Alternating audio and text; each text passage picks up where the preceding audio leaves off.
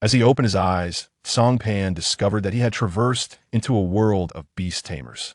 In a moment of peril, he awakened the Beast Editing tool, enabling him to slay ferocious beasts, acquire materials, and enhance and edit his own beasts.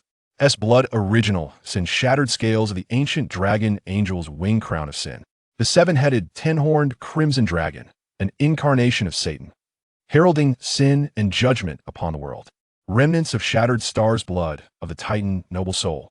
Holy King Titan, shaking the very stars, roaring down the river of galaxies. Remnants of the ancient god, human malice broken wings of the ancient dragon. The god of utter evil, a three-headed white dragon, the source of all malevolence in the world, the grave of justice. Chapter 1. The Beast Editing Tool. It is rumored that near the lurking Spirit Mountain, the cubs of the morning star-level ferocious beast, Abyss Titan, have been discovered, drawing countless beast tamers to rush. Fourth, deep within the Zhujiang mountain range, a distant roar has been heard, suggesting the birth of a dragonkin. At the Jiangxing Research Institute, a fifth-year black flame gorilla has escaped. Citizens are advised to report any sightings of the black flame gorilla to the Jiangxing Research Institute immediately. This year, Jiangxing has produced 130 beast tamers, an increase of 72 from last year, further bolstering humanity's strength. Observing the news on the screen, Cang Pan let out a sigh. Alas, why am I devoid of the talent of a beast tamer? He gazed at the screen, filled with news of beast tamers, a flicker of envy glinting in his eyes. Upon arriving in this world, he had hoped to carve out a legendary existence akin to other illustrious transmigrators. However, when he attempted to awaken his beast taming aptitude, he was informed that he lacked the requisite talent. Beast tamers represent the extraordinary path in this realm. Those endowed with the talent can communicate with ferocious beasts, forging master-servant contracts to fight side by side. Never mind, perhaps I should contemplate what to eat tomorrow instead. Point 1 must continue to live. Self-despair is not an option merely due to the absence of beast tamer talent. Cang Pan had lived as an orphan, relying on state assistance to survive. Although life had been frugal, he managed to get by. Yet, after his initial failure to awaken as a beast tamer, he stubbornly spent his own funds to attempt awakening twice more, resulting in a rapid depletion of his living expenses. The outcome was clear. He had not awakened the talent of a beast tamer. Unbeknownst to him, as he stood up, an urgent news alert popped up on his computer screen. Citizens of Jiangxing are advised to be cautious. A third-tier shadow leopard has infiltrated the East District. This beast, having entered the city from the wilderness, retains its wild instincts and has already claimed 3 lives. It poses an extreme danger. Should you encounter it, please do not act recklessly. Contact the City Defense Army immediately. The East District was precisely where Cang Pan resided. The sound of rushing water splashed against Cang Pan's face, washing away the fatigue of the day. He could see that moment. He remained oblivious to the pair of emerald-green eyes greedily watching him from the ventilation duct above. Cang Pan, now stripped of his garments, hummed a tune as he bathed. Suddenly, a crisp sound echoed from above. What was that? Instantly, Cang Pan's gaze sharpened. In this world, one must never lower their guard, for ferocious beasts can appear even within the city. He abruptly glanced upward, only to be met by a grotesque black visage. A massive head painfully extricated itself from the ventilation duct, its body adorned with powerful muscles, its emerald eyes glinting with a mocking human-like expression. With grace, it landed on the ground, its fur as exquisite as the finest black silk, free from any dust, blending almost seamlessly with the surrounding shadows. This terrifying predator, standing on all fours, was only a head shorter than Cang Pan, its muscles bulging as if straining against its skin. In that instant, Cang Pan felt as if his blood had turned to ice. He recognized this ferocious beast, the shadow leopard. Among the third-tier beasts, it stood as one of the most formidable. The ranking of ferocious beasts ranges from 1 to 9, with those above 9 entering the realm of the extraordinary, known as Morningstar, similarly for beast tamers. Though a third-tier beast may not seem high for an ordinary person like him, it was nothing short of a catastrophe. Even a first-tier beast is beyond the capabilities of an ordinary human. Cang Pan straightened his back, striving to appear taller and attempting to intimidate the beast before him.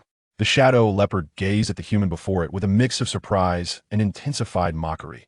Having tasted human flesh, it was acutely aware of humanity's frailty. Seeing that it had not frightened the shadow leopard, A flicker of determination ignited in Cang Pan's eyes as he stealthily reached for the broom behind him.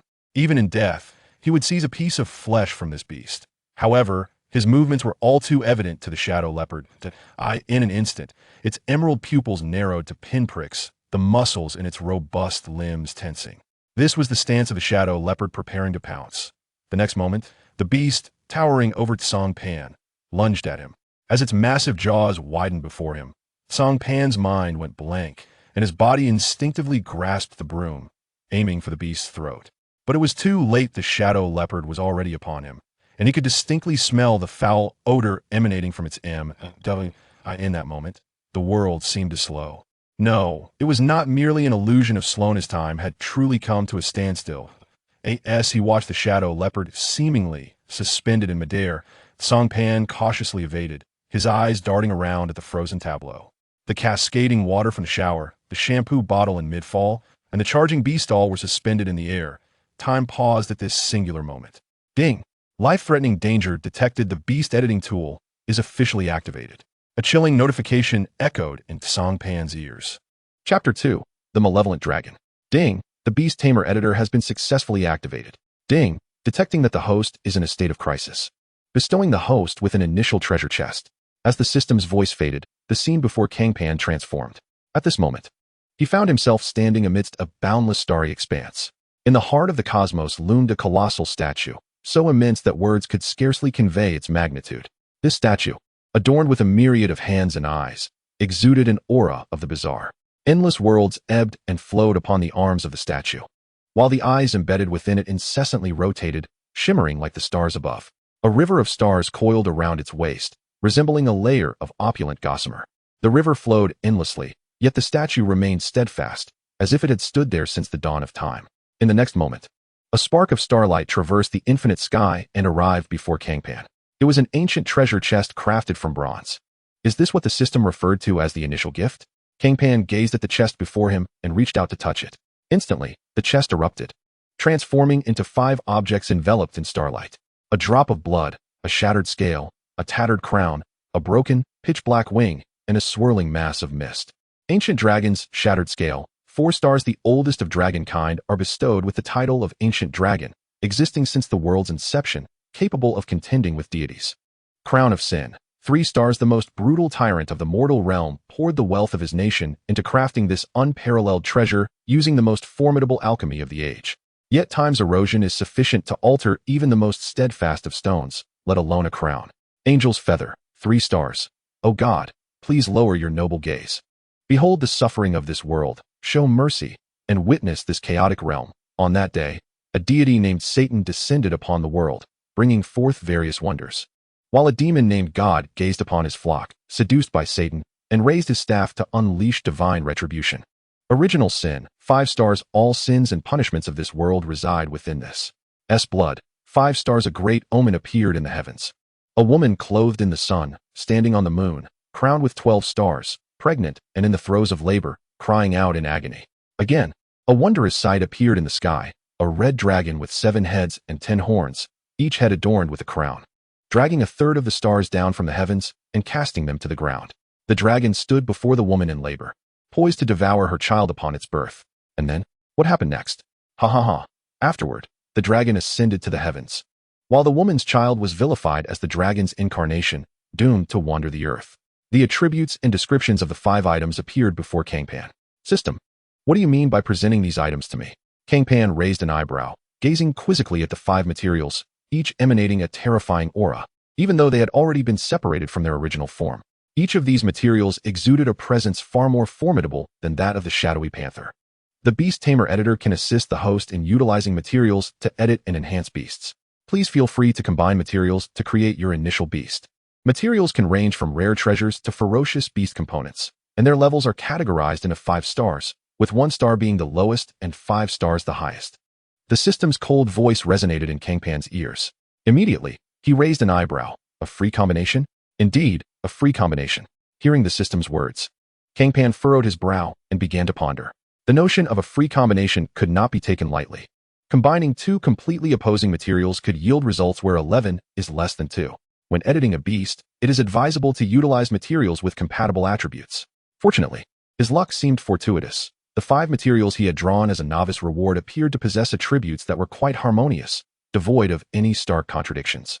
He decided to employ all 5 of these materials to edit his initial beast. Since it was his initial beast, it was only natural that he desired it to be as powerful as possible. With 2 5-star materials at hand, he intended to use them both. As soon as the thought crossed his mind, the myriad hands and eyes of the statue stirred, raising the 5 materials aloft. Roar! An ancient and authoritative roar emanated from the ancient dragon scale, a fragment of an entity capable of battling deities, now imbued with the dragon's will. Yet, before the statue of 1,000 hands and eyes, everything was illusory. With merely a wave of its arm, the ancient dragon's scale transformed into a myriad of glowing points. The crown of sin and the angel's feather, unwilling to be outdone, echoed with the cries of the masses and the prayers of the faithful, together weaving a haunting melody. But the statue of 1,000 hands and eyes merely turned one of its eyes, its gaze piercing, and the 2 materials, like the ancient dragon's scale, disintegrated into a shower of luminous points. Initially, Cang Pan believed that the blood and original sin would be the most troublesome, yet they remained still, obediently transforming into light points. The 5 clusters of light, guided by the statue of 1,000 hands and eyes, merged into a singular entity, gradually delineating a hazy silhouette. As time flowed, the silhouette became increasingly defined, resembling a lizard-like creature of astonishing size, resting upon the ground at over 3 meters tall. A lizard? A dragon species? Cang Pan gazed at the silhouette in the heart of the starry sky with anticipation for having used the ancient dragon's scale in his editing. It was only fitting that he had a connection to dragonkind. As the silhouette became clearer and more solid, Cang Pan's breath quickened. Come forth, my initial beast. The moment his words fell, the silhouette before him suddenly expanded, transforming into a cascade of luminous points, revealing its form beneath the starry heavens. Roar! A thunderous roar echoed through the starry river, slightly juvenile, yet powerful enough to make the stars tremble. Chapter 3. The Body of the Ancient Dragon. Before him stood a vigorous giant dragon, resplendent in a hue of deep crimson, its scales glimmering like red emeralds, with wings spread wide enough to obscure the stars. The sharp horns upon its head twisted into a crown-like formation, exuding an air of grandeur and pride. Race, Red Dragon. Potential, 5 stars. Level, 9th tier. Talent, Master of Original Sin, the sovereign of all sins and punishments, merely standing before it subjects one to the judgment of sin, and those with wavering shall descend into the abyss of depravity. Body of the Ancient Dragon. As an ancient being existing since the dawn of the world, the body of the ancient dragon cannot reappear. However, the red dragon's heavenly form has inverted into that of the ancient dragon, embodying a miracle. The form of the ancient dragon lacks a singular appearance, yet it brims with various mysteries awaiting discovery. King of the Earth. A woman bore a son destined to wield an iron staff to govern all nations. Her child was elevated to the divine throne. Noble bloodline. Exerts absolute dominance over beings devoid of divinity. Editing evaluation. Perfect. The host may choose 1 talent from the red dragon to share with themselves, inheriting 1/10 of the red dragon's power. The magnificently dazzling attributes of the red dragon nearly blinded Cang Pan, a testament to its creation from 2 5-star materials. Having reached the 9th tier, the pinnacle of mortal existence, a foundation of the extraordinary, he could distinctly feel the connection between himself and the red dragon. Akin to that of kin, the crimson dragon had also perceived the presence of Cang Pan, approaching to affectionately nuzzle against his neck. From now on, you shall be called Big Red. As Cang Pan caressed the dragon's scales, which gleamed with the clarity of the most precious red crystal, he playfully bestowed upon it an exceedingly mundane name. Fortunately, the dragon was oblivious to the true meaning of this name. Otherwise, it might have resorted to drastic measures. I choose to merge with the ancient dragon's physique. After a moment of contemplation, Cang Pan declared, having patted Big Red's neck. To be candid, every innate talent of the crimson dragon was impressively formidable, and Cang Pan's envy was palpable. However, for a beast master, the utmost priority was always to ensure one's own safety. Compared to the other talents, there was no doubt that the ancient dragon's physique, which had existed since the dawn of creation, was far more suitable for him. No sooner had he spoken than the 1,000-handed, 100-eyed deity cast its gaze upon them, and instantly, a blue thread manifested around both Cang Pan and Big Red. A peculiar substance gradually emerged upon Cang Pan's form. He felt a slight discomfort in his eyes. After rubbing them shut for a moment, he reopened them, only to find that his once pitch-black pupils had transformed into noble golden slits. Simultaneously, an aura of supreme grandeur emanated from Cang Pan, signifying his transformation. He had transcended from a mere mortal to a being of ancient nobility. Thump, thump, thump. The sound of his heart reverberated through the vast, tranquil expanse of the starry sky. Clenching his fist, Cang Pan could distinctly feel his heart functioning like a powerful pump. As the more ancient and noble blood supplanted his previous essence, alongside the flow of this blood, a tenth of Big Red's strength also coursed through him. Cang Pan now felt as though, should he unleash his full power, he could effortlessly slay a bull. He had transitioned from a human to a dragon. Not merely any progeny of dragons, but rather, to the very embodiment of the dragon archetype, an authentic divine being. Gazing at Big Red, he felt a profound connection that allowed him to sense the joy swelling within the dragon's heart. They shared the same noble blood. And though they were not siblings by birth, they felt more akin than brothers, perhaps even akin to siblings in a different sense. Big Red tilted its head, observing Cang Pan with innocent curiosity. As a newly born creature, it could not comprehend the events that had just transpired, yet the call of their shared lineage ignited its excitement, prompting it to leap upon Cang Pan, playfully pinning him to the ground and incessantly licking his face. All right, stop it, don't be troublesome. With some effort, Cang Pan pushed Big Red's head aside, chuckling softly. As a traveler from another realm, he felt little attachment to this world, viewing it akin to a game world where few occurrences stirred any significant emotion within him. Yet, beholding Big Red stirred an unfamiliar flutter within his heart. The notion of kinship resonated within him. Unbidden, a gentle smile graced his lips. Simultaneously, his noble golden slits transformed back into dark pupils, and the grandeur emanating from his bloodline receded into obscurity. Conceal the treasure. At present, he was not yet powerful, and such radiance served him no beneficial purpose. Come, Big Red, let us venture forth and see how my friends fare. Suddenly, Cang Pan patted Big Red's neck, a cold smile gracing his features. Roar. Big Red did not comprehend what Cang Pan meant by friends, yet it sensed the discontent in Cang Pan's demeanor, prompting it to unleash a resounding roar into the sky, its face reflecting a semblance of fury. System, return. No sooner had the words escaped his lips than the starry sky and the ancient deity vanished, replaced by Cang Pan's cramped rental apartment, the suspended water, and the menacing Shadow Panther. Chapter 4, The Crimson Sovereign. With Cang Pan's return, time resumed its flow. Water cascaded to the ground, and the panther's eyes sparked with awareness. It surveyed its surroundings in confusion, sensing an inexplicable disquiet, yet shaking its head. It dismissed the troubling thoughts, fixating eagerly on Cang Pan. It was hungry, eagerly anticipating the taste of the bipedal creature. But in the next moment, it froze. The burning golden eyes illuminated the darkness, and the ancient noble being opened its eyes, radiating like two newborn suns. Roar. The Shadow Panther gazed at Cang Pan in bewilderment, sensing an overwhelming pressure emanating from this seemingly frail bipedal creature. But this was impossible. He was merely a two-legged beast. The panther thought anxiously, yearning to strike first. If it could eliminate this bizarre creature, everything would revert to normal. However, as this thought arose, every cell within its body rebelled against its will, the fear etched deep within its genes, urging it to flee.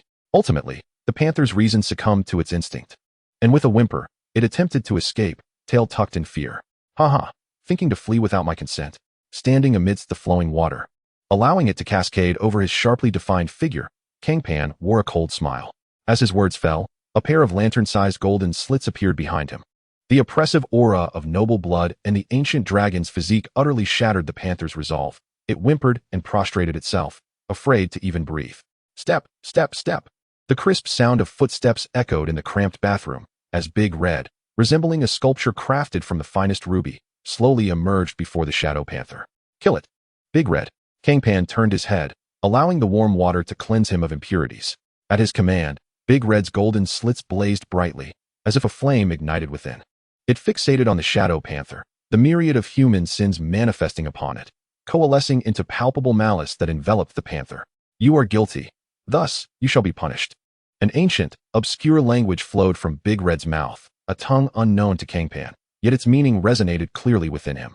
The essence of language is but a vessel for information, and the words spoken by Big Red were the most fundamental form of communication, closest to the essence of information itself. Only such language could convey the unspeakable, forbidden knowledge. As the Lord of Original Sin, Big Red governed sin and executed punishment. The Shadow Panther understood the meaning behind Big Red's words, instantly erupting into a frenzy, desperate to rise. It was afraid. This place was far too sinister. It did not wish to remain, but it was too late. All the sins committed throughout its life manifested before Big Red's eyes. As the Lord of Original Sin, Big Red cared not for what constituted true evil. Whatever it deemed sinful was indeed sin. And the sin committed by the Shadow Panther was the attack on Cang Pan. The guilt was established, and what followed was punishment. From the depths of hell, black flames ignited within the very soul of the Shadow Leopard. The searing sensation was so vividly intense that it elicited a piercing scream from the creature. Upon hearing this agonizing wail, the neighboring houses promptly extinguished their lights, fearful of drawing attention from the ominous presence. As for the events unfolding, there were no Beast Tamers in the vicinity, thus no one possessed the audacity to investigate. By the time dawn broke, reporting the incident to the Demon Suppression Division would have been the utmost act of compassion. When Cang Pan finished his bath and turned around, he found that the place where the Shadow Leopard had stood was utterly devoid of anything. Not even ashes remained. No, to say that nothing was left would be misleading. There lingered a small white light at the spot. Cang Pan recognized it for what it was: material, a substance essential for editing and enhancing beasts. He approached and gently touched the luminous point, which suddenly erupted, revealing a claw as dark as ink suspended in midair. Dark claw, 1-star claw imbued with a faint dark power. The brief description of the 1-star material drew a resigned sigh from Cang Pan, who was accustomed to at least 3-star materials. Yet, upon reflection, he could accept this outcome. After all, 3-star materials were typically derived from ancient dragons, angels, or the combined might of an entire earthly dynasty, whereas this 1-star material was merely a drop from a Shadow Leopard. At that moment, Cang Pan's phone illuminated, displaying a message from a contact named Yujia. "Brother, eat dinner first. I have to work overtime and may not return until the early hours." Cang Pan gazed at the message for a while before a gentle smile graced his face. The sender, Sang Yu, had been his companion since their days in the orphanage, and together they had navigated life as challenges. Recently, Sang Yu had been identified as possessing a remarkable talent as a beast tamer, particularly in the ice element, and had consequently been recruited by the Demon Suppression Division. Since then, situations like this, involving her working late, had become commonplace. However, each time she returned, the faint scent of blood that clung to her always reminded Cang Pan that her duties were far from ordinary. His relentless desire to uncover his own beast tamer potential stemmed from the need not to rely solely on a woman for protection. He had his pride. Cang Pan extended his hand, gently caressing the long, crimson neck of his beast, Dahong. The rigid scales could not suppress the thrill of their shared bloodline. Indeed, aside from Dahong, Sang Yu was his only bond in this world. "Let us go, Dahong. We shall venture out. If I am not mistaken, there should be a stronger adversary awaiting you shortly." He wished to witness the foes that Sang Yu faced daily. With that, he summoned Dahong into the beast space, opened the window, and leaped out. In midair, he released Dahong, who let out an exhilarating roar, catching Cang Pan as if he were a king surveying his territory. Soaring above the city of Jiangqing, the Crimson Sovereign had made its inaugural descent into this world. The beast space was a realm possessed by every successful beast tamer, its size correlating with the mental fortitude of its master. The stronger the spirit, the greater the expanse of the beast space. This mental strength not only dictated the dimensions of the space, but also the number of beasts one could command. Meanwhile, upon hearing the roar, several lights in the city below extinguished. In the stillness of the night in Jiangqing, even the beast tamers seldom ventured out. Above, the crimson figure flew past, unnoticed by the populace. The city was not a tranquil one, as ferocious beasts often infiltrated its borders.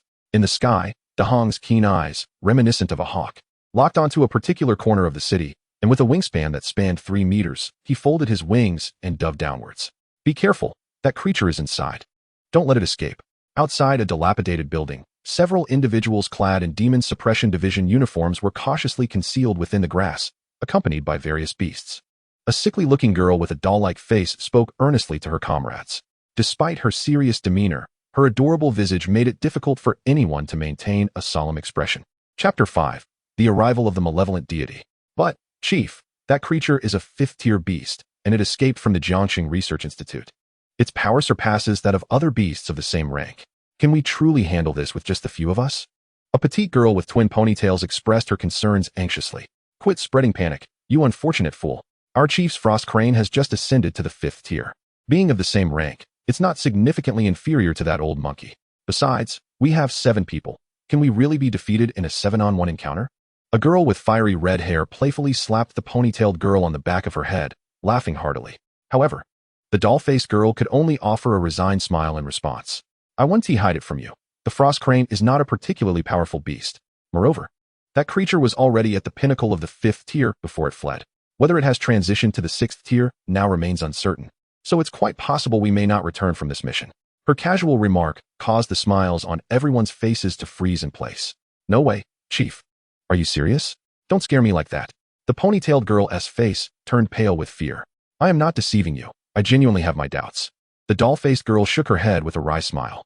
Chief, if this mission is so perilous, why were we assigned? The Demon Suppression Division should have no shortage of experts. I recall that the Beast of the Guardian Commander has already reached the 7th tier. Why has it fallen to us? The ponytailed girl was now in a state of utter panic, stumbling over her words. I too find this puzzling. But there is no going back now. If any of you are afraid, feel free to flee. I won't hold it against you. The doll-faced girl wore a bittersweet smile.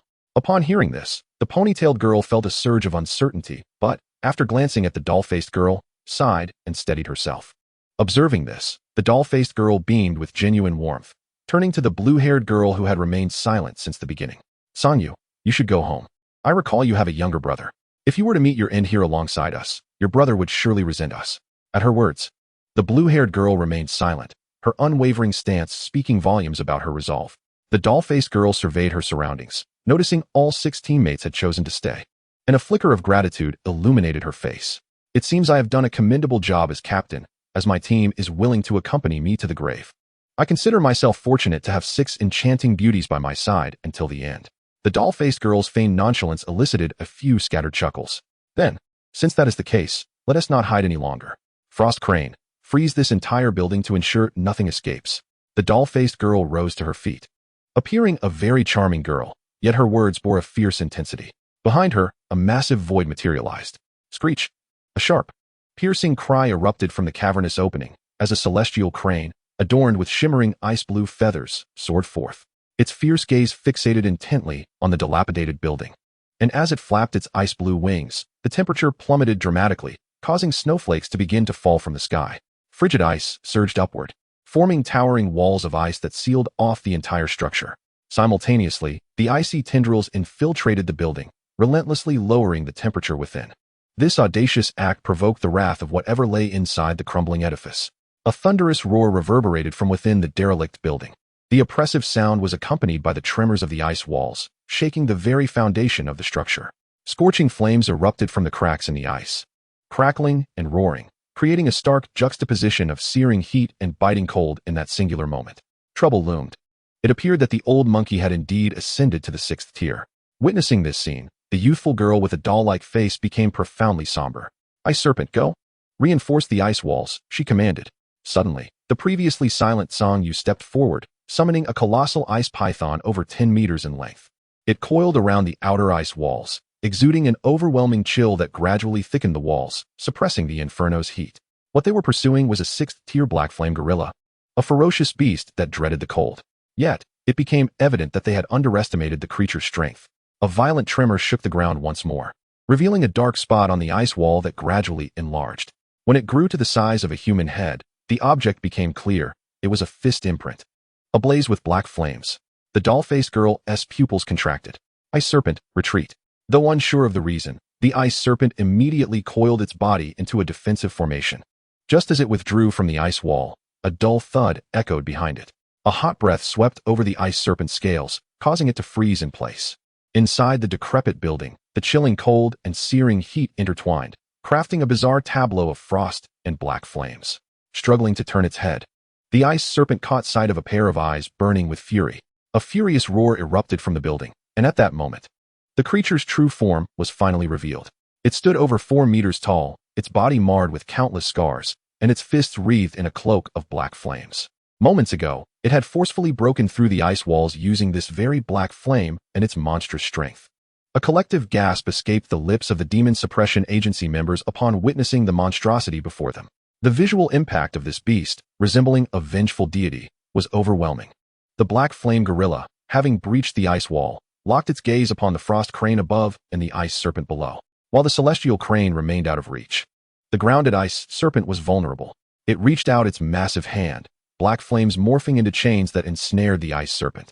Desperate to escape the black flame gorilla's grasp, the Ice Serpent found itself crushed beneath the weight of its murderous intent, the giant hand overshadowing its head. The sound of cracking ice echoed ominously from the gorilla's grip. Instantly, The expressions of the onlookers shifted to one of dread. It was the sound of bones fracturing. Despite Song Yu's remarkable aptitude, the contract had been forged too recently, leaving the ice serpent at a mere third-tier strength. While it could assist from the sidelines, being caught by a sixth-tier black flame gorilla would spell certain doom. Stone monster, intervene. The girl with twin tails commanded, her expression darkening. No sooner had she spoken than a colossal boulder hurtled towards the black flame gorilla, crashing into it with tremendous force. Ice shards flew through the air, obscuring the vision of the onlookers. Seizing the opportunity, they called upon their beasts to unleash their most powerful attacks at the icy storm. For a brief moment, a myriad of colorful assaults converged upon that spot. Did it succeed? Someone inquired, eyes fixed on the billowing smoke. However, the next instant, a massive hand engulfed in black flames waved, dispersing the smoke to reveal the black flame gorilla, with only its chest slightly singed. To their shock, it appeared to have sustained no significant injury at all. Gazing at the gorilla, with merely a charred patch on its chest, the group stood dumbfounded, the girl with twin tails muttering in disbelief. At that moment, the black flame gorilla was thoroughly enraged. It seized the ice serpent, intent on tearing it apart for its audacity to attack.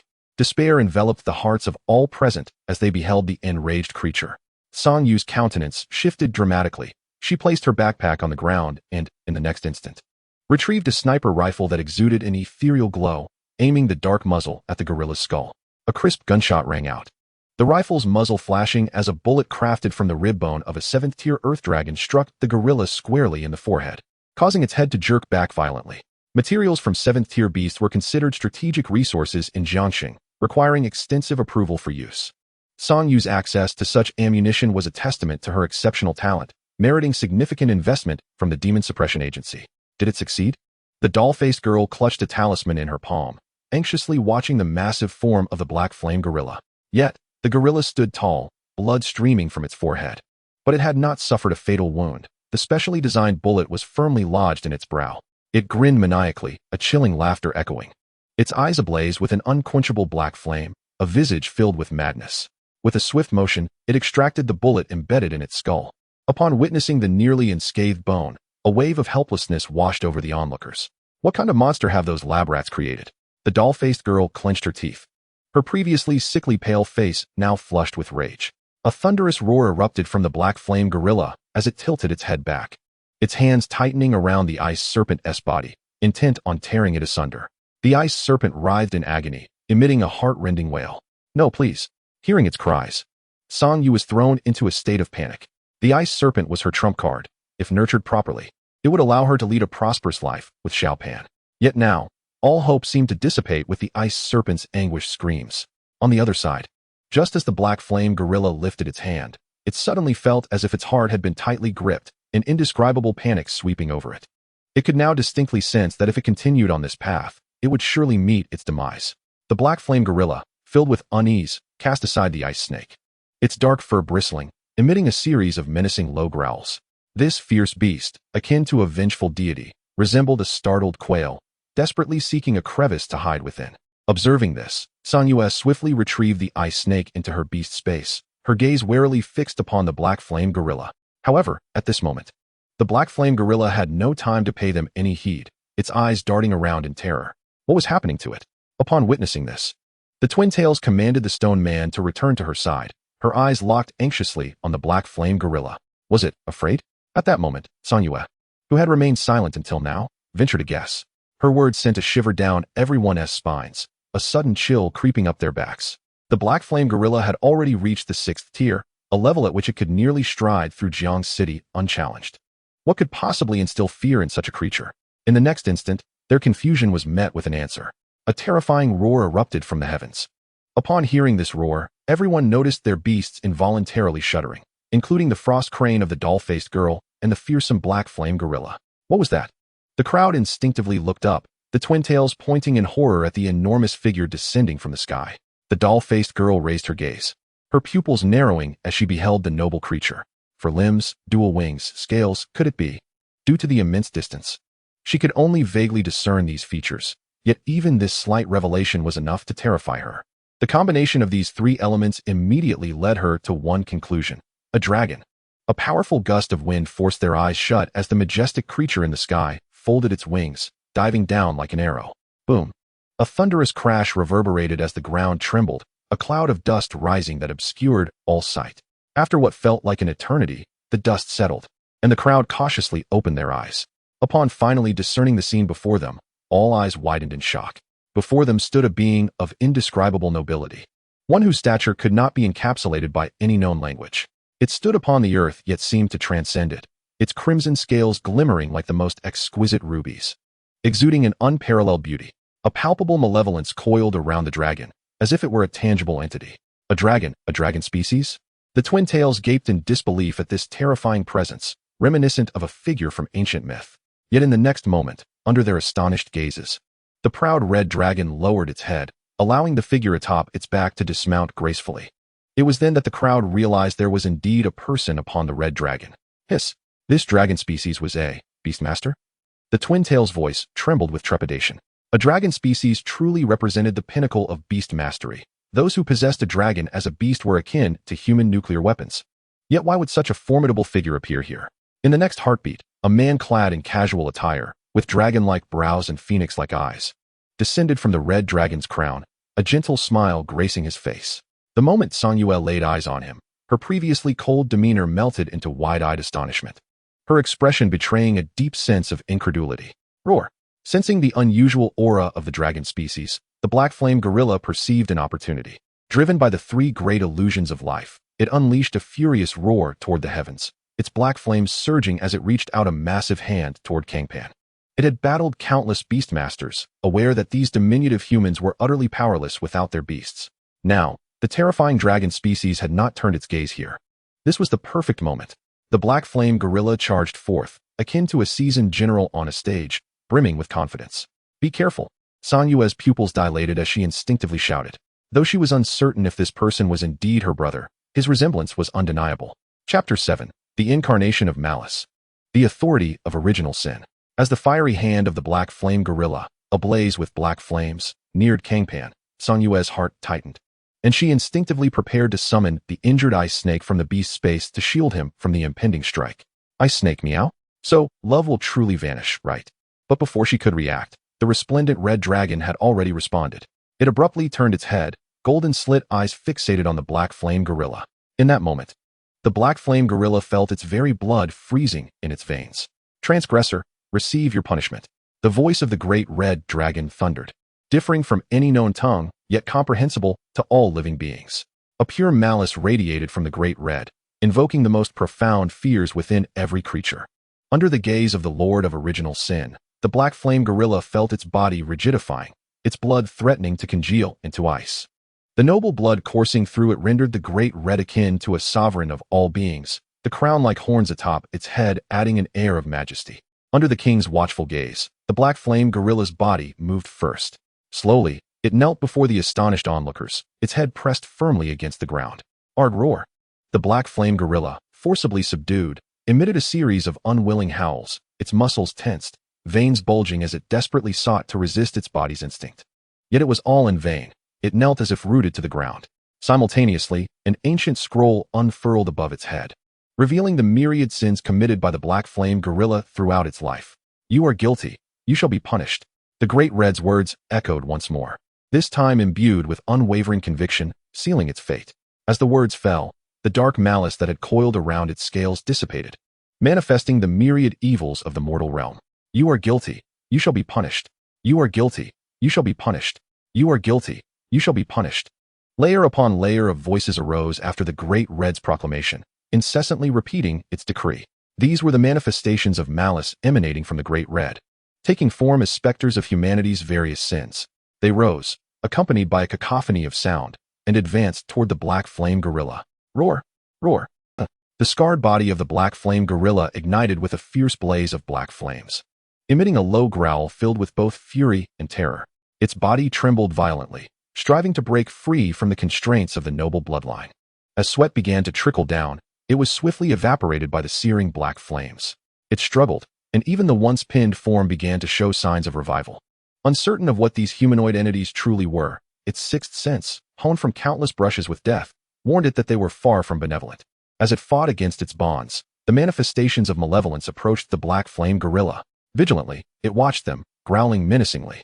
Yet, its actions went unnoticed by the malevolent apparitions. which, like moths drawn to a flame, surged into the gorilla's body. Strangely, these figures passed right through it. "Boss, what are they doing? It seems utterly futile," the twin-tailed girl whispered to the doll-faced girl beside her, pointing at the malevolent entities. Indeed, to her, it appeared as though they were merely toying with the black flame gorilla, passing through without consequence. With a scratch of her head, the doll-faced girl hesitated, sharing the same thought. However, upon closer inspection, her expression suddenly froze. "No, those shadows are solidifying.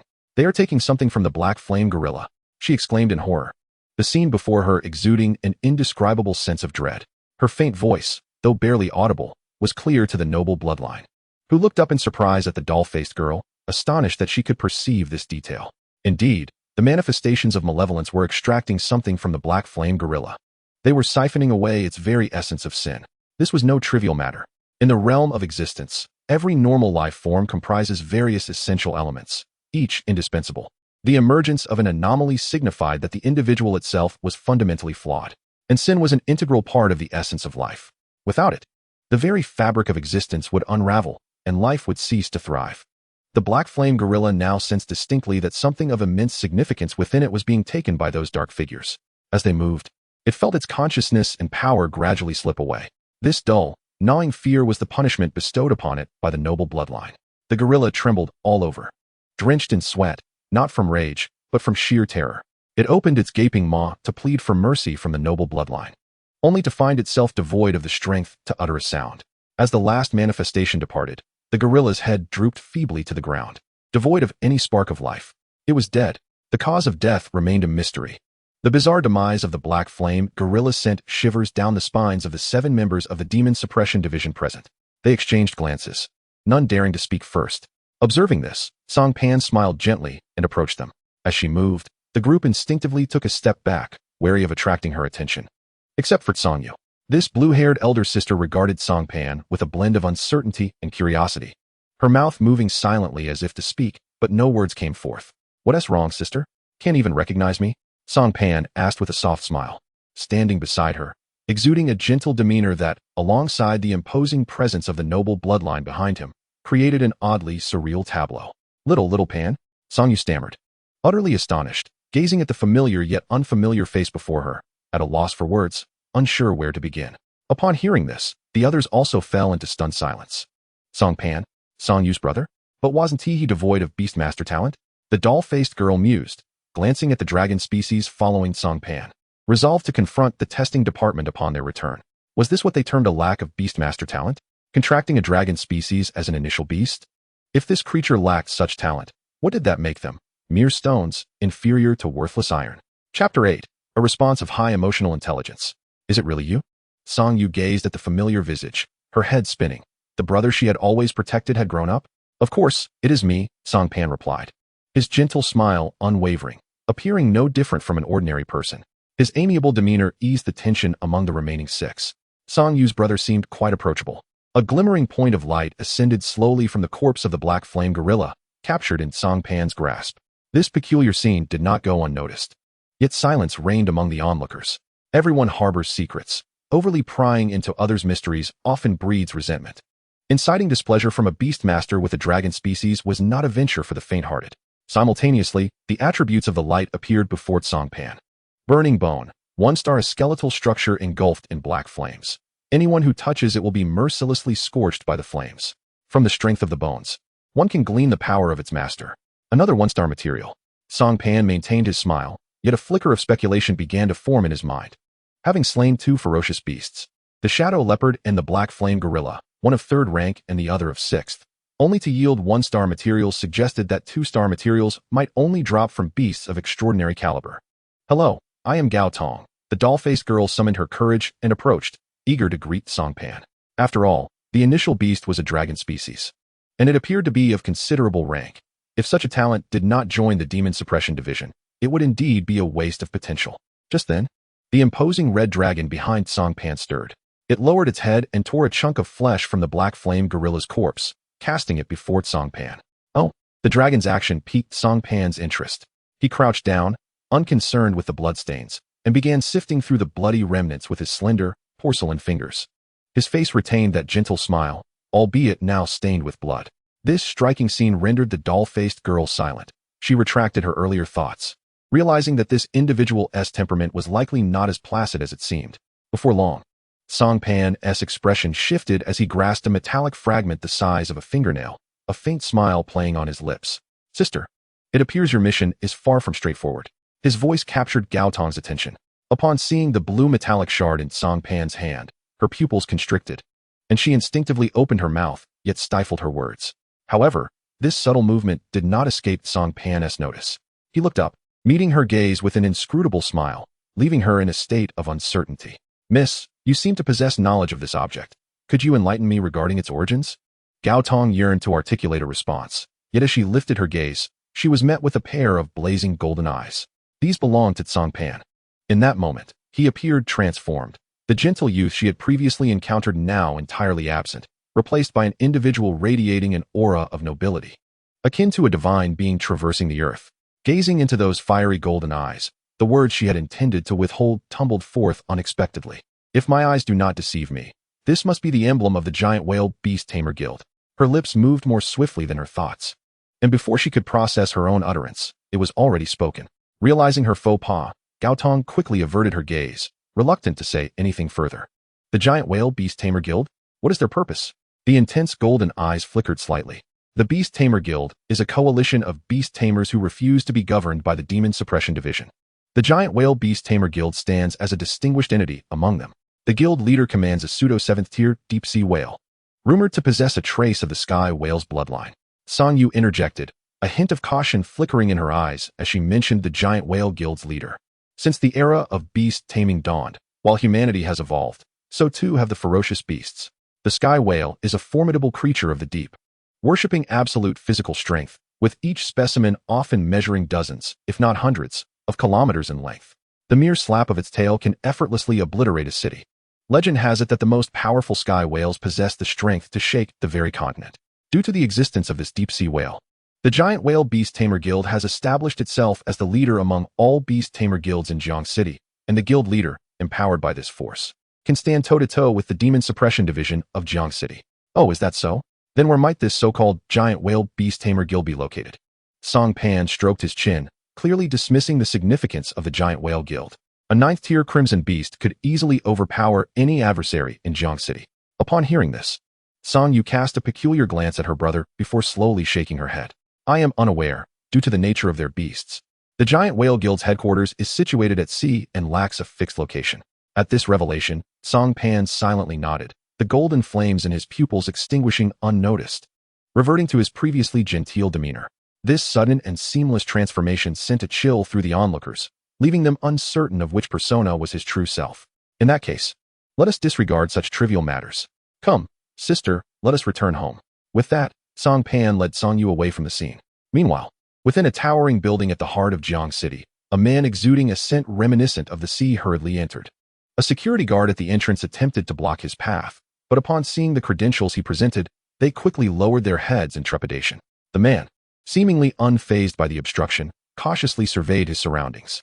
After confirming he was not being followed, he entered the building and effortlessly pressed the elevator button to ascend to the top floor. Before a vast floor-to-ceiling window stood a youth, his hair slicked and face adorned with makeup, swirling a crimson liquid in a high-stemmed glass as he gazed down at the throngs below. The sound of the man's arrival caught his attention. Wang Xing, has that scoundrel met his demise? He remarked lightly, displaying no concern for the potential failure of the task he had assigned. It should be noted that he had employed a 6th-tier ferocious beast to ensure the other's demise. Upon hearing the inquiry, the man with the sea-scented aura felt his expression stiffen, spending considerable time contemplating a response that would convey a semblance of emotional intelligence. Young master, the Black Flame Gorilla may be a dud. The low emotional intelligence response. The mission failed. We lost a 6th-tier beast for nothing. You should just go home. Your father could kill you, you fool. The high emotional intelligence response. The Black Flame Gorilla may indeed be a dud. However, the young man appeared momentarily taken aback, struggling to comprehend the implication. What do you mean? As he halted the motion of his glass and placed it gently on the table, a frown creased his brow. In essence, the mission has failed. The Black Flame Gorilla is dead, and the individual you tasked me with eliminating remains unharmed. The man with the sea-scented aura scratched his nose, gazing helplessly at the oblivious young master. In an instant, the young man's smile froze upon his face. A sharp crack echoed through the room as a clear palm print appeared on the table, the high-stemmed glass toppled, and the crimson liquid streamed down, leaving only the oppressive sound of breathing in the expansive office. If the mission has indeed failed, why do you still return? After a prolonged silence, the heavy breaths subsided, and the young master's gentle voice broke the tension, though it only heightened the eeriness of the moment. At those words, the man with the sea-scented aura raised an eyebrow, a glimmer of mockery flashing in his eyes. What a fool, merely a petty person consumed by jealousy.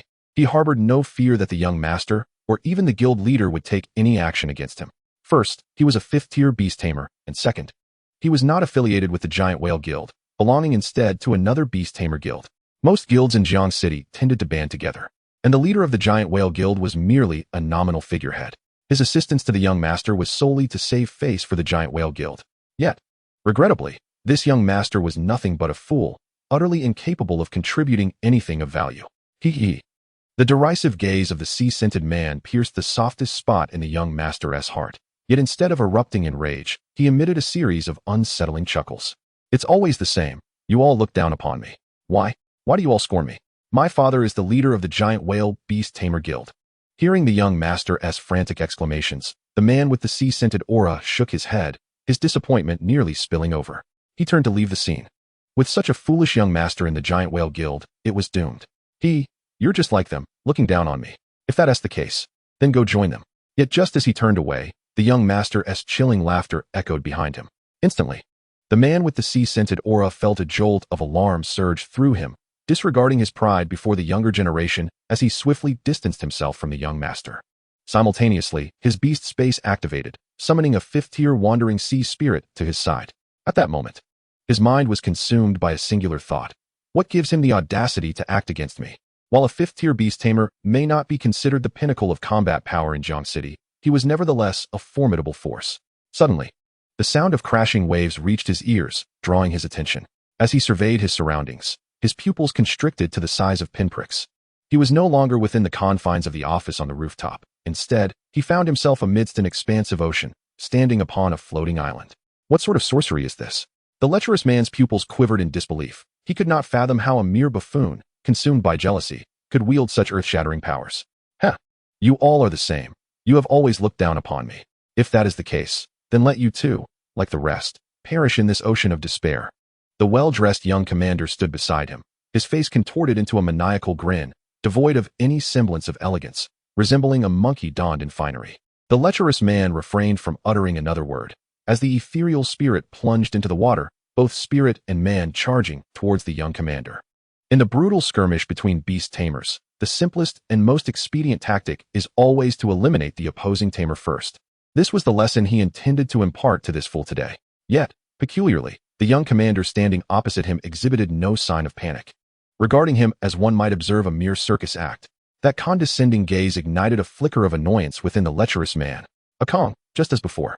But at that moment, the young commander suddenly spoke, his tone so saccharine it could suffocate. A Cang? Who is a Cang? The thought barely formed when the answer materialized. With a thunderous crash, the sea erupted, and a colossal bulge surged forth from the water's surface. In an instant, the sky and sea were overturned. The briny water cascaded down like rain upon the surface. The sun vanished, obscured by something that eclipsed its radiance, casting a vast shadow over the land. The lecherous man lifted his gaze, and upon seeing that entity, his charge abruptly halted. The void whale, he muttered in disbelief, his eyes nearly popping from their sockets. Indeed, before him loomed a juvenile void whale, rumored to be a creature capable of shaking the continent. With a resounding roar, the void whale opened its cavernous maw, emitting a hauntingly ethereal call. This sound reverberated across the vast ocean, a proclamation of dominion from the ruler of the seas. And this was the last scene the lecherous man beheld. Let me see who has disrupted my plans. The young commander squatted beside a pile of mangled flesh, plunging his hand into the remains. This heap of flesh was none other than the lecherous man himself. In the next moment, the young commander opened his eyes, a glint of cruelty flashing within. The one who rides dragons. His sinister laughter echoed across the desolate sea. Meanwhile, in the abode of Cang Pan, a noble figure with dragon-like brows and phoenix-like eyes lifted his teacup, taking a delicate sip. Opposite him, a cool, blue-haired maiden gazed intently, her penetrating gaze unwavering. The intensity of her stare eventually proved too much for Cang Pan, who, feeling somewhat flustered, set down his teacup and awkwardly scratched his face, glancing at Sanyue. Sister, if you have any questions, Please just ask. No need to look at me like that. Upon hearing Cang Pan's remark, Sang Yue finally withdrew her fervent gaze. What is going on? She pointed at the large crimson creature curled up behind Cang Pan, resembling a small mountain, still dazed and unable to believe that this was indeed her brother. This, of course, this is my initial beast. Rest assured, Cang Pan replied with a slight smile, gently caressing the ruby-like scales of the massive creature. All right, I shall refrain from asking further. What do you wish to eat tonight? Upon hearing her brother's words, Sang Yue chose to remain silent. Everyone harbors their own secrets, and incessant probing will only breed disdain. Chapter 10. A favorable wind assists my ascent to the heavens. After their meal, the two sat in silence on the sofa. Sang Yue curled her legs on the couch, appearing particularly diminutive. This scene, if witnessed by others in the Demon Suppression Division, would undoubtedly evoke shock beyond measure. They could scarcely imagine the Ice Queen Sang Yue in such a vulnerable posture.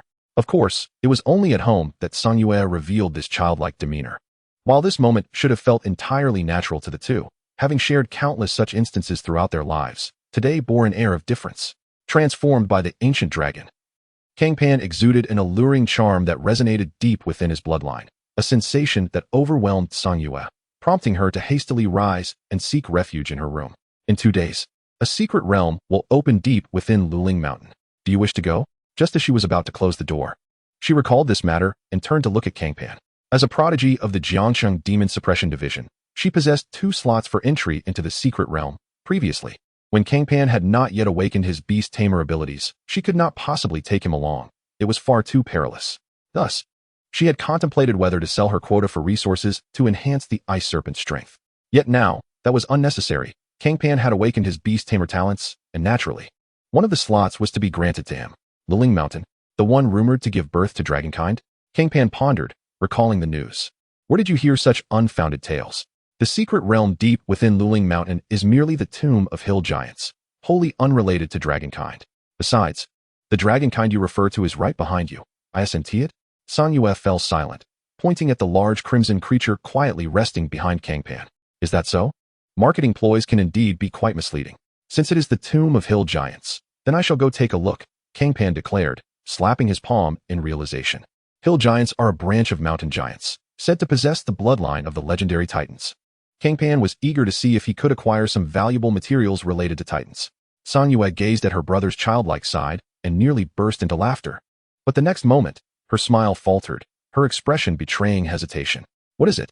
As someone who had grown up alongside Sang Yue, Cang Pan immediately sensed her subtle change and looked at her with curiosity. You may find it difficult to keep your bond with dragonkind a secret. It could lead to considerable trouble.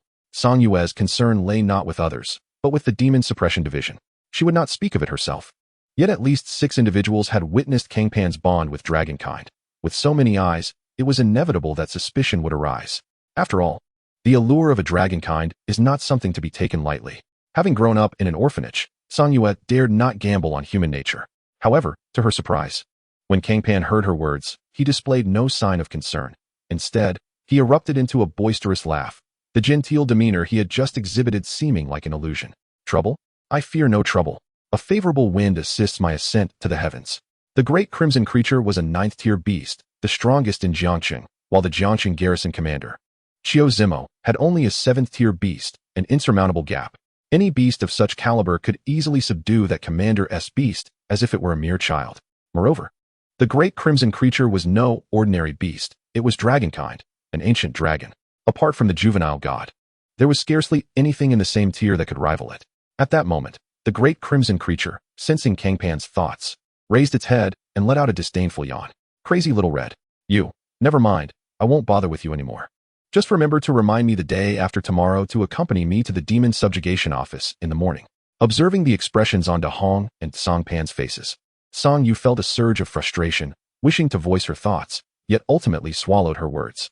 She understood Sang Pan. He was far more composed than herself, and his words undoubtedly carried weight. Gazing at Sang Pan's confident smile, an involuntary smile broke upon Sang Yu's face as well. Previously, Sang Pan had always given her the impression of being ephemeral, as if he were not of this world. Yet now, he exuded a hint of humanity, rendering him more authentic.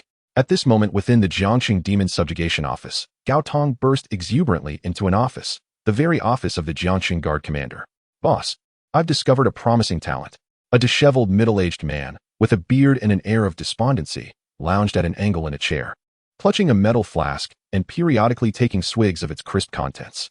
This man was none other than Xiao Zimo, the veritable strongest guardian of Jiangqing. Upon entering, Gao Tong was immediately assailed by the stench of alcohol permeating the room, prompting her to delay her entrance until the odor dissipated somewhat. Upon hearing Gao Tong's boisterous exclamations, Xiao Zimo sluggishly opened his bleary, drunken eyes and regarded her with mild curiosity.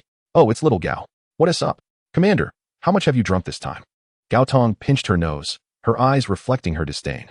In truth, anyone acquainted with the character of this guardian commander would find it exceedingly difficult to harbor even a modicum of respect for him. He was merely a fish languishing in a vat of alcohol, spending each day either lounging or drinking, embodying nothing more than a deterrent force in battle. Thus, even after experiencing this clearly unusual mission, Gao Tong did not direct her frustration at the commander. This slothful fish simply lacked the intellect for it. "No, hiccup. I haven't tea drunk," Xiao Zimo retorted, attempting to feign innocence. All right, just wake up a bit, don't be startled. I have something to announce." Gao Tong straightened Xiao Zimo's nearly limp form and regarded him solemnly. Fine, I'm listening." Gao Tong's seriousness managed to sharpen Xiao Zimo's gaze slightly, and he placed the ever-present flask upon the table, curious to hear what this young girl might reveal. "Listen closely. Today, I encountered a freak with a dragon-type initial beast." Gao Tong fixed her earnest gaze upon Xiao Zimo, and as the atmosphere reached a crescendo, she slowly continued, her eyes locked onto his. In an instant, Xiao Zimo's expression dimmed visibly. Without uttering a word, he seized the flask from the table and took a deep swig. "Hey boss, I'm being serious." Gao Tong's urgency prompted her to slam her palm onto the table before him. Yes, your joke is truly amusing." Xiao Zimo waved his hand dismissively, clearly exasperated. Who could possibly state such a thing with a straight face? "Boss, I can vouch for my own words." As Xiao Zimo's disbelief manifested, Gao Tong, in a fit of frustration, slammed the table once more, her eyes narrowing into a fierce glare. Observing her expression, Xiao Zimo's demeanor shifted to one of seriousness. "Are you truly serious?" For the first time in his life, he felt as though he hardly recognized the world around him. "Of course I'm serious. My entire squad witnessed it." Gao Tong was nearly stamping her feet in desperation, which caused Xiao Zimo's breath to quicken. "Where is he?" The lethargic guardian commander could no longer remain composed. A fervent desire ignited within him. He was eager to contract this initial beast that was a dragon type into the demon subjugation office. In the realm of card games, this would surely be an absolute SSR card, a powerful asset that would carry through from early stages to the late game. He's likely at Song Yu's residence. "I've heard he is Song Yu's younger brother," Gao Tong speculated after a moment of contemplation.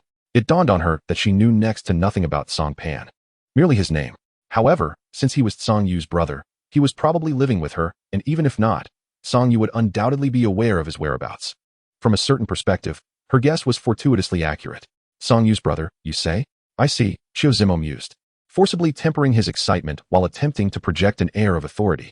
Though the drunken haze in his eyes and the stench of alcohol did little to confer any semblance of respect, he had heard of Song Yu, a remarkably talented newcomer recently emerging from Jiangqing. After recruiting her into the demon subjugation office, he had already taken steps to investigate her background. After all, anyone capable of becoming a guardian commander was no ordinary individual, even if they appeared rather disgraceful at times. Upon uncovering Song Yu's history, he had remarked that the orphanage had truly struck gold, producing a golden phoenix. Little did he anticipate that the orphanage had even more surprises in store. "So shall we proceed directly to invite him to join our demon subjugation office?" Gao Tong inquired, her eyes gleaming with anticipation. "No, let us not rush. Since he is Song Yu's brother, he cannot evade us. However, we must present ourselves grandly on our first visit. We cannot afford to be impolite." Xiao Zimo understood the pride of these talents well and was more than willing to afford Cang Pan an opportunity to make an impression. Normally, there would be no occasion worthy of such effort for him as a guardian commander, yet he still chose to do so, not for any particular reason, but simply due to the weight of the term dragon type. "Is that so?" "I understand," Gao Tong replied, a newfound respect dawning upon her for Xiao Zimo. She was astonished that this man, who usually brought shame upon himself, could conceive such a notion. It felt utterly out of character. You shouldn't possess such intellect. The following morning, Cang Pan gradually roused himself from bed. Roar. Da Hong, coiled upon the floor and occupying nearly the entire space, sensed Cang Pan's awakening, stretching in an exaggerated manner before slowly opening her golden slit pupils. Yet at this moment, the noble creature's gaze lacked its usual sharpness. instead imbued with a hazy allure. Coupled with Dahong's dazzling ruby-like scales, an indescribable beauty enveloped the scene. Noticing Cang Pan's gaze, Dahong made no overt acknowledgement, instead flaunting her bright red scales with a shake that produced a melodious sound. Were any other creature to dare gaze upon her with such audacity, Dahong would undoubtedly teach them the meaning of a dragon's wrath. However, Cang Pan was different. Not only because he was her beast master, but also because he was an ancient dragon. Smiling at Dahong's ostentatious display, Cang Pan stretched lazily. Let us go? Dahong, we shall welcome our guests today. With that, he stood, opened the door, and strode outside. Fully aware that someone would undoubtedly come after exposing Dahong to the demon subjugation office the previous day. To be precise, he deliberately showcased this for them, with the intention of luring them in. The trap has been set. Now it is merely a matter of waiting for the fish to bite. Dahong, gazing at the narrow door, shrank back with a look of utter dejection, her massive form diminishing until she was finally able to slip through the small door. At which point she halted. Up so early? At that moment, Cang Yu was in the kitchen preparing breakfast. Upon noticing Cang Pan and Dahong emerging, she expressed her surprise. Clad in a fitted pair of jeans and a crisp white shirt topped with an apron, Cang Yu's long azure hair cascaded down to her knees. The gentle morning sunlight, mingled with traces of dust, illuminated her skin, making it appear almost luminescent. Though her attire was decidedly fresh and neat, it inexplicably exuded an allure that felt almost forbidden. Beneath the table, the ice serpent coiled tightly. Its wounds from yesterday's skirmish nearly healed. One must admit that the bond between beast and master is indeed extraordinary. Dahong strutted out with an air of pride, her fiery red scales making her resemble a regal flame surveying her domain. The instant the ice serpent caught sight of Dahong, it sprang upright with a start, scuttling to Cang Yu's feet in search of solace, as if it had encountered a specter. The ancient dragon's oppressive aura should have rendered the ice serpent immobile, akin to a toy rendered useless. Yet within the confines of home, Dahong restrained her overwhelming presence, allowing the serpent to retain its mobility. Indeed, we have guests arriving today, Cang Pan remarked as he grabbed a fried egg from the table and devoured it in large bites, the act devoid of any elegance, yet somehow embodying the most primal essence of sustenance. Guests? Cang Yu paused momentarily in her culinary endeavors, instantly grasping the implication of Cang Pan's words. The so-called guests were likely none other than her superior. She pondered the intentions behind their visit, if they harbored ill intentions toward Cang Pan. A glimmer of cold light flickered in her eyes. Ding! At that moment, the doorbell rang, and a smile crept across Cang Pan's lips. They've arrived? It seems they are even more eager than I anticipated. Chapter 12. The Young King, I'll answer the door. Cang Yu wiped her hands, removed her apron, and approached the entrance. Upon seeing the man standing at the door, her eyes widened in astonishment. She recognized him. She had once glimpsed him from afar when she first joined the Demon Suppression Division. The legends surrounding him were known even to children like her and Cang Pan, who had grown up in the orphanage. He was none other than the strongest in Jiangqing, the legendary Qiu Zimo. At this moment, Qiu Zimo was impeccably dressed in a tailored suit, exuding an air of meticulous refinement, devoid of any signs of inebriation. Cang Yu, is it? He addressed her with a kind smile. Yes, that's me. In an instant, Cang Yu shook off her astonishment and nodded slowly in acknowledgement. Qiu Zimo, unfazed by her cool demeanor, turned his gaze toward the interior. He could distinctly sense a terrifying aura lurking within the house, one he had never encountered before. Merely approaching it filled him with a sense of suffocation, as if even breathing before such an entity were a sacrilege. Simultaneously, an immense pressure bore down upon Qiu Zimo's heart. In his eyes, this unremarkable dwelling transformed into a dragon's lair. The terrifying dragon, capable of unleashing calamity with a flap of its wings, sat regally upon its throne, regarding him with a languid gaze, as if observing a jester's performance. Indeed, at this moment, the strongest in Jiangqing had come to recognize his place, that of a mere jester. He chuckled bitterly, dismissing the thought. After all, to be a jester before such a being was already a privilege. Is Master Cang Pan inside? Qiu Zimo wiped the sweat from his brow, attempting to calm his trembling heart, and asked knowingly, "Come in." Just then, a clear voice resonated from within, instantly dissipating the pressure that had enveloped Qiu Zimo. As if a heavy mountain had been lifted from him. Relieved, he stepped into the house with nervous strides. Upon entering, his breath caught in his throat, and his expression involuntarily took on a hint of reverence. Before him sat a youth of princely bearing, lazily resting his hand on his head while reclining on the sofa. A colossal crimson creature coiled behind him, its dragon head, simultaneously menacing and beautiful, hovered above the young man like a serpent shielding a deity from the storm, its majestic horns resembling a crown atop his head. In that moment, The youth embodied both the King of Kings and the singularly exalted being of heaven and earth. He was a young king, who dared to claim this was merely a fortunate lad who contracted a dragon. Zimo cursed inwardly, realizing that if this young king could be deemed merely lucky, then true genius must not exist in this world. He recognized the youth's identity. This was Cang Pan, the very target of his visit, Cang Yu's brother. Unbeknownst to him, golden flames had ignited within Cang Pan's dark pupils, his golden vertical eyes playfully scrutinizing the strongest in Jiangqing. The ancient dragon's pressure nearly brought Zimo to his knees. The instinctual fear stemming from his very genes compelled him to adjust his posture, striving to appear more respectful, which alleviated some of the weight upon him. What brings you here? Cang Pan's burning golden gaze appraised Zimo until the latter felt a tingling unease at the back of his head. Only then did Cang Pan withdraw his gaze and speak slowly. After all, a slight display of dominance sufficed. An excess might break the man entirely. Mr. Cang Pan, may I inquire if you have any desire to join the Demon Suppression Division? Zimo swallowed hard, mustering the courage to voice his question. Realizing none of his prior rehearsals had been of any use. Before arriving, he had been brimming with confidence, convinced that no one could resist the conditions he proposed. Yet now, faced with Cang Pan, he regretted his boldness. This young king was evidently not one to willingly submit to another. Should he attempt to recruit Cang Pan into the Demon Suppression Division, it wouldn't be long before the latter would bellow a resounding declaration against being subservient, brandishing a halberd to unleash a flurry of attacks. Danger! As soon as the words left his mouth, Zimo sensed a deadly pressure bearing down on him. The obedient crimson dragon that had been coiled behind Cang Pan had opened its eyes, mirroring the golden vertical pupils of its master, fixating coldly on Zimo. Devoid of any emotion, the atmosphere grew thick and tense, silence enveloping the room as if they were in the presence of an impending volcanic eruption. Gulp! The oppressive atmosphere rendered Zimo utterly rigid. At this moment, the only sounds he could perceive were the frantic beating of his own heart and the gentle tapping of Cang Pan's fingers against the table. Could it be? Had he truly stepped on a landmine? No.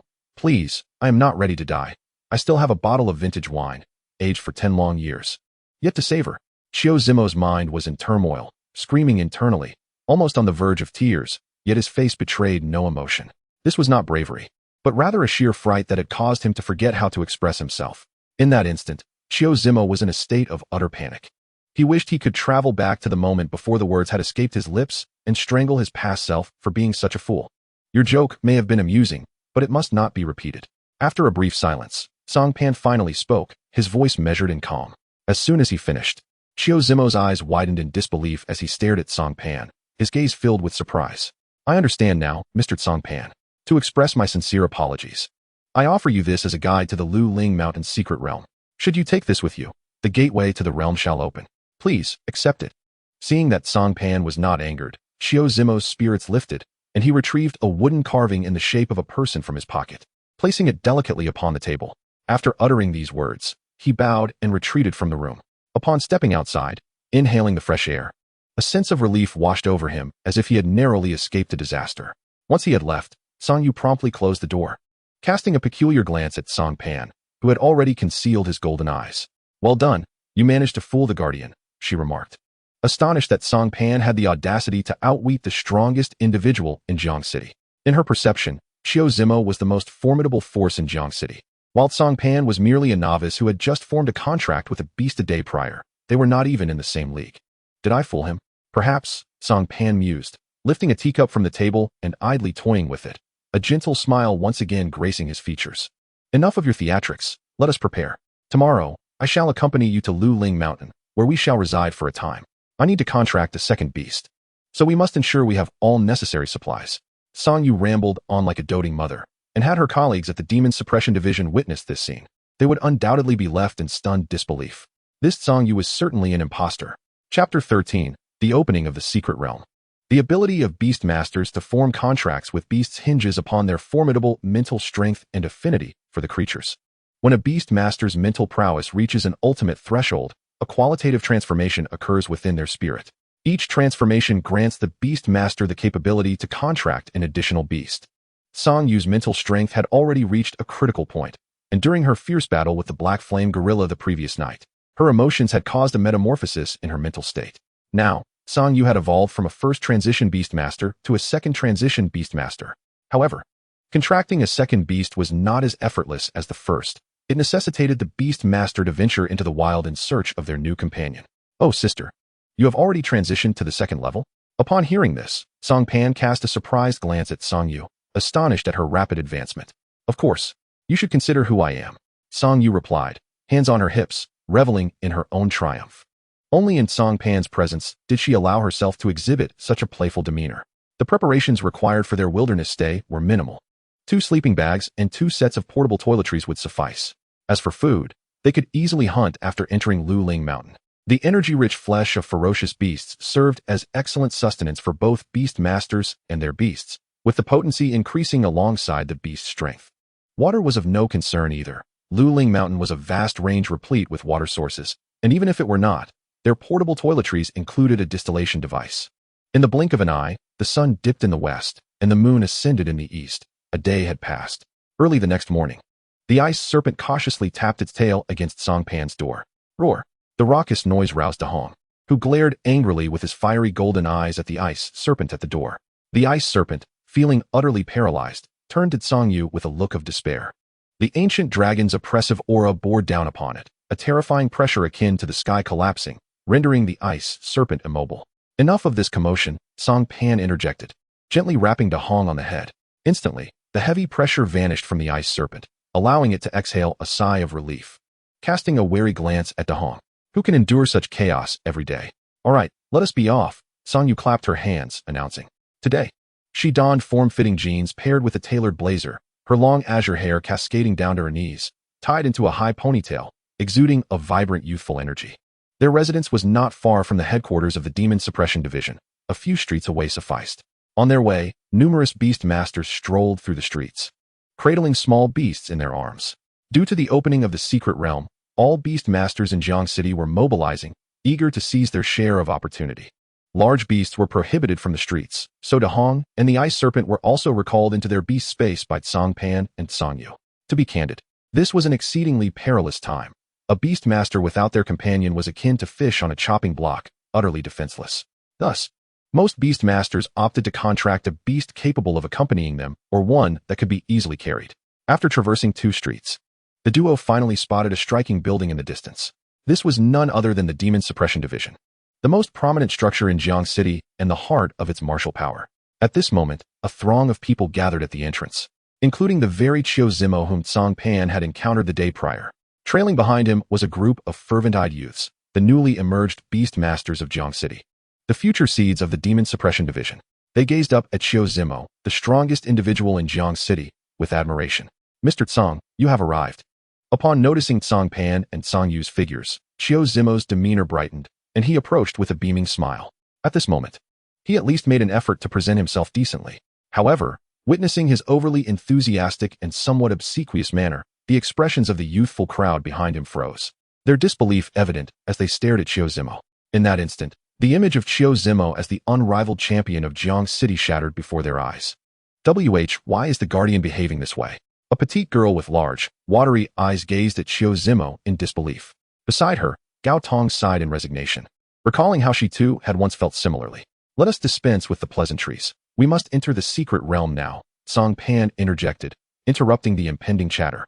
Fixing his gaze on Chiu Zimo, unfazed by the interruption, Chiu Zimo promptly opened the beast space. A mysterious spatial vortex materialized, capturing everyone's attention. In the next moment, just as all eyes turned toward Chiu Zimo, a lion's paw, adorned with feathers, suddenly emerged from the swirling vortex. The lion paw, the size of a human head, thudded against the ground, stirring up a cloud of dust. Chapter 14, The Mountain Giant. A low, resonant roar echoed from the hollow depths, a powerful aura sweeping across the scene, almost manifesting as a tangible pressure that sent dust swirling around. The released small beasts, pale with fright, huddled together, trembling as they gazed at the figure emerging from the beast space. It was a colossal griffin, its body adorned with fur resembling gold. Standing on the ground, its broad back could easily accommodate over 100 individuals. The griffin raised its head haughtily, disdainfully surveying the feeble Beast Tamers. Chiu Zimo approached the griffin's side, pride radiating from his face as he patted its sturdy thigh. "This is my beast, the golden griffin, a 6th-tier flying beast. This time, we shall journey to Luling Mountain aboard it."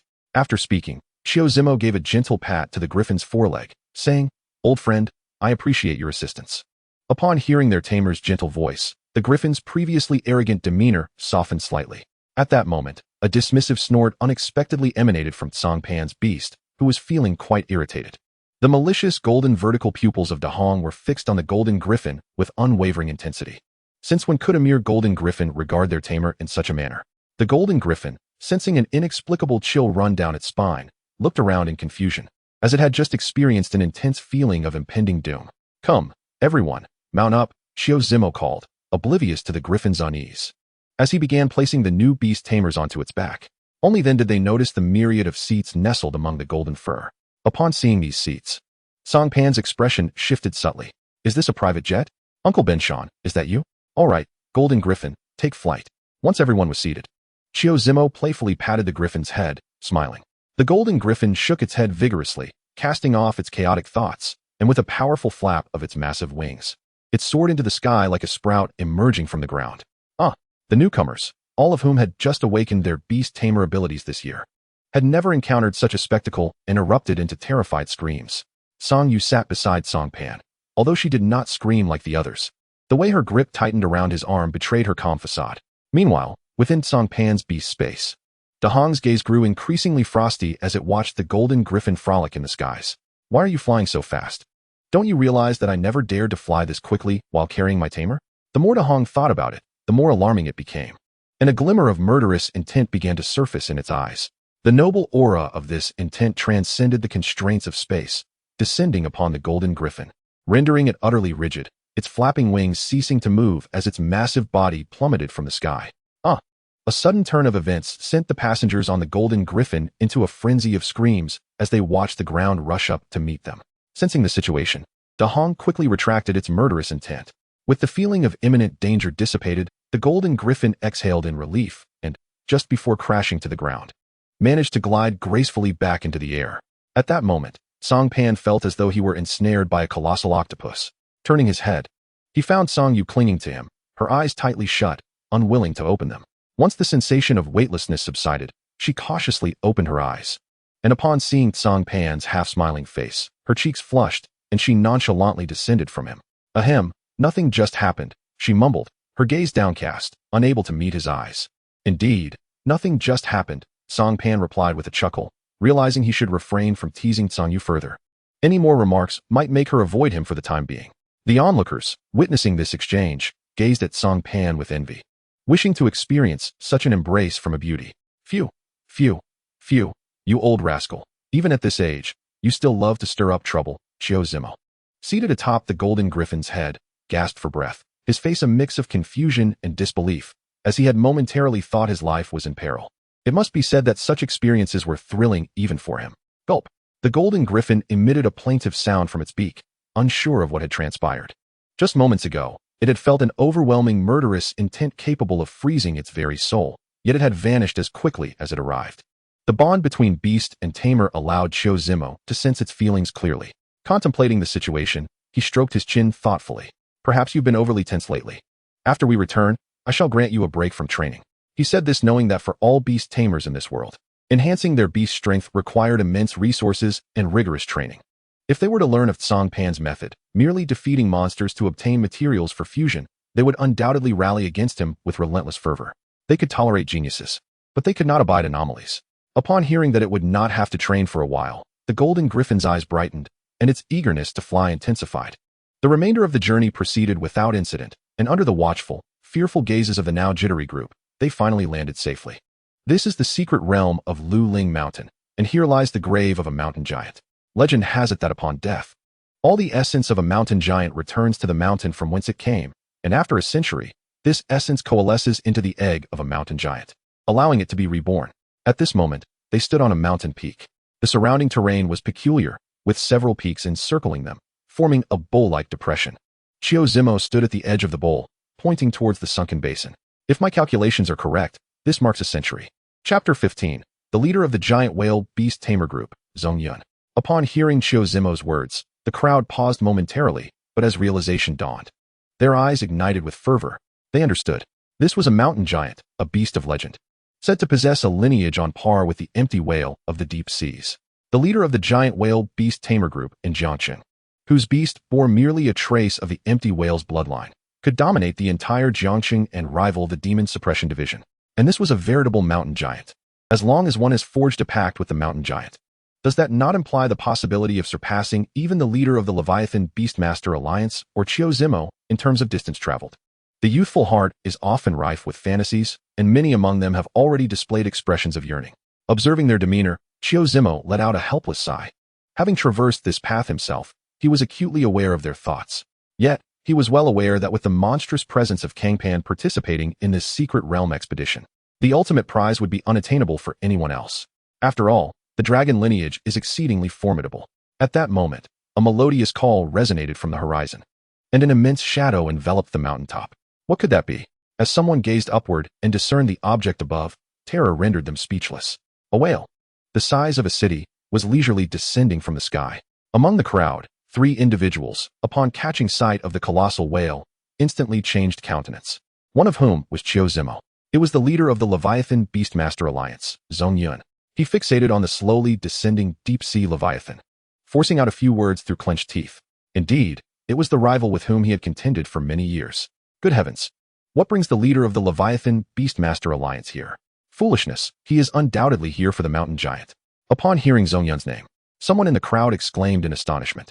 The reason the air whale is called an air whale is that they have ingrained the mastery of air currents into every fiber of their being, completely liberating themselves from the constraints of the sea, soaring through the skies. The deep-sea Leviathan, possessing even a trace of the bloodline of the air whale, naturally also possesses the ability to fly. Although it cannot thrive in the atmosphere like its airborne counterpart, brief flights are still within its capacity. Ha ha ha, my dear Qiu. How ungracious of you. You come to this secret realm without even notifying your old brother. The boisterous laughter echoed from afar before its owner even arrived. Listening to the raucous mirth, Cang Pan's brow furrowed slightly. He had little fondness for this individual, who exhibited a complete lack of decorum. As the whale landed, it shattered with a thunderous crash, transforming into a mist of water, revealing several individuals who had been standing upon its back. The first to catch the eye was a man towering over 2 meters, clad in a tattered denim vest, with a robust physique, sun-kissed skin, and a body adorned with an array of scars. Although the newcomers did not recognize him, it was evident that upon seeing him, a name surfaced in their minds. The leader of the Leviathan Beastmaster Alliance, Zhong Yun. Ha, Qiu, why the silence? Come here, son, greet your Uncle Qiu. As expected, the burly man erupted into laughter, pulling forth a shy, fair-skinned young man from behind him. It was difficult to fathom how a man resembling a bear could father such a delicate-looking son. Upon seeing the fair youth, one of Qiu Zimo's companions immediately bowed his head. His lowered gaze was filled with rage, teeth grinding audibly, fists clenched tightly. However, the fair youth remained oblivious to their demeanor, offering a bashful smile to the crowd before turning to Qiu Zimo, bowing respectfully. Greetings, Uncle Qiu. My name is Zhong Junming. My father has caused you trouble. His polite demeanor won the approval of the onlookers, elevating their opinion of him significantly. He was the polar opposite of his father, akin to a bear turned into a human, instantly garnering goodwill. Even Qiu Zimo felt a flicker of fondness for Zhong Junming. He nodded coolly, his demeanor starkly contrasting with his usual playful self. After all, the Demon Suppression Division had yet to completely sever ties with the Leviathan Beastmaster Alliance, and appearances needed to be maintained. Otherwise, he would have outright dismissed the youth. A more competent heir is a greater burden for an adversary. Golden on the outside, but rotten within. Observing the growing fondness for Zhong Junming among the crowd, the previously bowed youth could no longer contain himself, raising his head to speak out in indignation. At his words, Zhong Yun's previously jovial expression vanished, his gaze fixating on the youth with an intense scrutiny, as if a tumultuous ocean tide bore down upon him. Young man, while one may indulge in reckless consumption, one must not speak recklessly. He intoned meaningfully, as a tempestuous sea began to materialize behind him, resonating with ethereal calls. The majority present were newcomers, lacking the experience to withstand such overwhelming pressure. Each one trembled in fear at the terrifying spectacle before them, unable to maintain their footing. At that moment, aside from Qiu Zimo and the Zhong father-son duo, only Cang Pan and Sanyue remained standing, along with the youth. Yet, the youth paid a steep price for his defiance. To resist the illusion before him, he plunged a dagger into his thigh, blood seeping forth and soon staining his trousers crimson. Noticing that several individuals remained steadfast against his oppressive aura, Zhong Yun expressed mild surprise. Suddenly, a large swell emerged from the oceanic illusion behind him. In the next instant, the Leviathan broke through the surface of the sea, harnessing a storm of thunder, soaring into the sky, emitting a series of resonant calls. As the illusion altered, several weaker beastmasters began to bleed from their mouths and noses. Enough. Witnessing Zhong Yun's escalating provocations, Xiao Zimo could no longer remain passive and stepped forward. Instantly, the illusion transformed. The ocean, once dominant, now faced resistance from the land. A phantom continent abruptly materialized around the ocean. At its center, a towering stone figure slowly opened its eyes. "Ah, Brother Zimo, you seem somewhat changed," Zhong Yun remarked. His previously carefree demeanor replaced by uncertainty as he scrutinized Xiao Zimo. Ordinarily, Xiao Zimo would not intervene, for enduring such pressure proved immensely beneficial for novice beastmasters. This had become an unspoken routine between them. However, today, Xiao Zimo exhibited an unusual demeanor. What could have triggered such a shift? In Zhong Yun's position, the greatest fear lay in unforeseen changes, and he regarded Xiao Zimo with growing apprehension, his mind racing with possibilities. Little did he realize that Xiao Zimo himself bore an unspeakable burden.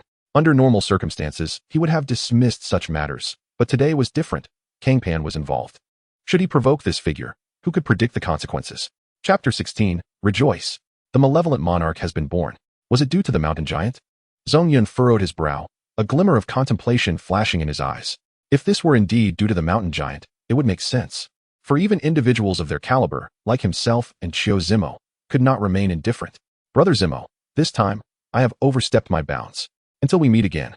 Believing he had grasped the essence of the matter, Zhong Yun clasped his hands and solemnly addressed Xiao Zimo before emitting a cold snort and proceeding with his entourage towards the foot of the mountain. This basin, encircled by towering peaks, was indeed the realm of the secret. It also served as the site where the colossal mountain giants met their demise and were reborn. Would the Lord Guardian simply allow them to depart? As the Great Whale Beastmaster group prepared to leave, a youth who had persistently clashed with them raised his head, glaring furiously at Zhong Juanming's retreating figure. Upon hearing his words, Zhong Yun halted, his broad back standing resolute like a rock that had weathered the ages, silent and unyielding, reminiscent of a reef that had long been anchored in the sea. Concurrently, the faint sound of ocean waves echoed around him.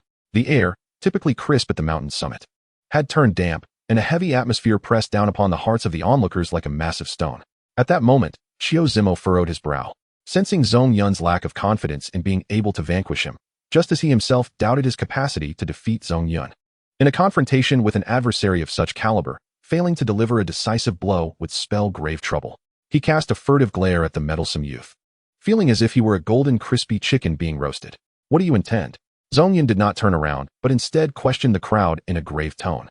Just then, Zhong Junming patted his hand reassuringly before turning to face everyone, his expression laden with sorrow, as if he had suffered a profound injustice. "Li brother, I understand your heartache, but my childhood sweetheart and I are truly in love. She loves me, and I love her. Why must you cling to this?"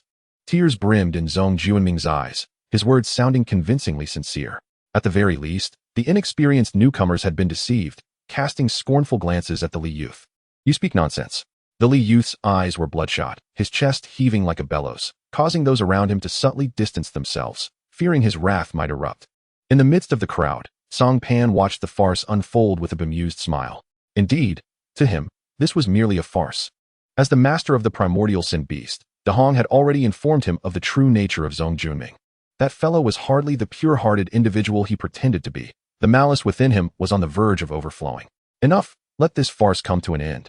We must not delay our entry into the secret realm, Xiao Zimo finally declared, unable to bear it any longer. Upon hearing this, the crowd finally regained their senses. They had not come merely to witness a farcical drama, but to undertake a trial. If luck favored them, they might even encounter a newborn mountain giant. At this age, who among the youth had not harbored the fantasy of being the protagonist of their own story? "You." The Li youth widened his eyes at Zhong Junming.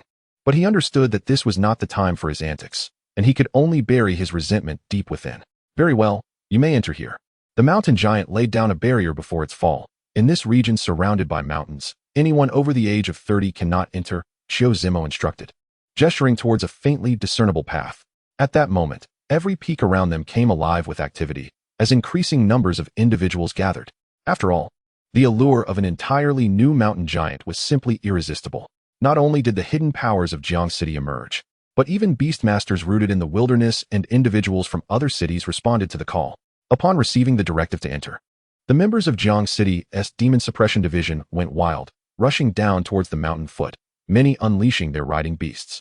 For the vast majority present, This represented a once-in-a-lifetime opportunity to alter their destinies. If one could forge a contract with the mountain giant, they would ascend to the pinnacle of their lives. Let us descend as well. Cang Pan took Song Yu's hand, gesturing towards the that appeared in the air before them.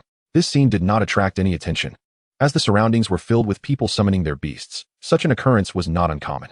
However, in the next moment, calamity descended. A deafening roar erupted from the void. The previously unremarkable opening now expanded tremendously, releasing an overwhelming aura. The beasts in flight suddenly froze, instinctively kneeling towards Cang Pan, regardless of their master's futile attempts to command them. They were bowing before a born king. Amidst the astonished gazes of the crowd, a stunning form, resembling a ruby-carved creature, emerged from the void. A crimson wing stretched forth from the opening, sweeping through the air and dispersing the scattered twigs and leaves, revealing a pristine ground as if to welcome the arrival of a sovereign. As one limb emerged, the noble being within the void finally unveiled its true appearance. Upon recognizing its existence, the beast masters from various factions present could scarcely suppress their screams. It's a dragon lineage. An elderly man with a scraggly beard trembled as he pointed towards the magnificent entity standing in the clearing, his entire being quaking with excitement. A cacophony of piercing screams erupted from the crowd, shattering the tense silence. Wah! How did this escalate so dramatically? Atop the mountain, Xiao Zimo rubbed his temple with a wry smile, taken aback by the turn of events. Yet, it was not surprising. It was indeed in accordance with the character of that king. In the clearing, Dahong raised its head high, proudly accepting the adoration of the masses. Its noble bloodlines surged with fervor as it felt compelled to fulfill its innate mission. Cang Pan, having transformed into a noble golden-eyed figure, exuded an unprecedented aura of intimidation. And without uttering a word, he leapt onto Dahong's back, extending his hand towards Song Yu. Beautiful lady, come forth. Bathed in sunlight, the ancient noble being arrived atop the dragon, reaching out to her, making the sun itself seem like a mere embellishment. Song Yu fell silent, acutely aware of her own heartbeat. It felt as though it yearned to break free from the confines of her chest, eager to uncover the identity of the man who made her heart race. At that moment, not just Song Yu, but everyone's hearts beat in unison. Zhong Junming, who had initially followed Zhong Yun, looked up in surprise, fixating on Cang Pan with a predatory grin. Ah, so it is you, the one who commands the dragon lineage. He whispered in astonishment. The damp man, fearful of approaching the black flame gorilla too closely, could only observe from a distance. He saw a red dragon descend, slaying the black flame gorilla, with a figure standing atop its head. The rest remained a mystery to him. Initially, he presumed that a formidable beast master from another region was merely passing through, yet to his astonishment, it turned out to be an exceptionally fortunate novice. Heh! Starting with a dragon-type beast, you are indeed a marvel in the eyes of others. Being a monster, you must surely comprehend my sentiments, correct? A hint of suspicious crimson blossomed on Zhong Junming's countenance as he excitedly gazed at Cang Pan, who was perched upon the dragon's back. Son, what troubles you? Zhong Yun noticed the unusual demeanor of Zhong Junming and turned to him. In that moment, the man, akin to a clumsy bear, exhibited an inexplicable delicacy. It's nothing. Father. Zhong Junming's face instantly adorned a gentle smile, akin to that of Cang Pan.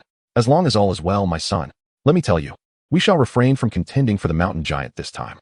That scoundrel, Xiao Zimo, has somehow acquired a freak with a dragon-type initial beast. Zhong Yun seemed to deflate as he rambled on.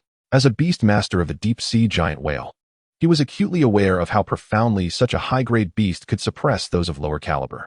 Common beasts could scarcely hold their ground before his deep-sea giant whale. And what distinction did a dragon-type beast hold against it?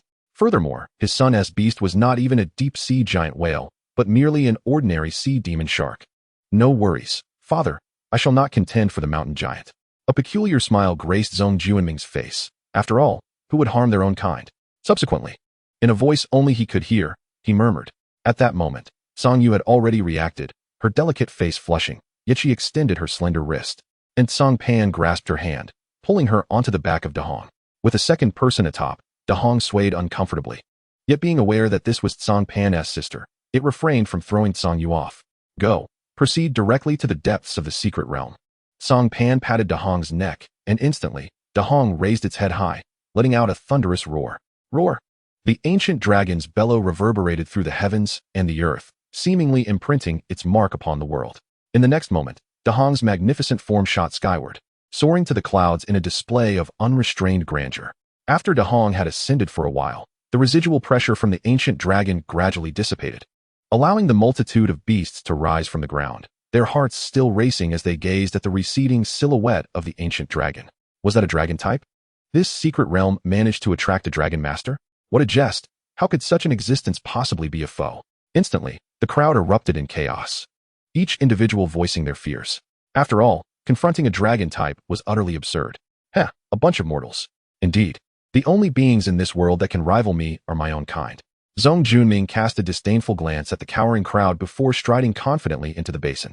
Following his lead, a few individuals in the throng pondered for a moment before also venturing inside. Xiao Pan, is your target the mountain giant? On the dragon's back. Song Yu, embracing Cang Pan's waist, curiously observed her increasingly enigmatic brother. We shall see. If a more suitable opportunity arises, I shall choose accordingly. Cang Pan, seated cross-legged on De Hong's back, leaned closely against Song Yu, a gentle smile adorning his face. With an editor at his disposal, he was destined to possess formidable beasts. Even if he were given a plain pig beast, he could amalgamate other resources to elevate it to greatness. Thus, he did not lack for powerful initial beasts. What he sought were companions with the heart of a true warrior. Oh, Song Yu, upon hearing this, ceased her inquiries. She understood that Cang Pan harbored secrets, but refrained from pressing further. And what of you? What do you wish to choose as your second beast? Cang Pan, noticing her silence, took the initiative to steer the conversation. Upon hearing this, Song Yu contemplated for a moment. The ice serpent possesses balanced abilities. In combat, I find no deficiencies. What I require now is a beast that can accompany me at all times. Her thoughts remained resolute. The world of beast masters was no mere child's play. In the wild, should they encounter adversarial beast masters, it was imperative to fight with all one's might to eliminate the threat. Therefore, having a beast that could accompany her at all times was of utmost necessity. In that case, what about that one? Cang Pan's golden eyes, ablaze with determination, scanned the ground, ultimately honing in on a particular beast with the sharpness of a hawk. Where? What? Song Yu followed his pointed direction, but perceived naught. Heh! At his words, Cang Pan chuckled, leaping down from De Hong's back and striding into a snowy expanse. The recent snowfall blanketed the valley in a layer of white. Be careful. Cang Pan's audacity startled Song Yu. She hastily drew a dagger from the weapon pouch hanging from her thigh, cautiously trailing behind him. An unprotected beast master was exceedingly vulnerable. Throughout history, countless powerful beast masters had met their demise in this regard. De Hong rolled its eyes at Song Yu's cautiousness, feeling a twinge of exasperation as if her actions betrayed a lack of trust. Look, it's this. Arriving at a barren patch of snow, Cang Pan crouched down, thrusting his hand into the snow. Upon feeling something beneath his fingertips, a subtle smile graced his lips as he scooped up a handful of snow. Subsequently, amidst Song Yu's bewildered gaze, he gently shook his hand, dislodging the snow to reveal a small creature nestled in his palm. Upon seeing this white creature, Song Yu's pupils constricted, and she instinctively swatted it from Cang Pan's hand, pulling him aside as if encountering a specter, her eyes warily fixed on the little creature.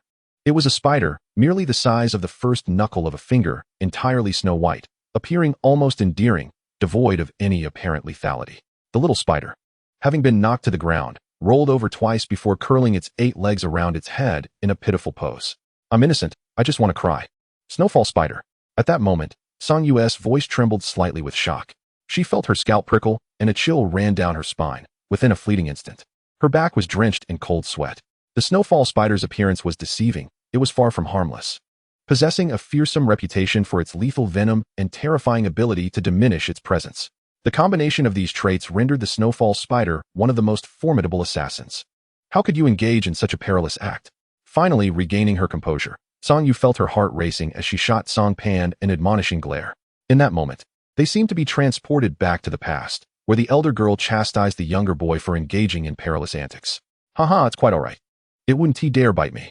Cang Pan paused for a moment, a gentle warmth flowing through his heart as he scratched his head and smiled, extending his hand to Song Yu to reveal his palm, unmarred by any wounds. The snowfall spider, lying still in the snow, too afraid to even activate its innate talent of reducing its presence, felt an overwhelming urge to nod in agreement. Just moments ago, it had contemplated sinking its fangs into him. But the very thought was swiftly quelled by a prickling sensation of danger emanating from a piercing gaze that seemed to promise instant demise should it dare to bite. Enveloped by this ominous feeling, it dared not open its eyes to discern the source of such a potent threat, instead choosing to keep them tightly shut in submission.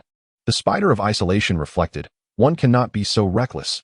Who knows what this snowfall spider is truly contemplating? What if it harbors sinister intentions? You cannot wager your life on such uncertainties. Song Yu regarded Cang Pan with a hint of reproach, carefully cradling his hand to inspect it thoroughly. Upon confirming the absence of any injuries, she finally exhaled in relief. Her words, however, cast a shadow of sorrow upon the snowfall spider, whose 8 legs clutched its head even tighter. The arachnid was displeased. What if this snowfall spider were to become your second familiar? Cang Pan chuckled softly, offering no explanation. As an ancient dragon, his form was far beyond the reach of mere mortal poisons. Upon hearing this, Song Yu furrowed her brow, a flicker of contemplation crossing her features. The snowfall spider's stealth was indeed unparalleled among its peers, and its venom was formidable, but most importantly, it was diminutive enough to fit comfortably within a pocket. No matter how one pondered, this little creature stood as an impeccable choice for a second familiar. However, you should be the one to forge the contract. After all, it was you who discovered the familiar, and without you, I would have never encountered this snowfall spider, let alone form a bond. What I leave to you is indeed yours. My second familiar, however, is the mountain giant. Cang Pan gestured towards the depths of the mountains, which eased Song Yu's concerns. In truth, the mountain giant held little significance for Cang Pan. Song Yu approached the snowfall spider, extending a finger to draw a blade across it, allowing blood to flow. The scent of blood elicited a slight reaction from the snowfall spider, which cautiously released its grip on its head and peered around, contemplating an escape. It had listened intently to the earlier conversation between Cang Pan and Song Yu, astonished that these humans intended to form a familiar contract with it. How could this be? It could never contract with mere humans. Such an act would be a profound desecration to the great snowfall spider. The spider would never be a slave. Yet, as it opened its eyes, it was met with the sight of a magnificent dragon, resplendent like a ruby, glaring at it with a look that conveyed, "Move, and you shall meet your end." The gaze, reminiscent of the sword of Damocles, paralyzed the snowfall spider, which attempted to shield its head with its legs. The spider shall never be a slave, unless provided with food and shelter. Song Yu, oblivious to the spider's distress, found it too small to discern any movements against the snowy backdrop. A drop of blood fell from her finger onto the snowfall spider, expanding in midair to form a complex magical array. The array descended gradually, merging with the spider's essence. In that moment, Song Yu felt a peculiar connection manifest between herself and the snowfall spider. The 8 legs of the spider went limp upon the ground, realizing it was now forever altered. However, at that very instant, a cacophony of explosive sounds erupted from the center of the valley. "Today, the grasslands are abuzz," Song Yu exclaimed, glancing towards the direction of the secret realm's core. She retrieved a map for comparison, finally expressing uncertainty. "Let us investigate." Cang Pan, furrowing his brow in contemplation, leaped onto the back of the crimson beast, extending a hand to Song Yu. The center of the secret realm was a place of great significance. The mountain giant was likely to undergo its rebirth there. This location tugged at the hearts of all present within the realm, with any shift drawing their attention. Even though they believed the mountain giant was already within Cang Pan's grasp, lingering illusions of potential opportunity still stirred within them. With thoughts of seizing a chance, many instinctively gravitated towards the core of the secret realm. Meanwhile, within a stone cave towering 100 meters high at the center, the explosions reverberated continuously. The cave bore a resemblance to a standing figure. In the next moment, the explosions grew nearer, and a bizarre creature, its limbs resembling stone, slowly emerged from the cave. It extended its canine-like nose, reveling in the chaotic sense of the air. "Ah, sustenance, a feast awaits. This time, I shall not let it escape. I shall consume it all." The grotesquely eerie beast chuckled, its voice a cacophony of human-like tones, a blend of male, female, and childlike inflections. "They're drawing near. I must hide. Yes, conceal myself. If I am discovered, my feast will flee." The chilling laughter echoed within the cave as the ghastly creature retreated into the shadows. After it vanished, the explosive sounds erupted once more, originating from that very spot. After a considerable time, 2 youths cautiously approached, surveying the area for any signs of life. Once assured of their solitude, they stepped forth from their concealment among the bushes. "Old Lin, do you think the mountain giant is here?" the stout-looking boy exclaimed, his eyes gleaming at the sight of the humanoid-shaped cave. "I'm not sure, but we must hurry. Once we finish searching, we should leave swiftly. Even if we find the mountain giant, we should only divide the spoils once we are in a safe location. If that creature discovers us, we won't be leaving at all." The lanky boy's eyes flashed with intensity as he spoke with subtle implications. Hearing this, the stout boy's expression stiffened. Monster was the nickname they had given to Cang Pan. The initial familiar being a dragon, such a notion seemed utterly outrageous, a being of monstrous strength. "You're right. Old Lin, we must hasten." After a moment of struggle, the stout boy nodded heavily, slowly lowering the dagger he had pressed against old Lin's waist. In the presence of the mountain giant, maintaining composure was an impossible task for anyone. After completing all that, he casually patted old Lin on the shoulder, pulling him into the cave. He was not at ease with old Lin behind him. In the shadows, a glint of mockery flickered in old Lin's eyes. Yet he did nothing more than follow him inside. Ultimately, he too felt a surge of excitement. However, once the two entered the cave, silence enveloped them, until a violent explosion echoed once more within the cavern. Shortly thereafter, dust clouds billowed in the distance as newcomers approached. Two individuals mounted on large beasts appeared, hailing from the Jiangxing Town Magic Division. Brother Wang, are we truly going to wade into this murky water? One of the youths, riding a horned horse, cast a worried glance at his companion. A sense of unease gnawed at him. After all, Cang Pan was one of their own, and their actions seemed somewhat unjustifiable. Humph, what are you afraid of? Do you truly intend to forfeit this opportunity for a turnaround? He retorted. Remember, if one does not act for oneself, heaven will strike down upon them. Why should that fellow's life be so fortunate, starting with a dragon-type beast and followed by a mountain giant? We are born free. Who dares to look down upon us? The youth known as Brother Wang dismounted from his rhinoceros and fixed his fervent gaze upon the stone cave. His voice filled with fervor. Unbeknownst to Cang Pan, he had unwittingly become the common enemy of all. Naturally, even if he were aware, he would remain indifferent. Upon hearing his companion, the youth riding the horned horse hesitated, reluctantly acknowledging the persuasion, but his expression shifted the next moment. Brother Wang, someone is coming. The innate ability of the horned horse was to sense vibrations in the earth, allowing it to detect everything on the ground within a certain range. Suddenly, panic flickered across Brother Wang's face. Is it that monster? Never mind, let us hide. Brother Wang was thoroughly alarmed, despite his earlier bravado. The thought of facing that demonic red dragon made him uneasy. The two swiftly stowed their beasts and concealed themselves in the nearby bushes. Before long, a group of 5 hurriedly arrived, as if being pursued. Upon seeing the intact stone cave, excitement spread across their faces. Quickly, let us move. We mustn't let that monster catch on. All of them harbored the intention of seizing the opportunity before Cang Pan. Wait, boss, someone else coming. Suddenly, one petite girl in the group paled, her beast alerting her to an approaching presence. Darn it, how did they get here so quickly? Hurry, hide. Instantly, the leader's expression shifted, revealing a hint of dread as he hurriedly led the group into the bushes. As soon as they nestled into the foliage, they were greeted by the sight of 2 protruding behinds, rendering them momentarily speechless. Ahem, what a coincidence, Brother Wang awkwardly remarked.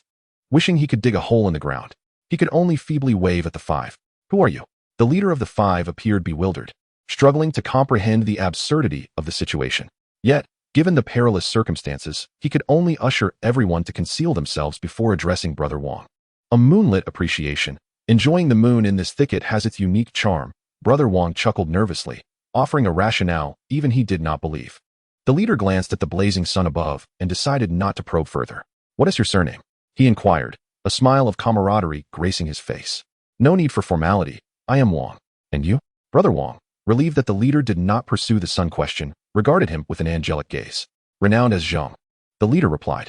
Just as the two were about to forge a bond in the bushes, the petite girl interrupted. Someone is coming. Keep quiet.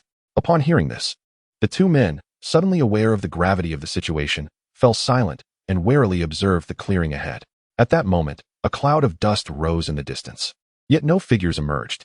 As everyone puzzled over the strange occurrence, a large hole abruptly appeared in the ground. In the next instant, a mouse head cautiously peeked out, surveying the surroundings. Not detecting any enemies, it retreated swiftly. Moments later, 3 identical individuals, likely triplets, sprang from the hole. Second brother, third brother, see? I told you those fools have been scared witless by that fellow named Cang Pan. They would never suspect us of taking advantage to raid their home. Once we contract the mountain giant, we 3 will no longer belong to the same world as them. We shall become the gods of a new realm. The eldest raised his arms triumphantly, a smug grin on his face. Brother, you truly are astute.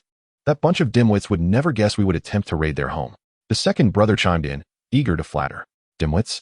In the bushes, Old Wang and Old Zheng exchanged glances, recognizing the ill intent in each other's eyes. Old Wang made a slicing motion across his throat towards the trio of self-proclaimed geniuses. After some contemplation, Old Zheng nodded in agreement. Just as the two were about to act, the situation shifted. Enough chatter, let us hurry in before Cang Pan arrives. The third brother interrupted, pointing towards the stone cave. Right. Let us seize the mountain giant's cub first. The eldest nodded, comprehending the urgency of the matter. However, at that moment, The second brother's expression changed drastically. No. Someone's coming, we must hide. Instantly, the three geniuses panicked. Visions of Cang Pan's fiery golden eyes and the terrifying crimson dragon flashing through their minds as they instinctively began to search for cover. Ultimately, their gaze landed on the bushes, the only place to conceal themselves. Quick, get in. With that, the eldest leaped into the thicket, followed closely by the second and third. Huh. We're hidden here, those foolish dimwits will never suspect a thing. The eldest, oblivious to the shift in atmosphere, maintained his smug demeanor. But the two following him were taken aback by the throng of figures surrounding them, instinctively tugging at the eldest's garment. What is wrong, second brother, third brother? The eldest finally noticed, stiffly lifting his head to see the ominous gazes of the crowd. Hello, everyone, what do you call yourselves? Old Wang clasped his hands. No need for formality, I am the great fool. Old Jing followed suit. No need for formality, I am the second fool. As they observed the unfriendly expressions directed at them, the eldest felt utterly paralyzed. At that moment, outside, a sudden gust of wind swept through. Wind. Upon realizing this, the group's expressions sharpened, forgetting their internal strife as they fell silent, cautiously peering into the distance. As the dragon took flight, it stirred a tempest. At that moment, a colossal shadow suddenly loomed from the sky. The black eagle grew larger until it descended directly to the ground. It was a towering 2-meter-tall thunderwing eagle, a rather common aerial beast. Witnessing this, the individuals concealed within the grass exchanged glances. Brother Wang, I believe it is futile for us to hide. That Cang Pan likely pays no heed to a mere mountain giant. Suddenly, Lao Zheng sprang up from the underbrush, startling the Beastmaster perched upon the back of the thunderwing eagle, who nearly fell off. Hey, what are you doing? The Beastmaster exclaimed in protest, but before he could finish, another figure emerged from the grass. Indeed, Zheng brother. You are correct, our world is different. With Cang Pan possessing dragon lineage, how could he possibly concern himself with a mountain giant? Brothers, let us emerge and capture the mountain giant's cub. Once we depart from here, we can divide the spoils gradually. No sooner had he spoken than 8 more individuals emerged from the undergrowth. Observing this scene, the Thunderwing Eagle's Beastmaster was left utterly bewildered, unable to fathom how 10 people could materialize from such a small patch of grass. Cang Pan, accompanied by Tsongyue, made his way toward the stone cave. The vibrant red beast had already been retracted. Feeling a moment of whimsy, he decided that it was best not to be overly ostentatious, for the journey itself was an essential experience. However, upon arriving, he noticed a throng of individuals gathered, seemingly engaged in some unknown activity. As he approached, he overheard a certain discourse. Cang Pan. Chapter 21, The Childlike Dahong. A snicker escaped Sonyue's lips, unable to contain her amusement. Observing Brother Wang engrossed in his fervent speech, Cang Pan's expression darkened, and he promptly approached him. At this moment, Brother Wang remained oblivious to the changing atmosphere, continuing to rouse the crowd with his impassioned rhetoric. Consider this, everyone. If we capture this mountain giant, we could easily exchange it for a new city, embarking on an entirely fresh life. With the mountain giant by our side, if we endure for a while, we could establish an organization far surpassing the giant whale Beastmaster Guild. It must be said, Brother Wang possessed a remarkable talent for oration. His fervent words began to sway many in the crowd. Meanwhile, the more he listened, the more peculiar Cang Pan's expression became. Eventually, he halted his steps, curious to see what else this fellow might say. Something feels amiss here. There is an unusual aura. Just then, Dahong's steady voice echoed in his ear. Uncertain of where he had picked up this habit, Dahong had taken to calling Cang Pan stone. Despite Cang Pan's attempts to correct him numerous times, it had yielded no results. Gradually, he relinquished the notion of rectifying Dahong's choice of name. Let it be, what harm could it do? He mused, contemplating whether Dahong was perhaps seeking revenge for his own name. What unusual aura? Cang Pan inquired telepathically, as the bond between Beast and Beastmaster allowed for such communion. Unclear, but it has nearly reached the pinnacle of the mundane realm. Dahong's words caused Cang Pan's brow to furrow. While there was a significant disparity in strength among beasts ranked from 1 to 9, they remained mere creatures of the earthly realm. Upon reaching the 9th tier, should one surpass their limits, they would enter an entirely new domain, Morning Star. This realm bore another name, Transcendence. A beast at the Morning Star level could be described as transcending into a saintly existence, displaying various extraordinary abilities. They could unleash cataclysmic forces, freezing vast expanses or igniting the heavens. If a 9th-tier beast possessed the capability to obliterate a city, a Morning Star beast could rival an entire nation. Truly a calamity incarnate. The transition from 9th tier to Morning Star represented a leap in the essence of life itself, akin to shattering the void in martial arts lore. Here, hidden within, lay a peak 9th-tier beast, merely a step away from the Morning Star, an existence that demanded Cang Pan's utmost attention. Was it the mountain giant? At that moment, Cang Pan instinctively thought that the mountain giant was not dead. Everything was merely a bait it had set. I don't know, Dahong replied, shaking his head within Cang Pan's beast space. Is that so? Cang Pan's brow slightly knitted as he quietly retreated behind the throng. If it intended to bait them, Cang Pan would play along, waiting to see who would crack first. Brothers, we mustn't delay. Let us hurry inside, or else when Cang Pan arrives, the mountain giant will be beyond our grasp. Observing the crowd still hesitant, Cang Pan stoked the flames of urgency, covering his face and raising his voice. Instantly, the crowd rallied. Their spirits ignited as they turned their eager gazes toward Brother Wong. All right, let us proceed. Seeing the crowd roused, Brother Wong's face flushed with excitement as he waved his hand, leading them into the cavern. Even the Thunderwing Eagle's Beastmaster found himself unwittingly swept along. Yet, unbeknownst to the throng, a traitor had emerged among them. As the crowd entered the stone cave, Cang Pan stealthily withdrew. What on earth is happening? Upon his return, he was immediately confronted by Tsanyue. Her eyes widened in confusion as she stared at him. Initially, she had thought Cang Pan would disperse the crowd, but the unfolding events had far exceeded her expectations, taking an unexpected turn. The voice that had spoken earlier might have gone unnoticed by others, but as his sister who had spent countless days with him, how could she not recognize it? That was undoubtedly her brother's voice. Shu, keep it down. You must release the ice serpent immediately and make your way outside the secret realm, as far as you can without stopping. It is imperative that you leave the secret realm at once and inform the garrison that there is an issue. The mountain giant may not be dead. Cang Pan spoke urgently to Tsanyue. Wait, what do you mean? The overwhelming information left Tsanyue momentarily speechless, her large, watery eyes gazing at Cang Pan in disbelief. It means exactly what it says. Dahong has sensed the presence of a peak 9th tier beast here, and this place is currently unsafe. Upon hearing Cang Pan's words, Tsanyue's entire demeanor shifted to alarm, gripping Cang Pan's hand tightly and glaring at him fiercely.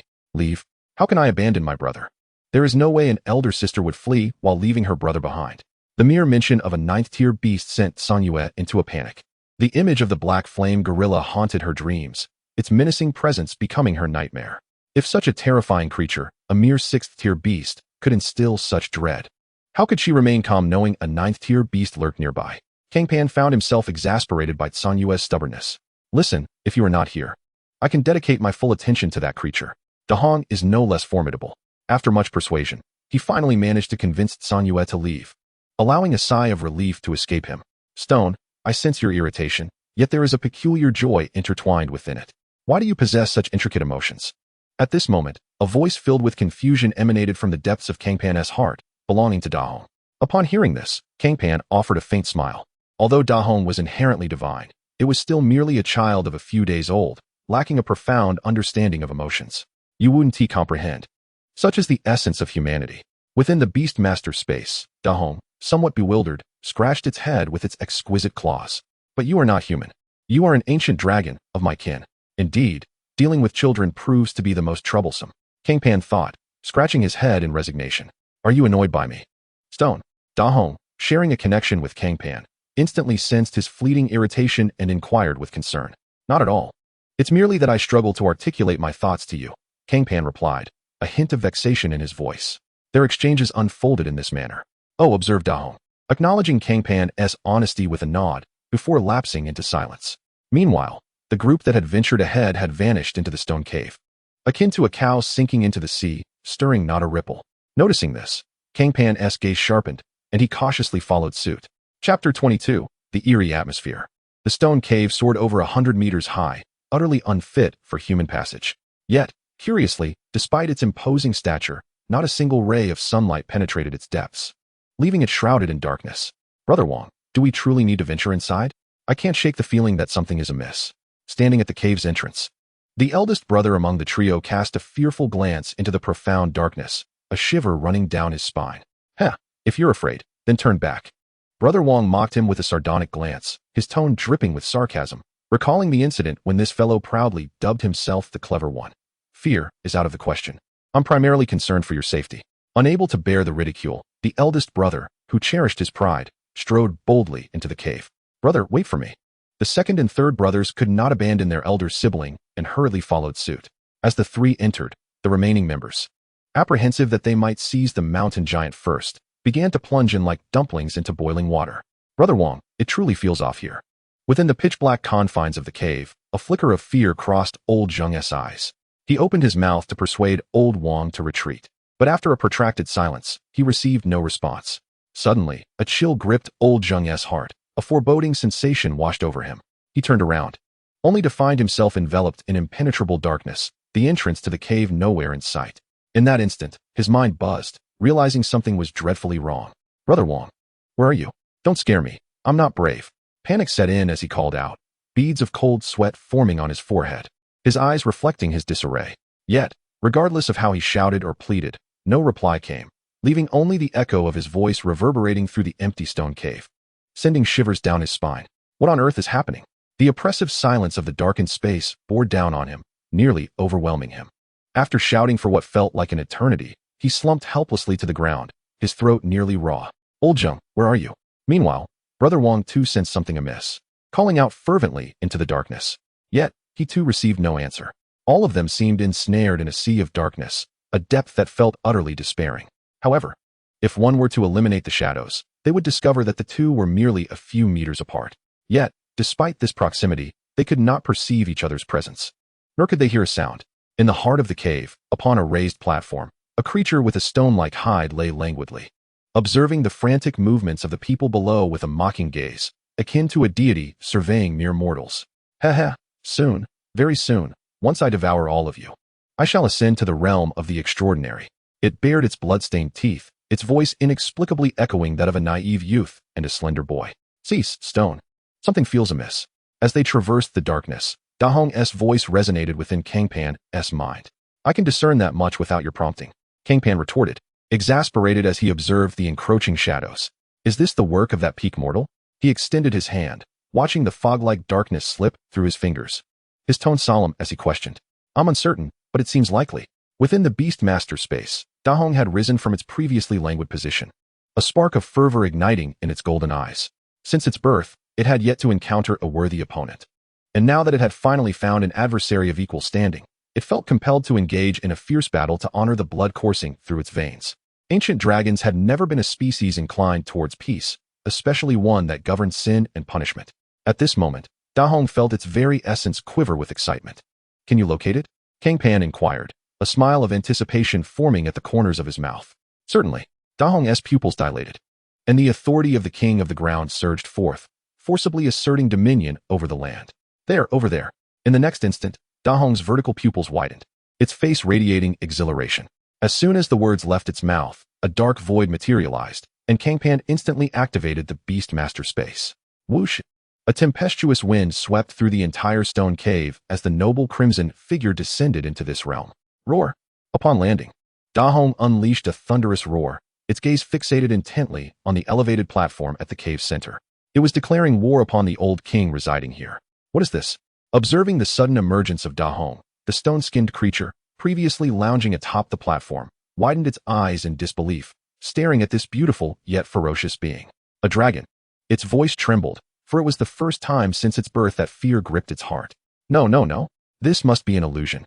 How could a dragon manifest here? It's impossible. It has to be a trick. It shook its head violently, casting aside these implausible thoughts, employing various bizarre tones to refute its own conjectures. The choice of this location had stemmed from its belief that it was a remote backwater, devoid of any formidable beasts or beast masters. Yet now, what was the meaning of this dragon? Whether it's real or not. Why not find out for yourself? Da Hong grinned menacingly, its massive form surging forth as it charged directly at the stone-skinned creature. However, the formidable Da Hong is not one to conform to such notions. Its combat style mirrors its bold and audacious personality, characterized by grand and sweeping movements. In stark contrast to the nimble grace of a sparrow, Da Hong resembles a colossal battering ram. With a forceful leap, it crashes into the high stone pillar, evoking the wrath of the gods as it strikes akin to Gong Gong's furious assault on Mount Buzhou, causing the stone-skinned monster to emit a cry before swiftly evading. The crimson wings of Da Hong slice through the darkness shrouding the cavern, heralding the return of light and granting freedom to those who had been ensnared by the shadows. The cacophony of tumbling debris accompanies the shattering of the stone pillars. What has transpired? The sound of crumbling stones startled the recently liberated individuals, prompting them to summon their beasts in a frantic attempt to shield themselves from the falling rubble. At that moment, Wang Ge, filled with uncertainty, surveyed his surroundings. Upon glimpsing the red figure above, akin to a lightning bolt, his pupils constricted in alarm. Chapter 23, Falling Like a Meteor. At this juncture, the Dahong in the sky and the stone-skinned monster perched on the wall have concluded their initial skirmishes, each gaining insight into the other. Dahong, I can charge recklessly. The stone-skinned monster, recognizing the disparity in their levels, acknowledges that while it may be superior in rank, Dahong's combat prowess far exceeds its own. What a monstrous creature. What audacity. Sensing the shift in power dynamics, the stone-skinned monster hesitates, contemplating retreat. The combat strength of this dragon species surpasses its wildest imagination, compounded by the oppressive weight of its noble lineage. The stone-skinned monster is reluctant to confront Dahong directly. Unbeknownst to it, this is merely Dahong's restrained approach. The noble bloodline bestows upon it an absolute dominance over beings devoid of divinity.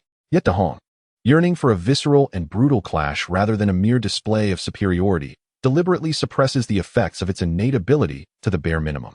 Even so, the stone-skinned monster can acutely sense the repercussions. Boom! Another impact akin to a battering ram reverberates as Dahong's crimson form pierces through the cavern. Alas! This time, the stone-skinned monster narrowly escapes once again. Is evasion your only tactic?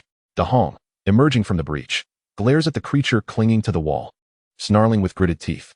Huh, only a fool would engage you head-on. The stone-skinned monster scoffs, its eyes darting around in search of an escape route. Don't let me catch you. In stark contrast to the previous fury, Dahong now exudes an eerie calmness, its golden slit-like eyes fixated on the stone-skinned monster, sending shivers down its spine. Cursed creature, a madman. The stone-skinned monster is now gripped by panic, having never encountered such a relentless adversary. It has no desire to gain anything from this battle. It simply wishes to survive. To it, Dahong appears as an utter lunatic. At that moment, Dahong struggles free from the rubble, its scarlet form transforming into a streak of light as it closes in on the stone-skinned monster. Stay away from me. The creature, terrified to its core, envisions Dahong's calm visage, yet the burning golden eyes convey an insatiable hunger to rend it into pieces. In a frenzy, the stone-skinned monster scurries along the walls, its limbs equipped with large suction cups for a firm grip. Its speed is astonishing, the peak of the ninth tier seemingly enhancing its velocity, leaving Dahong unable to catch up, even in flight. Moreover, the stone-skinned monster's familiarity with the terrain allows it to evade Dahong multiple times. Dahong, destroy the cavern. At that moment, Cang Pan shifts his gaze, stepping forward into the center of the cavern and calling out loudly. Cursed wretch. Wait, isn't he the beast master of this dragon? The stone-skinned monster glares at Cang Pan with fury, but a sudden thought crosses its mind. It begins to lower its center of gravity, moving stealthily downward, so subtly that none notice. Upon hearing Cang Pan's command, Dahong's eyes flicker momentarily before it aligns itself with the cave wall, slicing through the stone. Its sharp crimson wings emit a piercing screech. Like a knife through tofu, Dahong's wings carve through the rock, and as it moves, the incision widens.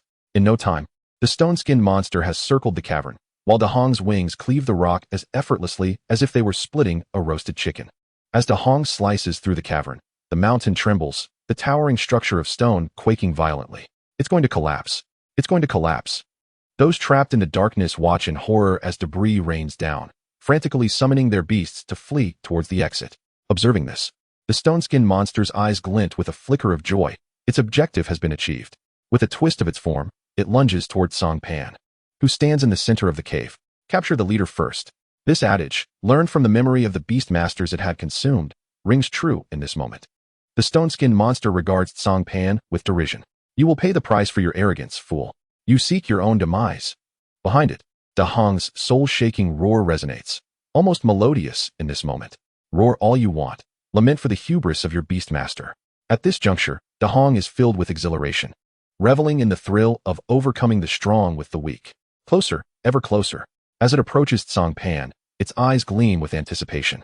However, upon reaching Cang Pan's side, it senses something amiss. Why are you not afraid? This thought races through its mind.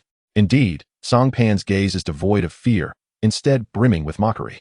This expression infuriates the stone-skinned monster. Why? You are merely a frail human. Without your beast, you are nothing. How dare you look at me with such disdain? But in the next moment, the answer becomes clear. Cang Pan extends his hand, gripping the stone-skinned monster's arm with an iron hold. I have you now.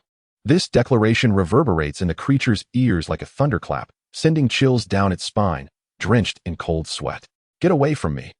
In an instant, it jolts awake, fiercely swinging its claws towards Cang Pan's waist with all its might. This strike, fueled by the full force of a peak 9th-tier beast, is capable of obliterating a small mountain. The tremendous force slams into Cang Pan's side, aimed with lethal intent. This human is far too unnerving. It cannot afford to ponder anything else. It must escape. Yet in the next moment, its movements freeze. The strike that should have cleaved through flesh and bone gets lodged in Cang Pan's bones. Crimson blood trickles down its arm, while its mind goes blank. This, indeed, is a strike from a 9th-tier ferocious beast. You shall pay dearly for this. Behind it, Da Huang witnessed a sudden flash of bloodlight, and in an instant, the golden vertical pupils were veined with crimson, enveloped by a palpable malice, as it dove down fiercely, akin to a meteor descending from the heavens.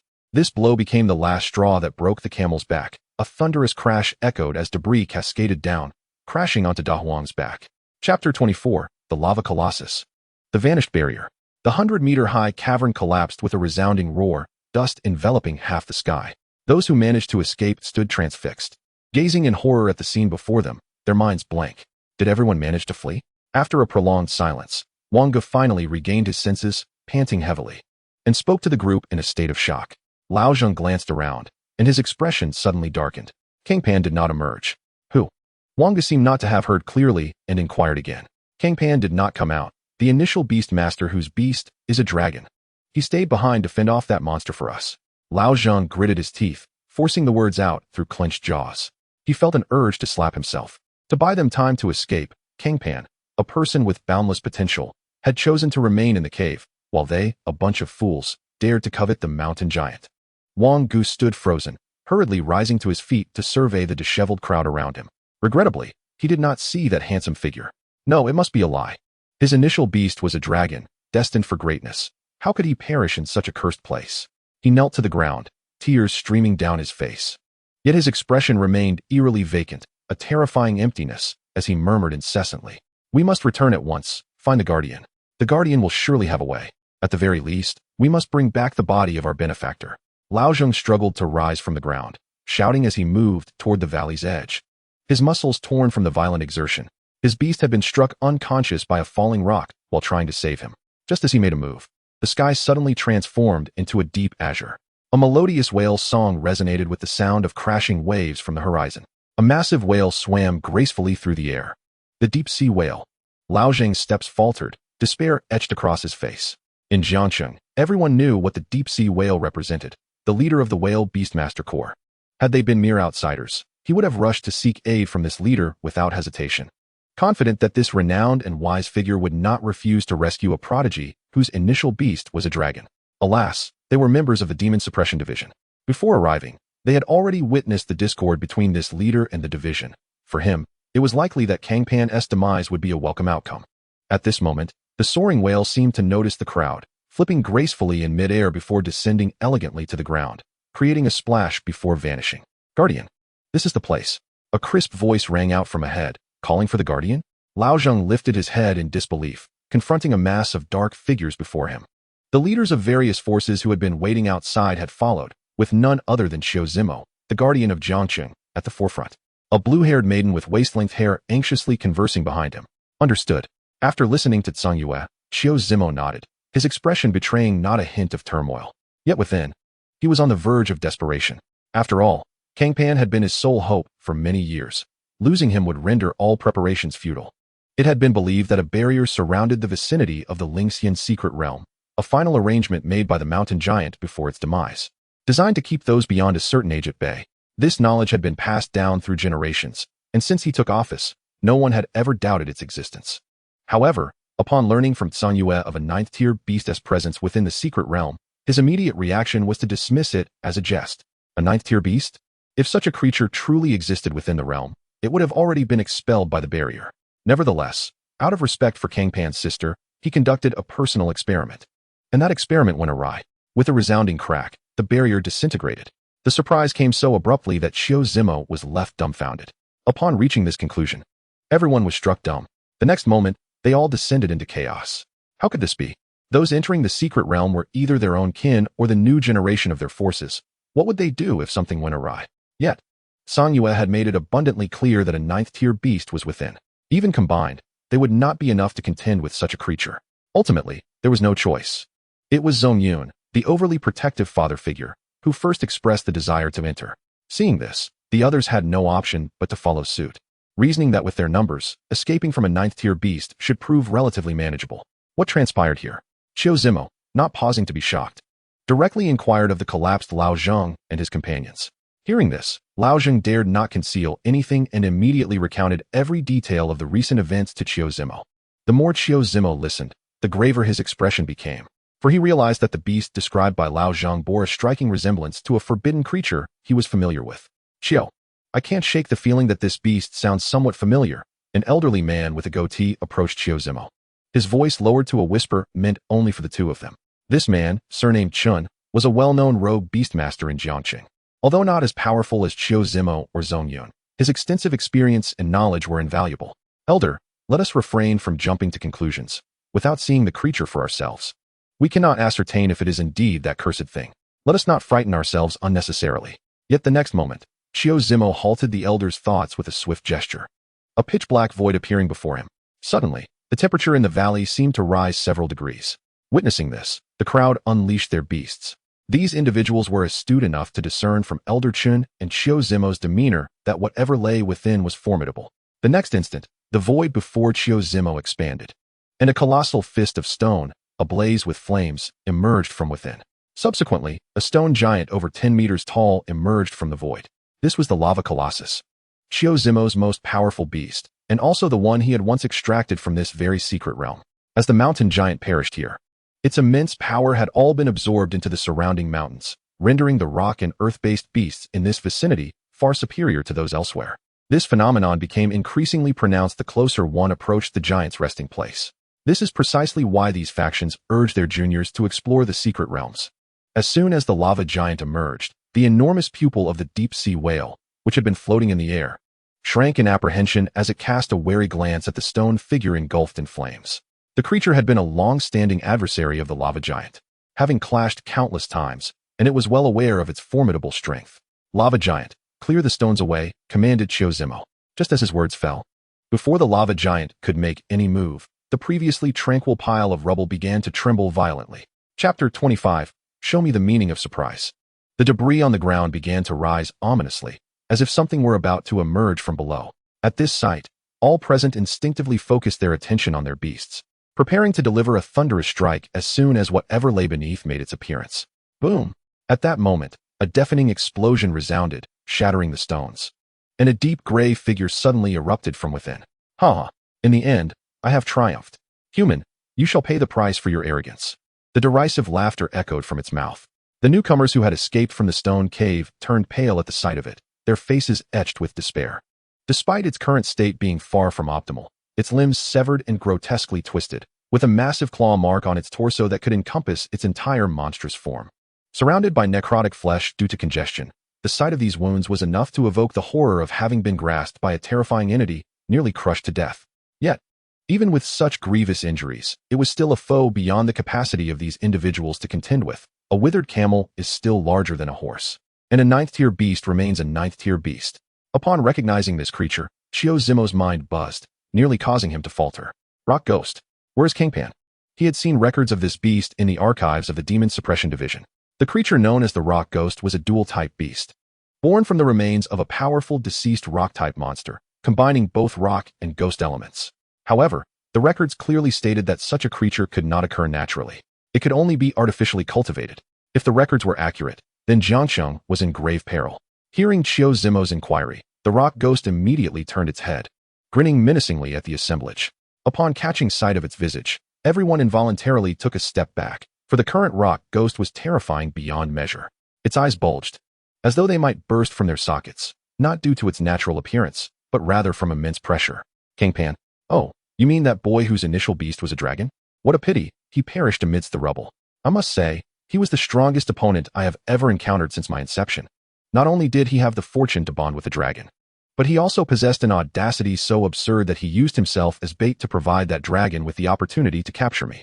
He succeeded, and I nearly perished at that critical moment. But alas, it seems the goddess of luck favored me. His fortune fell just short. As the rock ghost spoke, it brazenly revealed its torso, exposing the deep, purplish claw marks that nearly obliterated its form. This is the first time I've sensed the feeling of death. I must admit, that dragon was extraordinarily powerful, and its beastmaster was exceptionally formidable, but unfortunately, their luck was not on their side. The rock ghost lowered its head, running its twisted fingers over its horrific wounds, trembling uncontrollably. In a daze, it seemed to envision that cataclysmic red dragon once more. No, it cannot be. Cang Pan, how could you possibly die here? Listening to the rock ghost's words, Sang Yue covered her mouth in shock, her body nearly collapsing to the ground. The rock ghost lifted its head, reveling in the moment. Hee, splendid. Today is undoubtedly a day graced by the goddess of fortune. I have just escaped death, and upon emerging, I encounter such abundant prey. If I devour you, I shall not only fully recover but may even surpass that threshold. The eerie voice, composed of multiple tones, resonated once again, causing all to furrow their brows. Impossible. How could such a creature have killed him?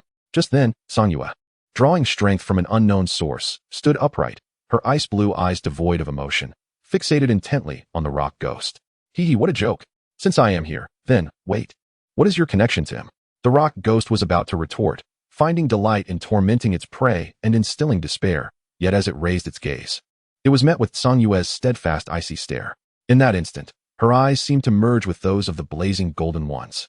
The rock ghost, momentarily disoriented, appeared to see the figure commanding the red dragon rise once more, causing it to emit a shrill scream akin to that of a frightened girl. Hee, I am his sister, Sang Yue boldly acknowledged without regard for Chiu Zimo's frantic expressions. The snowfall spider and ice serpent materialized beside her, transforming Sang Yue into an embodiment of an ice queen. The rock ghost, now thoroughly frightened, fixed its gaze on Sang Yue and her two beasts. After a lengthy pause, a manic grin slowly spread across its lips. You are his sister? My goodness, that is the most amusing joke I've ever heard. A creature like him has a sister as pathetic as you? Just look at yourself. There is no comparison. Ha, perfect. Right here. In the very place where he lies buried, I shall devour you piece by piece, forcing him to witness his kin perish before his grave. At this moment, the rock ghost was utterly exhilarated. Even its twisted and broken limbs began to move involuntarily in a grotesque dance, its bulging eyes nearly popping from their sockets due to sheer excitement. What is this? This is surprise. What is surprise? This is surprise. It had been unable to defeat Cang Pan, leaving a deep scar in its heart, a significant instability as it prepared to transcend to immortality.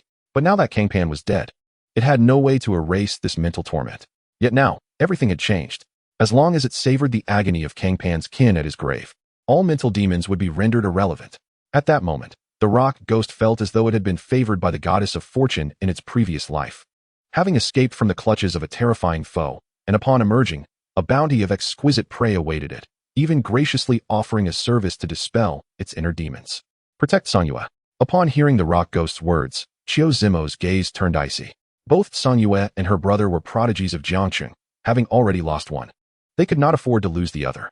However, Sang Yue, upon learning of Cang Pan's demise, fell into a peculiar state. She was eerily calm, yet her mind was consumed by a singular thought: to reduce this wretched creature to ashes. She signaled to the snowfall spider. Although the snowfall spider had yet to reach a level of profound understanding with her, it was nonetheless capable of grasping what this meant. It quietly retreated a few steps, its innate ability to diminish its presence activating, causing the tiny spider, no larger than a fingernail, to seemingly blend into the snow. Futile effort. Cease your pointless struggles and perish here. I shall gratefully feast upon you. The rock demon stood tall, its terrifying wounds visibly mending at an astonishing rate. The aura of a ninth-tier ferocious beast erupted forth, overwhelming most of the Beast Tamers, forcing them to the ground. However, the moon shadow, shrouded in its shadow, remained unperturbed, displaying a subtle expression as its previously tense muscles relaxed. What are you doing? Have you surrendered? The rock demon let out a maniacal laugh, oblivious to the peculiar expressions of those around it. What did you just say? At that moment, a voice, engraved deeply within its most haunting nightmares, resonated from behind. Chapter 26. The Great Terror, the Birth of the Morning Star. Crack, crack, crack. The rock demon struggled to turn its head, the sound reminiscent of long unused gears grinding to life. Finally, it managed to look behind itself. At that moment, a mound of rubble swelled ominously, as if something were about to emerge. Boom! Just then, a cacophony erupted, and a pair of scarlet dragon wings, reminiscent of celestial appendages, unfurled from beneath the debris. Amidst the swirling dust, for orbs of golden flame blazed fiercely. No, these were not flames, but rather two pairs of burning golden eyes. Thud, thud, thud. The heavy footsteps echoed through the haze, reverberating deeply within the rock demon's heart. No, it's impossible. The rock demon's body trembled uncontrollably. It recoiled, terror etched across its expression. Impossible. That monster is dead. I saw it with my own eyes. How can this be? It shook its head repeatedly, desperately trying to reassure itself. Yes, that's right. No one could survive such a collapse. The rock demon's mind became a chaotic mess, fear stripping away its ability to think. You certainly have uttered some remarkable words. A deep voice emerged from the dust, instantly heavying the atmosphere. Akin to a volcano on the brink of eruption, the immense dragon wings swept dramatically, dispersing the dust to reveal its true form. It was a dragon, a magnificent creature that artfully melded beauty with ferocity, spreading its wings like a protective canopy. Beneath it stood a young man with an unusual expression, as if he were suppressing some overwhelming emotion. You're still alive. The moment the rock demon laid eyes upon the youth, its pupils dilated in shock, nearly popping from their sockets. Terrified, it turned to flee. The grayish-white body transformed into a streak of lightning, racing away from the direction of the moonshadow. But this is not a cave. There are no familiar terrains here. Dahong, seize it and bring it back. Cang Pan's voice revealed no trace of anger or joy, yet such an expression rendered it even more terrifying.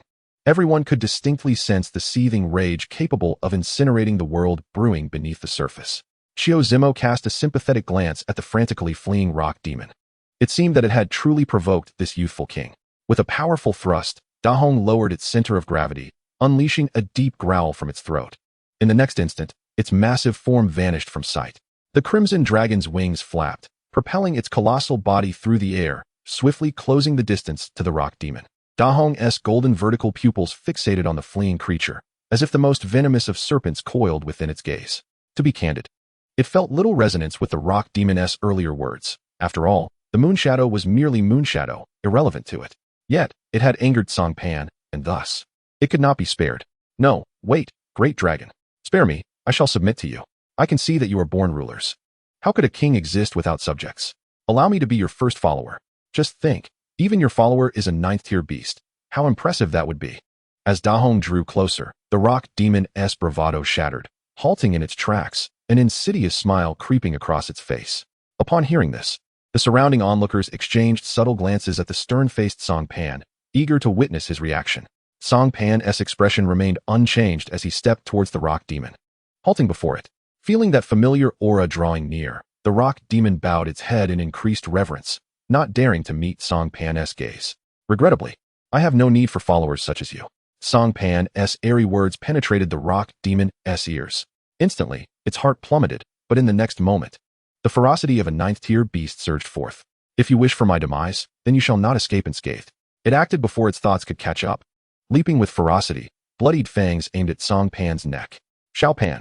The moonshadow, witnessing this scene, felt a rush of dread, her pupils narrowing instinctively as she let out a shriek. In that instant, despair washed over her. At such close proximity, evasion seemed impossible. Yet, the rock demon was quick. But Dahong was quicker. In the moment the rock demon lunged, Dahong's claws reached out, seizing it. With a resounding crack, the rock demon, nearly twice the size of an ordinary human, was clutched within Dahong's grip, akin to a mere rodent. The situation reverted to its previous state within the cave. The captured rock demon writhed desperately, but Dahong's grip only tightened further, intending to crush it into oblivion. I cannot perish here. The rock demon's blood-red eyes fixated fiercely on Cang Pan, as it began to reflect upon its life. From the moment it was born from the carcass of a giant, it understood that it was different from its kin. Within it resided the essence of giants, destined to surpass its brethren. But alas, at this moment, it faced an enemy even giants could not contend with. Is this where my journey ends? The rock demon felt its consciousness fading, the world blurring around it, and this thought suddenly emerged. Then, a prolonged silence ensued, and it faintly heard the crisp sound of cracking. That was the sound of its bones being crushed. Accompanying it was the sound of liquid flowing, its blood vessels rupturing, blood spreading through its muscles. I refused to yield. Suddenly, a flame ignited within its consciousness, burning fiercely. The rock demon let out an indomitable roar, simultaneously sensing the threshold that had haunted it for years beginning to loosen. A smile emerged on the rock demon's face. At this moment, the external world could no longer discern the form of the rock demon. It resembled a tattered rag doll, utterly flattened by the imposing figure of the crimson dragon. Just when the onlookers presumed the rock demon had met its demise and were eager to approach the young prodigy, Cang Pan, a blinding light suddenly radiated from the mass that had nearly devolved into a pulp of flesh. Thump, thump, thump. The resounding heartbeat once again emanated from the body that had extinguished the flame of its soul. Simultaneously, a terrifying aura enveloped the entire secret realm. In that instant, the mountains trembled, rejoicing and exulting. They celebrated the birth of something extraordinary. This presence is ominous. We must flee. Chiozimo trembled uncontrollably as a realization struck him. This was a Morning Star-level beast. His voice, strained, pierced the air. Chapter 27. The Deepest Terror. What? Morning Star? Chiozhanshu, you cannot be serious. Everyone heard Chiozimo's shriek. Their initial reaction steeped in disbelief. After all, in the impoverished Jiang city, where Chiozimo, possessing a 7th-tier beast, was regarded as the strongest, the very notion of a Morning Star was unfathomable. The term Morning Star existed for them only as a mythical name. They had no tangible understanding of its true might. Yet now, a legendary being had descended. Cang Pan, your arrogance knows no bounds. Yet it is precisely your hubris that enables me to surpass this threshold. Fear not. After I devour you, I shall remember you, the adversary who instilled terror within me. A familiar voice emerged from the pulpy mass. A colossal power broke free from the grasp of the Crimson Dragon. The mass of flesh writhed and reassembled, causing the surrounding mountains to tremble in unison. Meanwhile, the stones within the secret realm seemed to possess consciousness, rolling toward the writhing mass until they coalesced atop it. Countless fragments formed a towering giant. A mountain giant. How could the rock demon transform into a mountain giant? Chiozimo was rendered speechless, for the visage of this giant had long been etched in his memory, the very creator of this secret realm, the mountain giant. I have no idea. I've never heard of a rock demon reaching the Morning Star. The seasoned Mr. Chun was equally flabbergasted, one hand clutching his heart while the other steadied himself against a companion. The events unfolding were far too exhilarating for someone of his age to comprehend. Cang Pan, can you halt it? It is in the midst of transformation, and it should be at its most vulnerable. Chiozimo cursed under his breath, wishing to command the lava golem to attack the transforming rock demon, only to discover that the lava golem had knelt in reverence before the metamorphosing creature. In that instant, he realized he could not rely on the lava golem and withdrew it into the beast taming space, turning to Cang Pan. The transforming rock demon had also heard Chiozimo's words and momentarily froze, casting a fierce glare in his direction. He was right. This was indeed the rock demon's weakest moment, and it wouldn't even require a 9th-tier beast. An 8th-tier beast's full assault could deliver a devastating blow. It nervously glanced at Cang Pan, aware that if this individual truly decided to strike, its fate would be sealed. Death would be the only outcome. At that moment, the rock demon regretted its premature leap. No need. Yet, to everyone's astonishment, Cang Pan shook his head, rejecting the proposal. Why? You don't think it will still submit to you once its transformation is complete, do you? The irritable Zhong Yun could no longer contain himself, shouting loudly, but fell silent under Cang Pan's glare. The rock demon, too, was momentarily stunned, followed by an overwhelming sense of elation. Yes, that's right, continue to be arrogant. Once my transformation concludes, you shall witness what true despair entails. The rock demon mused gleefully. Cang Pan remained silent, his gaze toward the rock demon growing increasingly peculiar. Am I mistaken? Why do I feel as though I am the villain, and this creature embodies the spirit of a shonen manga protagonist? Yet such futile thoughts were swiftly cast aside as Cang Pan focused intently on the metamorphosing rock demon. He yearned to see if a beast of Morning Star caliber could yield 2-star materials. More and more boulders melded into the giant's form, sculpting it with increasing clarity. Clang! With the final stones settling into place, a towering giant, standing a full 100 meters high, emerged within the valley, its feet firmly planted on the ground, its gaze level with the mountains. In the next moment, a crimson light ignited within its hollow eye sockets. Simultaneously, an overwhelming aura enveloped the mountains, and the stars flickered in homage. It raised its massive hands, surveying its form, before unleashing a raucous laugh. Ha ha ha ha, Cang Pan. I always thought you were merely an arrogant fool.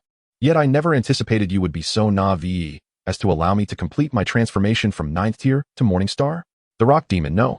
Now it should be called the mountain giant, looked down upon the crimson dragon, which had once instilled fear within it, now appearing so diminutive and fragile. This is power. It swung its colossal rocky fist, exhilaration coursing through it as it yearned to roll on the ground in delight. Then, with a gaze of pity, it turned toward Cang Pan. Rest assured, my arch-nemesis, I shall devour you first, followed by your sister. You need not feel sorrow. With that, it extended its hand toward Cang Pan, dismissing the crimson dragon entirely. What a jest! What am I now? A Morning Star-level mountain giant. How could I possibly regard a dragon that has yet to reach the Morning Star? Yet just as its hand was about to grasp Cang Pan, it found itself unable to extend any further. What is happening? The mountain giant, puzzled, shifted its arm, only to discover that the seemingly insignificant dragon had extended a claw to brace against its arm, the diminutive claw suddenly radiating strength that rivaled its own. How is this possible? The mountain giant bellowed in shock, an ominous premonition rising within its heart. How could it be impossible? Do you not realize whom you are facing? But what awaited it was Cang Pan's expression, one of complete control. What do you mean by this? The mountain giant sensed the shift in the atmosphere, wishing to flee, but Cang Pan, ever prepared, would never grant it such an indulgence. Crimson Dragon, eliminated. The experiment has reached its conclusion. Once it is slain, we shall ascertain whether it can indeed yield 2-star materials.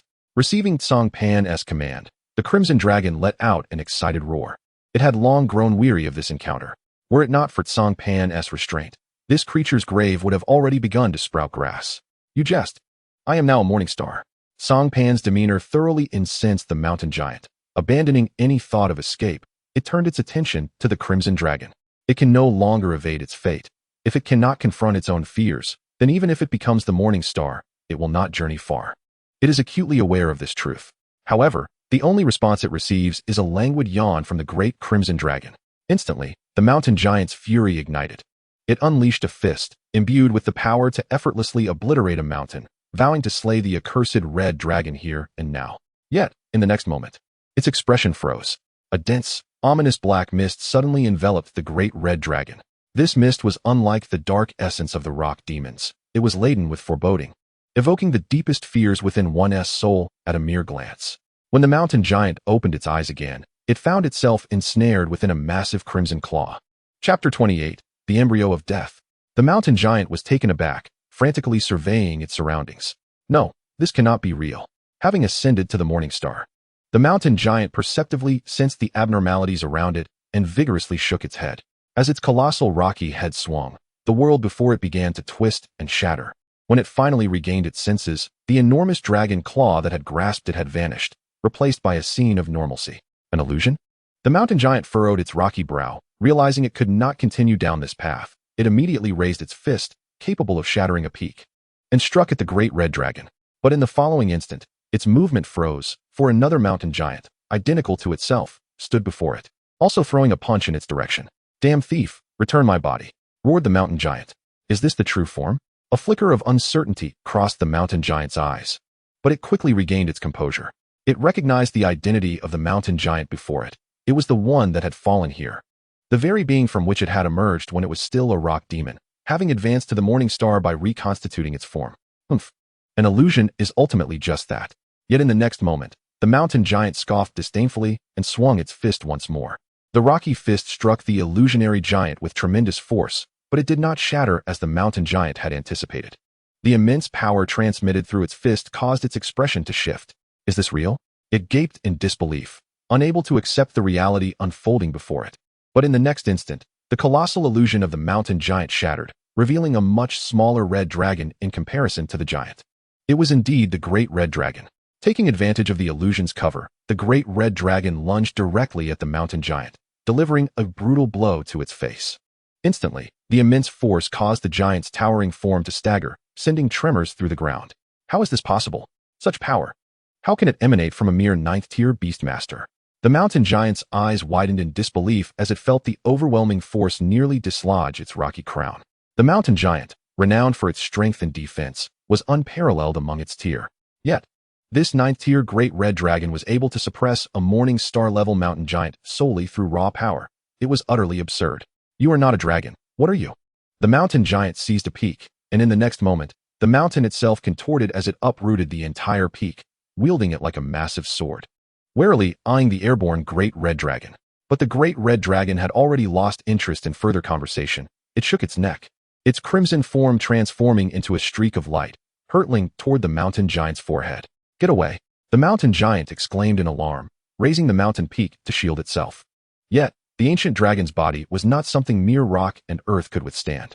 Without a sound, the peak was pierced through, creating a gaping hole. The mountain giant attempted to utter more, but its consciousness began to fade. With a thunderous roar, the mountain giant's 100-meter-tall frame crashed down, stones erupted, the mountains lamented, and the earth fractured. It was as if the calamity of the ancient deity's wrath had once again descended upon the realm. However, these anomalies subsided after a brief moment, leaving only a scene of devastation in their wake. The onlookers exchanged glances, gazing at the ravaged earth and collapsed peaks in astonishment, ultimately casting a fearful glance at Cang Pan. After all, this was merely the aftermath of the mountain giant's fall. Yet this individual had directly engaged the mountain giant in combat.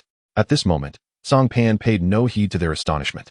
He slowly approached the fallen mountain giant's corpse and reached out to touch it. Instantly, the mountain giant's body began to crumble rapidly, transforming from a humanoid form into a puddle of muck, while a stone giant embryo appeared in Cang Pan's hand. Witnessing this, the onlookers' gazes flickered. Cang Pan possessed such power at such a young age. Unless he had encountered an extraordinary opportunity, they would not believe it, for they were also human. And so was Cang Pan. Why should there be such a vast disparity between them, capable of achieving feats even the most audacious novels would not dare to write? If their assumptions were correct, this stone egg was indeed Cang Pan's extraordinary opportunity, yet knowing this, they dared not make any movements. After all, even the mountain giant could effortlessly crush them all. How could they compare to Cang Pan, who had so easily vanquished the mountain giant? With the remnants of shattered stones still clinging to the Great Red Dragon, what they thought was of no concern to Cang Pan. At present, all his focus was concentrated on the stone egg in his hand. Embryo of the deathly mountain giant. 2 stars. The mountain giants are the children of the mountains. Whenever a mountain giant perishes, as long as it undergoes the nurturing of the mountains, a brand new mountain giant will be reborn. However, this particular mountain giant, in the process of nearing formation, was catalyzed by the resentment generated from the fall of the previous mountain giant, leading to the birth of a rock demon, which seized the essence of the mountains that rightfully belonged to it, rendering it a stillborn. Yet, nothing is absolute. This stillborn, unable to come to fruition, birthed boundless resentment, which may yet present an opportunity. Gazing at the cold stone embryo in his hand, Cang Pan's lips curled into a satisfied smile. As he had anticipated, beasts below the morning star could only yield 1-star materials, while beings of morning star caliber could produce 2-star materials. With this deathly giant embryo in his possession, he could now begin preparations for his second beast companion. Cang Pan, there is something you may not know. Allow me to enlighten you. Just then, Zimo approached, his expression somewhat grim. Chapter 29, Sister Against Brother. What is it? Having returned the stone embryo to the beast master space, Cang Pan turned his head, curious about Zimo's sudden approach. Zimo cautiously glanced around, ensuring no one could overhear, before leaning in closer to Cang Pan's ear. Rock demons cannot arise naturally. They can only be artificially catalyzed. The somber tone caused Cang Pan's eyes to narrow. I understand. He nodded, his thoughts racing like lightning. In that instant, he recalled the description contained within that stone embryo. Following the fall of the previous mountain giant, resentment had been exploited, catalyzing the emergence of the rock demon. Initially, he had paid little heed to this statement, but upon reflection, it became evident that the depths of this situation were profound. Do you require my assistance? Zimo inquired with genuine concern, observing the somber expression on Cang Pan's face. Despite the vast disparity in their strengths, he was the protector of the Demon Suppression Division in Jiangcheng, a reputable leader within the official violent organization of the Yin Kingdom. Just keep an eye on my sister, Cang Pan replied, his mouth opening to refuse, but faltering as he glanced at Sang Yue, who stood nearby, gazing at him with teary eyes. He ultimately addressed Zimo. As an ancient dragon in human form, he occupied a status that was only subordinate to deities. In certain respects, he was even more esteemed than the gods. Truly a sacred entity walking upon the earth. The advantages bestowed by his ancient dragon form were not merely a matter of elevated status. They also granted him the audacity to fear no schemes or conspiracies. Assassination or poisoning posed no threat to him whatsoever. However, Sang Yue was different. She was merely an ordinary human. By allying with the Demon Suppression Division, her enemies would inevitably tread carefully. After all, behind the Demon Suppression Division stood the formidable Yin Kingdom. All right then, I'll take care of things. You need not worry, Zimo responded with uncontainable excitement. His spirits lifted as he resembled an exuberant puppy. His greatest fear had always been Cang Pan's indifference. Now, by ensuring Sang Yue's well-being, the Jiangxing Demon Suppression Division had established a connection with Cang Pan. This was not a mere unrefined talent. He was a formidable individual who had already manifested his potential.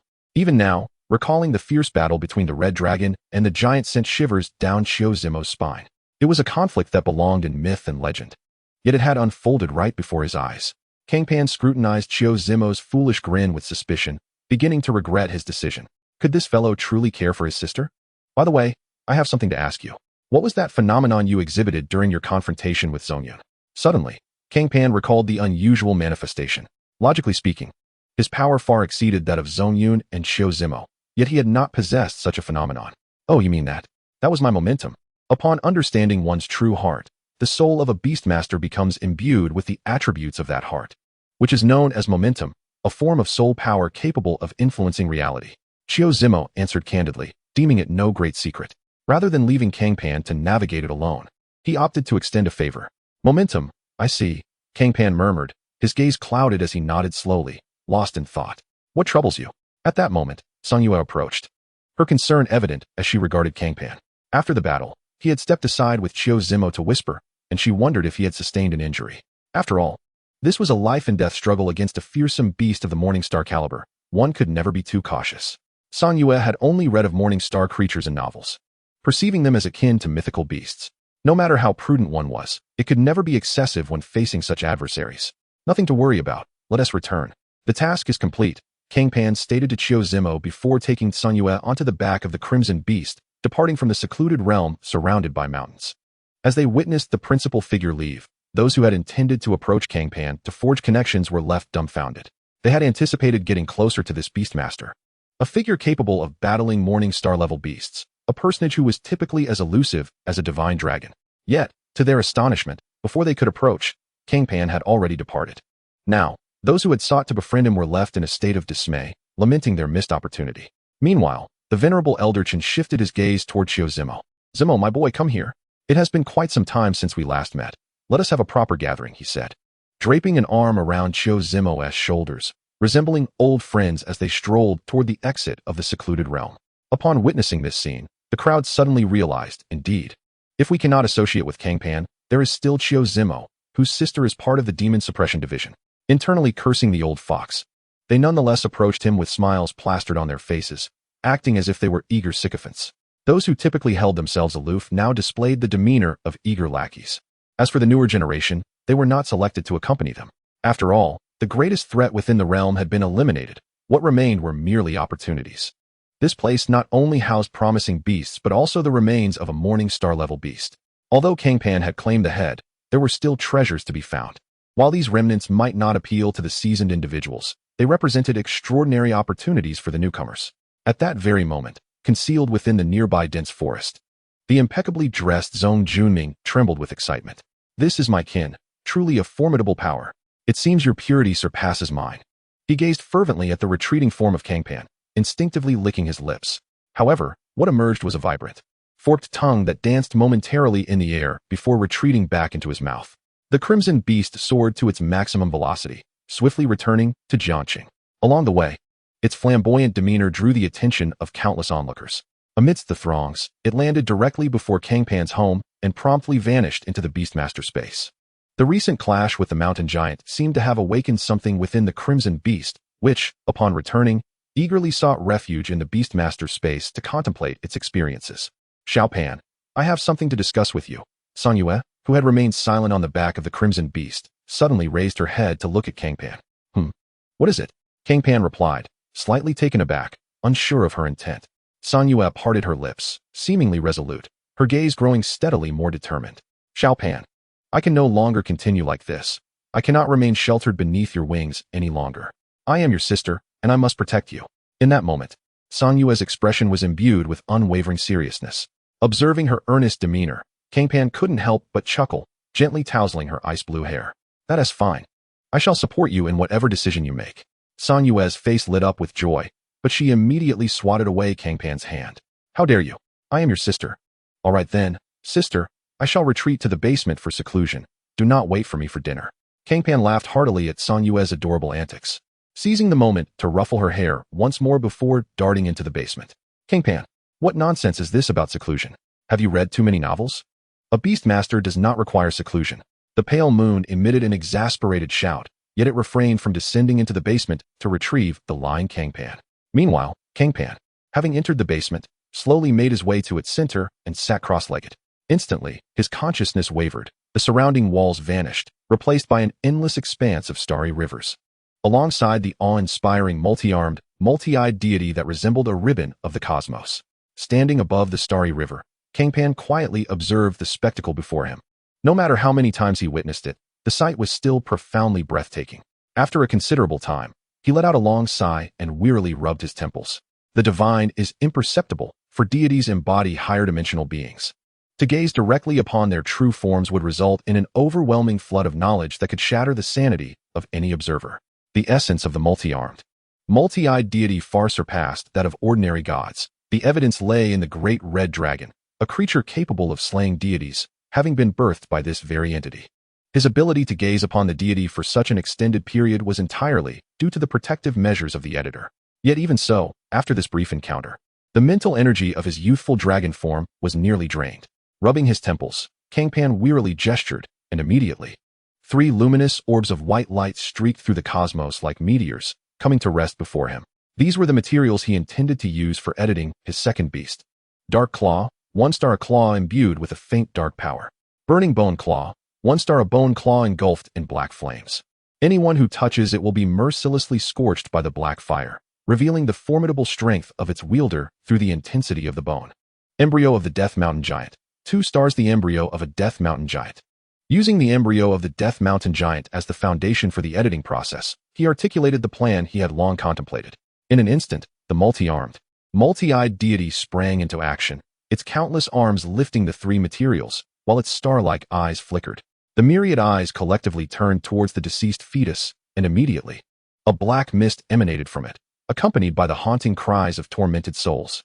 At that moment, the fetal form exhibited none of the imposing heft characteristic of a mountain giant. Rather, it exuded an eerie quality. One arm gently cradled the dark claw, and the unknown mineral that composed the arm seemed to animate, displaying an astonishing dexterity.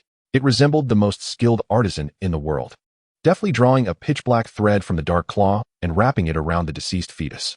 Cang Pan observed closely. This was no ordinary thread, but rather a manifestation of the dark power itself. Should any deity associated with craftsmanship or weaving witness this scene, they would undoubtedly exclaim in disbelief.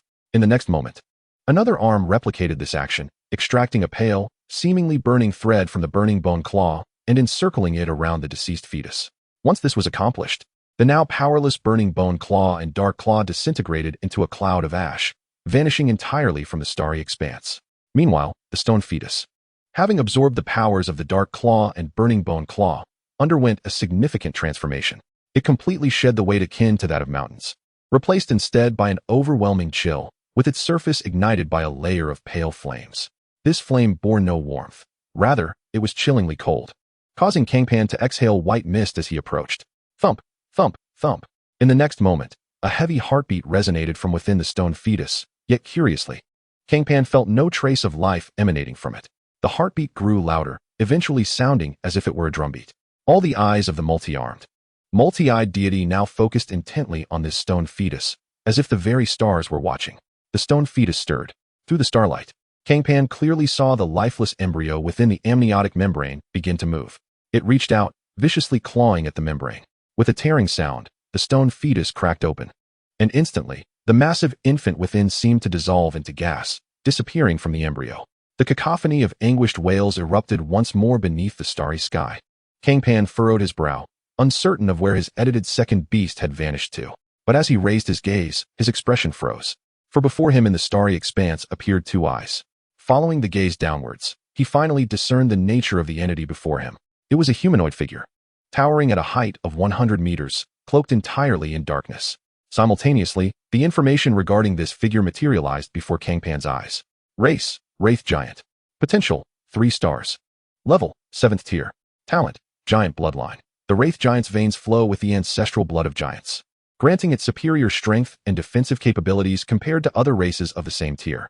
Moreover, due to the Wraith Giant's incorporeal nature, the giant blood undergoes a remarkable transformation, allowing it to meld into shadows. Netherfire, a unique flame that combines resentment, dark power, and necromantic fire, capable of burning both flesh and soul. Child of the Stars Gaze, an infant born under the watchful gaze of the stars, blessed by them, its strength amplifying in darkness, particularly as midnight approaches. Editing evaluation, ordinary. The host may choose one ability from the Wraith Giant to merge with themselves. Gazing upon the Wraith Giant's information, Cang Pan inhaled sharply. In truth, the Wraith Giant's potential was not particularly formidable. In comparison to the Great Red Dragon, It was like comparing heaven and earth. This was to be expected, as the materials used to edit the Wraith Giant were, at best, only 2 stars. Yet, unlike the Great Red Dragon, which converted all the energy from its materials into talent, the Wraith Giant had directly manifested a portion of energy, thereby becoming the entity it was now. However, this was not the most crucial aspect. The true significance lay in the Wraith Giant's mutated giant bloodline. The ability to conceal itself within shadows was undoubtedly excellent news for Cang Pan. This meant he could carry a 7th-tier enforcer at his side. One should not underestimate the 7th tier. Even the strongest individual in Jiangxing, Qiu Zimo, was merely a 7th-tier beastmaster. As for the others, they paled in comparison. Relative to the perfect editing of the Great Red Dragon, the editor's evaluation of the Wraith Giant was merely ordinary. He could only choose one ability to merge and could not assimilate the Wraith Giant's full strength. Yet, this mattered little. Possessing a talent was a significant gain. Cang Pan stroked his chin in contemplation for a moment before ultimately focusing on a particular talent. Chapter 31, The Master Behind the Rock Demon. He decided to merge with the talent of the Child of the Star's Gaze. This talent could be deemed the true core of the Wraith Giant, as its power intensified as midnight approached. As soon as he voiced his decision, the multi-armed, multi-eyed deity extended an arm, extracting a brilliant thread from the Wraith Giant's body and binding it to Cang Pan. Is that all there is to it? Cang Pan felt somewhat unsettled as he examined his body. He sensed no enhancement whatsoever. Here, there is no night. The Spectre Giant cast a puzzled glance at Cang Pan, sensing the sudden emergence of a protective aura akin to its own enveloping Cang Pan. Yet, this did not deter it from using its gravelly voice to caution Cang Pan about the underlying issue. So it was. Cang Pan nodded, casting a fleeting glance at the starry sky above, feeling a subtle stirring within. At that moment, the Spectre Giant lowered its immense head. Gazing at the colossal shadow before him, Cang Pan gently pressed his forehead against the giant's. Instantly, a faint, almost ethereal link manifested deep within their hearts. The human soul is exceedingly fragile. To forge contracts with multiple beasts, one must undergo a transformation, rendering their soul more resilient. Only thus can one endure the weight of several soul contracts without shattering.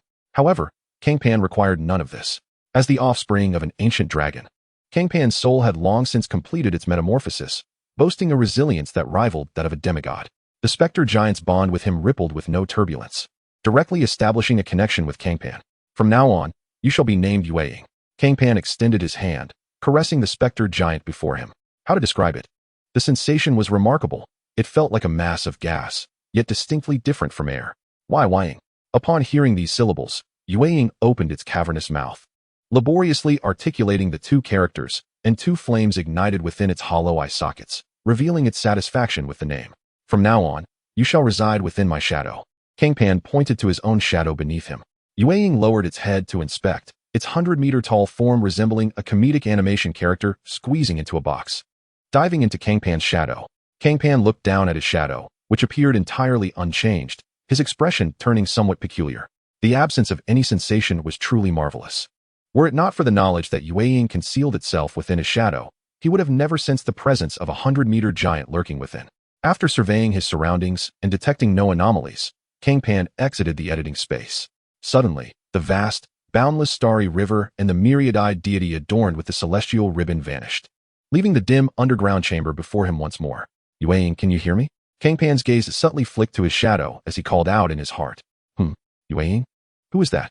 The Crimson Beast, originally digesting the sensations from their recent battle within the beast space, suddenly opened its eyes wide, a flicker of anxiety flashing deep within. For reasons unknown, the mention of that name elicited such a reaction from it. Oh, Da Huang, Yueying is my second beast companion, and will be your ally henceforth. Cang Pan was taken aback by Da Huang's sudden interjection, but smiled as he explained. Just then, Yueying's voice drifted through, its slow pace causing Cang Pan to grimace. Unbeknownst to him, within the beast space, Da Huang was struck by a bolt of shock upon hearing his words. As second beast, Da Huang froze, staring in astonishment at Yueying, curled within the shadows of Cang Pan. A second beast, kept by my side, with a name more melodious than mine. Da Huang's eyes sharpened with growing intensity as it glared viciously at Yueying, ultimately severing its connection with Cang Pan in a fit of pique. Outside, Cang Pan, left bewildered by the abrupt disconnection, paid little heed, as Da Huang, preoccupied with processing its newfound insights, simply opened the door to the underground chamber and stepped out. By now, it was already dawn, yet the hall's lights remained aglow, with steaming dishes laid out on the table, evidently reheated multiple times. Observing this, a warm smile unfurled on Cang Pan's lips. Such a feeling of being cared for is truly delightful. Yet, while he felt joy, Da Huang within the beast space was far from pleased. In the beast space, Da Huang could see everything Cang Pan did through his eyes. How could this fellow, after severing their connection, neglect to seek him, to show concern, and instead begin to eat? Enraged, Da Huang promptly shut its eyes. However, oblivious to Da Huang's thoughts, Cang Pan hastily finished his meal and retired to his room for sleep. Meanwhile, atop a towering spire that pierced the heavens in Luocheng, a gaunt old man suddenly opened his eyes. One of my rock demons has perished? From where? He furrowed his brow, his hands, dry as tree roots, waved, conjuring a pitch-black void. In the next moment, a crystal-clear mirror emerged from the abyss. WNN, my esteemed master. Upon appearing, the mirror floated through the air before bowing before the old man, resembling a sentient being. This was indeed a peculiar beast. Jingxian, one of my rock demons has died. I demand to know how it met its end, where it perished, and which one it was. The gaunt old man's expression remained neutral, yet upon hearing his words, Jingxian couldn't help but tremble all over. Why yes, my master. As it spoke, a radiant white light enveloped Jingxian, and scenes began to materialize upon its mirrored surface. Jingxian, a beast of divination, was said to possess the ability to foresee distant futures. Initially, it did not take this matter to heart, considering it merely the death of a rock demon. Its trepidation stemmed solely from fear of the old man's wrath, never contemplating that there might be something beyond its foresight. However, moments later, Jingxian's expression stiffened. It had divined nothing. Alarmed, Jingxian hurriedly attempted to divine anew. The images upon the mirror froze momentarily before beginning anew. The same scenes re-emerged, yet at the crucial moment, they suddenly became immobile. Jingxian's panic intensified as it clearly noticed the old man's brow furrowing, unmistakably indicating his dissatisfaction. I shall try again, great master, please do not be anxious. Flustered, Jingxian prepared for a third attempt at divination. Yet, once more, it encountered the same outcome. Just as it reached the pivotal moment, the images abruptly froze. This time, it seemed that its incessant probing had agitated the being beyond the veil. Suddenly, a pair of golden eyes, ablaze with fiery brilliance, emerged within Jingxian's vision. Roar! In the next instant, a terrifying roar reverberated within Jingxian's mind, rendering its gaze momentarily vacant. Crack! The once smooth surface of the mirror shattered, a crack appearing that nearly cleaved it in two. For Jingxian, this was nothing short of a fatal blow. The sudden turn of events momentarily stunned the old man, yet he quickly opened his eyes, extending a finger toward Jingxian. A point of green light shimmering at its tip. The light penetrated Jingxian's form, halting the expansion of the crack that had been steadily widening. Jingxian, what did you see?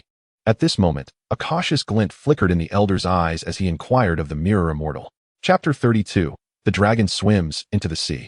It is worth noting that although the mirror immortal was not particularly formidable in combat, it was unparalleled in the art of divination.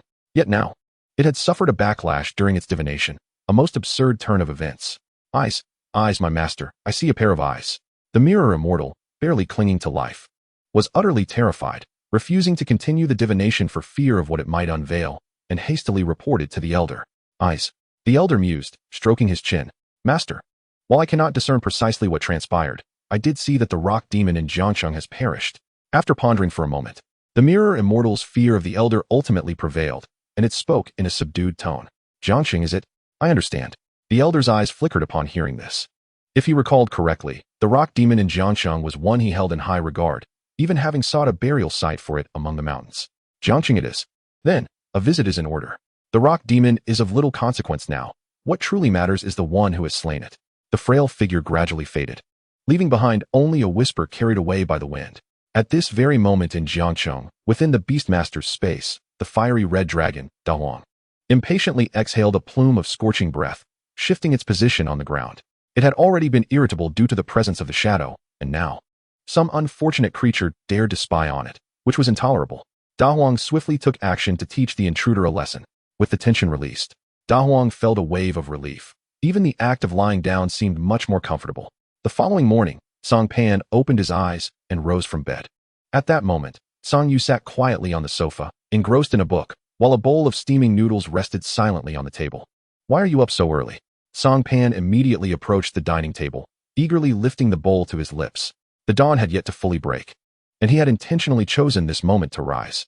Cang Yu, upon hearing this, set aside her book, her striking ice-blue eyes regarding Cang Pan with a bemused smile. If I hadn't gotten up this early, would you have run off? The motion of lifting the noodles to her mouth faltered for a brief moment before returning to its original course. Cang Pan said nothing, fully focused on his meal. Observing him, Song Yu refrained from further questioning, instead quietly fixing her beautiful gaze upon him, as if etching his image into her heart. The atmosphere fell into a profound silence. After a while, Cang Pan set down his chopsticks, having consumed every last morsel in the bowl, wiping his mouth with a napkin. He finally turned his attention to Song Yu. When did you realize? He referred to his intention to leave home for training. This decision had been made on his journey back to Jiangcheng, one he had never disclosed to anyone. Song Yu, regarding him with a disdainful smirk, retorted, You are my brother. I raised you from infancy. I know you too well. With that little trickery of yours, do you think I wouldn't know? Words that seemed entirely at odds with her beautiful appearance came from Song Yu's lips, causing Cang Pan to awkwardly touch his nose. Parents do not wander far. Wherever they go, there must be a purpose. Though we lack parents, an elder sister serves as a mother. Speak, where do you intend to go? And when will you return? I'm not entirely sure. This journey is for exploration. I do not know where it will lead. But I shall certainly return within 2 months. Observing her increasingly troublesome brother, Song Yu sighed and stood up, wrapping her slender arms around Cang Pan, burying her pretty face into his chest. Go then, but do not return only to find your strength inferior to mine. After a long while, Song Yu finally uttered this sentiment. All right, I must report to the Demon Subjugation Division after I finish my meal. I cannot let you get too far ahead. Pushing Cang Pan away, Song Yu began to busy herself. That bowl of noodles had been specially prepared for him. She had only just begun preparing her own breakfast. By the way, I've placed a change of clothes and other essentials into the space ring for you. Suddenly, from the kitchen, Song Yu turned her head, tossing a silver ring to Cang Pan. This is a storage item crafted from the space-type Beastmaster, capable of holding items. Very convenient. Understood. Cang Pan nodded, donning a brown coat that hung on the rack and placing a white fedora atop his head before stepping outside into the rising sun. Upon leaving home, his aura grew increasingly substantial. The young dragon broke free from its shackles, officially declaring its existence to the world. In the early morning, the masses departed their homes, rubbing their sleepy eyes as they began a day of toil. Yet, a tall figure walked leisurely away from the rising sun. Cang Pan ambled along, his pace unhurried. As if on a stroll, his purpose was never merely to travel. This was a journey of cultivation, a journey of the heart. This cultivation began the moment he stepped out of his home. The young king set forth, measuring the vast world with his steps, in search of his own heart. The winds and waves will eventually yield, and I shall hoist my sails to navigate the vast sea. Departing with the sun at his back, his shadow elongated behind him, in which something seemed to writhe restlessly, alert to its surroundings. Along the way, Cang Pan walked and paused, indifferent to the speed of his journey. Yet, with the advent of the Beastmaster era, the earth had expanded 100-fold, with mountains and forests shrouding the paths between cities. As dusk approached, Cang Pan found an open space to halt his steps. Tonight, I shall rest here. Assessing his surroundings, he reached out and summoned forth a dark void. Chapter 33, The Battleground of the Beastmasters. Only now do you remember my existence. Within the Beastmaster's space, Da Huang sensed Cang Pan's summons, snorting disdainfully, resolutely deciding not to emerge, instead shifting into a more comfortable position to continue sleeping. Noticing that Da Huang's form had not emerged from the void, Cang Pan blinked in confusion. Da Huang, what is wrong? Is there an issue? Instinctively, a sense of anxiety gripped Cang Pan, and he quickly directed his gaze towards the Beastmaster space. However, at that moment, Da Huang lay comfortably within the Beastmaster space, having heard his call, lazily rolling over but refusing to respond. What is going on? Cang Pan was at a loss. He did not doubt Da Huang's loyalty, as their bond through the Beastmaster contract allowed them to share feelings. Yet, at this moment, Da Huang's emotions felt like a tangled mess. He could sense it, but could not comprehend it. Within the Beastmaster space, upon hearing Cang Pan's anxious call and feeling his urgency, Da Huang's heart swelled with delight. He cares for me. But in the next moment, Da Huang's expression shifted, and he lay down in a different posture, choosing to ignore Cang Pan. He had resolved to leave Cang Pan in suspense for a while. Your Excellency, the Beastmaster, I think it may be because of me. A dry voice emerged from the shadow of Cang Pan. A diminutive figure, entirely cloaked in darkness, suddenly perched itself upon the shoulder of Cang Pan. It was none other than the shrunken form of the Shade. Because of you? Why? Upon hearing the Shade's words, Cang Pan found himself even more bewildered. Could it be that the ancient dragon harbored a disdain for giants? That seemed implausible. After all, it too was an ancient dragon. So why had it not sensed any odious aura emanating from the Shade? The Shade cast a peculiar glance at Cang Pan. According to your kind, this emotion is termed jealousy. In an instant, Cang Pan was rendered speechless. Jealousy? Jealous of you? This was a path he had never envisioned. What a ridiculous turn of events. His initial beast was envious of his second beast. However, as he pondered, a resolution took shape within him. As long as he discerned the source of the issue, the remainder would be trivial. Dahong, come forth, I require your presence. This succinct command caused the Great Red Dragon, who had been feigning death within the beast space, to open its eyes wide in surprise. With a swift motion, it flipped over and stood up, its body instinctively responding to Cang Pan's call. The massive crimson ancient dragon once more descended into this realm. Yet, as Dahong emerged, its expression stiffened, its features frozen in place as it slowly turned its head, only to meet the enigmatic smile of Cang Pan. In that moment, Dahong, filled with indignation, nearly wished to carve out a 3-room apartment with its toes upon the ground. Observing Dahong's adorable demeanor, Cang Pan could not help but chuckle. He gradually rose from the ground, approached Dahong, and gently caressed its crimson scales. Dahong's body stiffened, instinctively attempting to evade Cang Pan's touch. All right, let us cease this folly. It was my fault for neglecting you. As he stroked Dahong's scales, Cang Pan spoke softly, his eyes brimming with warmth. Instantly, Dahong turned its head away with a disdainful huff, yet its expression had already softened.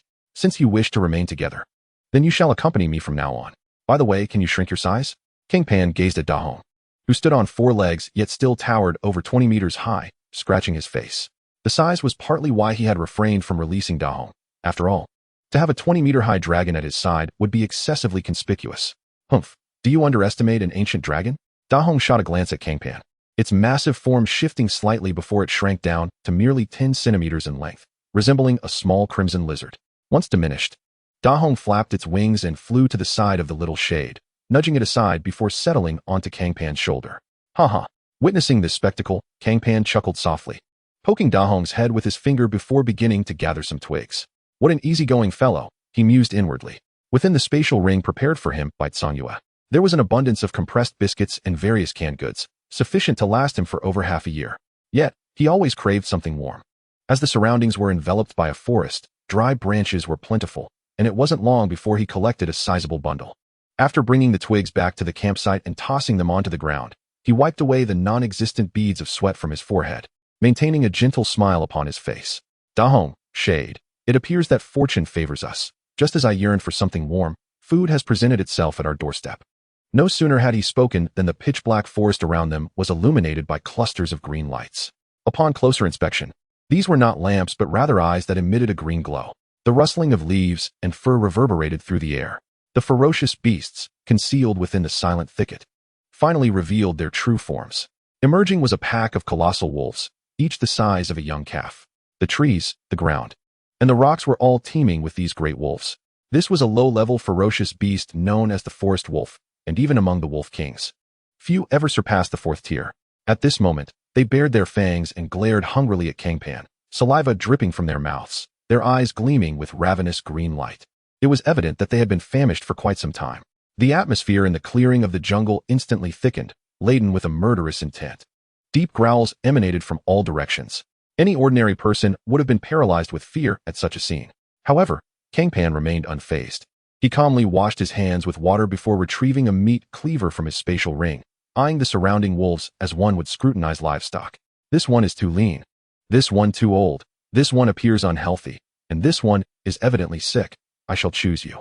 Cang Pan grinned as he surveyed the wolf pack, ultimately fixing his gaze on a giant wolf still shrouded in darkness.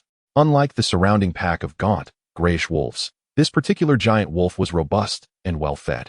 Its coat gleaming with luster, its limbs sturdy, showcasing well-defined muscles. He could sense the aura of a king emanating from this giant wolf. Having selected his target, Cang Pan strode directly towards the wolf king. Awoo! Sensing Cang Pan's movement, the wolf king let out a long howl. Instantly, the surrounding forest wolves lowered their bodies, preparing for an attack. Yet the next moment, their movements froze.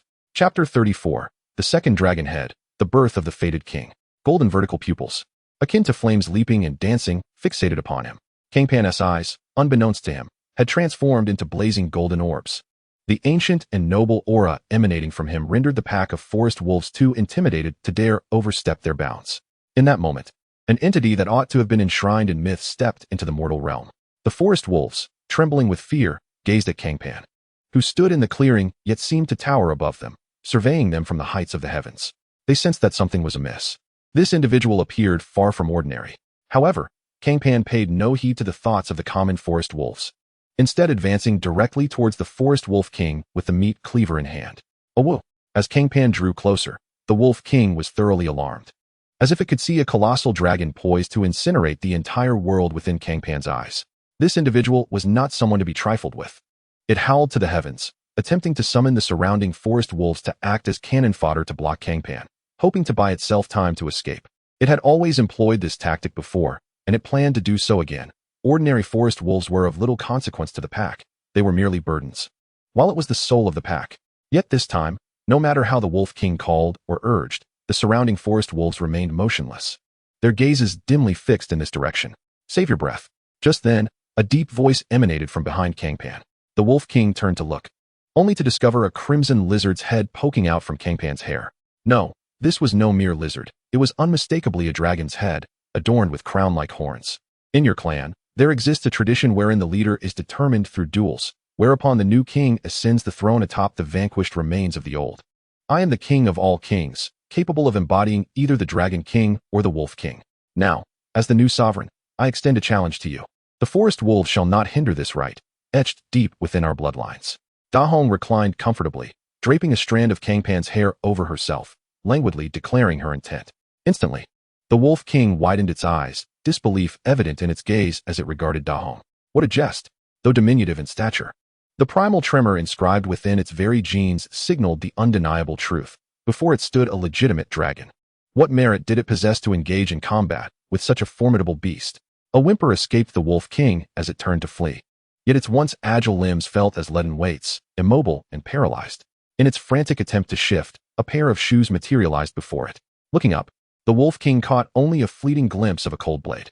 In the next heartbeat, its body, larger than its kin, collapsed to the ground, raising clouds of dust. Witnessing the fallen Wolf King amidst the swirling debris, Da Hong, perched upon Cang Pan's shoulder, raised her head, her noble lineage fully awakened. In that moment, she seemed to embody the essence of the destined monarch. Regrettably, forest denizens, your king has been bested in this duel by my beast master. Henceforth, my beast master and I shall reign over you. A chorus of whimpers arose as the forest wolves exchanged glances, ultimately bowing their heads in submission to Cang Pan. The majestic dragon horns atop Da Hong's head shimmered momentarily before beginning their untamed growth. Simultaneously, the exquisite crimson scales adorning her neck writhed, as if something sought to emerge from beneath them. With a sudden hiss, a blood arrow shot forth from Da Hong's neck, shattering the scales and forcing flesh apart, giving birth to a brand new scarlet dragon head. The first dragon head's crown-like horns sprouted a second crown, which settled upon the newly formed head, taking root within it. Da Hong's petite form ascended into the air, swelling dramatically to reveal her true size. At that moment, a crimson two-headed dragon descended upon the clearing. Cang Pan furrowed his brow, a flicker of concern crossing his features as he sensed that Da Hong's condition had taken a turn for the worse. Her aura surged boundlessly, akin to an overinflated balloon poised to burst at the slightest external pressure. Simultaneously, the once symbiotic connection he shared with Da Hong faded. It was not so much lost as it was obscured by the chaos within her mind, rendering her thoughts inaudible to him. Ying had risen from the shadows, encasing Cang Pan in an armor of darkness to ensure his safety. The night was upon them, the stars twinkling overhead, as the celestial gifts of the stars reached their zenith. Da Hong, how fare you? Cang Pan gently patted Ying's form, signaling her to remain calm before approaching Da Hong's side. Stone, you must leave quickly. I feel terribly unwell. Da Hong's once brilliant golden eyes had dulled to a murky hue, bloodshot and filled with pain, nearly eliciting a cry of anguish from the destined monarch. Her scales were stretched to their limits. Even the enchanting ruby-like scales were marred by nearly invisible fissures. These cracks were plentiful and alarming, with blue-purple veins visible beneath the scales, a grotesque sight. Yet, upon hearing Cang Pan's voice, Da Hong regained her composure, gritting her teeth and urging him to depart. But Cang Pan did not heed her wishes to flee. Instead, he smiled gently and sat beside her. Fear not, I am here by your side. His simple reassurance struck Da Hong like a bolt of lightning, clarifying her muddled thoughts. The immense power, previously threatening to tear her apart, was now guided and surged towards the newly emerged second dragon head. Instantly, the second head, once drooping and devoid of spirit, was ignited by a sharp, divine light. A crimson glow enveloped Da Hong entirely. Within this radiance, shattered scales began to fall away, new ones sprouting forth, weak muscles tearing and reforming into greater strength. and bones fracturing and regrowing, ultimately becoming denser and more resilient. The second dragon head, previously bowed to the ground, slowly raised itself. Its once dull eyes now ablaze with fervor. The first and second dragon heads lifted in unison, howling to the heavens, heralding their arrival to the world. Roar. Chapter 35. Dahong enters the Morning Star, the awakening of the King of all kings. A formidable aura erupted from Dahong, far surpassing her previous might. Seeing this, Ying immediately positioned herself before Cang Pan, her imposing form akin to a black mountain, absorbing all impact. After a considerable time, Dahong finally regained her composure. She unfurled her wings and landed beside Cang Pan, extending her tongue to gently lick his face. How do you fare now? Cang Pan momentarily disregarded Dahong's affectionate gesture. His concern focused on the newly sprouted head. Feeling a warmth blossom within her, Dahong's once aloof gaze softened, transforming into one of tender affection as she regarded Cang Pan. I feel splendid, having successfully ascended to the Morning Star level. Indeed, Dahong had crossed the threshold into the realm of the extraordinary. The barriers that had plagued the rock demon for countless years now seemed trivial in her presence. Is that so? Will the additional head pose any complications for you? A smile graced Cang Pan's face, quickly overshadowed by worry. An extra head could lead to discord, a genuine concern. Not at all. I possess but a single consciousness. The second dragon had asserted, its voice unmistakably Dahong's. Despite the addition, Dahong felt no difference, an astonishing sensation. Ah, then I am relieved. Now shrink down. It's time for a meal. After observing Dahong to ensure her well-being, Cang Pan finally relaxed. He retrieved a carving knife and approached the fallen wolf king, slicing open its abdomen to extract its heart. This was a delicacy prepared for Dahong, who had a particular fondness for the innards of powerful creatures, especially hearts. Behind him, the now 20-centimeter-long Dahong gazed at Cang Pan's actions, proudly raising her head towards Ying, resembling a child flaunting a new toy. Yet, Ying paid her little mind, her shrunken form resembling a stuffed doll as she perched on Cang Pan's shoulder. This scene left Dahong feeling as though she had struck a solid object, a frustrating sensation that nearly brought her to the brink of exasperation. At this moment, Cang Pan cleaved open the Wolf King's skull, revealing the steaming gray matter within, a delicacy favored by the shadow. As a specter giant, Shadow's sustenance had always comprised shadows and souls, and the brain, imbued with essence, was the epitome of nourishment for it. As for Cang Pan, he casually severed a piece of hind leg meat for himself. After the flurry of activity, darkness had completely engulfed the last remnants of sunlight. The stars became the sole beacon of light in the night. In a clearing within the jungle, a campfire quietly flickered to life. The Wolf King's head, serving as a vessel for the soul, was propped over the flames, while the brain, sprinkled with minced garlic and chili, sizzled and released an alluring aroma as the wolf fat dripped into the fire. Shadow, who had been feigning a doll-like presence on Cang Pan's shoulder, could no longer contain itself, drooling as it gazed hungrily at the wolf's head, where the wailing soul within constituted the ultimate delicacy. The wolf's heart was cleaved in two and placed alongside Cang Pan's meat skewers over the fire, ensuring they were shielded from direct flames, yet subjected to the intense heat. Golden grease occasionally dripped from the heart and skewers into the flames, igniting a flurry of sparks. Is it ready, sure to? The crimson-eyed creature stared longingly at the now-colored heart, anxiously tugging at Cang Pan's hair. All right, no need to rush. After a glance at the heart roasting over the fire, Cang Pan deemed it sufficiently cooked and promptly retrieved it, placing it before the eager red. He then used 2 sticks to elevate the wolf's head to Shadow's eye level. The 2 beast masters could hardly contain themselves, immediately indulging in their feast. Cang Pan, not to be outdone, bit into the meat skewer without a second thought, ignoring the heat. The aroma of grease and seasoning wafted up, alleviating the fatigue of the day. Surrounding them, hundreds of forest wolves gathered, ravenously tearing into their prey. A massive black water buffalo, a low-tier ferocious beast, lay before them, its only merit being its abundant meat. This buffalo had been captured by Red earlier that evening. After all, it was now the Wolf King, responsible for the sustenance of its subjects. Why do you keep these forest wolves? Cang Pan inquired, having just swallowed the last morsel of meat, glancing down at Red. Given Red's usual temperament, this pack of wolves would hardly attract its interest. I am the natural king of kings, destined to rule over myriad races. Is it so strange that I now govern a tribe of forest wolves? Upon mentioning its intentions, Red ceased its gnawing on the heart and raised its 2 heads high, the seriousness reflected in its 4 golden eyes. Is that so? Cang Pan mused, stroking his chin, a chill running through him as he recalled the description of Red's innate talent, the king of earth, a son born to a woman, destined to wield an iron staff to govern nations. His child was taken to the divine throne. However, if these descriptions of talents were indeed true, a dilemma arose. The unknown blood that had edited Red indicated that the original Red Dragon was not Red itself, but rather the enemy of Red's mother. Having usurped the place that rightfully belonged to Red, now thriving high above, Red, still gnawing on the heart, lifted its head, gazing at Cang Pan in confusion. Sensing the unrest within him, "It's nothing." Observing Red's concerned gaze, Cang Pan smiled and gently patted its head, suppressing his chaotic thoughts. Given his current strength, pondering such matters was futile. "What are your plans moving forward?" As the King of Kings, all races within these mountains should be my subjects." Red proudly lifted its head, and the surrounding forest wolves seemed to comprehend its words, collectively howling towards the heavens. This night was destined to be tumultuous, for their king had been born. Chapter 36. The Emperor of the Zhejiang Mountains has returned. The following morning, sunlight streamed upon Cang Pan's face, rousing him from slumber. Upon opening his eyes, he found a red tail draped over his face. With a natural yawn, he grasped Red's tail and nudged it aside.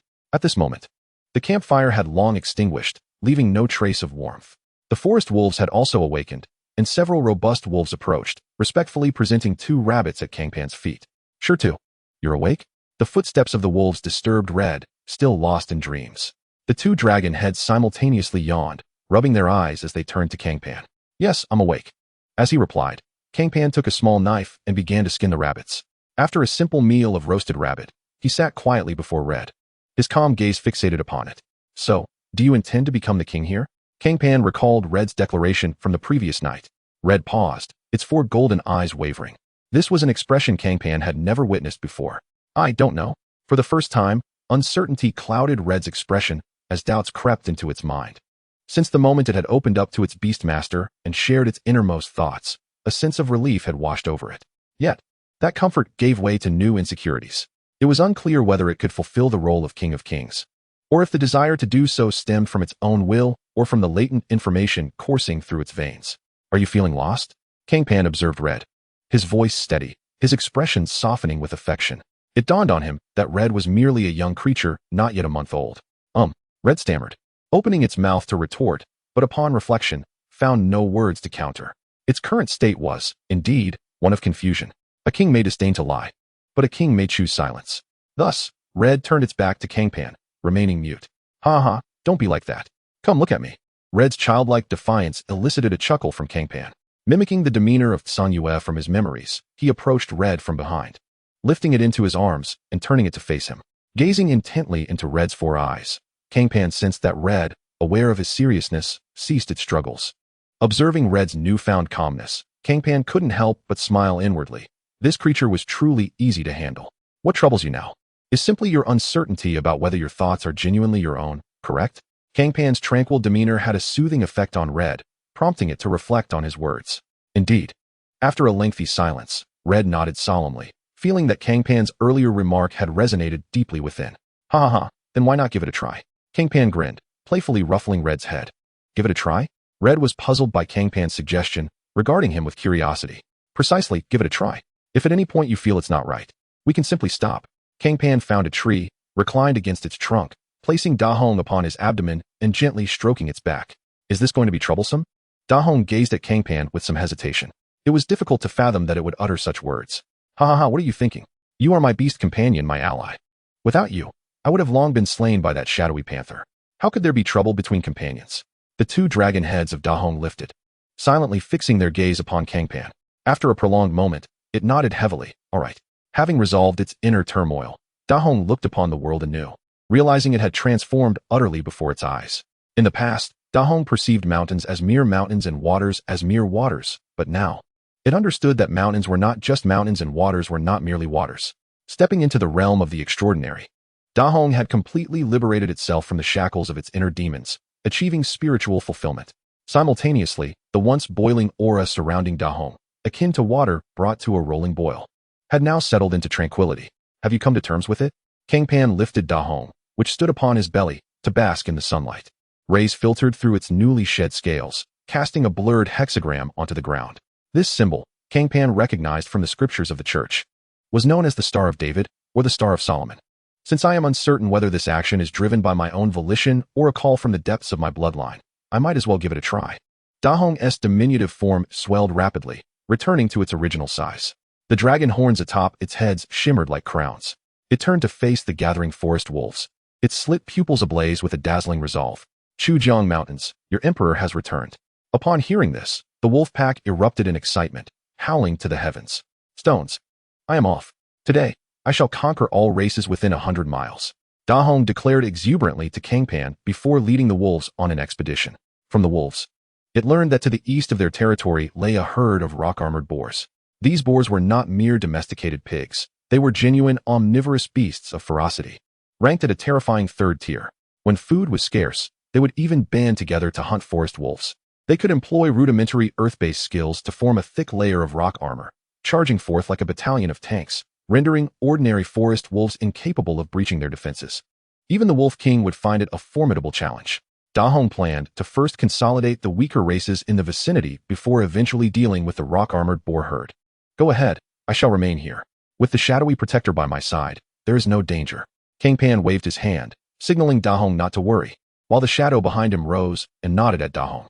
Observing this, Da Hong felt reassured and ventured forth with the wolf pack. Watching Da Hong's retreating figure, Cang Pan sighed. This journey of trial was, on one hand, for Da Hong, who had now discovered its path. On the other hand, it was for himself. He had yet to find his own direction or define his will. Unlike Kuzumo and Zongyun, whose every action could evoke extraordinary phenomena, he, a beast master of Morningstar caliber, still lacked clarity. Thus, he remained merely a beast master with a Morningstar beast, not a true Morningstar beast master. Chapter 37. The 32 Aspects of the Buddha. Sensing Cang Pan's inner confusion, the shadow did not speak, but instead sent forth a fist-sized avatar to perch upon Cang Pan's shoulder, accompanying him in silence. Shadow, what is my true essence? Cang Pan asked with a hint of amusement as he glanced at the diminutive figure on his shoulder. It was amusing to think that this newly born little creature was attempting to provide him comfort. However, he felt inclined to share his troubles. Beastmaster, this is your own path. I am unable to offer effective counsel. The shadow paused momentarily before shaking its head. Haha, therein lies the trouble. Cang Pan stretched lazily and lay beneath the tree, his eyes flickering with confusion. He reached towards the heavens. Sunlight filtered through the dappled tree shadows onto his palm. Yet the warmth did little to alleviate the perplexity within. What indeed is my path? At that moment, the mottled shadows transformed before him into the roaring figure of Da Hong, only to swiftly shift into the silent form of the shadow. The essence of a beastmaster is largely composed of their beast companions. Some are their initial companions, while others are their strongest. Cang Pan pondered the forms of his beasts. The images of Da Hong and the shadow continually morphed before his eyes, until finally, a figure entwined with the cosmic river emerged before him, multitudinous arms and eyes, a waist adorned with the stars, infinitely majestic. This was the image of the thousand-handed, hundred-eyed deity. A smile of pure joy crept upon Cang Pan's lips, an untainted delight, akin to that which graces the countenance of an infant. Cang Pan closed his eyes, and upon reopening them, he found himself amidst an unnamed expanse of stars. The infinitely grand thousand-handed, hundred-eyed deity had stood there since the dawn of time, unchanged for eons. Ah, I see now. The so-called essence is my foundation, and my foundation has never been Da Hong or the shadow, but this thousand-handed, hundred-eyed deity. It is the editor. Cang Pan could not contain his laughter. Before him unfolded a series of scrolls, each ancient sage greeting him with welcoming smiles. At this moment, Cang Pan embodied Siddhartha beneath the Bodhi tree, Wang Yangming and Long Chong, Laozi at Hanga Pass, and the prophet within the caves of Hela. To hear the Tao in the morning is worth dying in the evening. Ha ha ha, so it is. A profound and enigmatic essence began to emanate from him. An indescribable greatness and ancientness that resonated with the aura of the thousand-handed, hundred-eyed deity. Just then, a series of chilling sounds erupted from Cang Pan's body. An endless black mist enveloped him, casting a long shadow beneath the starlight as a towering figure emerged from the darkness, letting out a roar that could shake the very stars. This was the shadow, yet not merely the shadow. It was the essence of the shadow, profound and mystifying. No, I do not require you for the time being. Cang Pan gazed steadily at the shadow before him, slowly shaking his head. Upon hearing this, the shadow trembled, its colossal form gradually dissipating into a myriad of black points, vanishing into the nameless starry expanse. Roar. The moment the shadow vanished, a roar capable of toppling constellations echoed from above Cang Pan's head. The starlight coalesced, forming an ethereal dragon. This dragon boasted 7 heads and 10 horns, its tail trailing a third of the stars in the sky, its visage fierce, as if clawing its way out of the depths of hell, yet exuding an extraordinary majesty. This was Da Hong, the complete Da Hong. It descended before Cang Pan, its 14 burning vertical pupils eagerly fixed upon him. However, Cang Pan merely chuckled and shook his head. No, I do not require your assistance at this moment.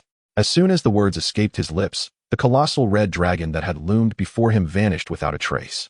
The statue of the myriad-armed and eyed deity reappeared before him, extending its hand toward Cang Pan.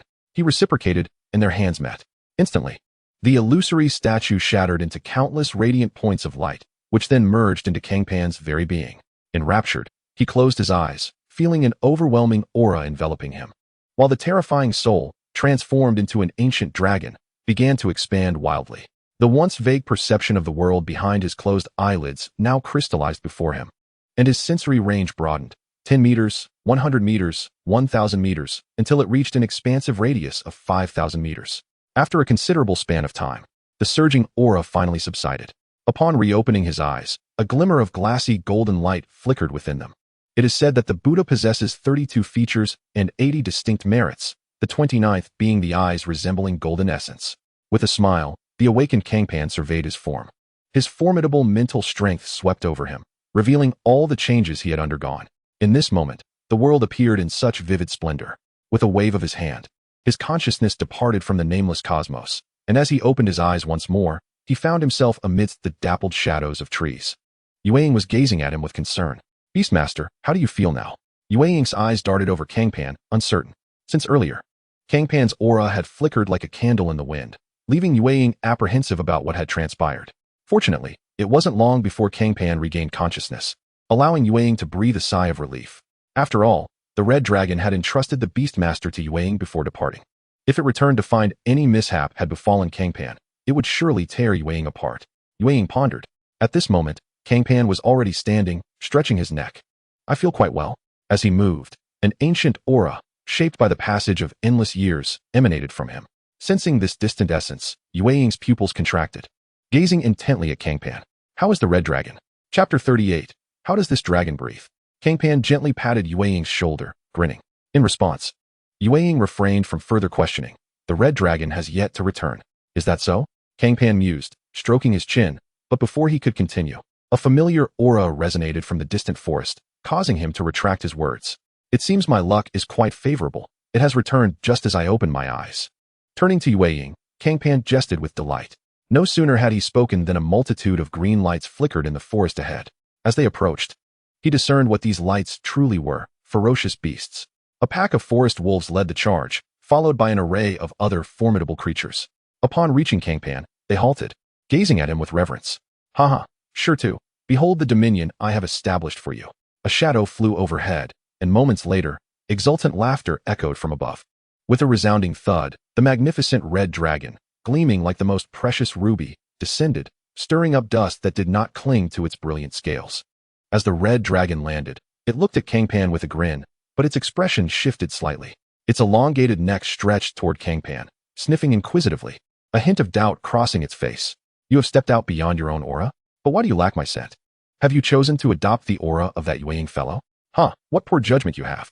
The red dragon burst into raucous laughter, its mouth agape. Yue slowly rose from behind Cang Pan, glancing at the red dragon with a hint of exasperation. Though it was being mocked, even Yue felt a twinge of displeasure. But there was little it could do. The red dragon was formidable, akin to a specter. Quick, sure to, reveal your aura for me to see. I shall prove that your choice of Yue's aura is unequivocally erroneous. After mocking, the red dragon eagerly awaited Cang Pan's response, its tone laced with an unusual emotion. Behind Cang Pan, Yue cast a surprised glance at the red dragon, its expression gradually shifting to disdain as it pondered what might be troubling this creature. A defeated hound. Observing the red dragon's boisterous antics, Cang Pan furrowed his brow, perplexed by how it had changed during its brief absence. Calm yourself.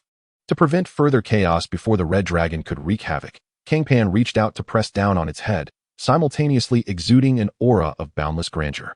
Sensing this presence, the red dragon's scales bristled, and it immediately fluttered away from Cang Pan. What is this? Such an aura. It incredulously leaned closer, as though encountering a ghost. Peering and sniffing. Get away, you're getting snot on me. The red dragon's antics nauseated Cang Pan, who hastily pushed its two dragon heads aside and began preparing dinner for the evening. Unperturbed by Cang Pan's actions, the red dragon lay on the ground, its golden vertical pupils fixated on the busy figure before it.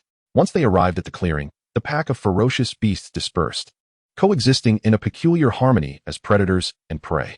By the way, have you ever considered what they will eat after gathering together?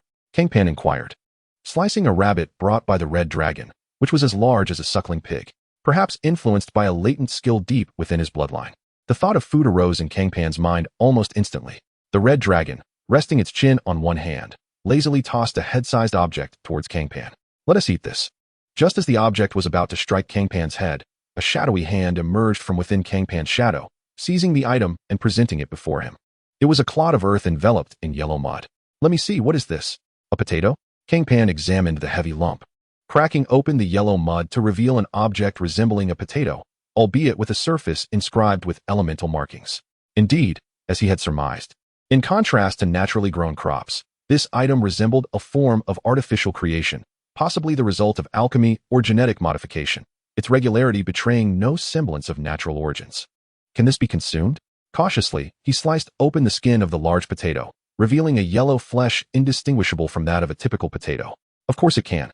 In fact, not only does it taste quite good, but it is also infused with immense energy, far superior to ordinary food, suitable even for carnivorous beasts. The crimson creature languidly retrieved another large potato from behind, taking a hearty bite out of it with a crisp sound reminiscent of fruit being chewed. Upon hearing this, Cang Pan regarded the suspicious object in his hand with a hint of skepticism. Could this be mass-produced? Where did it originate? If what Da Huang claimed was true, and it could indeed be mass-produced, then this substance was extraordinary. Naturally, it can be mass-produced. Otherwise, I wouldn't be suggesting we consume it. It's quite fortuitous, really. This is a concoction inadvertently created by a beast known as the Twisted Treant. They have no need for sustenance. Thus it was overlooked until I stumbled upon it. And to my surprise, it has proliferated across the landscape. Da Huang tossed the remaining half of the Treant potato into his mouth, continuing with the second head, the Twisted Treant. I recall its innate ability is to manipulate flora, which certainly makes sense. These creatures are truly wondrous. After scrutinizing the Treant potato for a moment, Cang Pan cast it into the fire. Though uncertain of how to prepare it, its resemblance to a potato led him to follow the conventional method. Before long, he unearthed a charred lump from the ashes. Carefully peeling away the burnt skin revealed a golden, steaming interior. Cang Pan cut a piece and tentatively placed it in his mouth. Instantly, he was met with a rich texture and a delightful sensation of rejuvenating mental energy that widened his eyes in surprise. Delicious, I assenti it. Da Huang's first head chuckled softly, while the other head abruptly lifted. Do you have time tomorrow? Surprised, Cang Pan turned his head. Didn't you say both your heads share a single consciousness? His brow furrowed slightly. If two distinct consciousnesses had emerged, it could spell trouble. Hee. Didn't you see that coming, did you? Today, I was pondering how to enhance cognitive efficiency, and I concluded that employing two minds could be beneficial. Da Huang raised his head high, wearing an expression that seemed to beckon for praise. You're bound to drive yourself into a state of mental disarray. Cang Pan sighed, realizing why this creature was increasingly resembling a playful fool. Chapter 39. The Beast Tied Against the Iron Flood. Tomorrow is free for me. What is on your mind? Upon hearing this, Da Huang's eyes sparkled with excitement. Perfect. I'm planning to consolidate this region, and all that remains is that pack of rockhelm boars. Come with me. Da Huang himself was uncertain why he felt compelled to do this, but an instinctive desire to showcase his prowess to Cang Pan surged within him. After a moment's contemplation, Cang Pan nodded. All right, I understand. After finishing their meal, Cang Pan gathered the utensils and reclined against Da Huang. The slightly cool scales offered a refreshing sensation on this summer night. It wasn't long before sleep overtook him. Da Huang's two heads silently observed him, the robust tail coiling around him, shielding him from the night's breeze. Rest well, my kin. The two dragon heads turned towards Cang Pan, leaning down softly, their whispers dissipating into the air as if they were mere phantoms. The next morning, Cang Pan awoke to find himself encircled by Da Huang. Rising quietly so as not to disturb the still sleeping creature, his slight movement, however, roused Da Huang. Slowly opening his eyes, the golden vertical pupils flashed a chilling glimmer, which melted away upon seeing Cang Pan. Awake? When shall we attack the rockhelm boars? Hearing Cang Pan's voice, Da Huang shook his head vigorously, standing up. Now. Cang Pan was momentarily taken aback, but in the next instant, Da Huang had seized his clothing, tossing him onto his back. The crimson wings unfurled like clouds descending from the heavens. Boom! The sound of an explosion reverberated through the tranquil morning forest, uprooting surrounding trees, while Da Huang surged forward, leaving behind rippling circles of white energy. Upon reaching the extraordinary realm, Da Huang's power surged incessantly. Roar! A deafening roar echoed above the forest, heralding the onset of change. The myriad beasts, resting in the vicinity, simultaneously opened their eyes and unleashed a chorus of responding roars towards the sky. This was the king's subjects answering the call of their ruler. Da Huang led the charge, soaring eastward, while a tide of countless beasts surged forward on the ground. In a nearby swamp, the calm waters suddenly bulged. In the next moment, a colossal beast, over 3 meters tall and encased in a layer of repugnant mud, rose from the mire. It cast a wary glance towards the western sky.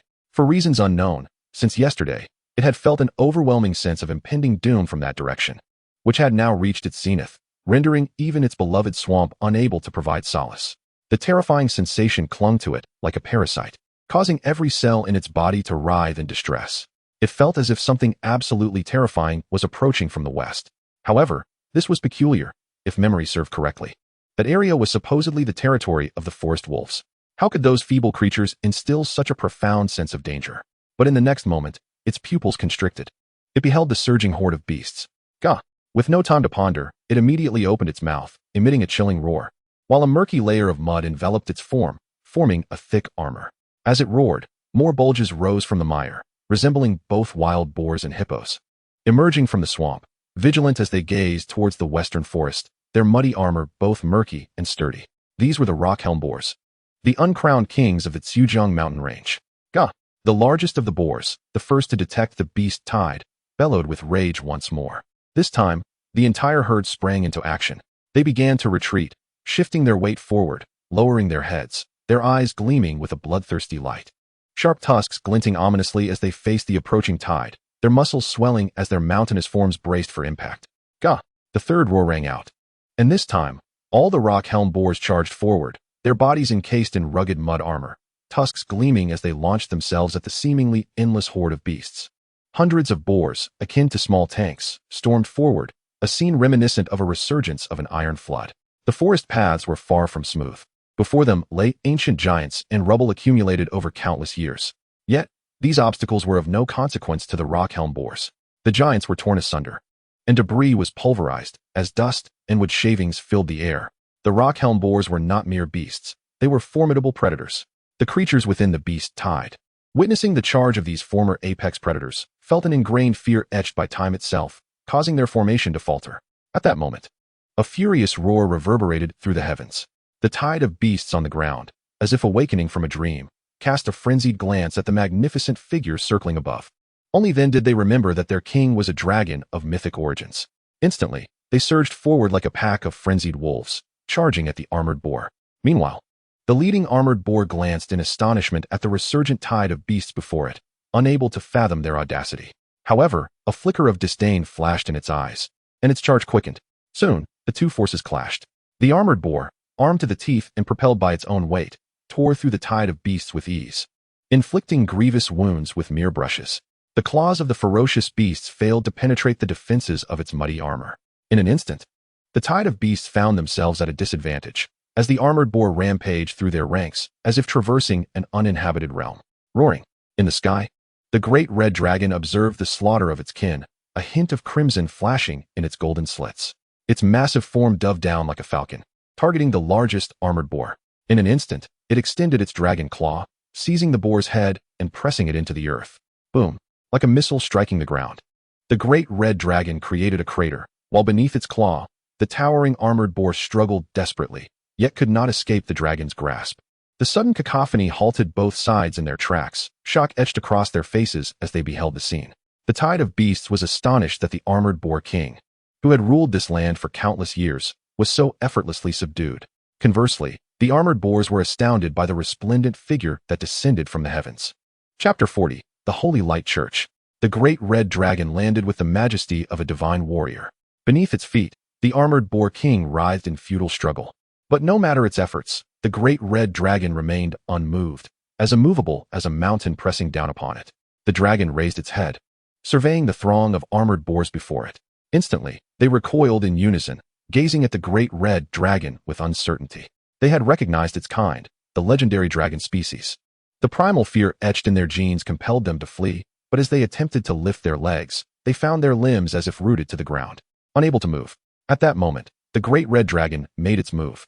Its second head lowered, clamping onto the nape of the armored boar king. Standing over 3 meters tall, the armored boar king was effortlessly lifted by the Great Red Dragon, its sharp fangs piercing through the rocky armor and into flesh, lodging firmly in bone. Crack! The armored boar king, feeling the excruciating pain at its neck, was thrown into a panic. It had not experienced the sensation of being grasped by another for countless years, and it began to flail helplessly in the air, emitting piercing screams. The cacophony of its cries caused the Great Red Dragon to furrow its brow, exerting pressure with its jaw. A sharp crack resonated through the marsh, and the armored boar king's neck twisted at an unnatural angle, its previously thrashing limbs now hanging limply. This formidable beast, which had dominated this region for untold years, surrendered its life in that moment. With a swift toss of its head, the breathless armored boar king was flung aside, and the Great Red Dragon, with its 2 heads raised high, advanced towards the armored boar horde. Blood from the former ruler dripped helplessly onto the ground. The blood-stained red dragon now resembled a fearsome specter that had emerged from the deepest depths of hell. With each step the Great Red Dragon took, the armored boars retreated, horrified by the sight before them. Finally, it came to a halt, a fleeting moment of mercy crossing its first head. Submit or perish, it intoned softly, presenting the choice to the armored boar horde. At that moment, the Great Red Dragon embodied both the savior and the tempter, an entity of divine grace and infernal allure. It was difficult to fathom how such contrasting qualities could coexist within a single being. Hearing the Great Red Dragon's words, the armored boars exchanged glances, contemplating rebellion. Yet, upon catching sight of the lifeless body of their fallen king, their hard-won courage evaporated like mist. In a heartbeat, the first armored boar shifted its heavy body, kneeling in submission to the new king. Instantly, the horde crumbled like a house of cards, all bowing before the Red Dragon. As the once dominant armored boars prostrated themselves at the feet of the Great Red Dragon, the myriad beasts within the tide let out jubilant roars, acknowledging the coronation of their new ruler. With their actions, the surrounding forest, mountains, and rocks erupted with various luminous points, flooding into the Great Red Dragon's form. This was the forest's affirmation of the Great Red Dragon's sovereignty. Cang Pan approached the lifeless armored boar king, crouching down to touch its body. In an instant, the king's form dissolved into motes of light. Simultaneously, a long object radiating a white glow fell at Cang Pan's feet. As the light dissipated, the true nature of the object revealed itself. It was a spine, a fractured spine, not of bone but resembling rock. Fragmented rock spine, special 1 star. A unique pride of a ruler formed only by those who dominate their domain. The spine of a king shall not bend unless broken by overwhelming force. This item was unsuitable for Shadow. Picking up the fragmented spine, Cang Pan pondered for a moment before shaking his head. Shadow's foundation was too weak. It required more compatible materials to elevate its limits. Unfortunately, this spine was not suited for Shadow, though it would be quite fitting for the Great Red Dragon. Yet, the dragon's potential did not necessitate such an item. Thus, it became a mere trinket, tasteless to consume and regrettable to discard. Very well, I shall keep it for now. Casually tossing the spine into the editing space, Cang Pan chose to disregard it. At that moment, the Great Red Dragon, having secured the acknowledgement of this region, let out a triumphant roar, a third bulge appearing on its neck. However, this bulge did not yield a third dragon head, presenting an oddity. Meanwhile, in a colossal city floating in the heavens, an elderly man clad in a platinum robe suddenly opened his eyes wide, terror flashing within them. Behind him, a peculiar orb of white holy light coalesced, faintly guarding his side.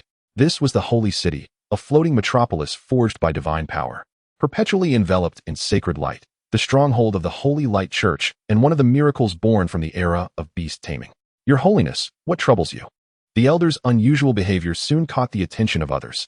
Emerging from the scarce shadows of the Holy City was a middle-aged man of resolute visage and robust stature, adorned with a gleaming silver cross around his neck. He knelt before the Pope, his fierce countenance brimming with loyalty and fervor. I have received the divine oracle.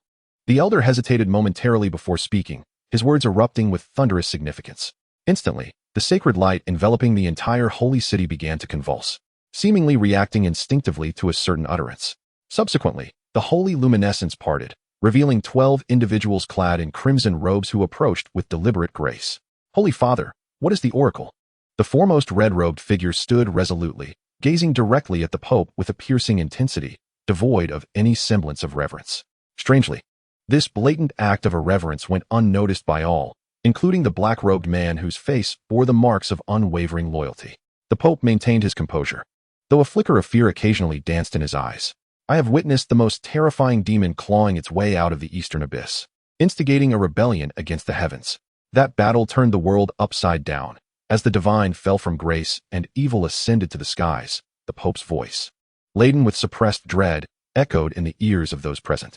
Silence enveloped the assembly, all eyes fixated on the red-robed figure at the forefront. After a moment of contemplation, he declared, "Activate the envoys. Commence a thorough search in the east to locate and eliminate the demon."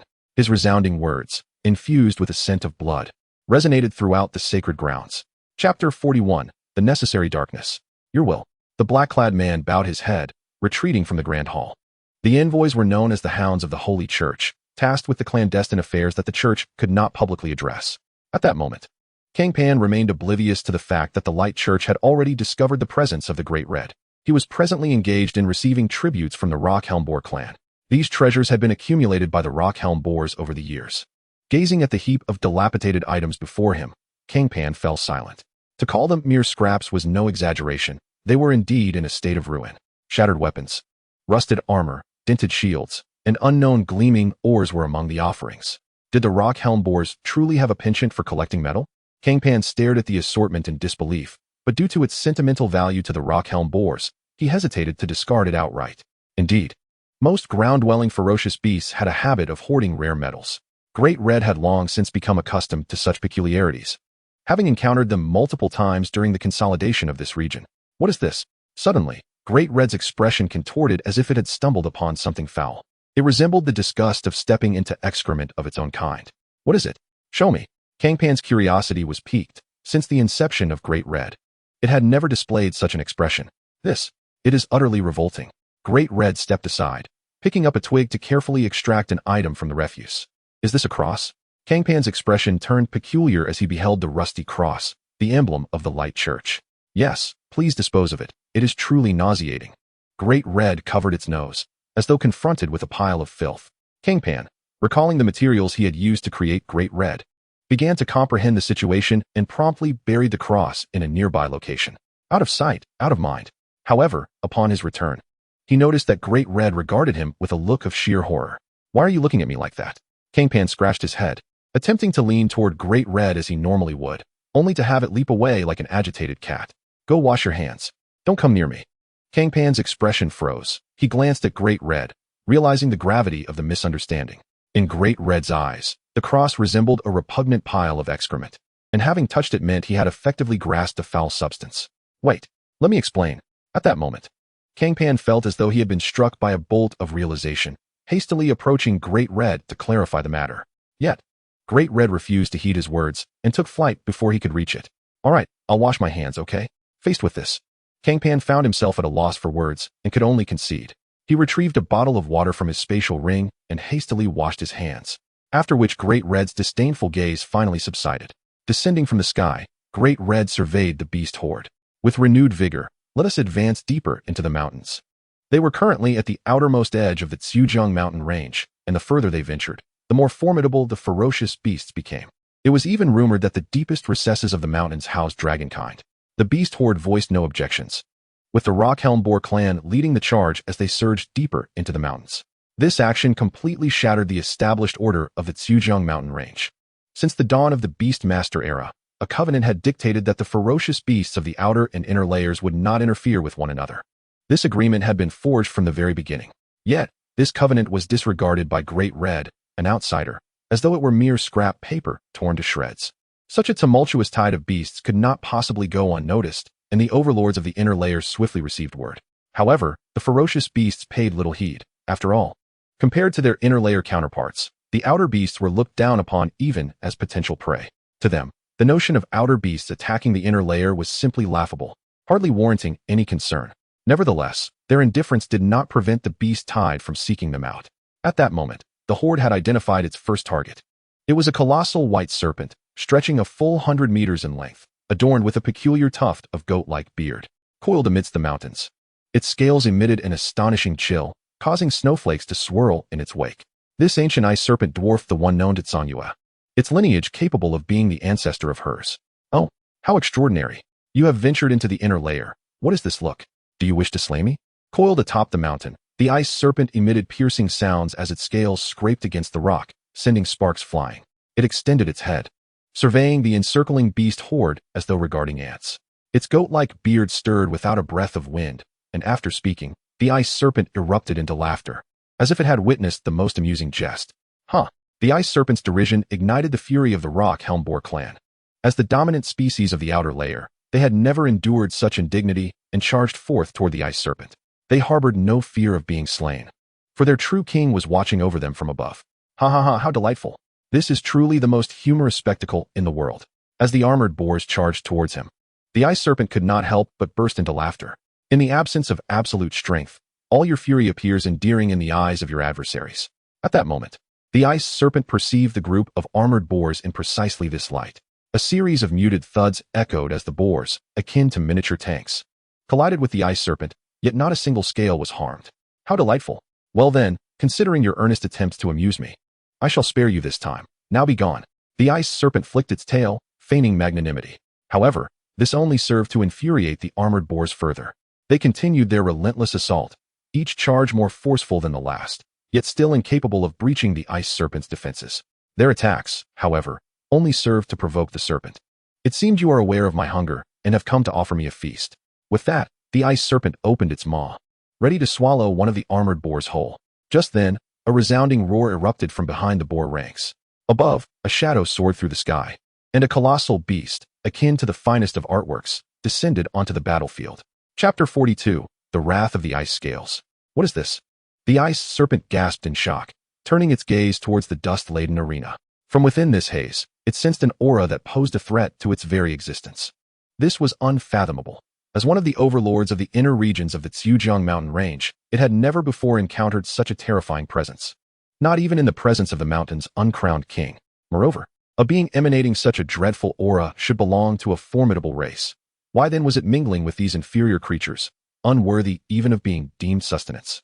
Suddenly, amidst the swirling dust, a flap of wings dispersed the haze, revealing a radiant figure before the ice serpent.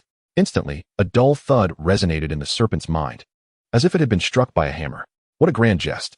A horrifying whisper escaped the ice serpent's lips as it recognized the entity before it. A dragon. Judging by the tangible pressure it exuded, this was no mere ground-dwelling dragon. This was a true-blooded dragon of the highest order. Wait, I am willing to submit.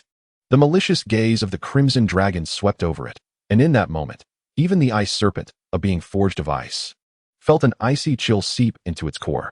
How absurd and ironic it was that this creature of frost sensed cold emanating from its foe. In an instant, the ruler of the mountains cast aside its dignity, pathetically wagging its tail in supplication before the crimson dragon. I apologize, but I previously offered you an opportunity. The crimson dragon's golden slit pupils glimmered with mockery, and a palpable malice enveloped it, creating a suffocating chill. You dare not fear my wrath. As the crimson dragon approached, the ice serpent coiled into a defensive stance, yet the icy scales that once offered it comfort now felt strangely warm. But who could have anticipated that upon hearing those words, the crimson dragon would erupt into boisterous laughter, its two heads shaking in mirth until its voice faltered, replaced only by the trembling of its shoulders. Ha ha ha ha. Oh ho ho, fish die and nets break. That truly is the most ludicrous jest I have ever heard.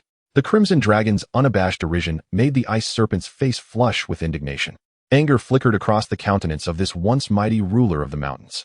Unfamiliar red dragon, do you comprehend the gravity of your actions?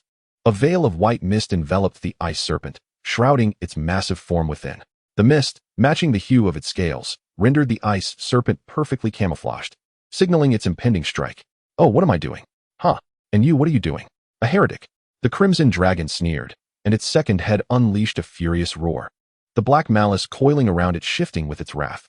The ice serpent's breath caught, as if it beheld a king of kings seated upon a throne, scrutinizing its very existence. The world itself seemed to recoil at the will of this sovereign. Begone, away with you. The ice serpent's mental defenses crumbled entirely. This dragon was too malevolent, and an instinctual dread surged within it. The mist that had merely cloaked the ice serpent's body now erupted outward, rapidly engulfing its entire territory. Meanwhile, the ice serpent itself moved stealthily away, panic consuming it as the primal instincts of its body and soul urged it to flee from the bizarre dragon. Before the impenetrable white mist, the crimson dragon wore a disdainful smile. Heretic, the sins upon you are as glaring to me as a beacon in the night. As one of the mountain's overlords, the ice serpent did not attain its position merely through idle boasts, Beneath it lay countless souls of the deceased. In the eyes of the Crimson Dragon, these souls were akin to waymarkers. With a flap of its wings, the Crimson Dragon soared into the skies, its scarlet form shooting forth like a comet, diving towards the direction in which the ice serpent had fled. The sonic boom erupted behind the Crimson Dragon, and in that instant, it surpassed sound itself, leaving a trail of white shock waves in its wake, etching a straight path across the heavens. Boom! The scene resembled an asteroid colliding with Earth once more. At that moment, the red dragon transformed into a blazing meteor, crashing into the ground. Instantly, a circular crater, spanning 100 meters, manifested on the ice serpent's territory, the surrounding Earth crystallizing under the intense heat. The former sovereign of this land lay silently on the ground, its head crushed beneath the Crimson Dragon's foot, devoid of life. From this day forth, this territory shall become part of the king's domain. The new king ascended the throne of sin, standing triumphantly upon the corpse of the old ruler, daring the unchanging mountains to respond. Roar! Red King! Red King! Red King! In that moment, the tide of beasts erupted in a chorus, chanting a singular name. Stone, stone, quickly procure the materials from that fellow. Fresh and warm. In less than 3 seconds, the Crimson Dragon pivoted, transforming once more into the playful hound-like dragon. I see. I mistakenly thought my beast had matured in its transformation. How naive of me. Cang Pan, exasperated, leapt down from the Crimson Dragon's horn and approached the fallen ice serpent. Crouching beside it, placing his hands upon the serpent's scales, the massive creature gradually transformed into shimmering blue light. Just then, a forest wolf approached, accompanied by a timid young man. Upon witnessing the Crimson Dragon and the ice serpent beneath its feet, the young man's pupils dilated, and a shiver coursed through his spine. Arriving before the Crimson Dragon, the forest wolf bent its front legs, assuming a submissive posture, whimpering softly to report to the Crimson Dragon. I understand. The Crimson Dragon listened intently to the wolf's report, casting a peculiar glance at the young man before nodding in acknowledgement. At this very moment, with a sharp crack, the colossal ice serpent disintegrated into luminous particles that dissipated into the air, leaving behind only a glowing orb that radiated a soft, milky light. Cang Pan bent down to retrieve the orb, which was a scale of an icy blue hue, continuously emanating frigid mist. Upon the scale, a small ice-blue serpent seemed to coil, perpetually gliding across the surface, emitting a silent roar. Furious ice scale, one star the king of ice was usurped from his throne by a rebel. The noble sovereign fell into the mortal realm, and the stark contrast filled its heart with indignation, incessantly cursing this world. The attributes of the scale appeared before Cang Pan's eyes, lacking any remarkable qualities, even inferior to materials dropped by the rock helmet wild boar, and he casually discarded it into the beast's space without a second thought. Returning to reality, Cang Pan finally noticed the young man, whose face was a mask of terror. Where did this fellow come from? Scratching his nose, Cang Pan pointed at the young man and inquired with Dahong. Chapter 43, Enlightenment of the True Heart. The Peace Society player turned out to be myself. I say, my name is Zhuahong Kai, from Luocheng, 21 years old. My beast is a 4th-tier Earth Violent Bear. I am the only one in my family and came here alone, without any companions. I ventured to the Xiujiang mountain range because my soul has completed its 2nd metamorphosis. I wanted to contract a 2nd beast. I arrived here because I saw a red meteor fall nearby, thinking it might be a treasure. So I came to take a look. It's certainly not because of any dragon breed. Before Dahong could respond, Zhuahong Kai, trembling with fear, had already divulged every detail of his situation, almost to the point of revealing his childhood mischief of peeping at the neighbor's sister while she bathed. While speaking, he lowered his head, tightly shutting his eyes. This submissive demeanor left Cang Pan utterly speechless. It was his first encounter with someone so cowardly. However, Luocheng? Cang Pan stroked his chin, a flicker of contemplation crossing his gaze. Luocheng, like Jiangcheng, is a geographical name in Zai province. However, Luocheng is the provincial capital, housing far more powerful individuals than Jiangcheng. The mere thought of such formidable beings ignited a fervor in Cang Pan's eyes. I shall call you Old Zhu from now on. Old Zhu, lift your gaze and look at me. Cang Pan hooked his arm around Zhuahong Kai's shoulder, but the moment he placed his hand on him, Zhuahong Kai jolted, nearly jumping out of his skin. Upon comprehending Cang Pan's words, his expression grew even more dismal, his face contorted in anguish as he refused to meet Cang Pan's gaze. Big brother, I understand the rules. As long as I don't see your face clearly, I can absolutely leave. I comprehend, I haven't seen anything. At this moment, Zhuahong Kai felt as though his very soul was about to escape his body. After all, this was a dragon breed. The individual before him had contracted a dragon. He understood all too well the allure a dragon possesses. If news of Cang Pan's dragon contract were to spread, the phrase worldwide enmity would no longer be a mere jest. Thus, to protect his secret, once he laid eyes upon Cang Pan's face, the only fate awaiting him would be death to silence him. Zhuo Hongcai's cowardice left Cang Pan utterly speechless, and he pointed at him, momentarily at a loss for words. Forget it, forget it. If you don't wish to open your eyes, then don't. I will ask you a few questions, and as long as you answer honestly, you may leave. Upon hearing this, Zhuo Hongcai nodded so vigorously it was as if he were a chick pecking at rice.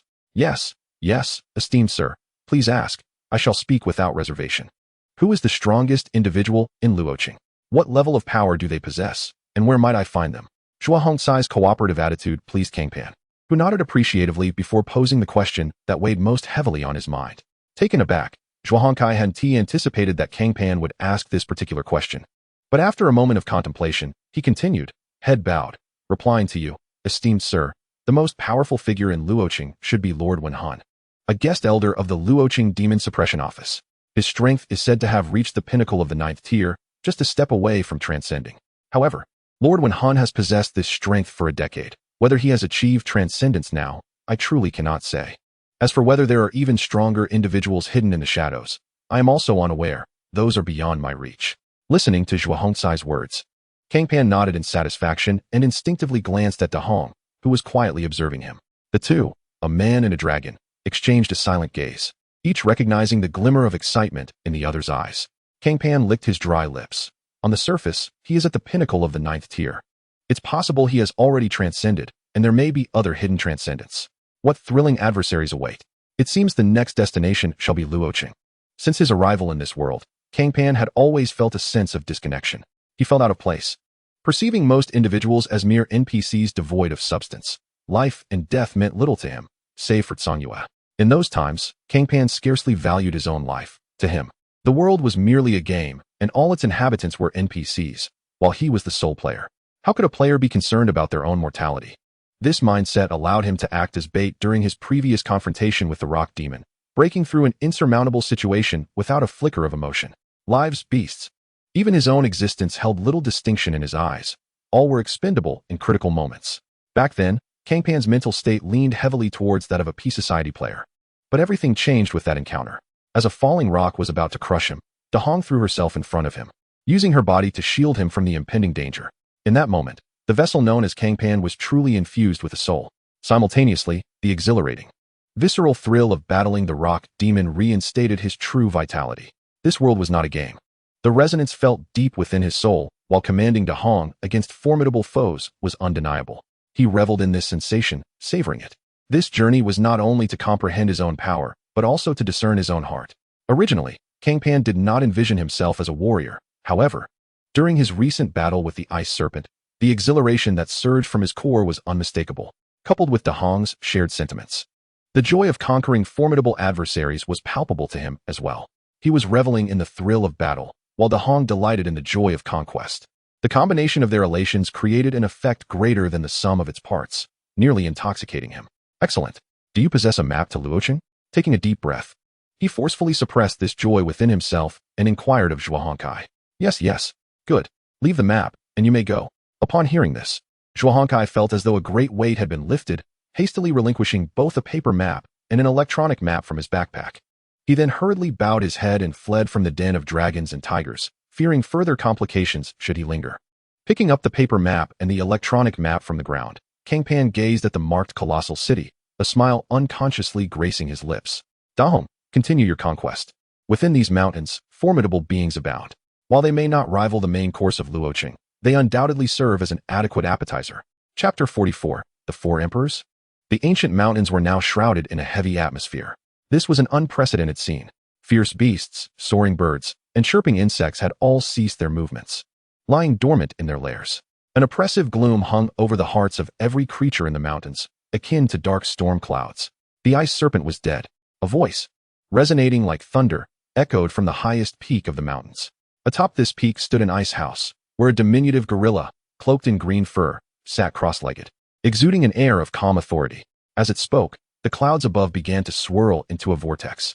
From the depths of this whirlpool emerged a resplendent white crane, striding forth with an air of haughty grace. It is of no consequence. That beast, lacking in appreciation for beauty, could never be my equal, the crane pronounced. its voice resonating with the timbre of a middle-aged man, dripping with disdain. At that moment, thunder erupted, and the sky above the mountain was cloaked in dark clouds as a blue giant tiger, adorned with serpentine patterns of electricity, descended from the storm. Oh, are you truly envious not because you find yourself unable to match it? The blue tiger cast a scornful glance at the crane, derision practically oozing from its eyes.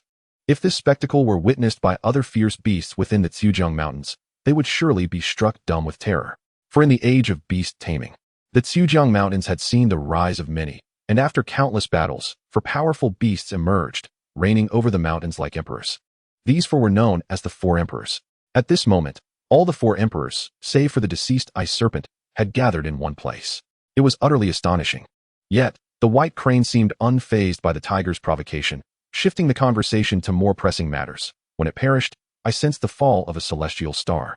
Precisely in its direction, this indicates its malevolent deeds had drawn divine retribution. As the crane spoke, it turned its head toward the giant tiger, seemingly hinting at something. You need not be so cryptic. If you are dissatisfied, we could easily settle this with a duel. The tiger's gaze hardened, revealing a predatory glint. Enough, enough. This is not the time for infighting. Last night, I divined the fate of the ice serpent and discovered its death was shrouded in mystery, though I could not ascertain the specifics. Regardless, you two must remain vigilant. Should either of you encounter danger, shatter this object to contact the other two. As the tension in the air thickened, the green-furred gorilla hastily intervened, retrieving two translucent stones from the ice house. These are the sensing stones I crafted. If one shatters, the others will follow suit. I have also imbued them with our essences, allowing them to guide you to the endangered beast. The gorilla's gentle demeanor belied its fierce nature. The crane, upon glancing at the stones, promptly accepted. In that case, I am grateful.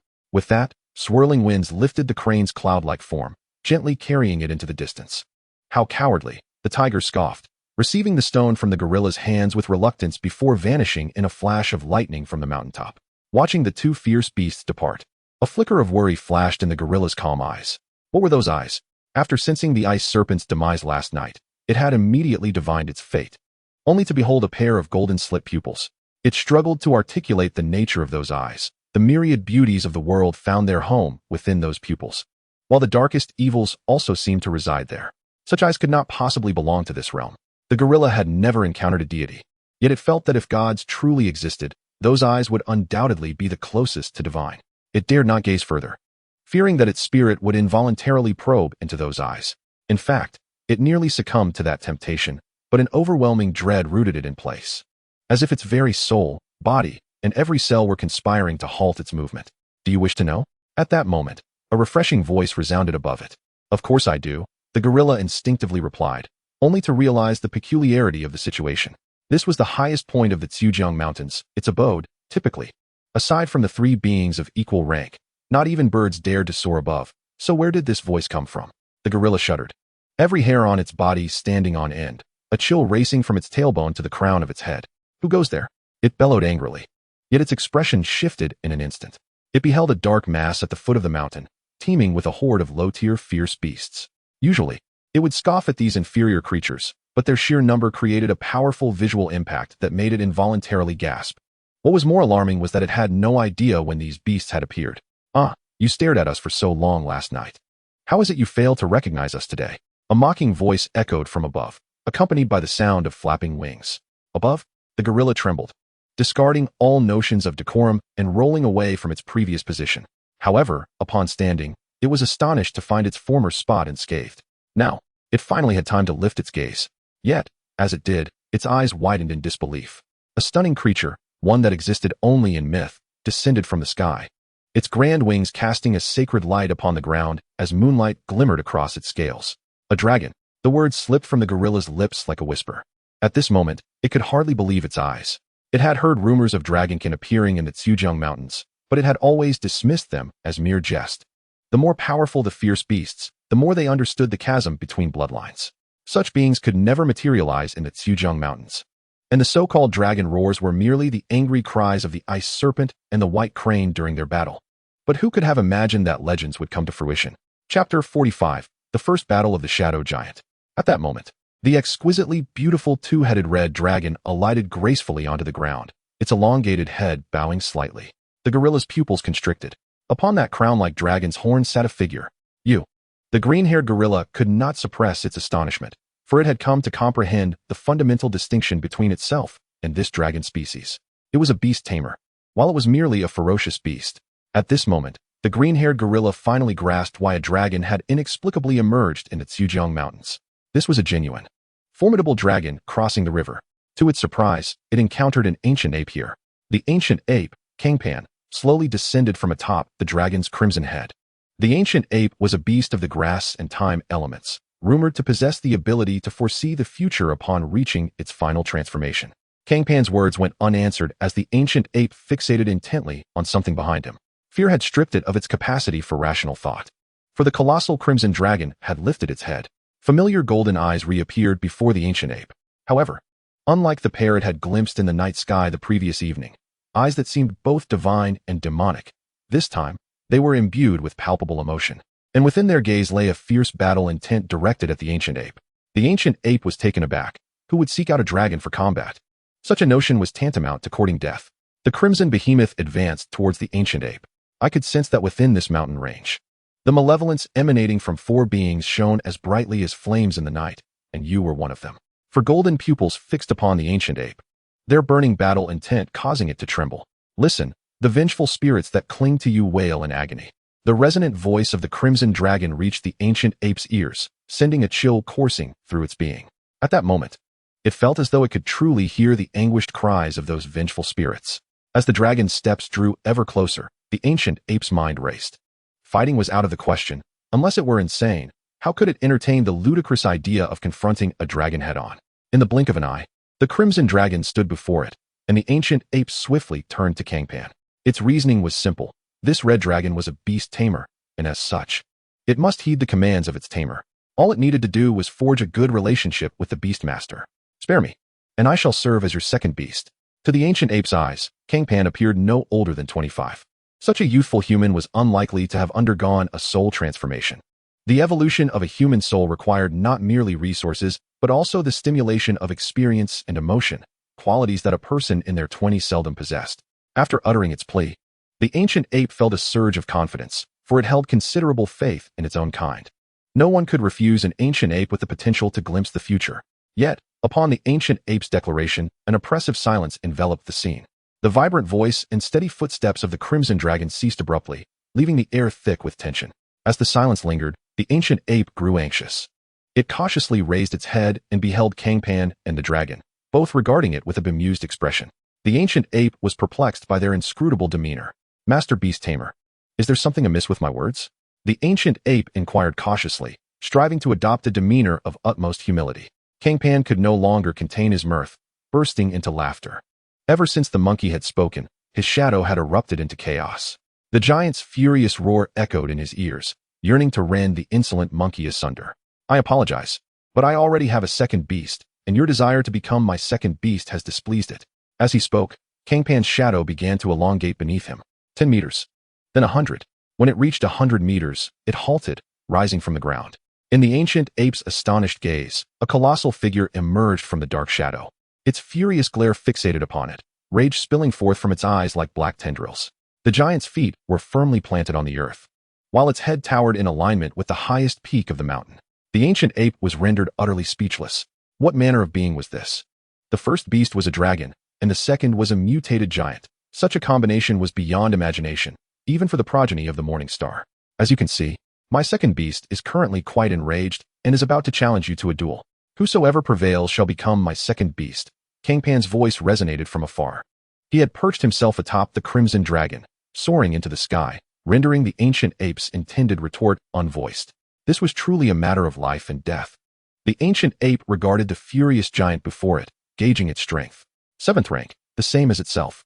This revelation brought it a measure of relief. A mutated giant was not necessarily stronger. In fact, it might well be weaker. Facing a giant of equal rank, it felt a surge of confidence. The ancient ape's previously tranquil gaze sharpened, and with a sweeping gesture, the earth at the mountain's summit began to stir. In the next instant, a tender sprout broke through the soil, blossoming into a magnificent flower, the center of which transformed into a wooden staff. This staff had lost its original hue. Now a deep crimson, adorned with a rich patina. At its pinnacle rested a vibrant purple fruit. The ancient ape grasped the staff. casting a nostalgic glance before fixing its sharp gaze upon the towering giant. In the heavens, seated atop the crimson dragon's head, Cang Pan's expression hardened upon sighting the fruit. Its attributes materialized before his eyes. Fruit of vitality, 3 stars of fruit imbued with immense life force, rumored to be a crystallization of the roots of the world tree. Yet its vast vitality remains untapped, hence it is dubbed the useless fruit. This was Cang Pan's first encounter with a 3-star material in the tangible world. However, the notion of a life force that could not be utilized by any means was hard for him to accept. He stroked his chin, skeptical of a material that the system could not employ. The Crimson Dragon had also noted Cang Pan's unusual reaction, following his gaze to the staff in the ancient ape's grasp. Is that a valuable item? Indeed, Cang Pan replied, suppressing a chuckle. Do you wish for me to seize it? At this, Cang Pan could not help but laugh, gently patting the dragon's head to calm its fervor. No, it's unnecessary. This is the first battle for the shadow. Best not to interfere. Oh, the dragon nodded, falling silent. Yet, after a moment, it could not restrain itself. Both the shadow and that monkey are at the 7th rank. Could it end badly? It gazed anxiously at the shadowy giant below. Ha, fret not. It is night. After all, Cang Pan gestured toward the moon above, hinting at something deeper. Chapter 46. At this moment, the stars shone brightly. The 2 adversaries on the ground had begun to clash. The shadow was enveloped in violet-black flames. Extending a hand formed of shadows toward the ancient ape. Unbeknownst to him, Song Gushao sensed a profound sense of lethal peril emanating from the flames, compelling him to evade the fiery grasp with utmost urgency. As a mountain demon, his agility surpassed that of the shadowy figure by leaps and bounds. Having successfully eluded the attack, Song Gushao forcefully planted his staff into the ground. O flora and fauna, grant me your aid. Infusing his own power through the staff, a surge of immense vitality coursed into the earth atop the mountain.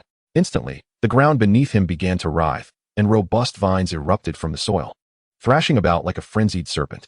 Increasing numbers of vines emerged from the peak, weaving together to form a colossal vine giant, towering almost as high as the shadow. The giant roared and charged at the shadowy figure. In response, the shadow was equally unyielding, igniting with violet-black flames as it extended a massive hand to grasp the shoulder of the vine giant. However, the soul-searing black flames inflicted no substantial damage upon the vine giant, which was merely an artificially created amalgamation devoid of a soul. The black flames clung to its form, incinerating the outer layers of vines, only to be replenished continuously by the inexhaustible vitality from below. Was it not said that the vitality within the fruit of vitality was utterly unexploitable? In the sky, Cang Pan raised an eyebrow, narrowing his eyes. After a moment of observation, he discerned the truth. It was not the fruit of vitality that was utilized, but rather the branch itself, a clever stratagem. This branch acted as an amplifier, channeling Song Gushao vitality and releasing it after augmentation. It was precisely due to this branch that Song Gushao, as a supporting beast, could firmly secure his position among the 4 emperors. On the ground, realizing that his black flames were ineffective against the vine giant, the shadow shifted its focus to Song Gushao. If he could not vanquish the accursed vine giant, then he would eliminate its master instead. With this thought, the massive form of the shadow began to dissolve into darkness.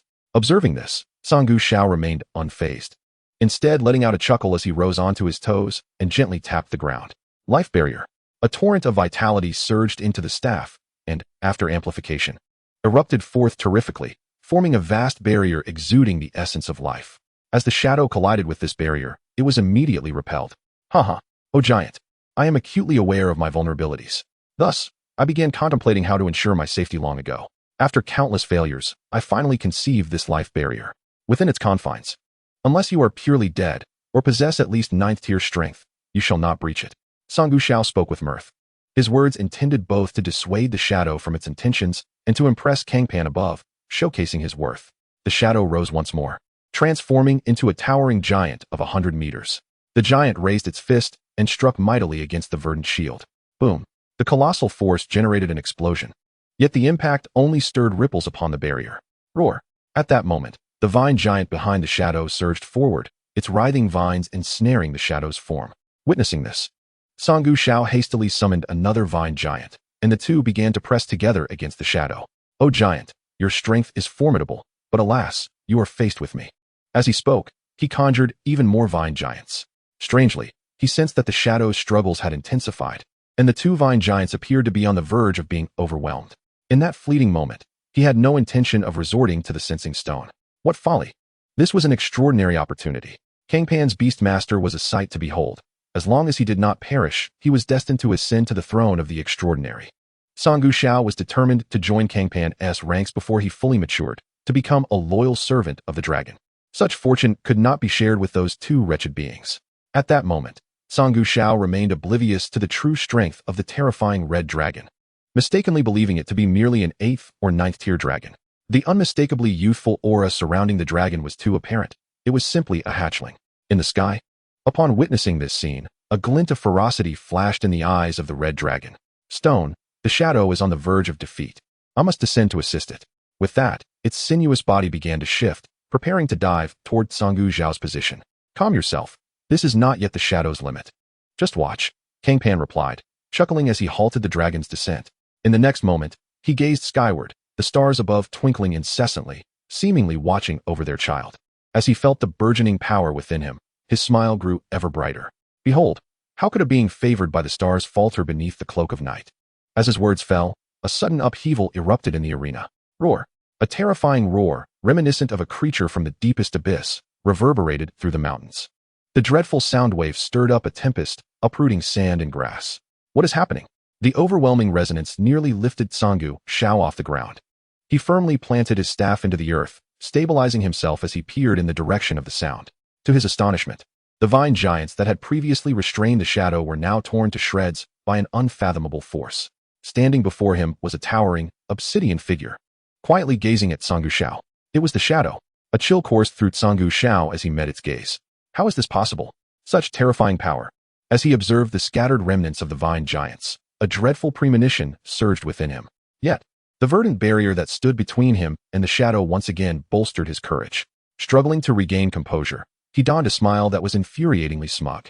O giant! Though I do not know how you managed to escape the grasp of the vine giants, such power must surely come with great drawbacks. How many more times can you wield it?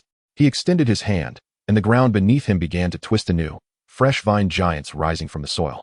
Yet, at that moment, the shadow felt neither sorrow nor joy. Its momentum continued to escalate. The stars above were shining brighter than ever. Chapter 47. The stars watch over me. Though uncertain of the unfolding events, the prickling sense of crisis compelled Song Shao to expeditiously eliminate the shadow. Fear took hold of him. All of you seize it. Crush it to death. Unreservedly, vitality surged into the staff, which amplified and unleashed a deluge of power. At that moment, the entire mountain seemed to expand, as robust vines burst forth from the earth, striking toward the shadow like a spirit serpent. This blow transcended the 7th tier threshold, challenging even the mightiest of 8th tier beastmasters to withstand its force. The vines descended upon the mountaintop like a colossal axe, shattering the peak instantaneously. Reminiscent of the legendary tale of Xinxiang cleaving Mount Hua, the summit of this mountain range was cleaved in twain. With such a heavy blow, surely it must falter? The ancient and venerable Shaos were drenched in cold sweat, their eyes wide with shock. The pressure exerted by the shadowy figure moments earlier had been overwhelming. Its aura bore no resemblance to that of a mere 7th tier beast. Master Beast Tamer, I have triumphed, do you see? The Shaos, fearful of unforeseen complications, gazed up at the soaring crimson dragon, their countenance nearly inscribed with obsequiousness. Oh, has the battle concluded? No, it is far too early. This is merely the commencement. Reclining upon the back of the great red dragon, the figure stretched forth their hand, fingers splayed as though attempting to seize the starlit expanse before them, languidly uttering a response. But your beast has already, on the ground. Upon hearing this, the expression of the Shaos shifted, their intent to speak thwarted. At that moment, a sound of tumbling stones echoed from behind, abruptly altering their demeanor. Turning stiffly, they witnessed the fractured peak begin to shift, countless boulders cascading downwards. Something within was rising. In the heavens, the stars shone with exceptional brilliance. Even the Shaos, seemingly unrelated to the celestial bodies, could discern a joyous resonance among them. No, this is madness. The stars are merely stars. How could they possess consciousness? Staring in disbelief at the ever-rising ruins, the Shaos were rendered speechless. In the next instant, a colossal hand swept aside the debris, and the obsidian giant slowly emerged from the ground, clutching the robust vine. That strike, potent enough to obliterate any 7th tier beast, and even not to be underestimated by an 8th tier creature, had seemingly been ineffective against the shadow. The giant rubbed its head, opening its cavernous mouth for the first time in this battle. That was quite a blow. It nearly bested me. Having said this, it shook its head nonchalantly, evoking a tremor in the Shao's eyes. Was this what one called a near defeat? Standing upright beneath the night sky, the shadow reveled in its own expansion, arms outstretched.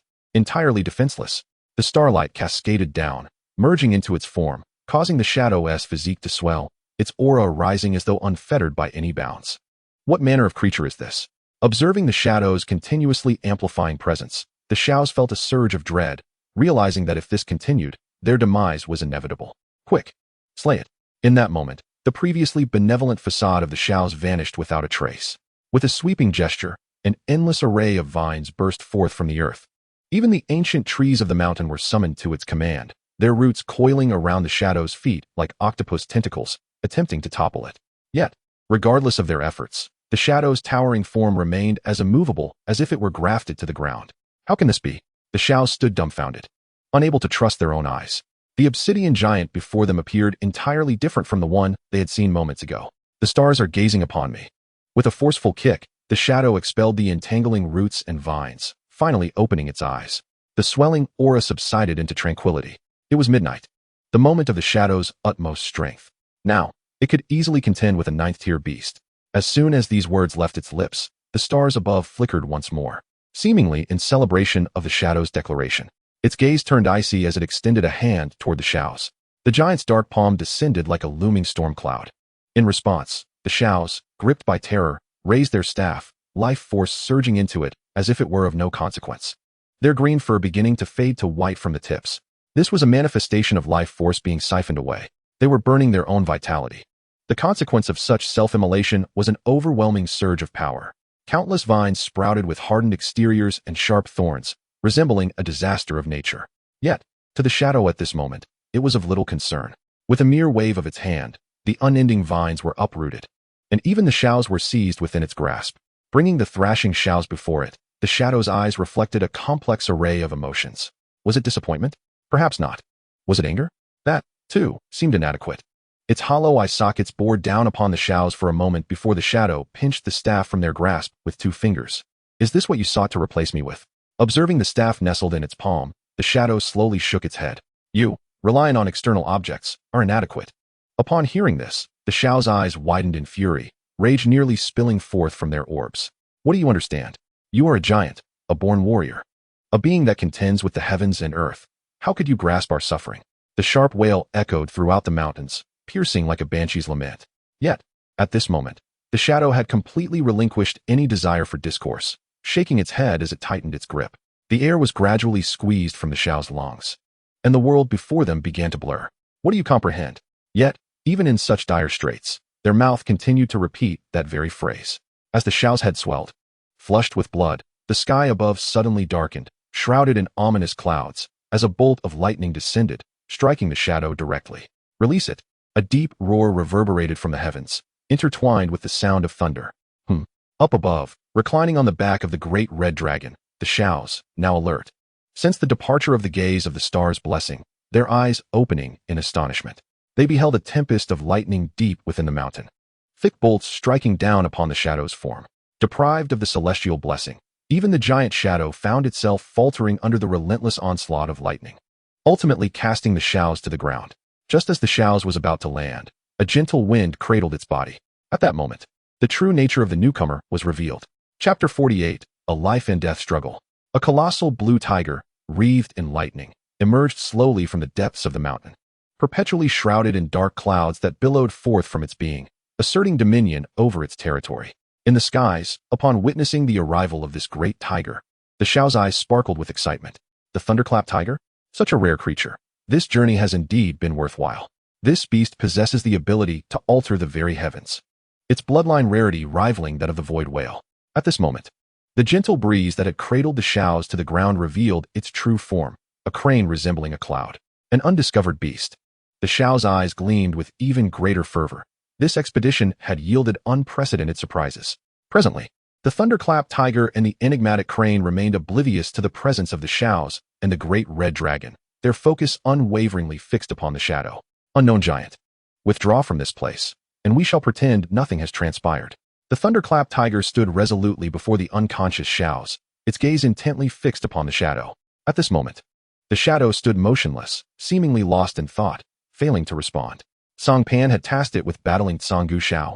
Yet now that the opponent had been rescued, and with 3 formidable 7th-tier adversaries before it, Shadow found itself unable to engage them, especially after its buff had been disrupted. Thus, it had no intention of continuing the fight. Observing Shadow's indifference, Lei Minghu's visage twisted into a slight grimace of anger. Unknown giant. While your powers may swell under the starlight, it has now been obscured by my thunderclouds.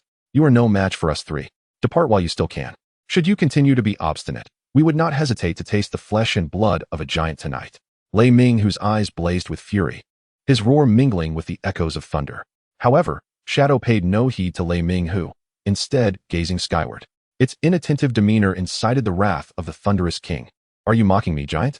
Lei Minghu's body crackled with erratic electricity. Yet, something felt amiss. At that moment, the white crane's expression suddenly shifted, a flicker of fear igniting in its eyes. In this realm, it sensed an aura that sent tremors through its very soul. Shadow is not belittling you. A melodious voice descended from the heavens, capturing the attention of both Lei Minghu and the white crane. The sound of wings flapping echoed from above, dispersing the dust below.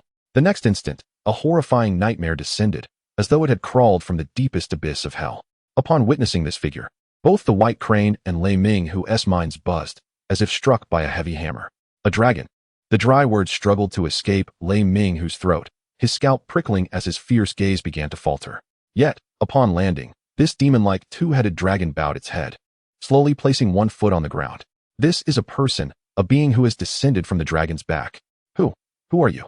Lei Minghu's throat felt parched as he forced out the words. Me? A gentle smile graced Cang Pan's face, exuding an air of harmlessness. Yet behind him, Dahong and Shadow conveyed a decidedly less amiable presence. I am but a seeker of truth, nothing more. Cang Pan maintained his benign smile, yet in that moment, both Lei Minghu and the white crane found their gazes momentarily dazed. When they regained their senses, the person before them remained unchanged. Yet he bore an aura that was infinitely grand and expansive, contrasting starkly with the benign youth they had first encountered. In that moment, Cang Pan appeared less like a mortal and more akin to a magnificent statue that had existed since time immemorial. Observing the entranced expressions of Lei Minghu and the white crane, a glimmer of delight appeared on Cang Pan's face. He had just slightly released his aura, an essence derived from the 1,000-handed, 100-eyed deity, and it proved to be extraordinary. Even a mere fragment of this power ensnared Lei Minghu and the white crane in an illusion. Esteemed Beastmaster, may I inquire as to your intentions? Shaking his head vigorously to dispel the chaotic thoughts and fragmented visions, the white crane offered Cang Pan a humble smile. There was no other choice. Under the eaves of another, one must bow down, especially before one who commanded dragons, a prospect that was utterly terrifying. Nothing much. I merely wish to engage in combat with the 3 of you. Should you emerge victorious, all will be well. However, if you lose, then we shall have to enumerate your transgressions. Cang Pan's smile remained radiant, reminiscent of a casual discussion about dinner plans. Yet, as soon as the words left his lips, Dahong stepped forward, unleashing the full authority of the Lord of Sin. The wails of the tormented souls that were eternally bound to it made the 2 beasts flinch. Enumerate sins? You should first account for the sins of that dragon beside you, as those wailing souls have coalesced into something palpable. The 2 beasts thought to themselves, but dared not voice their thoughts aloud. After all, they were fierce beasts, not fools. Who would dare utter such life-threatening words? In their hearts, Lei Minghu and the white crane seethed with anger, yet reality compelled them to exchange glances, each understanding the other's intent. After a moment's contemplation, the white crane lifted its gaze to Cang Pan. We can agree to your terms, but you must not allow that one to intervene. The white crane gestured towards Dahong behind Cang Pan. They could not comprehend the true extent of Dahong's power, but it was obvious to even the simplest mind that it far surpassed their own. It was common sense to target the weaker opponent. Upon hearing this, the white crane and Lei Minghu anxiously fixed their gazes upon Cang Pan, fearful of his refusal. To their surprise, Cang Pan pondered briefly before conceding. He approached Shadow and turned to face the 2 beasts. Shadow, eyeing Cang Pan before it, crouched down, extending its hand to lift him onto its shoulder. Beastmaster, you ought not to acquiesce to their feeble requests. Shadow's hollow features regarded Cang Pan, its tone laced with concern. After all, these were 2 beings of equal tier. Even it dared not claim absolute certainty of victory, especially in the absence of the star's watchful gaze. Yet Cang Pan, beaming, waved his hand dismissively. Have a bit of faith in yourself, Shadow. You are my beast. Observe, although the stars may not be watching over you, I am. He pointed to his own eyes, vigorously patting Shadow's neck. With a sigh, Cang Pan turned away, Exhaling deeply, his excitement now fixated on Lei Ming Hu and the white crane. He could distinctly hear the rhythmic beating of his own heart within his chest. The adrenaline coursed through him, and the air he inhaled bore a hint of sweetness. He had instructed De Hong to refrain from intervening, meaning this battle was truly one where lives could be lost. The tension gradually coiled around Cang Pan's nerves. This feeling was simply exquisite. As he opened his eyes, his pupils transformed uncontrollably into blazing golden orbs. Come. Chapter 49, The Fall of the Thunder King. The rhythm of his racing heart involuntarily brought a smile to Cang Pan's face. An overwhelming aura emanated from him, and the ethereal visage of the thousand-handed, hundred-eyed deity materialized above him. Empowered by this divine essence, Cang Pan felt his physical strength escalate to a terrifying level. Shadow, first deal with Lei Ming Hu. Though he voiced this command, Shadow, attuned to Cang Pan's will, instantly grasped the underlying intent. First eliminate the white crane. As the words fell, Cang Pan's figure vanished from Shadow's shoulder. Dodge. The white crane's pupils constricted, instinctively summoning a gust of wind to shield Lei Ming Hu. 10,000 thunders. Lei Ming Hu, sensing the imminent threat, felt the tension in its muscles as Cang Pan's words reverberated in its mind. Thunderclouds swirled ominously overhead, the relentless roars of thunder filling the air. With a mighty cry, it unleashed a piercing howl towards the heavens, and in the next moment, a blue lightning net descended from the clouds above. This net of lightning ensnared Lei Ming Hu like a birdcage, leaving no room for escape. Wait, old crane, quickly evade. They are targeting you.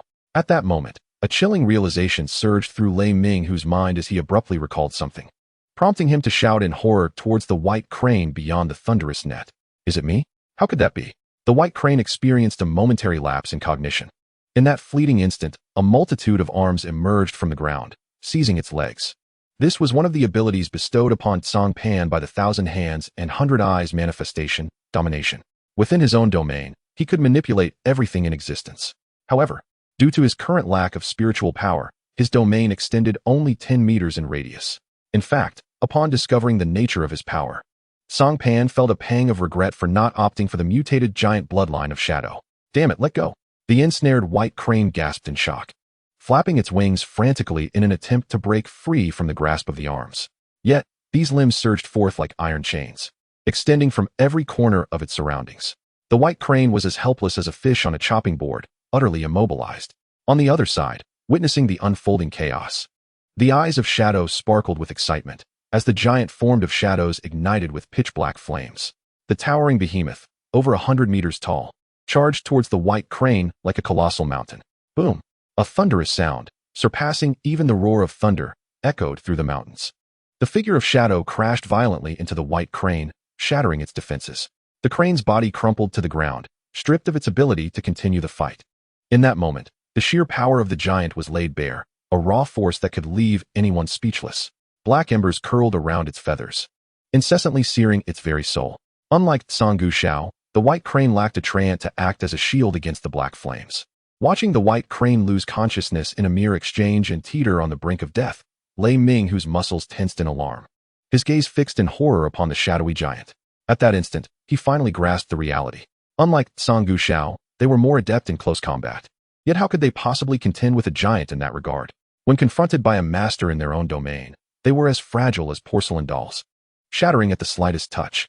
A sense of retreat began to creep into Lei Ming Hu's mind, as he dared not emerge from the cage of thunder. The power displayed by Shadow had utterly shattered his courage. This is my world. But just then, a crisp voice pierced through the air behind Lei Ming Hu, startling him to the core.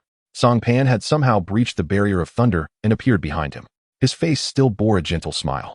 Yet in Lei Ming Hu's eyes, it resembled the malevolent grin of hell itself. It is over, King of Thunder. The youth opened his eyes, revealing burning golden irises. His expression serene, yet the words he uttered were the coldest of pronouncements. Before Lei Ming Hu could fully comprehend the situation, the world around him spun violently, completely obliterating all coherent thought. As he struggled to turn in the air, he caught sight of a massive shadowy figure, slowly retracting its fist. It stands precisely where Lei Ming Hu had just stood. Thoughts raced like lightning through Lei Ming Hu's mind, yet the images became increasingly distant. Boom! Moments later, the resounding crash of the fist striking the ground reverberated in his ears. So, the sound was actually so slow. This was Lei Ming Hu's final thought. Thus, the King of Thunder met his demise. Meanwhile, outside the mountains, a group of figures clad in black robes hurriedly approached, their target's aura unmistakably present within. Among them, one black-robed individual bore a gleaming silver medal, a symbol of status and power. The gazes of the others turned reverently towards the speaking figure. Chapter 50. The Hounds of the Holy Church, the Silver Medalist. Go, enter, and slay it before it has a chance to mature. The silver medalist spoke with a frosty demeanor, devoid of any semblance of warmth, resembling more a robotic construct than a living being. At this command, the pack of hounds surged forward, unleashing the unique beasts of the Holy Church. An irregular sphere of light manifested. These were angels, the familiar beasts of every member of the Holy Church. Regardless of how many beasts one had, there was always at least one angel among them. The glowing angel radiated an intangible light, spreading across the mountains as the hounds meticulously scoured every nook and cranny, leaving no trace of abyssal essence unnoticed. At this moment, atop the highest peak of the mountains, now the largest basin, Cang Pan rose to his feet. The figures of Lei Ming Hu, the White Crane, and Cang Gu Xiao had all vanished, replaced by 3 new materials that appeared in his hands. Eye of Destiny's Glimpse, special 1-star pupil that can vaguely glimpse fate, yet for some reason, it is filled with terror. Shattered Tooth of Thunder, 1-star a tooth that devours lightning, yet has shattered due to immense force.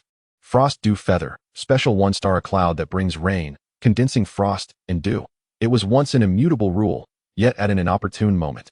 A breeze among the 1,000 winds brushed through the clouds, bestowing them with wisdom and life. Ugh, what a loss. Cang Pan lamented upon reading the description of the Frost Dew Feather, feeling a pang in his heart. If the description of this material was accurate, then the heel of the White Crane was indeed extraordinary. It should have been an unchanging cloud, but by sheer coincidence, it had gained self-awareness and transformed into a white crane. Such naturally formed elemental beings possessed tremendous value and potential, vastly different from the elemental creatures of the ice serpents. Well, it's dead now. Can it even be revived? Cang Pan consoled himself internally with a sigh, turning his attention to Shadow, who sat perched on his shoulder. Shadow, how did it feel to stir up such a ruckus? Shadow sighed helplessly from his perch. Beastmaster, please refrain from such reckless actions in the future. They are far too dangerous. And you, Dahong, why did you join the Beastmaster in this chaos? At that moment, Shadow felt immensely fatigued. Although the recent battle appeared to have been won effortlessly with just a collision and a punch, he understood the heart-stopping tension that lay beneath. After all, in this battle, Cang Pan had fought alongside him. He himself had no confidence in facing 2 opponents. Yet who would have imagined that Cang Pan would use himself as bait, distracting the attention of the 2 beasts and granting Shadow an opportunity for a decisive strike? Reflecting on it afterward, Shadow broke out in a cold sweat. Humph. If he wishes to court death, why should I intervene? Dahong, who had been secretly observing Cang Pan from the ground, sprang up like a cat thrown into water, his previously deep and hoarse voice now sharp and piercing. Huh, Shadow scoffed, glancing at the crushed stone in Dahong's hand, disdainfully turning his head away. What an understanding fellow. Beastmaster, have you heard? Please refrain from such actions in the future. There is an ancient saying among humans, a son of 1,000 golds should not sit idly in the hall. You are our Beastmaster, and your safety is intrinsically linked to ours. Thus, for our sake and for that of the Blue Lady, I implore you to safeguard your well-being. The Blue Lady referred to by Yuing was, of course, Sangyue. Ha. Understood, Cang Pan replied, feeling somewhat embarrassed as he scratched his head, readily conceding to the admonition from his own beast. Just then, Dao, who had been lazily lying on the ground playing with ants, suddenly sprang to his feet, baring his teeth menacingly towards the west. What is the matter? Cang Pan furrowed his brow at Dahu's sudden agitation. There is something detestable over there, a cursed thief. Dahu's golden vertical pupils were now bloodshot with fury. A detestable presence. Could it be the Holy Church? What business do they have here? Cang Pan's frown deepened as he sensed the gravity of the situation. Let us go, Dahu. Clear the surrounding beast tide first, and I shall investigate this matter further. Before he could finish his sentence, Cang Pan dashed out. Beastmaster, please remain calm. For heaven's sake. Are you not listening? Yu Ying exclaimed, nearly at his wits' end as he hurriedly followed behind Cang Pan, anxious not to lose him.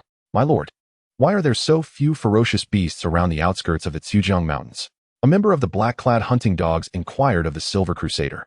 According to the reconnaissance results relayed by the angels, there were no ferocious beasts detected within 100 miles of the Zhujiang Mountains periphery. This was exceedingly peculiar. The Silver Crusader pondered for a moment, then raised a hand. Instantly, the hunting dog squad halted, turning in unison to face him. Be vigilant. Activate the Angel Network and report information and location every 10 minutes. If there is no response within 10 minutes, it will be deemed a death, and the others will retreat from the Zhujiang Mountains. After all, this is the territory of the Flame Nation, and even the Holy Church cannot act too brazenly here. As his words fell, the hunting dogs nodded, and the irregular orbs hovering above descended, merging into their minds.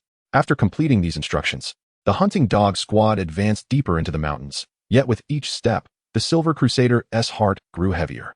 They were now alarmingly close to the depths of the Zhejiang Mountains, yet they had not encountered a single ferocious beast, nor even a corpse of one. The dead beasts had been dismantled by Cang Pan in an attempt to procure materials. But for reasons unknown, be it luck or the quality of the beasts, he had failed to extract even a single material. This was not right, it was exceedingly wrong. As a hunting dog of the Holy Church, the Silver Crusader had traversed countless perilous terrains, yet none felt as eerie and desolate as this one, sending chills deep into his bones. Who goes there? Suddenly, a hunting dog leading the way barked, startling the Silver Crusader. What is happening? The angels above him radiated a brilliant light, dispelling the panic within him. Forcing himself to remain composed, the Silver Crusader strode forward, only to find the hunting dogs locked in a standoff with a young man possessing black hair and eyes, and a gentle smile adorning his face. My lord. The hunting dogs, upon noticing the Silver Crusader's arrival, ceased their aggressive stance and stepped aside, performing an ancient gesture of the Holy Church. Who are you? The Silver Crusader glared intently at the young man, every muscle in his body tensed, ready to unleash a thunderous assault at any moment. Me? I am merely a novice beastmaster, here for training. But who might you be? Cang Pan raised his hands, feigning innocence. An ordinary beastmaster? The Silver Crusader furrowed his brow, casting a troubled glance at Cang Pan. Had this been another nation, he would have already ordered the disposal of Cang Pan. For the hunting dogs were the dark side of the Holy Church, tasked with handling matters too unsavory for the Church to directly intervene. However, this was not the case here. This was the Flame Nation, where the Holy Church wielded far less influence. Damn troublesome fellow, he cursed inwardly, forcing a warm smile to his otherwise impassive face. Greetings, friend from the Flame Nation. We are members of the Holy Church of Light, here to seek a rare medicinal herb in the Zhejiang Mountains. At that moment, the Silver Crusader resembled a congenial uncle, his disguise seamless. Members of the Holy Church of Light? Then why are you not in your clerical robes? Cang Pan scrutinized the hunting dogs, his skepticism palpable. The Silver Crusader was not surprised by Cang Pan's suspicion, for it was common knowledge that members of the Holy Church donned distinctive platinum robes when traveling, while these hunting dogs were clad in black combat attire. Oh, but one cannot wear clerical robes at all times. They are quite cumbersome to wash. The Silver Crusader remarked with a smile, producing a cross pendant from around his neck to affirm his identity. Is that so? Cang Pan feigned skepticism, stroking his chin. I hold no affection for him. I perceive countless wailing souls within him. Da's deep, hoarse voice echoed in Cang Pan's mind. Having completed his task of dispersing the beast tide, he returned to Cang Pan's beast space, seeking a concealed spot. Is that so? Cang Pan mused, feeling a headache brewing as he struggled to find a pretext to blend in among the so-called followers of the Holy Church. Do not worry, Stone. That foul insect leading the charge will not let you leave. He has already set his sights on your demise. Within the beast space, Dao, gazing through Cang Pan's eyes at the Silver Crusader, wore a mocking smile. At this, a plan formed in Cang Pan's mind, and he let his hands drop.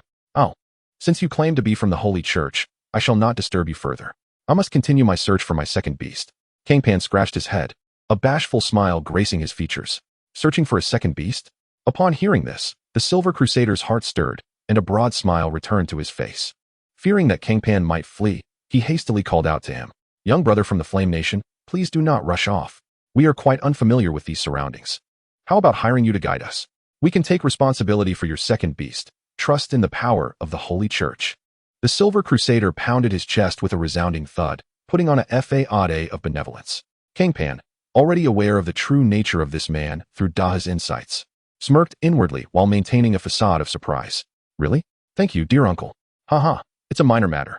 Speaking of which, young brother, you emerged from the depths of the Zhejiang Mountains? Why is there a scarcity of beasts around the periphery?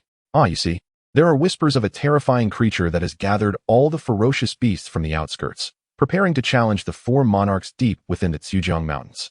Thus, the entire periphery is devoid of beasts. Indeed, to unite so many ferocious beasts, that beast monarch must be an extraordinary entity, the Silver Crusader gasped. Though internally he was merely scoffing. The Zhejiang mountain range lies within the borders of the Yin Kingdom, presenting a troublesome existence that has caused considerable distress among the higher echelons of its leadership. This entity bears no relation to them, or rather, they might even welcome the emergence of a 5th emperor from the Zhejiang mountain range. Indeed, The region is currently exceptionally secure, with the ferocious beasts refraining from attacking humans, biding their time for a change in the heavens. Along the journey, Cang Pan embellished the details about himself and the affairs of the Red Organization. Upon venturing deeper into the Zhejiang mountain range, the presence of ferocious beasts increased significantly, reaching a somewhat dense concentration. However, upon sighting Cang Pan, these creatures cautiously retreated, further validating Cang Pan's assertions. Little brother, after such a long trek, these fellows must be weary. Let us take a moment to rest, Cang Pan expressed, revealing signs of fatigue which were promptly noticed by the Silver Knight. With an understanding demeanor akin to a benevolent uncle, he gestured toward the hunting dogs beside him. Very well, I too am quite tired. Let us pause for a while, Cang Pan replied with an inward smirk, though he quickly acquiesced. The hunting dogs found a clear patch of ground to establish camp, gathering dry twigs to ignite a fire and prepare a meal. Seizing this opportunity, the Silver Knight distanced himself from Cang Pan and moved to a secluded corner, where one of the hunting dogs cast a wary glance at Cang Pan. Once assured he was not paying attention, it approached. What do you think? Is he connected to the demon? The expression on the Silver Knight's face was devoid of emotion. Cold as a machine, a stark contrast to his earlier amiable demeanor. The hunting dog shook its head. The angel detected no trace of demonic presence upon him. Upon hearing this, the Silver Knight's expression deepened in contemplation. No signs of detection? Well, it matters not. The hunting dog's mission is to remain absolutely confidential. Our existence must not be revealed. We shall find a suitable place to deal with him later. Yes, my lord. Having conveyed all necessary instructions, the Silver Knight's face once again broke into a warm smile. Little brother, have you been waiting long? The meal is ready. Please partake. He enthusiastically extended a warm piece of bread toward Cang Pan. Thank you, uncle.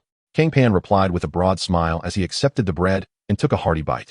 After finishing their meal, the hunting dogs began taking shifts to stand guard while the others rested to regain their strength. Concealed behind a tree, Cang Pan furrowed his brows. As a juvenile ancient dragon, his soul power was beyond the reach of mere humans. Naturally, the conversation of the Silver Knight could not escape his keen hearing. They were here for the demon. Was that demon the Red One? This question gnawed at him, as he remained uncertain whether the Red One had indeed attracted the attention of the singular deity spoken of by the Holy Church. I am not a demon. In the Beast Master space, the Crimson Giant Dragon rolled its eyes, correcting the inconsistency in Cang Pan's statement. I know. Cang Pan waved his hand dismissively, not particularly bothered. Meanwhile, the Silver Knight, having uttered a remark, paid no further heed to Cang Pan, for he regarded him merely as an ordinary human, incapable of escaping the hunting dogs. Thus, two factions, each harboring ulterior motives, rested within the same encampment. Chapter 52, The Unveiling of Intentions. It seems they are about to make their move. The malice emanating from the Silver Knight was as conspicuous to the Red One as a flickering candle in the night, impossible to conceal. Sir Beastmaster, do you require my assistance to eliminate them all? A pair of eyes emerged from the shadow beneath him, the calm voice of the specter resonating within Cang Pan's heart. No, not for now. I wish to engage with them myself. Shaking his head, Cang Pan's smile nearly brimmed with delight. All right, everyone, rise and continue our journey. The Silver Knight clapped his hands, rousing the resting hunting dogs, and approached Cang Pan with a beaming smile.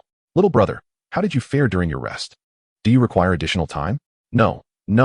Uncle, let us proceed, Cang Pan replied, standing up in haste and waving his hands. Very well, then let us continue onward. By the time their conversation concluded, the hunting dogs had tidied up the camp. The group resumed their trek deeper into the mountains. However, after approximately an hour of travel, the lead hunting dog suddenly halted. What is the matter? The Silver Knight's expression darkened as he swiftly moved to the front of the line. A unique angel of the Holy Church hovered above, its irregular and twisting white form casting down glimmers of holy light that enveloped the Silver Knight's body, providing him with a semblance of protection. My lord, the lead hunting dog extended a trembling finger toward the front, its eyes wide with shock. This scene caused a shiver to run down the Silver Knight's spine. The hunting dogs, trained from a young age as instruments of war, would remain stoic even in the face of their progenitor's demise. Following the direction indicated by the hunting dog, the Silver Knight involuntarily gasped. The landscape before them had transformed dramatically. Behind them, lush, towering trees stood, while ahead lay a world encased in ice. Everything had been frozen by the bitter cold, but at the center of the clearing was a massive pit, resembling the aftermath of a meteor strike. The pit was filled with charred soil, and at its core, intense heat had altered the soil-less structure, causing it to crystallize, as if a natural disaster had ravaged the area. What on earth transpired here? He slapped his cheeks, forcing himself to calm down. He had reviewed the information regarding the Zhejiang mountain range. If memory served, This area was under the jurisdiction of one of the four emperors. But where was the Ice Emperor? Moreover, what was the origin of this pit? In the midst of this turmoil, a hunting dog approached. Its expression as grim as could be. My lord, the angel sensed the presence of the abyss from here. This brief statement solidified the expression on the Silver Knight's face into one of sheer horror. He understood that matters had taken a turn for the worse. Ah, uncle. What brings you here? There is nothing left, Cang Pan's puzzled voice echoed, startling everyone as they turned to fix their intense gazes upon him. Observing the hunting dog's reactions, Cang Pan couldn't help but smirk inwardly, though he feigned a startled expression on his face. Seeing this, the Silver Knight raised a hand to restrain the hunting dogs, forcing a strained smile onto his face. Little brother, if I understand correctly, you are aware of what transpired here, yes? Seemingly charmed by the Silver Knight's congenial demeanor, Cang Pan's apprehension dissipated somewhat. Yes, indeed. A few days ago, I got lost while searching for the second beast in the mountains and happened upon this place. His revelation filled the Silver Knight with exhilaration, to the point where even the seasoned hunting dog struggled to maintain its facade of geniality. And then, what did you witness? Suppressing his elation, the Silver Knight fixed an intense gaze upon Cang Pan. When I first arrived, I witnessed two ferocious beasts engaged in combat in the clearing before me. One of them was several hundred meters long and bore a striking resemblance to my sister's ice snake. The Silver Knight's breath quickened, instinctively nodding.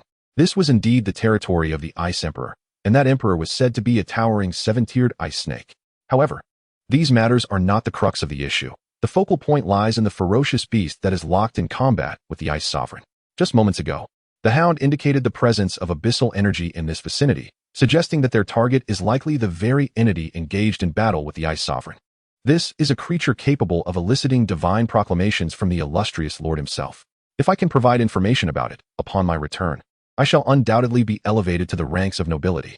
He never once entertained the notion of doubting Cang Pan's words. In the presence of an angel, any deceit becomes inconsequential.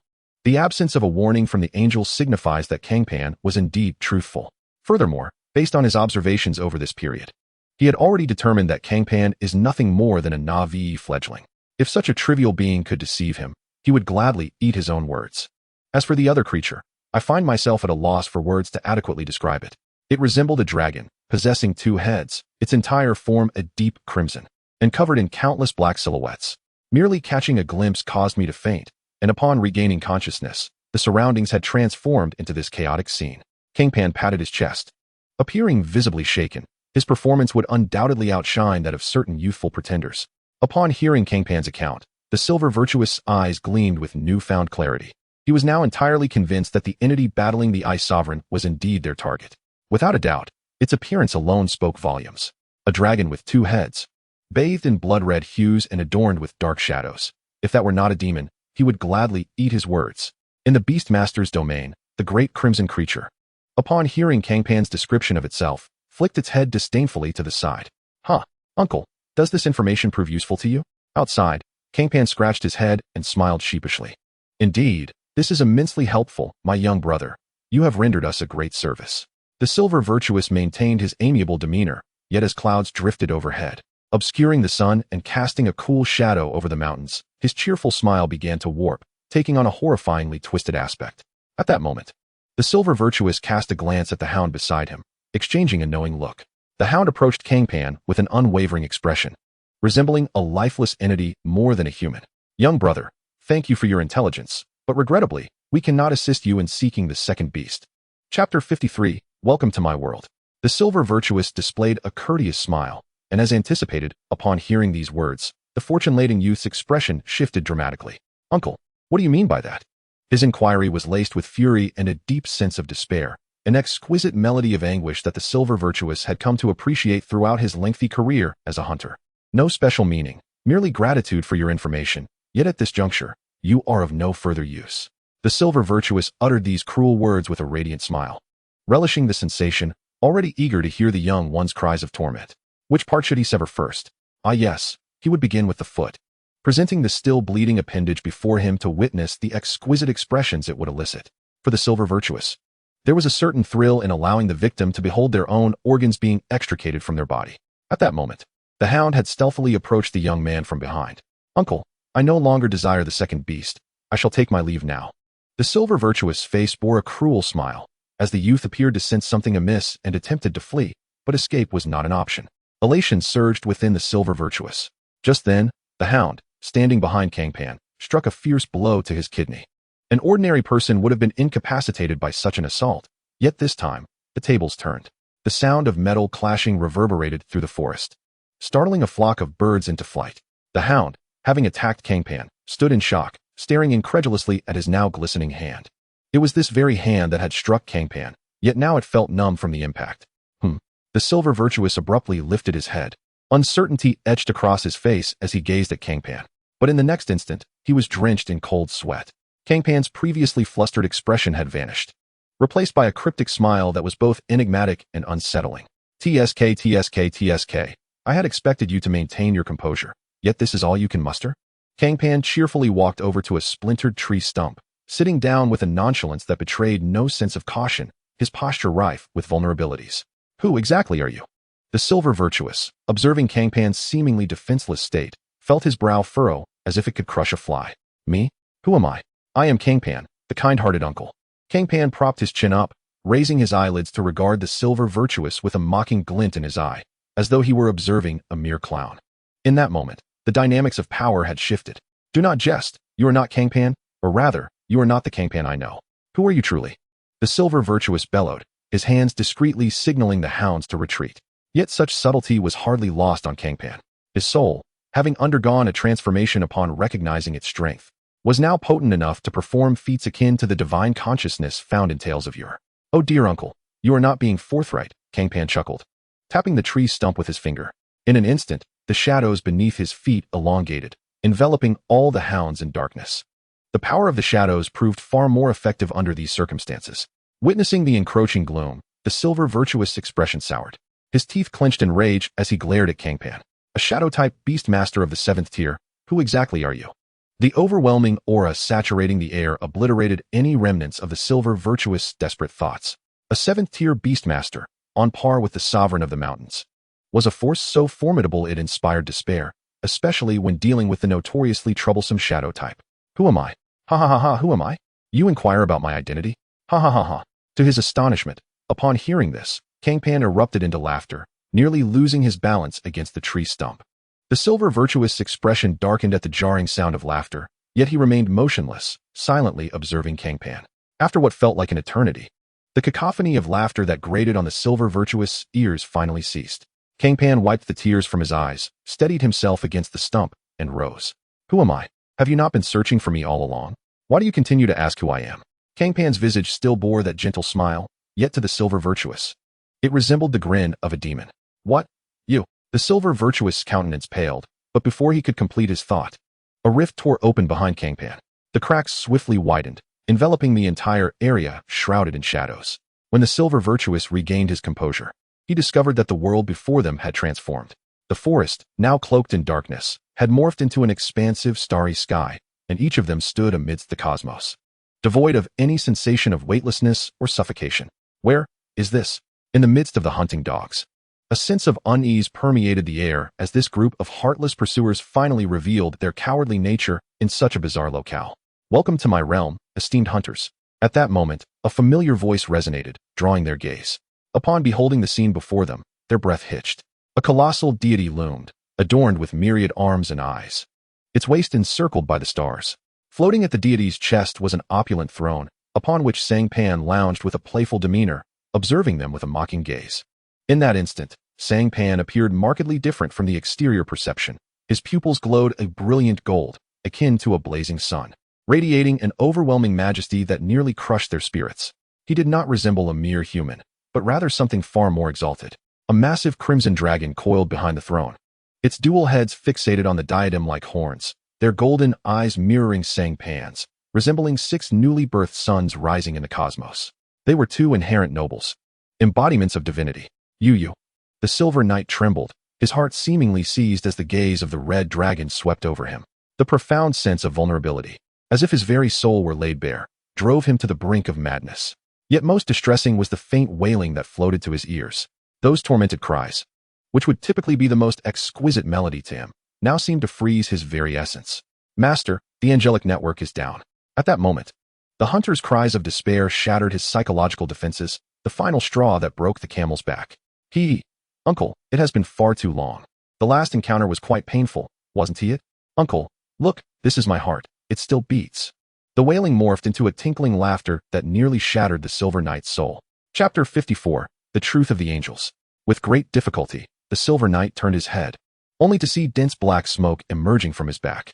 This smoke gradually coalesced into the shape of a small boy, appearing to be merely 3 or 4 years of age. Strangely, this boy seemed to sprout from the Silver Knight's spine. His pallid face bore no trace of color. His eyes were hollow voids devoid of pupils, and in his hands he clutched a still-beating crimson heart, incessantly approaching the Silver Knight with an innocent smile. Hee, Uncle, look. This is my heart. It still beats. The boy's hand, cradling the heart, continuously reached out towards the Silver Knight, the heart pulsating and radiating warmth. The Silver Knight was utterly horrified, collapsing to the ground, scrambling on hands and knees to distance himself from the boy. But how could he escape when the boy was an extension of his very spine? How utterly filthy! The Great Red Dragon raised its head, its diadem-like horns framing a pair of disdainful golden eyes. Cang Pan, seated upon the throne, uttered not a word, merely observing the grotesque spectacle unfold. Here, he wielded a more advanced form of his power, known as a domain. Much like Chiu Zimo's realm of molten lava, Cang Pan derived his domain from the enlightenment of the thousand-handed, hundred-eyed deity, allowing it to embody various supernatural attributes. Within this domain, Cang Pan could even manipulate the laws of physics at will. The farcical display before him was but a slight modification of the Silver Knight's innermost desires. Yet it had turned into something utterly revolting. The farce persisted. The sins upon the Silver Knight writhed incessantly, manifesting into figures that emerged from his very being. These were the souls of those he had tormented and killed. As a high-ranking hunter of the Holy Church, the Silver Knight had distinguished himself among many by virtue of his cruel and twisted nature. Hee, Uncle, we hurt so much. They lamented. Yes, Uncle, we are in such pain. Why do you still smile? Why? The relentless questioning echoed in his ears, nearly causing the Silver Knight's soul to shatter. The scenes they described mirrored those of his past atrocities. Their agonized cries had once been the sweetest symphony to him, and as for retribution, it could not possibly exist. He was a hound of the divine, purging the world of unworthy souls. All his actions were righteous. How could there be punishment? Yet now, witnessing this legion of tormented souls birthed from his own essence, the Silver Knight succumbed to despair. Angel, save me. The wretched roar erupted from his lips, a sound he never fathomed he would utter. No sooner had he spoken than a writhing orb of light appeared above him. As it emerged, it showered down glimmers of holy light. The manifestations of his sins recoiled in agony upon contact with the divine radiance, transforming back into billowing black smoke. Angel, quickly save them all. Struggling to rise, the Silver Knight gasped for breath, too terrified to glance at Cang Pan upon the throne, and instead commanding the angel to rescue the remaining hunters. On the throne, Cang Pan furrowed his brow, gazing at the irregular orb that bore the name of Angel. This entity radiated a blinding white light, adorned with wings, and appeared to be a massive luminescent sphere, within which countless eyes flickered. It bore little resemblance to the humanoid angels he was familiar with. To call it a demon would not be an exaggeration. TCH, unsurprisingly, a thief produces such a sin-laden creation. The Great Red Dragon, having merely cast a glance, lost interest and lay down. Upon hearing the dragon's remark, Cang Pan's curiosity was piqued, and he activated the powers of the thousand-handed, hundred-eyed deity. The essence of this ability lay in analysis and reassembly, particularly within this starlit domain. He had supplanted the deity's position, amplifying his capacity for dissection and reconstruction to its zenith. A brilliant golden gaze flickered with a hint of blue light, and suddenly, the world within Cang Pan's eyes transformed, deconstructing into points and lines, an endless influx of information flooding his mind, turning his attention to the so-called angel. After a brief moment, the blue luminescence faded, and Cang Pan sported a playful smile. No wonder every being of the Holy Church initially possessed angels as their familiars. It all made sense now. He comprehended fully the true nature of this angelic entity. The Silver Knight's original familiar had not been an angel, yet it had now morphed into one through artificial alteration. They had shattered the original familiar, brutally fused it together, infused it with holy light, and endowed it with wings. These fragmented remnants bound the wailing souls. The so-called angels of the Holy Church were nothing but grotesque abominations. Chapter 55. The Collapse of Faith and the Reconstructed Familiar. At this moment, the angel writhed in the air, crawling towards the other hunters.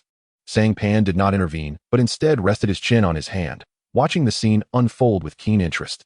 I ask you, do you wish to know why the initial familiars of your Holy Church are all angels?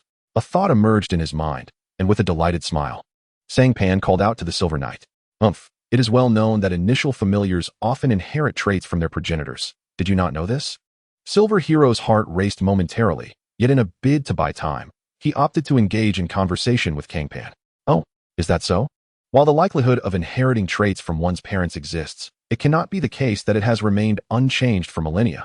Cang Pan's gentle words made Silver Hero's heartbeat falter, an ominous premonition blossoming within him. However, he vigorously shook his head, allowing his steadfast faith to regain dominance. What does it matter? Angels are the messengers of the divine. Some anomalies are quite natural, aren't they? Noticing Silver Hero's defiance, Cang Pan's eyes crinkled with amusement. Is that so? It seems you truly do not weep until you see the coffin. If that is the case, allow me to reveal to you what this so-called divine being truly is. Rising from his throne, Cang Pan descended slowly, while behind him, the myriad-armed, myriad-eyed statue began to move its limbs. Cang Pan pointed a finger toward the writhing orb of light above, and the statue mirrored his gesture. The essence of the myriad-armed, myriad-eyed statue activated, and a transparent beam of light extended from Cang Pan's fingertip, illuminating the orb. A piercing scream erupted from within the orb, a sound so chilling it sent shivers down Silver Hero's spine, even in his distorted state. An overwhelming dread flooded every corner of his heart. The orb began to tremble violently, and in the next instant, the holy light clinging to it was stripped away, revealing the true form of the angel that had previously been cloaked in sanctity. Upon witnessing the angel's true visage, even Silver Hero, its beast master, could not help but stagger back, a look of discomfort etched upon his face. What is this?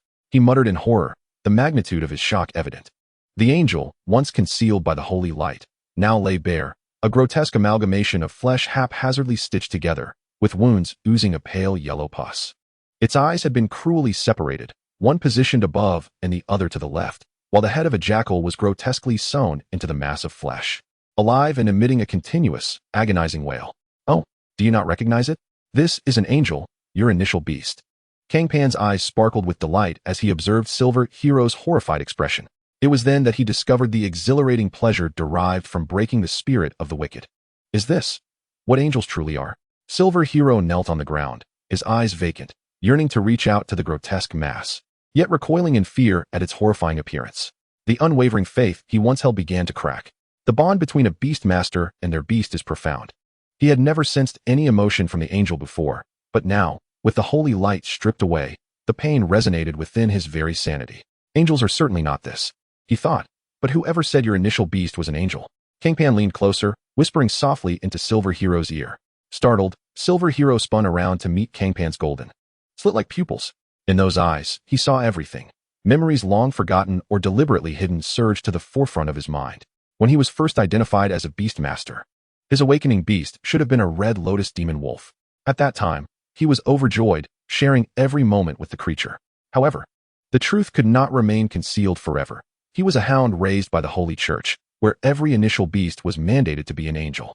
Thus, one fateful day, the red lotus demon wolf vanished from his life, and soon after, the cardinal arrived with a glowing orb, compelling him to form a contract with it.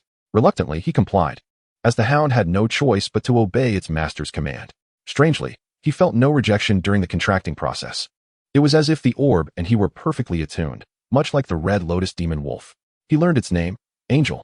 Every member of the Holy Church had an angel as their initial beast, without exception, though he had regained a beast in the stillness of night. Silver Hero often found himself reminiscing about that crimson silhouette, his true initial beast. Yet these memories were ultimately fleeting. Under the companionship of the angel and the oppressive training of the Holy Church, his longing for the red lotus demon wolf gradually faded, until he could scarcely recall it. But now, as he gazed at the quivering mass of flesh before him, his pupils dilated in shock. Red lotus demon wolf. He extended his trembling hands, yearning to caress its form, but the wolf's head, ensnared in flesh, emitted another cry of anguish. The pain, suppressed by the holy light for decades, now crashed down upon Silver Hero's soul. What have I done? His steadfast faith shattered entirely amidst that agonizing wail. The boy, raised as a hound by the Holy Church since childhood, clutched the writhing mass of flesh tightly, trembling as he tore at the black threads stitching it together. The soul, imprisoned and tormented for decades, finally found release. The severed jackal head cast one last gaze upon Silver Hero's face before closing its eyes in satisfaction. After years of torment, had it not been for the constraints of the holy light, its soul would have long since crumbled. Now, with the holy light's confinement shattered and the dark sorcery reconstructing its body undone, the Red Lotus Demon Wolf's spirit finally found peace. In the starlit domain, the executor, akin to a vengeful spirit, knelt upon the ground, cradling the small jackal head in his hands, releasing a scream of despair. Subsequently, he collapsed to the earth, devoid of life. Witnessing this, Cang Pan waved his hand, dissolving the starlit domain. The myriad-armed, myriad-eyed statue and the celestial stars began to retract, ultimately forming the shape of an eye, engraved upon Cang Pan's palm. Chapter 56, Divine Embryo.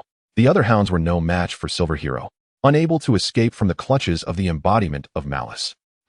At that moment, Cang Pan suddenly exclaimed in surprise, for from the spot where Silver Hero's angel had dissipated, a milky white orb of light emerged. He was no stranger to such orbs. This was clearly a material. Could beasts also yield materials? Scratching his head in disbelief, Cang Pan reached out toward it. The white light enveloping the orb burst apart, revealing a crystal-clear teardrop floating in Cang Pan's palm.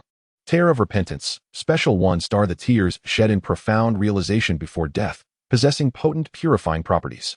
Profound realization before death? That must refer to the Silver Hound. He mused, a sardonic smile curling at the corners of his mouth as he toyed with the gem-like tear. What use is there in repentance at the brink of death? Merely crocodile tears. Perhaps, in his final moments, he truly became aware of his wrongdoings. However, this realization cannot absolve him of his transgressions. Repentance is a matter for the Silver Knight himself, while Cang Pan's role is to administer justice for his sins. It is time to depart, Dahong. There is nothing left for us in these mountains. Let us make our way to Luocheng, where at least a grand feast awaits us. With a flick of his hand, Cang Pan tossed a glistening tear into the air and caught it, his gaze fixed eagerly toward Luocheng, his eyes alight with anticipation. Roar! At the mention of formidable foes, the two dragon heads lying on the ground immediately lifted, emitting excited roars. Beastmaster, I implore you to refrain from recklessness as you did last time, said the shadow behind him, rising to its feet, its tone filled with earnest concern for the restless Cang Pan. Perhaps it was due to its role as a guardian beast that the shadow's temperament contrasted starkly with his own, resembling an incessant nagging mother. I understand. I shall be more cautious next time, he waved dismissively, his words as half-hearted as those of a 3-year-old child. Seeing this, the shadow sighed in exasperation, feeling an overwhelming sense of fatigue. 1,000 miles away, within a floating city suspended in the heavens, the atmosphere had descended into a state of utter despair. This was meant to be a paradise celebrated by thousands, yet at this moment, joy was conspicuously absent.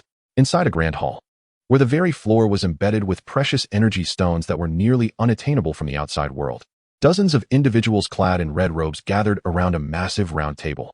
These individuals were perpetually enveloped in divine light, which faintly outlined a vision of paradise behind them. Should an outsider trespass into this sanctum, they would undoubtedly be terrified, for each person present was at least a cardinal of the Holy Church or a peak 9th-tier beastmaster. The mere stomp of one of them could incite turmoil across an entire province. Yet now, this assembly of individuals bore grave expressions as they convened. After a brief silence, one of the red-robed cardinals, his visage solemn, opened his mouth.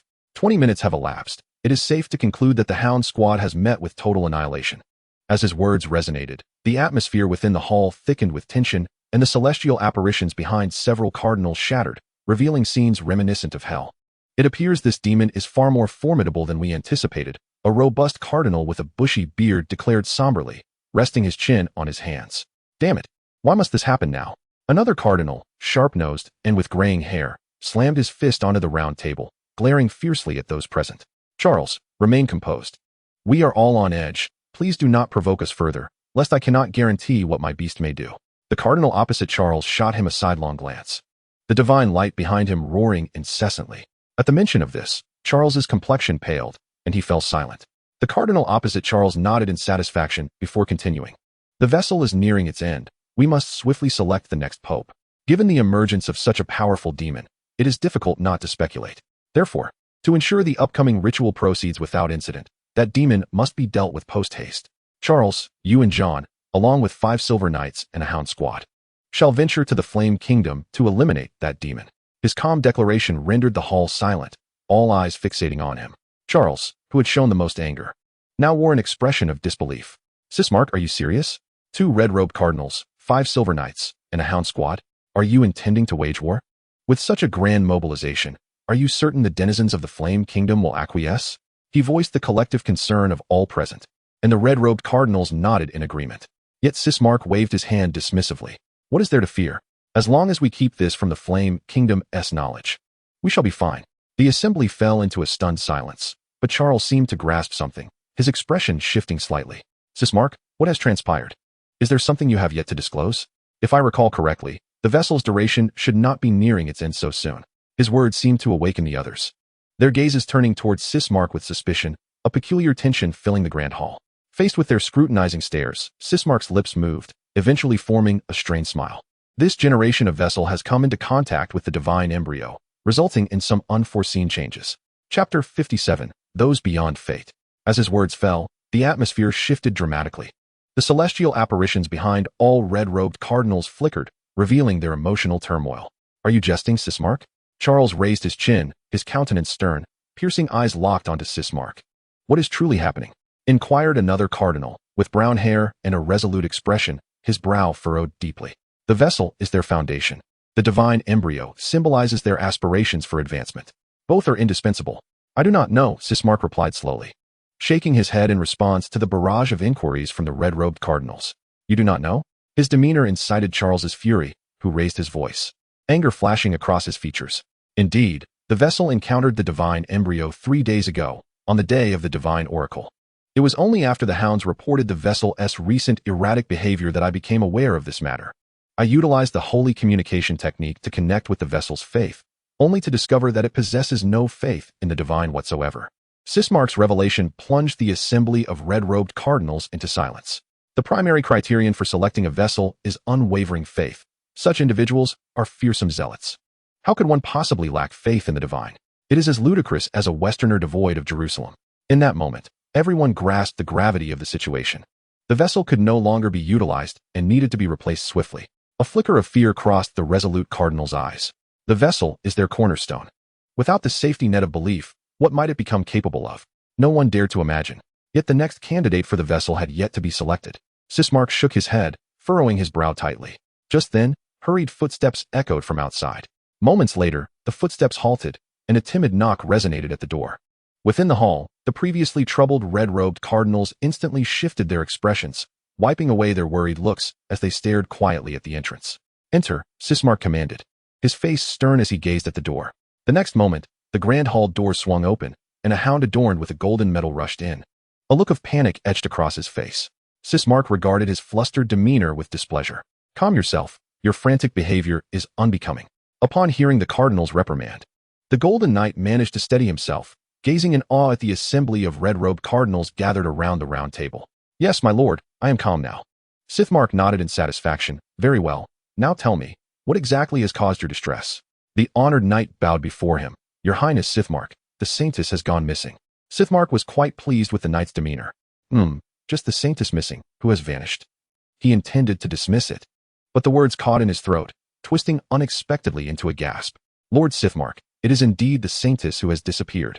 Receiving this confirmation once more, Sithmark wearily sank into his chair, covering his forehead with his hand as he gestured to the knight. You may leave now. Although he could not comprehend what Lord Sithmark truly meant, his unwavering faith kept him from further speculation. Once the knight exited the grand hall, the red-robed cardinals gathered around the round table erupted into chaos. Sithmark. Charles's forehead bulged with veins, abandoning all decorum as he leaped onto the table, bounding towards Sithmark with fervor, seizing him by the collar. The vessel has vanished. Do you understand? In that moment, Charles's face was marred by terrifying crimson tattoos. His azure eyes transformed into a pair of blood-red orbs. 2 red-robed cardinals were on the brink of violence, yet none intervened. All the cardinals observed the scene with cold indifference, some even contemplating delivering a few blows to Sithmark. Sithmark, you must provide us with an explanation. A gnarled elder, whose skin resembled dried bark, placed his staff upon the table, the head of it ominously directed at Sithmark. Losing even the vessel. It seems your position as the leader of the red-robed order is in jeopardy, Sithmark. Another cardinal chuckled softly, though his eyes glimmered with greed. Now is not the time for internal strife, Sithmark. You must immediately ascertain whether that object is still in existence, and verify the whereabouts of the divine embryo. I suspect this incident of the vessel's escape is closely tied to the divine embryo. From the shadows of the hall, a robust figure clad in a black robe slowly emerged from the ground. Understood. Sithmark appeared to regard the newly appeared figure with trepidation, nodding before promptly exiting the grand hall. Not far from the radiant holy city, within a dense forest, a figure as resplendent as light lay concealed in a hollow, carefully evading the hunting hounds outside. Only after all the hounds had departed did she exhale in relief, rising swiftly from the pit and dashing eastward. Damn it! How did I end up in the world of the Beast Master Editor, becoming the saintess of the Radiant Church? Is this not a hellish beginning? As she ran, the luminous figure murmured her grievances. Outsider, where do you intend to go next? A childlike voice echoed in the girl's ear. Now, obviously to the Flame Nation to cling to the protagonist, Cang Pan. How could a mere idle fish like me compete with the cunning old foxes in this world? The depths of the Beast Master Editor world are unfathomable. It's best to follow the protagonist and survive. The girl's lack of ambition rendered the voice silent. Ignoring its silence, she continued her rambling until a sudden thought struck her, and a mischievous smile graced her face. Ah, speaking of which, you do have some ties to Cang Pan. His initial beast is called Big Red, so I shall call you Little Red. Do not compare me to it. I am myself. Not it. The girl's words provoked a vehement reaction from Little Red, the irate voice causing a triumphant grin to spread across her face. Yet, in the next moment, her expression soured. If I had known I could traverse to this world, I should have devoured the Beast Master Editor book beforehand, rather than just gleaning a general understanding from a friend's recommendation. Chapter 58. Have I taken a wrong turn? At this moment, Cang Pan remained unaware that a traveler was seeking him. He stood quietly, lost in thought, gazing at the dirt road before him. It seems we have finally emerged. With a sigh, Cang Pan felt a momentary haze in his expression. Having spent so long in the Zhejiang Mountains, he could not immediately recognize the dirt road before him. Congratulations, Beastmaster. The voice of Yuying emerged from the shadows behind him, delivered in a monotone devoid of emotion. I did not discern any congratulatory sentiment in your tone. Cang Pan replied without lifting his gaze. No, sir, that is merely your misconception. Yuying lightly countered Cang Pan's non-compliance with a chuckle. There are people ahead. Just then, on Cang Pan's shoulder, the once mighty Big Red, now transformed into a languid red lizard, remarked, Is that so? Just in time, my supplies are running low. I should take this opportunity to replenish. Cang Pan nodded and proceeded along the road. Originally, the provisions prepared by Tsang Yue were sufficient for him and Big Red to last 2 months. Yet she was unaware that Cang Pan had acquired Yuying. This embarrassing entity, a necromantic giant, still required sustenance, and its appetite was far from ordinary. Consequently, what should have lasted 2 months was depleted in less than 1. After walking a few steps, a camp came into view, filled with tents arranged in a peculiar manner. After observing for a while, Cang Pan grasped the ingenuity behind it. Each tent was equidistant, allowing for immediate communication and support should one come under attack. An impressive design indeed. A glimmer of admiration flickered in Cang Pan's eyes. Such ingenuity could only be described as masterful. Stop right there. Who are you? As soon as Cang Pan laid eyes on the camp, its inhabitants also noticed him. A scar-faced man in his 20s approached, gun drawn, and aimed menacingly at Cang Pan. Cang Pan was not surprised by this reaction. After all, in the wild, the greatest danger was not the ferocious beasts, but rather mankind. Hello, please do not be alarmed. My name is Cang Pan, a traveler from the neighboring Jiang city. I have come here to replenish my supplies as I have run out. Raising his hands to indicate he meant no harm, Cang Pan wore a gentle smile that inspired no malice. Oh, a traveler from the neighboring Jiang city? You came from Jiang city? The patrolling scar-faced man nodded, but upon repeating the phrase, he realized something was amiss. His expression shifting to one of sheer shock as he stared at Cang Pan. Yes, I came from Jiang city. Confused by the man's demeanor, Cang Pan affirmed. However, upon hearing Cang Pan's affirmation, the scar-faced man's expression grew even more horrified. He hurriedly called over a passing patrol companion. Mr. Cang Pan, please wait. Do not move. Old Lu, you stay here with Mr. Cang Pan. I will go find Teacher Chen. Having hastily instructed his companions, the scar-faced man dashed into the depths of the camp. What on earth is happening? His peculiar actions left Cang Pan utterly baffled, unable to comprehend the man's intentions. Brother, are you truly from Jiangxing? At this moment, Lao Lu, who had been eavesdropping quietly, could no longer suppress his curiosity and turned to Cang Pan with a questioning gaze. Indeed, I hail from Jiangxing. Why do you ask? Upon hearing Cang Pan's affirmative response, Lao Lu's expression mirrored that of the scar-faced man, one of bewilderment. Brother, what brings you all the way from Jiangxing to our Kalishi? It's a journey spanning thousands of miles. You've traversed from the far west of the Zhejiang Mountains to the very east?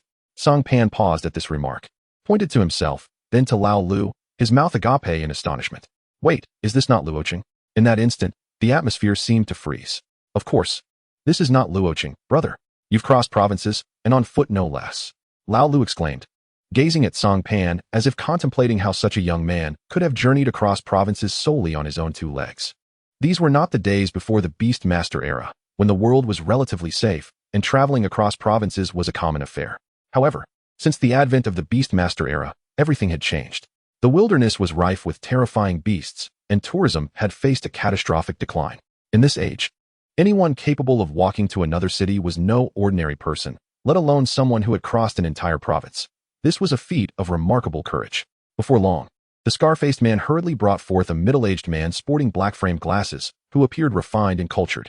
Greetings, I am Lu Tian, a teacher here. You must be Mr. Cang Pan, correct? Lu Tian's countenance bore a gracious smile, devoid of any flaws. I am Cang Pan, he replied, matching Lu Tian's gentle demeanor with a warm smile of his own. Lao Lu and the scar-faced man exchanged glances, their expressions reflecting disbelief. Hey, Lao Lu, do you think these two could be brothers? The scar-faced man whispered, poking Lao Lu in the side. While they did not resemble each other in appearance, their smiles were strikingly similar, almost as if one were gazing upon a single individual. Disregarding their idle chatter, Lu Tian continued with his inquiries. Mr. Cang Pan, I heard from the scar-faced man that you come from Jiangqing. Is that correct? Indeed, Mr. Lu, Cang Pan replied with a cheerful grin.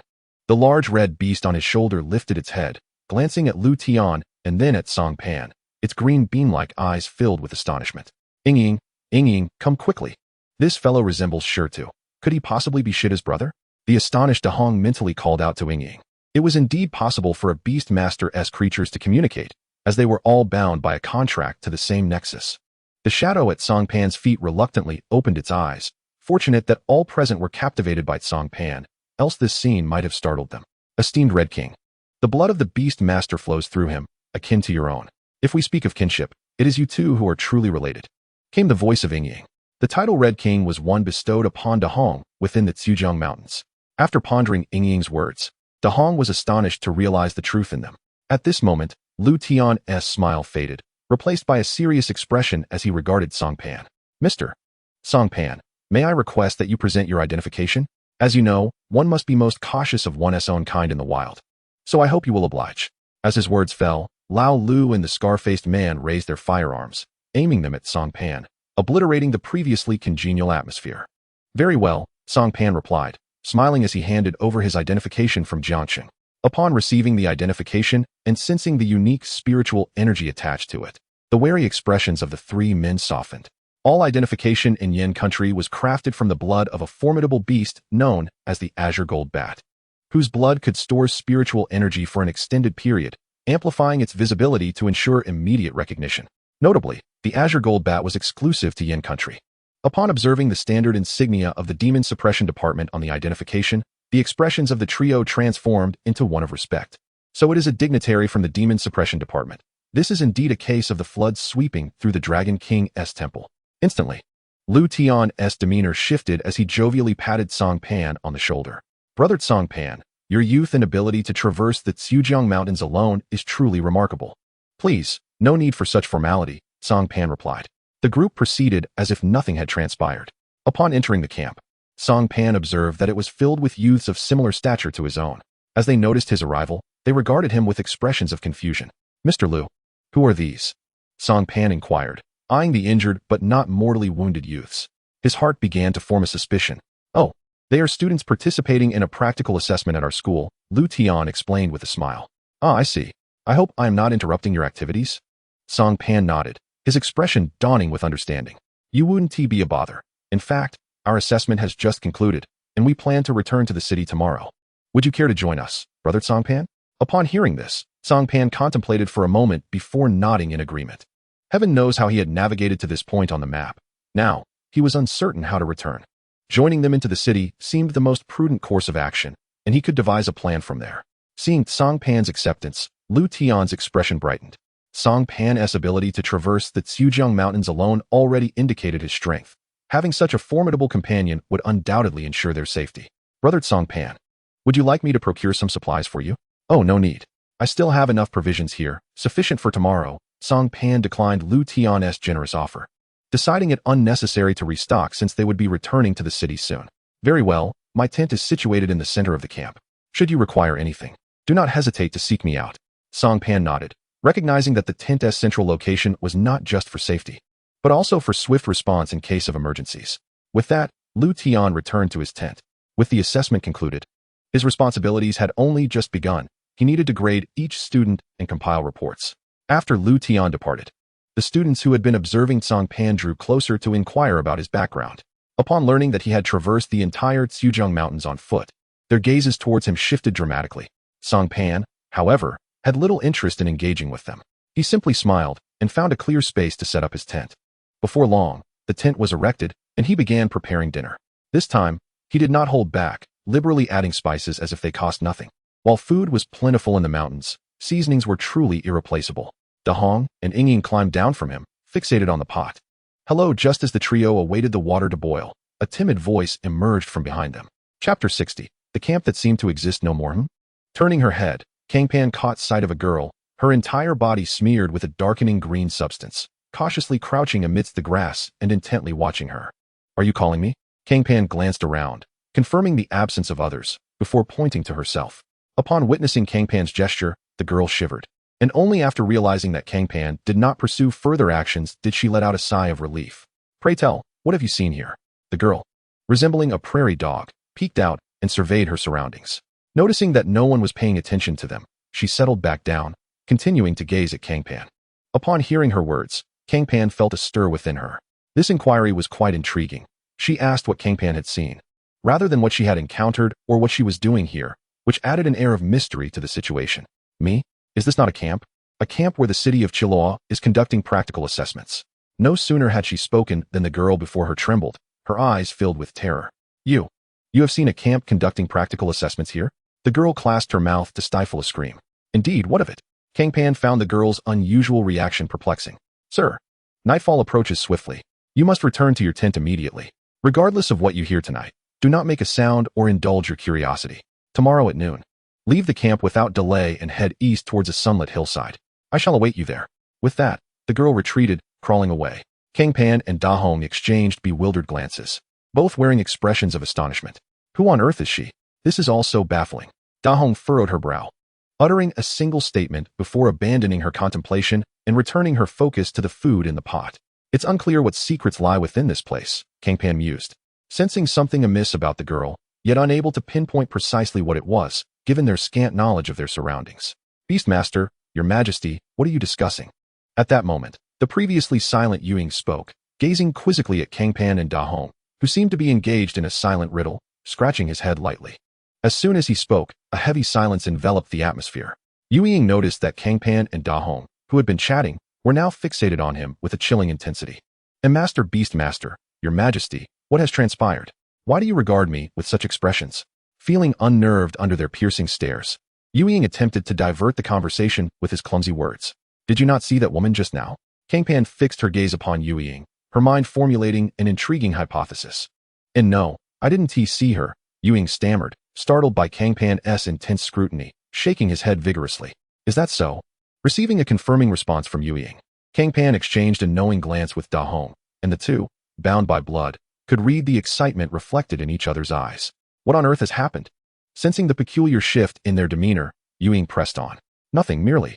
After succinctly relaying the peculiar encounter to Ying, they found their meal prepared. So, Master Beastmaster, what shall you do? Will you report this to Mr. Lu Tian? Ying savored a large chunk of meat, the explosion of flavors delighting his palate, causing him to squint with happiness. No, we shall not inform them yet. I intend to follow that woman's advice and uncover the true nature of her intentions. Initially, Cang Pan had no intention of engaging with such an enigmatic figure, yet Ying's words had piqued her curiosity to its zenith. If the woman's claims held any truth, then the camp would surely be alive with activity that night. Da Hong, her petite frame aglow with a dark luminescence, observed the passers-by for a moment before retracting her gaze. Having detected no anomalies, after their meal, the group retreated into their tent. Time passed swiftly, and soon the sun dipped below the horizon. As the last rays of sunlight vanished, the atmosphere within the camp shifted palpably. Ying was the first to sense the disturbance. He abruptly stood up from behind Cang Pan, his hollow eyes fixated on the center of the camp, glimmering with an insatiable desire. What is it? What do you see? Cang Pan, noticing his every movement, approached him and whispered. I cannot say, but there is an undeniable allure emanating from that direction. Ying furrowed his brow, pointing towards the most significant tent, where Lu Tian was housed. Ah, it is there, is it? It seems my friend harbors quite a few secrets, Cang Pan remarked, a knowing smile gracing her lips as she followed his gaze. This place feels utterly wrong, saturated with a high concentration of sin and transgression, Dahong whispered, a flicker of eagerness igniting within her golden-slit pupils. Preferring action over contemplation, she relished the thought of crushing her foes without the need for convoluted considerations. Wait. Do not alert the enemy, Cang Pan cautioned, perceiving the eagerness in Dahong's eyes. Let us bide our time and observe what that woman has to say tomorrow. With that, Cang Pan settled into the corner of the tent and closed her eyes. At that moment, footsteps suddenly echoed at the entrance. Brother Cang Pan, are you there? A deliberately lowered voice came from outside. It was Scar. Inside the tent, upon hearing Scar's voice, Cang Pan instantly opened her eyes, a flicker of golden light dancing within her otherwise dark pupils. She was about to respond when she recalled the woman's earlier warning and promptly sealed her lips. Outside, receiving no reply from Cang Pan, Scar's impatience grew evident as his tone turned urgent and even somewhat menacing. Brother Cang Pan, are you there? Please respond. Something feels off about this camp. Two shadowy handprints suddenly appeared on the semi-transparent zipper door of the tent. Even the typically mild-mannered Yuying could not suppress a hint of anger at the sight. Huh! Watching the shadowy hands probing at the entrance, Cang Pan let out a low, cold laugh, her formidable spirit radiating outward following her transformation. As she observed the scene outside, her expression shifted slightly, a semblance of surprise flickering across her features. Yet it remained within the realm of expectation. Through the projections conveyed by her spiritual energy, she discerned that the area outside the tent was completely devoid of any presence. Not even a shadow of phantoms. Yet, the two probing black hands at the zipper door were undeniably real. Chapter 61. The Great Anomaly. What on earth are those things? The peculiar sight that Cang Pan beheld was not lost on Yuying and Dahong. In that instant, even Yuying, a spirit beast of the ghostly variety, could not help but widen his eyes in disbelief, his expression mirroring a crisis of faith. Such a bizarre scene had never graced his ancestral memories. Pay it no mind. We shall wait for dawn. Cang Pan cast one last lingering glance at the two shadowy hands still groping at the entrance before softly instructing her spirit beasts, extinguishing the lantern's light within the tent and reclining back down. Without the guiding light of the lantern, the outside world seemed unable to locate the presence of Cang Pan, only wandering aimlessly while emitting low growls. Cang Pan, brother, where are you? Don't wander off at night. Cang Pan, come out. The increasingly sharp cries resonated throughout the camp, not only from Scars, but also from old Lu and the students. In an instant, the once tranquil camp transformed into a realm of phantoms. Yet, for Cang Pan, this was hardly a concern. He had once slumbered peacefully amidst the cacophony of ferocious beasts in the Zhujiang Mountains, where the night was filled with their ominous roars. Receiving no response from Cang Pan, the eerie voices within the camp seemed to lose their fervor, ceasing their calls and plunging the area into an unsettling silence that sent shivers down spines. As the jade rabbit sank in the west and the golden crow rose in the east, the first rays of dawn illuminated the camp, dissipating the peculiar atmosphere. Scars and old Lu, on patrol, knocked on Cang Pan's tent. Cang Pan, brother, are you there? It's time to rise. The familiar voice jolted Dahong, who lay on the ground inside the tent, and Yuying, who sat beside Cang Pan, their eyes suddenly flashing with a chilling light. Your Majesty, shall we eliminate him? Yuying exclaimed, his small body swelling with anticipation, quickly filling the entire tent. Though he maintained a facade of rationality in front of Cang Pan, he was, after all, a giant, and even the most benevolent giant could not temper his temper indefinitely. Wait, don't be hasty. At that moment, a large hand gently rested on Yuying's back. It was Cang Pan, who had awoken unbeknownst to them, rubbing his bleary eyes as he climbed out of bed, stretching lazily before unzipping the tent flap. Outside, Scars looked at him with concern, holding a bowl of hot soup, appearing entirely different from the eerie figure of the previous night. Cang Pan, brother, how did you sleep last night? A hearty smile adorned Scar's face as he handed over the hot soup. Cang Pan placed it aside, grinning as he replied, I actually slept quite well, but it seemed like something was calling my name throughout the night. Do you know what that might have been, brother Scars? Cang Pan's insinuation sparked a flicker of confusion in Scar's eyes. Is that so? I didn't hear anything. Maybe it was just a dream. Not pursuing the matter further, Cang Pan maintained a knowing expression, perhaps due to the distance from home causing some disorientation. Scars, dismissing the topic, continued, Cang Pan, brother, we are about to leave. Will you join us, or what? Cang Pan waved his hand, declining Scar's invitation. No, I just remembered I have matters to attend to. After you hand me the map to Chilua City, you can leave without me. This was a test for Cang Pan, gauging Scar's reaction to the news of his departure. As expected, Upon hearing this, Scar's smile faltered, akin to a program encountering a glitch. Not coming with us. Not coming with us. Go, go, go. The once hearty male voice turned sharp and piercing, triggering a peculiar reaction among the camp's inhabitants, who emerged with vacant expressions, fixated on Cang Pan, murmuring incessantly, "Go, go, go." "Who are you speaking to?" Cang Pan questioned, as a tent collapsed behind him, revealing a pair of crimson dragon wings that stretched across the sky, sending dust flying. For golden vertical pupils flickered in the haze. The dragon wings swept through the dust, unveiling an enormous crimson dragon with 2 heads and horns like a devil. Its scales gleaming in the sunlight, reflecting a hellish radiance. The noble red creature fixed its brutal gaze upon them. The powers of the king of the ground and noble bloodline surged forth, revealing Dahong's true ancient dragon majesty. Strangely, however, the ability to command most creatures on the ground faltered at that moment, as the people continued to stare vacantly at Cang Pan, emitting shrill howls. Noticing this, Dahong's pupils constricted as he extended a dragon claw to grasp a nearby student, overwhelming force coursing through the student's body, causing them to explode into a pile of flesh. Yet, the next moment, an identical student emerged from the tent, eyes vacant, emitting a piercing shriek. At that moment, outside the camp, a fruit covered in warts was suddenly thrown in. Upon hitting the ground, green smoke began to billow from the fruit, quickly enveloping the entire camp, rendering visibility non-existent.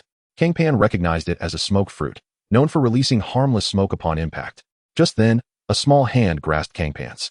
He looked up to see a girl, her body smeared with green juice, pulling him to flee.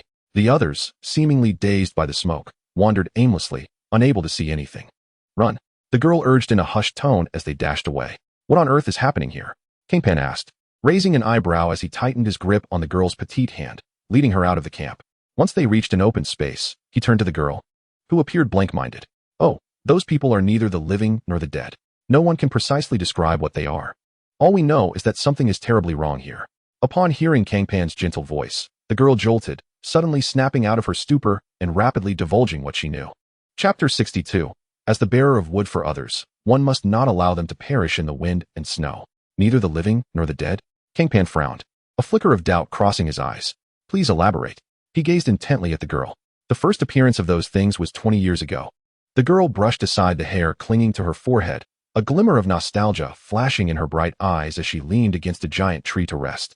Because the ferocity of beasts in this area is not high, and the food chain is stable, no strong beasts frequented this place, making it the chosen location for the practical assessments of Chilua Academy. Her melodious voice began to unfurl a tale that had been sealed for 2 decades. But 20 years ago, everything changed. No one knows what transpired that night.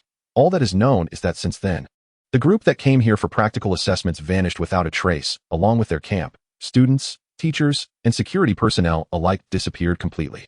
However, a month later, a teacher sent back a voice message after coming to clean and prevent the area from becoming overrun by powerful anomalies. The missing individuals have reappeared, but the message was cut off, only static following. Due to the multitude of disappearances, the school faced immense pressure, and upon learning that individuals had reappeared, the principal was elated, promptly dispatching a rescue team. Yet, this marked the beginning of a nightmare. The girl's expression turned somber, even the brightness in her large eyes dimming. The rescue team has never returned. This time, even the principal sensed something amiss and dared not delve deeper, hastily sealing off this area. However, human nature is often heedless of warnings. For 2 decades, countless individuals have ventured into this region in pursuit of so-called glory. Once a 6th-tier beast master entered, yet never emerged again. Ultimately, the former guardian of the magic division in Chilua Town, a formidable being wielding a 7th-tier spectral beast, willingly stepped into this place. But when he was discovered again, he was left with but half his life, and the 7th-tier phantom spirit had vanished without a trace.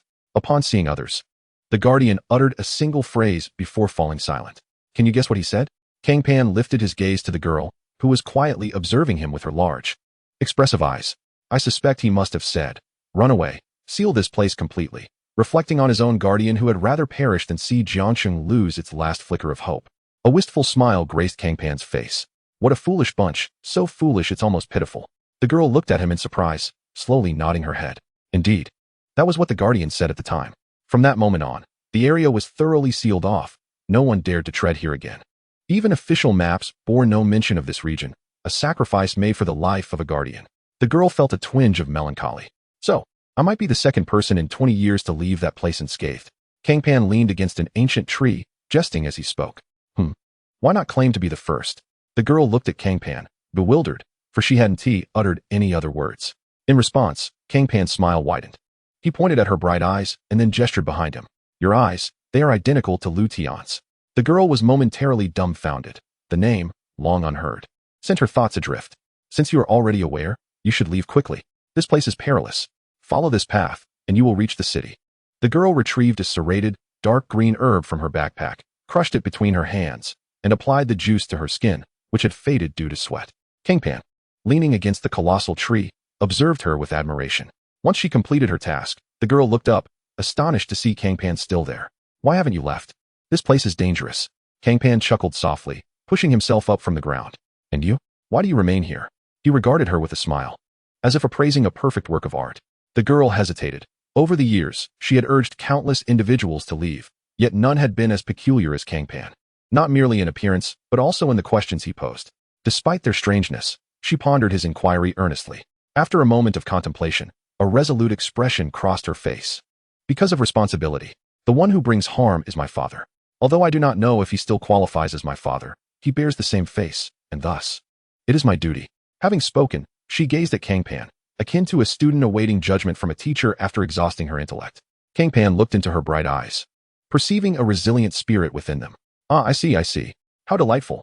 It is precisely because of fools like you that humanity can rise from the era of beast masters. His expression radiated joy, as if he had stumbled upon a rare treasure. After a prolonged moment, his laughter subsided, and he gazed deeply into the girl's eyes. Has anyone ever told you that you possess a luminous soul?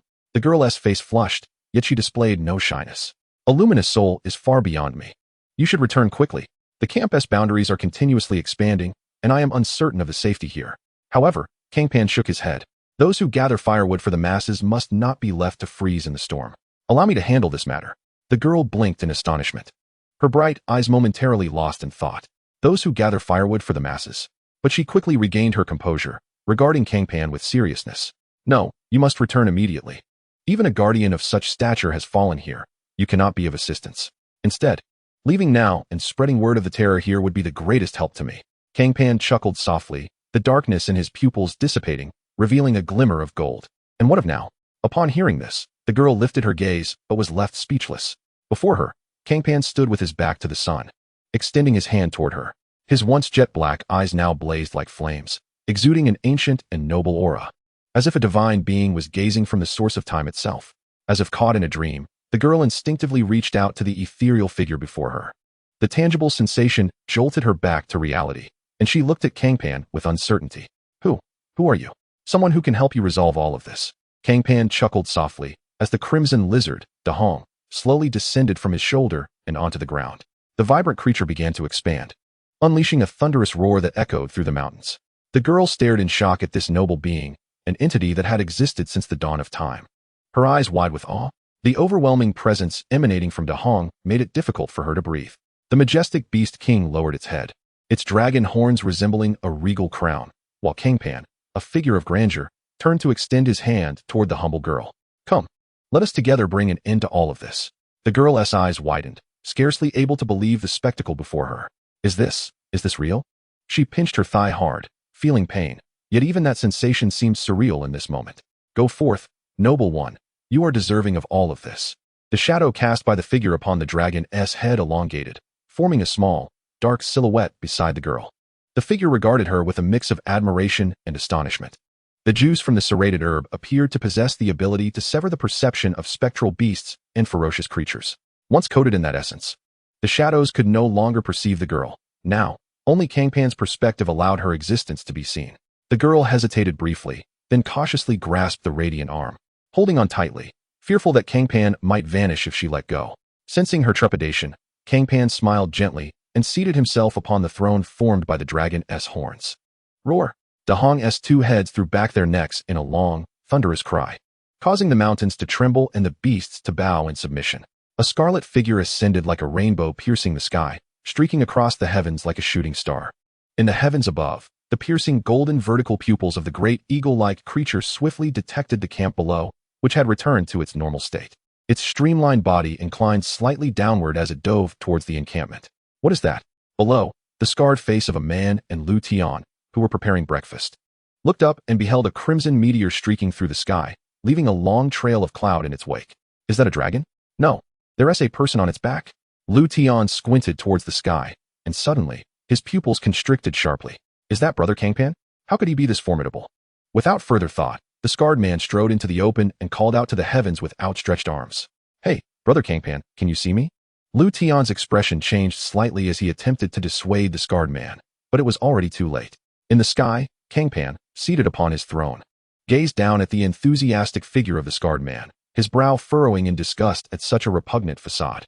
The great red beast sensed Cang Pan's displeasure, roaring fiercely as its streamlined body crashed to the ground like a cannonball. Boom!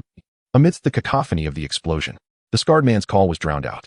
Dust and debris erupted, and when the haze cleared, all that remained was a deep crater over 20 meters in diameter. With the scarred man's figure long vanished. Cough, cough. Amidst the swirling dust, a mound rose, and in the next moment, a figure emerged. Coughing a few times before looking around in confusion, it was Lu Tian. Scarred man, where are you? Lu Tian surveyed the ruins, emitting a heart-wrenching howl akin to a wild beast in despair. He.S. dead. At that instant, a cold voice resonated from the depths of the crater. Lu Tian whipped his head around to see Cang Pan, clad in black, seated upon a throne woven from dragon horns. His once dark pupils transformed into burning golden orbs that instilled fear in all who beheld them. Why? Lu Tian asked, bewildered by Cang Pan's presence. Unable to comprehend the rationale behind his actions, Cang Pan's frown deepened. Lu Tian's pretense was utterly revolting. After acquiring the golden eyes, everything he perceived had shifted. Previously unseen truths became vividly clear. The encampment was now ensnared by invisible chains, binding every individual within, with the source of these chains originating from Lu Tian's tent. Why? What is the reason? Does he hold animosity towards you? Lu Tian continued to press on with relentless inquiries. Enough. The girl, who had been silently lingering behind Cang Pan, quickly wiped the green liquid from her face, allowing Lu Tian to sense her presence. You are. Lu Tian was taken aback by the sudden appearance of her face. It was a visage and a pair of eyes he recognized all too well. As distant memories surged forth, Yao Yao Yao, he uttered, incredulous as he gazed at the familiar stranger before him, slowly articulating a name that had not graced his memory for 20 years. What is this? Lu Tian crouched down, clutching his head in terror as an array of unfamiliar memories flooded his mind, resetting over the past 2 decades, the brutal truth nearly shattering his sanity. What have I done? Gazing at the bizarre reflection of himself in memory, Lu Tian's eyes widened in horror, his hands gripping the earth tightly, veins bulging on the back of his hands. Observing his distress, the girl, Lu Yao, silently approached, clutching a sharp dagger. Sensing Lu Yao at his side, Lu Tian offered a bitter smile, raising his gaze to the familiar yet unfamiliar face before him. Girl, go ahead, be steady, plunge it here. He indicated the top of his head with a relieved smile. Cang Pan, seated upon his throne, observed intently. That was indeed the point where the invisible chains connected. Okay.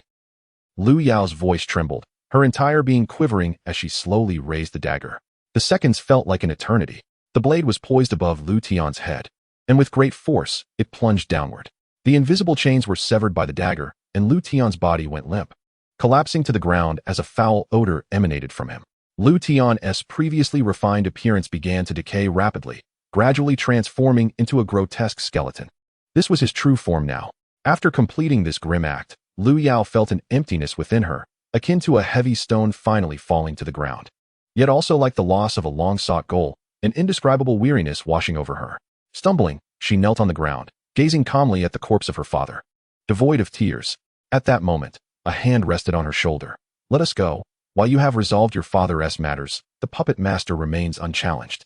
Lu Yao turned to see Cang Pan, managing to force a faint smile onto her face. Chapter 64, A Brutal Clash. Screams, flames, explosions, and collapse became the prevailing symphony of this encampment that had remained unchanged for 2 decades. The great red beast did not employ a dagger like Lu Yao to pierce the crown. Such delicate work was beneath it. Instead, it simply smashed the long-dead spirits with a single swipe of its paw. The group advanced directly towards the central tent, revealing no intention of concealment. Their thoughts were instantly discerned by the presence within, and they were met with unprecedented resistance. What is this? Lu Yao's eyes widened in disbelief as she stared at the figure before her. Standing in their path was a scruffy, muscular middle-aged man, whose features, if isolated, appeared quite ordinary, yet together they exuded an inexplicable sense of resolve, as if the very essence of a hard man had materialized in his being. A dark silhouette floated quietly beside him. This was Jiang Tianyu, the former guardian of Chilua City, alongside his spirit companion, a 7th-tier beastmaster and a 7th-tier ghost. A dual attribute beast of shadow. Could you be? Lu Yao covered her mouth, her eyes shimmering with incredulity. Observing her reaction, Jiang Tianyu wore a wry smile, scratching his head while reminiscing about his surroundings. So this is the place. I apologize for causing you trouble. Despite being a deceased man, Jiang Tianyu, perhaps due to the exceptional resilience of a 7th-tier beastmaster's soul, retained memories of his life. After speaking, Jiang Tianyu turned to Cang Pan. Young one, I can sense your strength, transcending my awareness. Hence I beseech you to end my life. Cang Pan silently nodded. The flames of fury blazed within his golden eyes. To desecrate such a noble soul was an unforgivable sin. Upon witnessing this, a look of relief spread across Jiang Tianyu's face, but in the next moment, that vibrant expression faded, replaced by numbness and coldness. The entities within the tent forcibly supplanted his will. The shadowy figure gradually grew faint, and in the next instant, it vanished, only to reappear behind Cang Pan. It raised its arm blade, poised to stab into Cang Pan's back, but at that moment, its movements suddenly froze.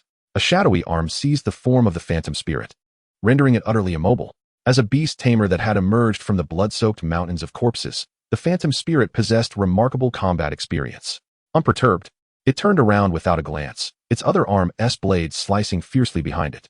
Behind, the shadow wraith frowned, being a 7th-tier beast of the same attribute. And with daylight still prevailing, it found itself incapable of swiftly dispatching the phantom spirit in a short span of time. With no other option, it pulled fiercely, causing both shadowy, ghostly beasts to meld seamlessly into the darkness. On the ground, two shadows quivered incessantly, locked in a fierce struggle. The shadow wraith ensnared the phantom spirit, altering the dynamics of the battlefield.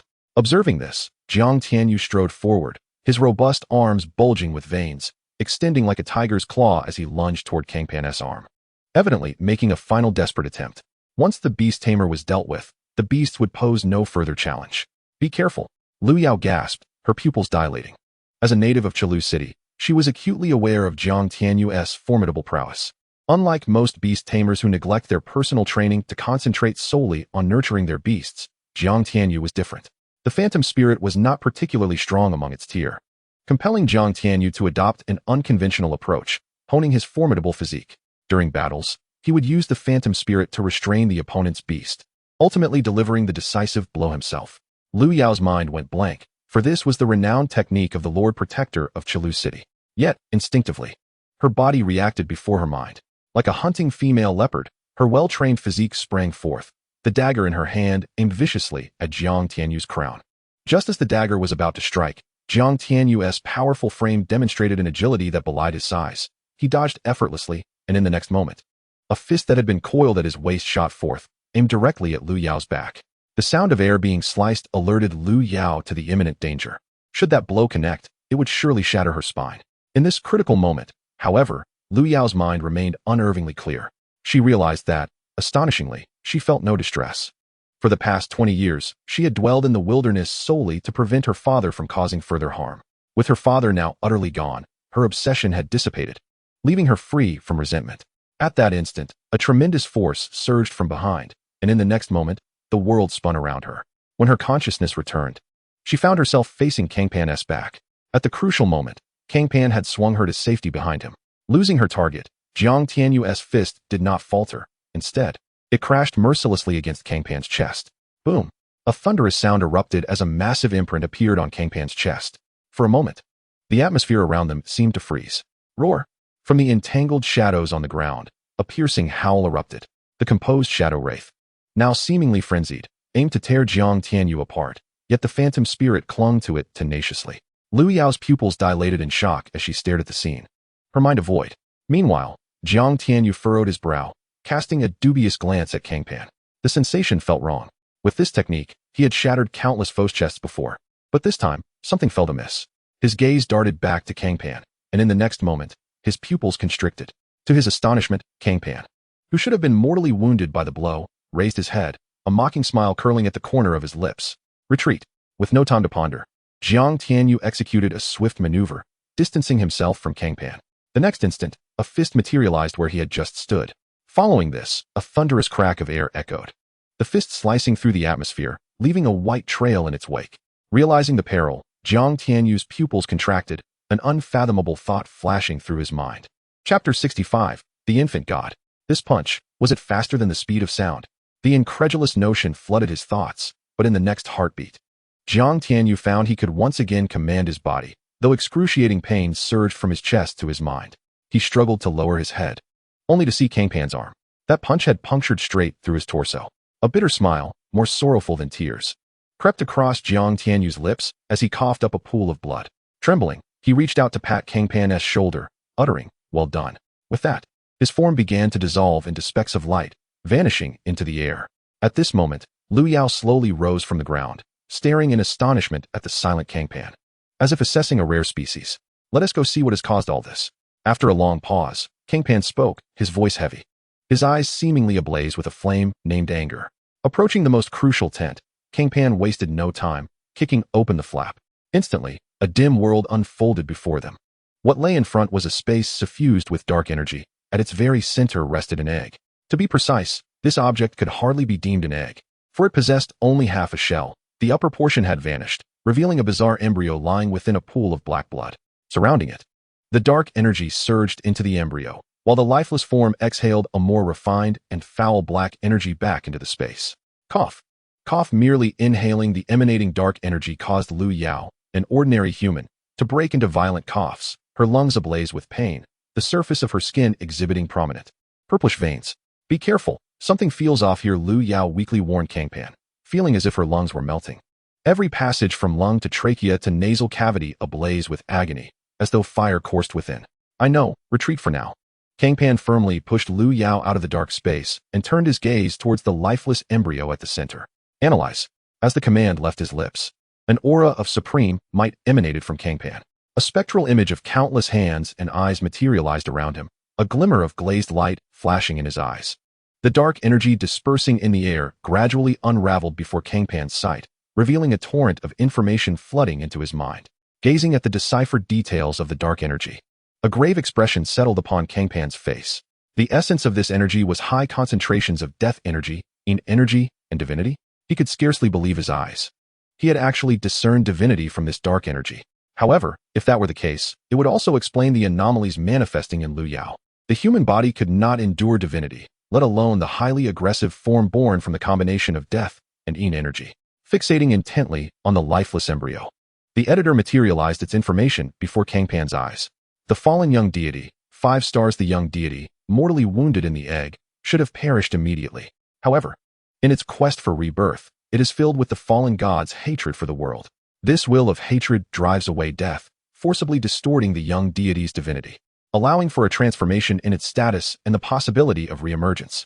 If the young deity were to be reborn, it would manifest as the most terrifying abomination, not completely dead, uneditable. Young deity. The 2 forbidden words escaped from Cang Pan's lips. His eyes widened in disbelief as he gazed upon the bizarre figure before him. The ancient dragon could battle deities, and the young deity was merely the juvenile form of a god. At this moment, Dahong was rendered speechless, merely descending to the ground. The crimson noble standing amidst the tainted space, fixating on the fallen sanctity. Fortunately, it had not developed a complete consciousness. Let us depart now and refrain from disturbing it to avoid any unforeseen consequences. After observing for a while, Dahong exhaled, shook his head, and spoke softly. This fallen young deity was exceedingly peculiar. Even Dahong was reluctant to engage it at this moment. After all, its potential was undeniable.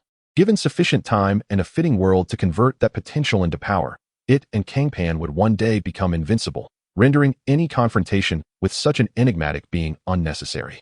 Cang Pan fell silent for a moment. The sound of a blade unsheathing echoed in the cramped space.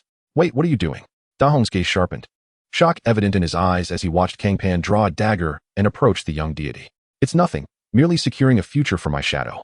Gripping the dagger, Cang Pan regarded the young deity with a cold smirk. If it were a young deity of another attribute, he would have turned and left without a second thought. After all, such innate sanctity was far too sinister to confront directly. Yet, this young deity was of the undead. Slaying it would undoubtedly yield materials that could significantly elevate the shadow's potential, ensuring it would not fall behind Dahong so easily. Beastmaster, I do not mind. Please do not take risks." Upon hearing Cang Pan's intentions were for its sake, the shadow hesitated, its heart, now wholly transformed into shadow, began to race with an unfamiliar sensation. Its gaze towards Cang Pan softening. Nevertheless, how could it allow Cang Pan to venture forth alone? It quickly anchored Cang Pan in place through its shadow, resolute in preventing him from advancing any further. This fallen young deity was far too strange, and the potential for disaster loomed large. Yet, the shadow's attempt to restrain him merely caused Cang Pan to pause for an instant before he resolutely continued his approach towards the young deity. After all, he was an ancient dragon. Such minor tactics could hardly impede him. Beastmaster, please do not proceed. Your Majesty, Red King, you must dissuade the Beastmaster. The shadow cried out in alarm, casting a frantic glance at Dahong, urging him to incapacitate Cang Pan and pull him away from the perilous situation. However, meeting the shadow's gaze, Dahong fell into a moment of silence, a resigned smile gracing his features. I truly find myself at a loss with you. Very well, this time, let me accompany you in this madness. The pride inherited from the depths of his blood surged within him, and the wild battle intent flowed through Dahong's golden vertical pupils. Today, an ancient dragon would slay a deity of its own age. The two dragon heads swayed gently as the most ancient and primal language uttered heretical words. Dahong's steps were slow yet resolute, his voice unwavering.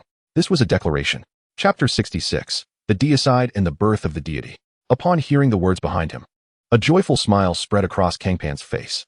At this moment, he had reached the young deity's vicinity, his golden eyes shining brilliantly, akin to two suns. He raised the dagger high, the noble and ancient blood within him burning and boiling.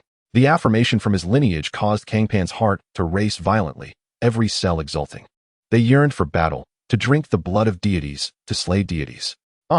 The young deity's incomplete consciousness seemed to sense what was about to unfold. The embryo, immersed in dark blood, trembled violently, its scream resonating through the space like a piercing agony. A searing pain shot through Cang Pan's mind, yet he remained unperturbed, bringing the dagger down with fierce determination. However, the dagger halted midair, refusing to plunge. Dahong, watching from behind Cang Pan, perceived the invisible chains emerging from the young deity, coiling around Cang Pan's arm. Cang Pan noticed the intangible chains binding his limb, his golden eyes flickering as scales began to faintly emerge beneath his skin. The immense power of the young ancient dragon erupted forth, shattering the invisible chains effortlessly. Only the instinctual young deity wished to struggle, but its efforts appeared feeble in Cang Pan's eyes. With a swift motion, he drew a line across his palm, golden blood cascading down the blade. Only in this manner could the dagger pierce the young deity's skin and irrevocably destroy its divine essence. In the next moment, the flash of the blade struck. The dagger, stained with golden blood, pierced the young deity's chest, rupturing the tainted yet exalted divine essence, extinguishing the nascent dreadful will in its cradle. Black blood flowed from the wound, intertwining with the golden blood of the ancient dragon, both merging within the dagger. This dagger, having accomplished the dual feats of harming an ancient dragon and slaying a deity, seemed to undergo a qualitative transformation at that moment. A cry of anguish reverberated in Cang Pan's mind, and a pair of pitch-black pupils materialized upon his soul.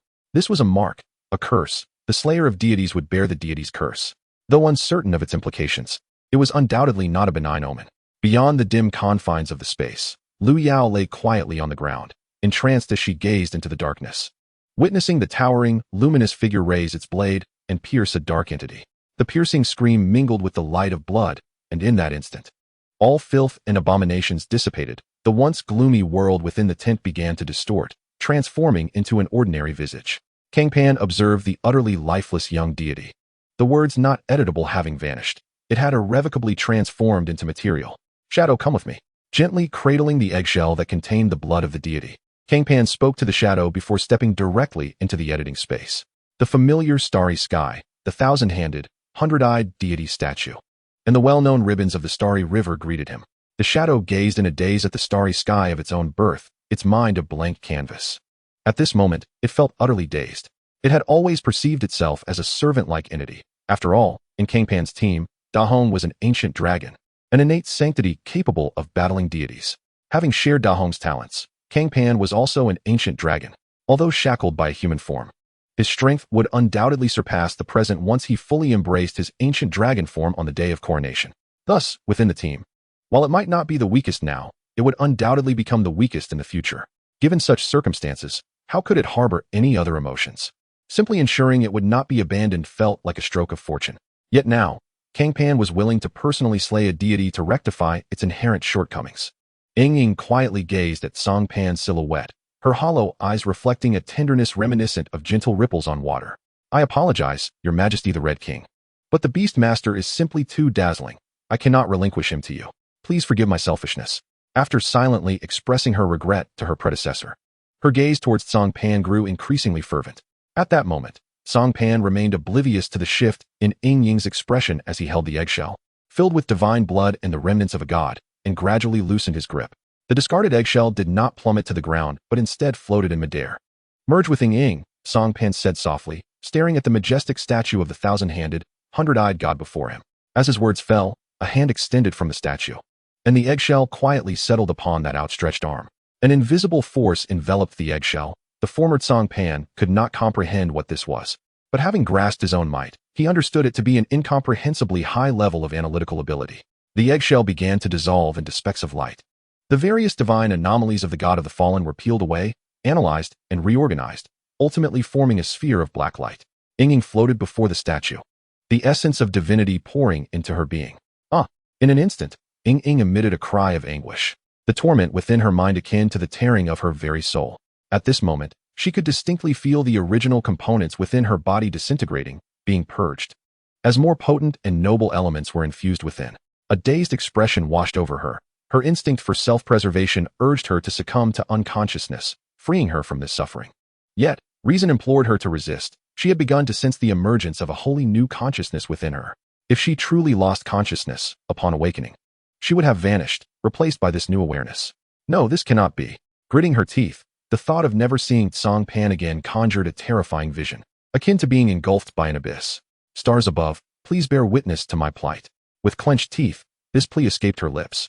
The thousand-handed, hundred-eyed statue paused momentarily, its multitude of eyes widening in unison, all turning towards Ing Ying. Instantly, a novel power began to manifest from within her. "Stars above, are you supporting me too?" Enduring the soul-rending agony, a smile graced Ing Ying's face as her form gradually diminished, becoming increasingly solid. The aspect belonging to the giant was compressed, replaced by something transcendent and majestic. "What are you doing?" A youthful voice resonated within Ing Ying's mind. Chapter 67. Red, Home at Risk, returned swiftly. Ing Ying turned to see a pitch-black figure, only a meter tall, standing behind her. She recognized what this was, another version of herself. The divine power was overwhelmingly potent, far beyond what her soul could withstand, thus necessitating the division of excess power to create another self to share the burden. "Me? I am merely watching him," Ing Ying replied with a smile, casting a lingering gaze upon the tensed Cang Pan below, her eyes brimming with warmth. "Do you like him?" The juvenile consciousness came closer, crouching beside her, entranced by the familiar yet foreign figure below. It possessed all of Ing Ying's memories, witnessing everything she had experienced with Cang Pan. Yet it lacked the visceral reality of those events, as they had not been lived through its own existence. "Yes, I like him." Ing Ying transformed into a graceful silhouette composed of shadows, settling beside her younger self. "Then, will you kill me?" The younger Ing Ying asked without raising her head, as if pondering what to have for dinner. "You are me. You must understand my thoughts." Ing Ying spoke serenely. "I understand. I envy you for having someone you cherish. Someone willing to do anything for you." Without further ado, the younger Ing Ying gradually dissolved into dark specks of light, merging back into Ing Ying's essence. The divided power and authority surged forth once again, and this time, the elevated soul of Ing Ying was resilient beyond measure, incapable of being overwhelmed. The dark radiance was fully absorbed by Ing Ying, and at that moment, she transcended into a youthful deity. Now, in Cang Pan's eyes, the dim glow faded, and a slender, shadowy figure emerged from the cosmic expanse, gently intertwining her arm with his. The visage formed of shadows radiated pure happiness. "This." Cang Pan felt the softness against his arm, rendering him momentarily speechless. The former Ing Ying, though imposing in appearance, had lacked clarity, akin to a resolution of 360p, while now it had ascended to a stunning 1080p at 60 frames per second. Ing Ying? Cang Pan inquired cautiously. "Beastmaster, it is I?" The melodious voice flowed from Ing Ying's lips, her head resting upon Cang Pan's shoulder, her face alight with joy. Well, let me check my attributes instead." Cang Pan, overwhelmed, sought to mask his embarrassment through the examination of his attributes. As he spoke, a brilliant blue light appeared before him.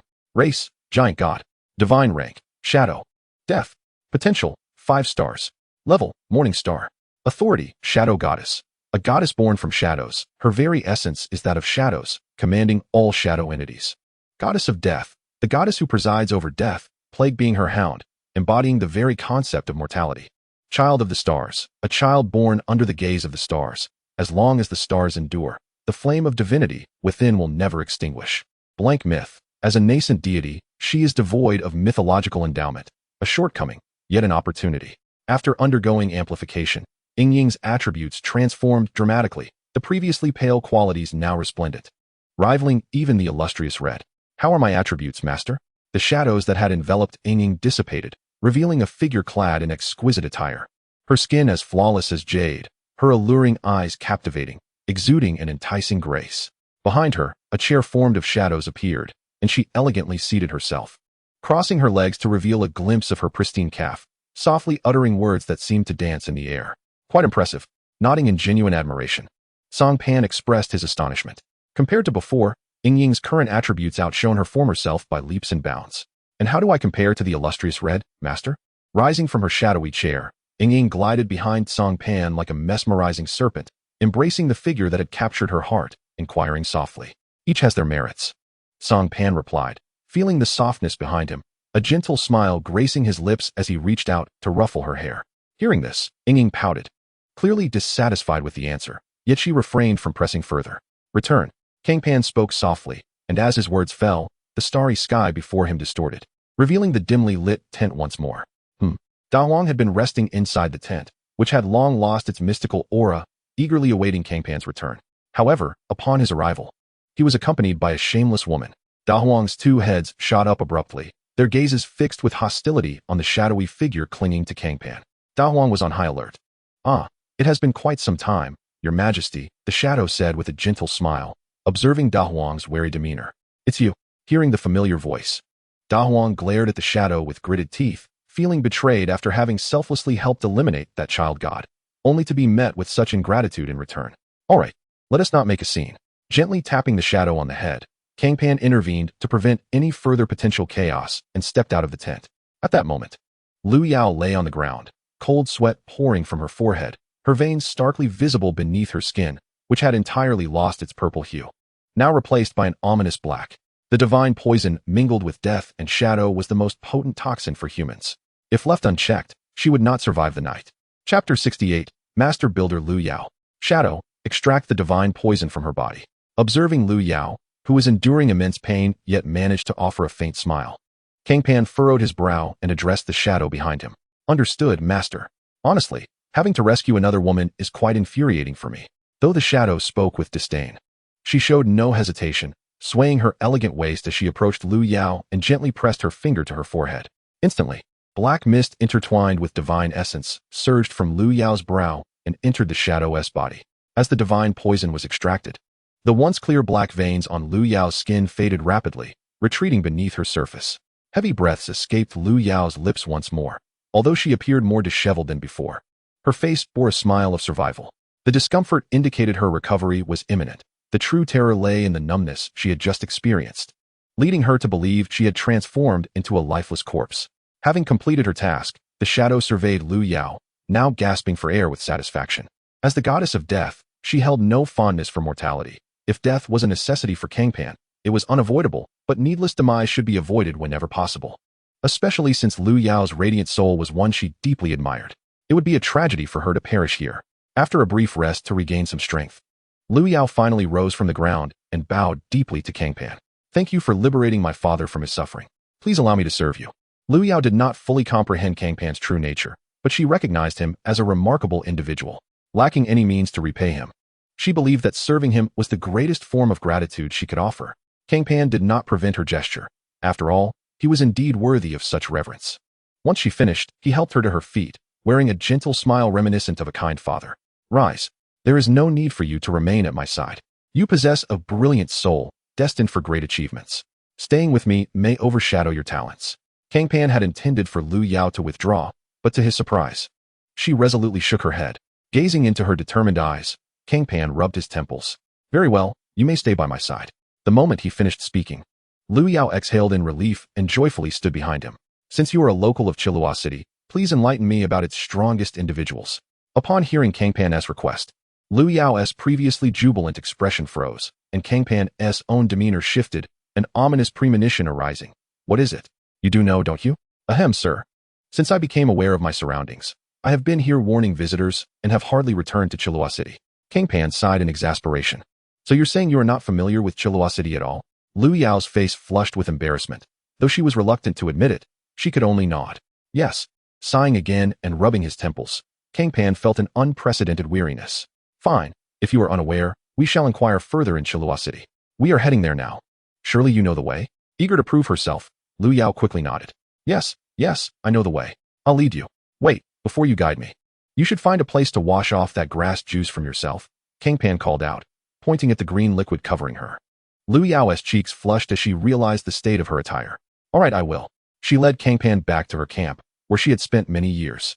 Naturally, Lu Yao had a dwelling, a 2-story wooden house, with the upper level serving as the living space and the lower level filled with vegetables, complete with a toilet and shower area. Did you build all of this? Cang Pan asked incredulously, pointing at the exquisite camp. Indeed, sir, look. I used the sturdiest ironwood for the structure, filled the gaps with yellow mud, and covered it with banana leaves to perfectly shield it from the wind. Once Lu Yao began discussing her area of expertise, she became animated, eager to showcase her abilities to Cang Pan. You accomplished all of this alone, without the aid of beast taming? At the mention of beast taming, Lu Yao's expression grew somber. No, ever since my father's incident, my mother followed him shortly after. When I first tested my beast taming talent, it didn't manifest, and without funds for a second test, I have been without a beast. Seeing the despondent girl, Cang Pan's gaze softened as he gently stroked her hair. Once we return to Chilua City, we will retest you. Trust me, this time it will definitely be successful. I believe in you, sir, Lu Yao replied, nodding vigorously, her eyes filled with determination. Noticing her resolve, Cang Pan smiled gently. He was not merely speaking empty words. Lu Yao had just absorbed divine essence, which, while lethal to humans, was still divine essence. Having ingested it and survived, her soul had undoubtedly strengthened significantly. Achieving the standard to contract an initial beast would be effortless for her. Before long, Lu Yao emerged from her bath, the once congealed green liquid completely washed away, revealing her smooth, fair skin, her damp hair radiating warmth. Clad only in a thin veil, her youthful figure was boldly displayed before Cang Pan. His eyes lit up, not shying away as he regarded her like a work of art, until Lu Yao, feeling her cheeks flush, hurriedly retreated back inside. Moments later, she reappeared, wearing a faded green jacket and a pair of hiking pants. How long has it been since you last purchased new clothes? Gazed at Lu Yao's faded, washed-out outfit. An expression of concern crossed Cang Pan's brow. I'm not quite sure. I don't see the necessity for an abundance of clothing. One only needs enough to wear. Lu Yao replied nonchalantly, letting her hair, which she had previously tied up, cascade down and casually securing it into a single ponytail. In her past, survival in the wilderness had taught her the value of simplicity. Extravagant adornments were utterly impractical in the wild, where they would render her devoid of any beast companions. A mere delicacy for ferocious predators. Chapter 69. You even refuse to address me as your majesty, the Red King. Oh well, lead the way, he sighed, feeling somewhat exasperated with this straightforward woman. Oh okay. Unable to fathom Cang Pan's thoughts, Lu Yao decided to dismiss them and plunged into the dense thicket ahead. After a while, Cang Pan sensed something amiss, casting a suspicious glance in her direction. Are you truly familiar with the route to Chilua City? This place bears no signs of a path. He pointed at the underbrush and weeds before them. Sir, of course I remember. After all, I'm not some savage. I have ties to Chilua City, and this attire was purchased during my last visit, Lu Yao cheerfully declared, brandishing her blade to sever the vine obstructing their way. Cang Pan fell silent, a foreboding feeling swelling within him as he observed her washed-out clothing. Do you recall how long it's been since our last journey to Chilua City? At his inquiry, Lu Yao paused, lightly tapping her lips in thought. It seems like it's been 3 years. I knew it, Cang Pan sighed, covering his face in resignation. Sir, it's all right. Although I haven't traversed this path in 3 years, I assure you it undoubtedly leads to Chilua City. If we continue onward, we will reach it, she smiled, her determination evident as she cut through another vine. Don't waste your resolve on such futile endeavors. Let me take over, Da Huang. I'm counting on you, Cang Pan sighed, addressing the creature beside him. With that, Da Huang promptly descended from the sky, eyeing Cang Pan's shadow with suspicion. Ever since Yuying underwent her transformation, the atmosphere between these two creatures had shifted dramatically. The once serene and harmonious vibe had vanished, replaced by a frenetic competition between them. Naturally, their rivalry was advantageous for Cang Pan, who ultimately reaped the benefits. Thus he chose not to intervene, but rather encourage their spirited competition. Compete away, by all means, he mused, his mind devoid of any doubt. Upon landing, Da Huang lifted its dragon head, directing its gaze at the dense forest before them. A flicker of flame danced in its throat. In the next moment, a deafening roar echoed through the mountains as a formidable pillar of fire erupted from Da Huang's throat. Before the terrifying blaze, all obstacles vaporized upon contact. After a considerable time, Lu Yao, astonished, beheld a wide path, over 10 meters across, still faintly glowing with embers, appearing before her. Through this pathway, she could faintly discern a city surrounded by towering walls emerging at the end, Chilua City. All right, let us proceed, Cang Pan declared, satisfied as he stepped onto the now clear path. Lu Yao stood there, staring blankly at the expansive road before her, and after a moment, she finally snapped back to reality and hurried to catch up. Unbeknownst to them, among the grass at their feet, a purple stone flickered momentarily. Had they followed Lu Yao's original route, it would have taken them at least 3 days to reach Chilua City, even without obstacles. Now, however, with a straight path and no hindrances in sight, they arrived at the city walls by nightfall. Yet, the atmosphere in Chilua City felt distinctly altered. On the city walls, a throng of Beast Tamers anxiously focused on them, gripping their weapons tightly. Though their legs trembled with fear, they showed no signs of retreat. Behind them, their beasts gazed at Cang Pan with terror, more attuned to the ominous presence he exuded than their human counterparts, sensing the immense fearsome power concealed within his humanoid form as though he was a jest of fate. What is the meaning of this? Cang Pan was perplexed, unable to comprehend the hostility emanating from the crowd. I'm not sure either, Lu Yao admitted, bewildered. Had her absence of 3 years caused some upheaval in Chilua City? Heh, master, perhaps they fear you. The goddess of death and shadows emerged from Cang Pan's shadow, encircling him from behind, her arms draping over his shoulders, each word laced with an enchanting resonance. Roar. In the sky, Da Huang let out a furious roar upon witnessing this scene, as if denouncing Yu Ying's unkindness. Fear me?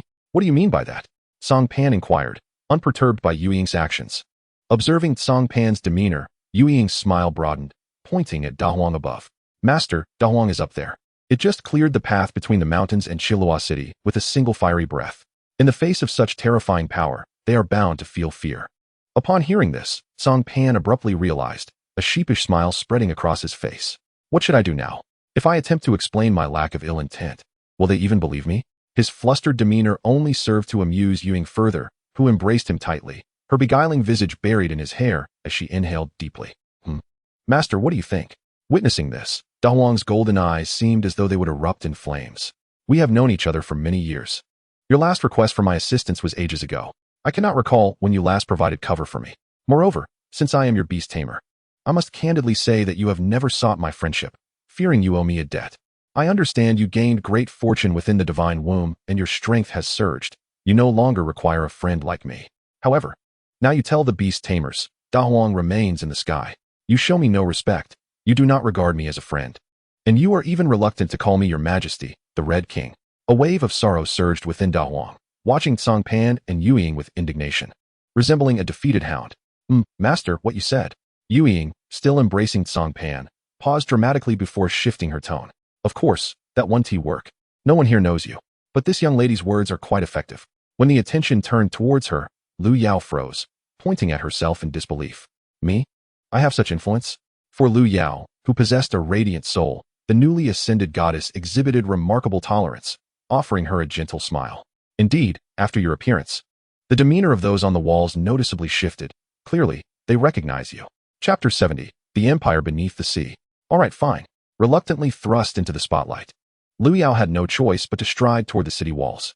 As she moved, those standing atop the city walls, along with the beast tamers, tensed up, their breaths nearly suspended in the air. Halt. Finally, someone could no longer contain themselves, bellowing from the rooftop while raising their firearm, aiming it directly at Lu Yao's head. The anxious demeanor they exhibited left no doubt that should Lu Yao take another step forward, they would pull the trigger without hesitation. Although firearms had diminished in effectiveness since the era of beast taming, proving utterly ineffectual against the resilient hides of the beasts, they remained a formidable weapon against humanity. Hearing this, Lu Yao paused, hoping that those on the walls could hear her words. Observing her halt, the individuals atop the wall breathed a sigh of relief. The ominous, still warm, gaping maw of the pit was far too intimidating. And they had no doubt that a slight miscalculation could result in the instantaneous obliteration of the entire city of Chilua. I am Lu Yao, also a resident of Chilua City.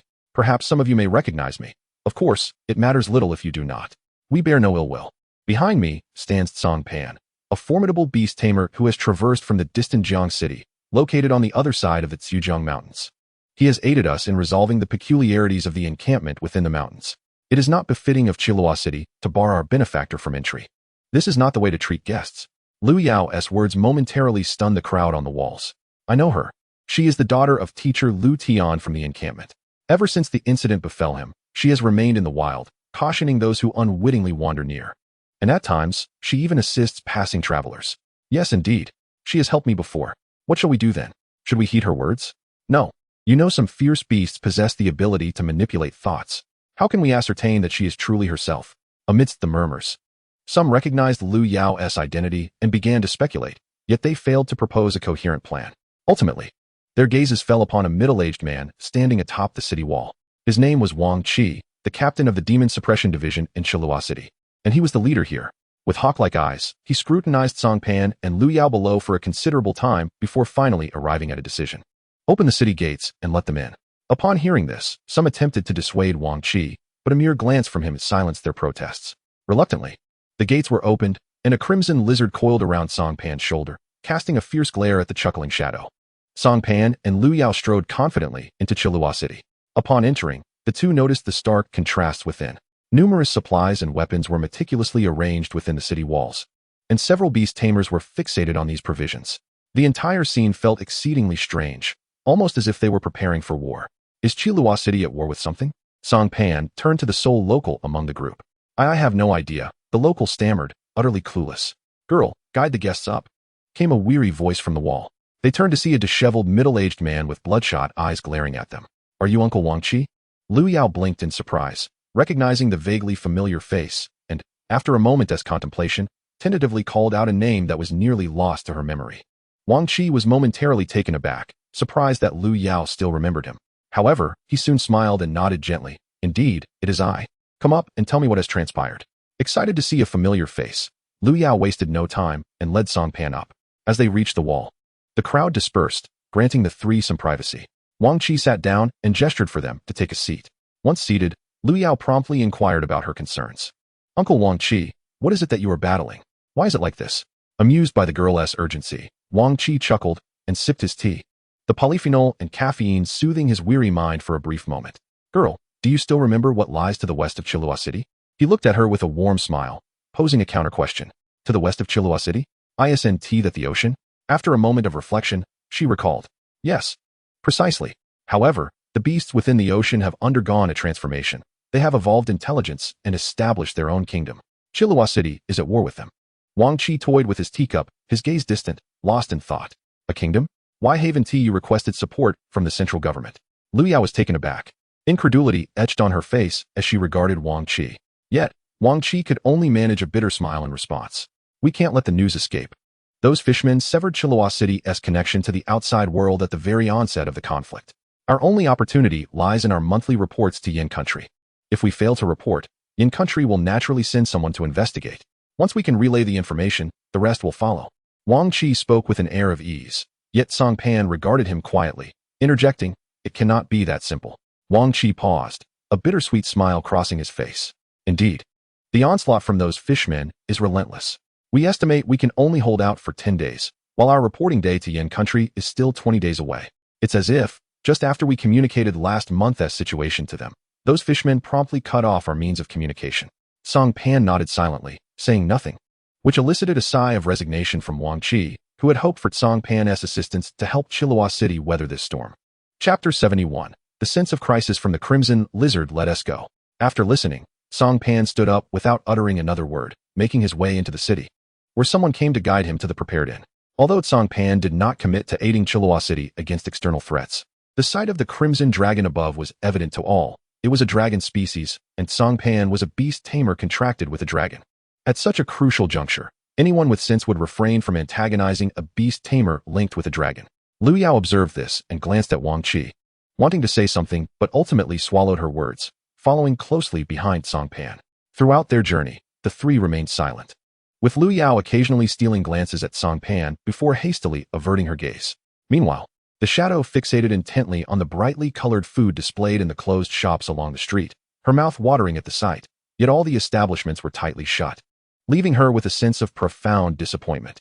Why are all these shops closed? The shadow exclaimed in indignation.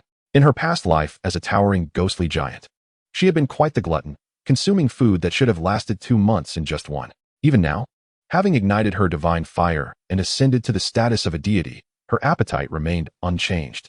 Amid the ongoing conflict, how could merchants possibly muster the courage to continue their trade? Liu Yao explained to Yuying with a sense of helplessness. Yuying paused momentarily, then turned to Cang Pan and inquired, "Master, is there no way to prevent this war?" At this moment, Yuying had set aside her remarkably sweet and enchanting voice, presenting a visage of purity, reminiscent of an angel descended upon the mortal realm, though not the kind of angel that would challenge one's worldview as depicted in religious texts. With a gentle smile, Cang Pan placed his hand atop Yuying's head, affectionately ruffling her hair.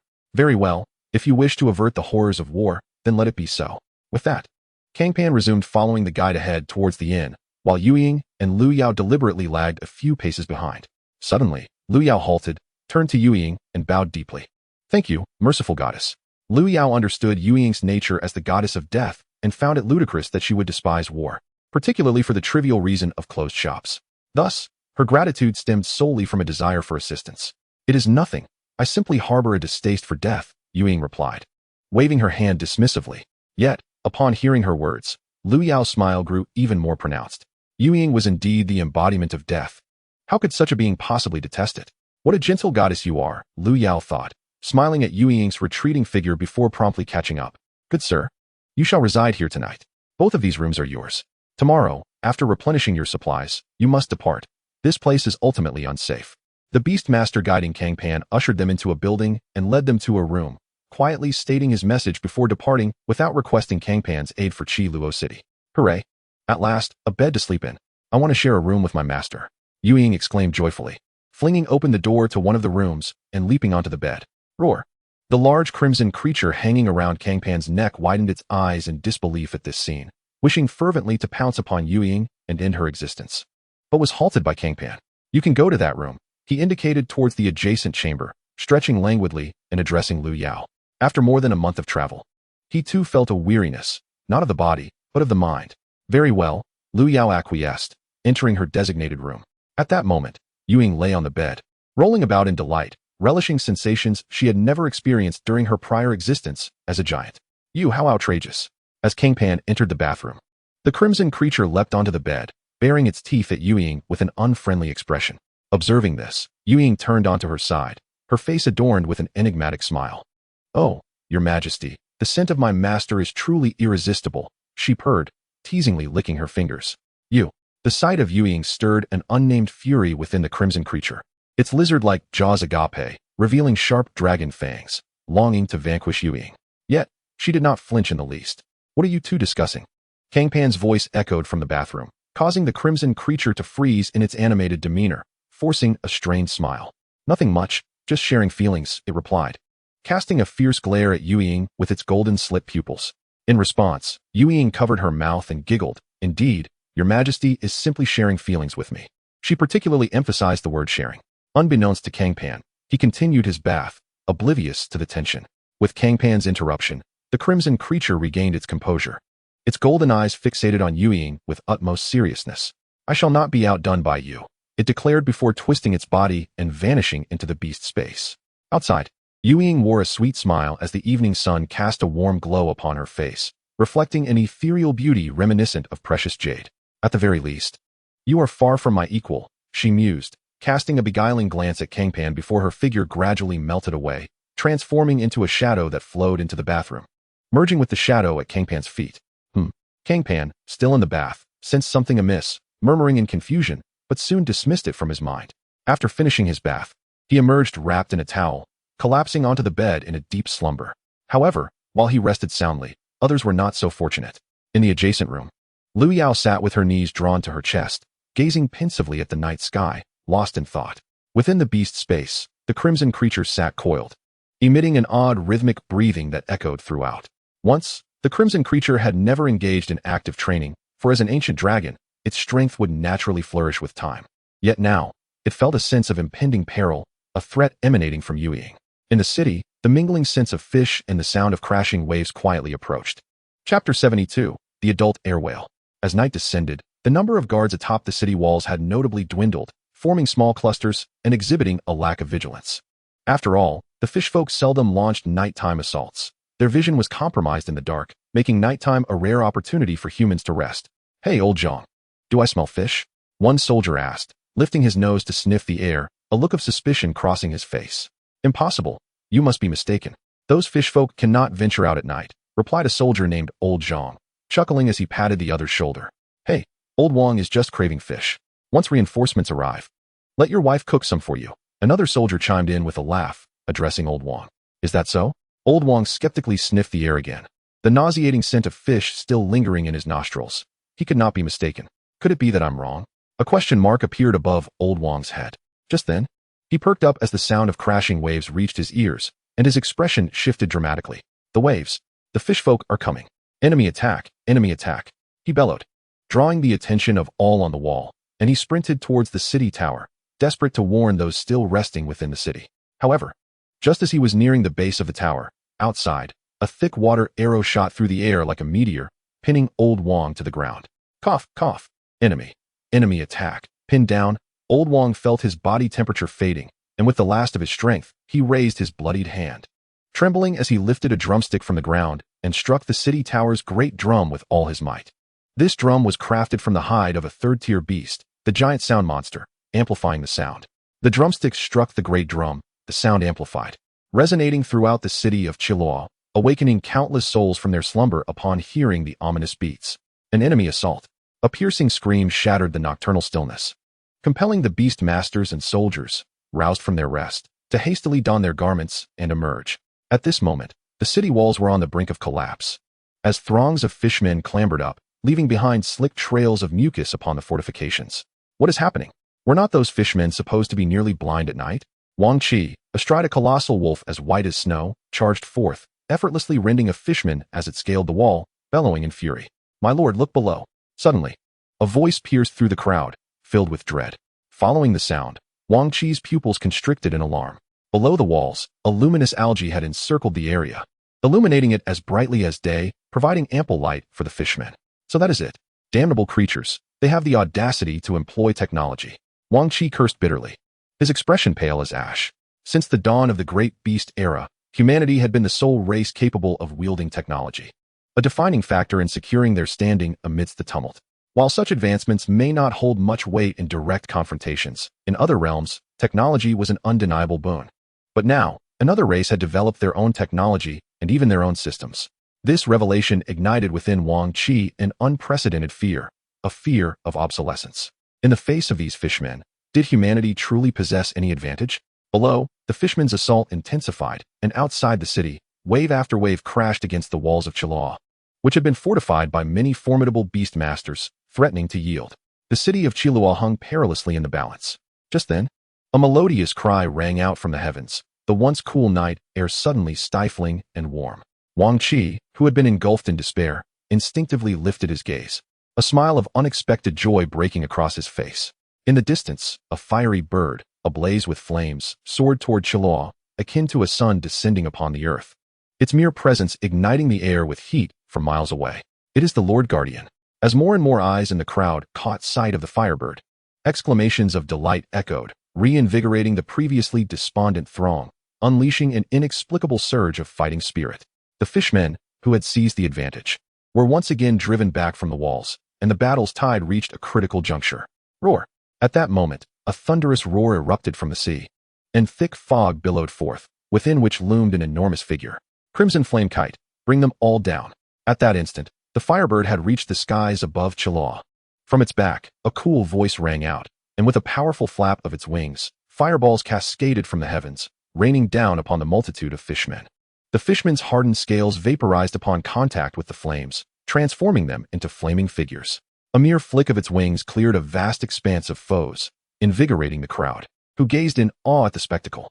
However, in a startling twist, the fishmen suddenly began to cheer. What were these beasts exclaiming?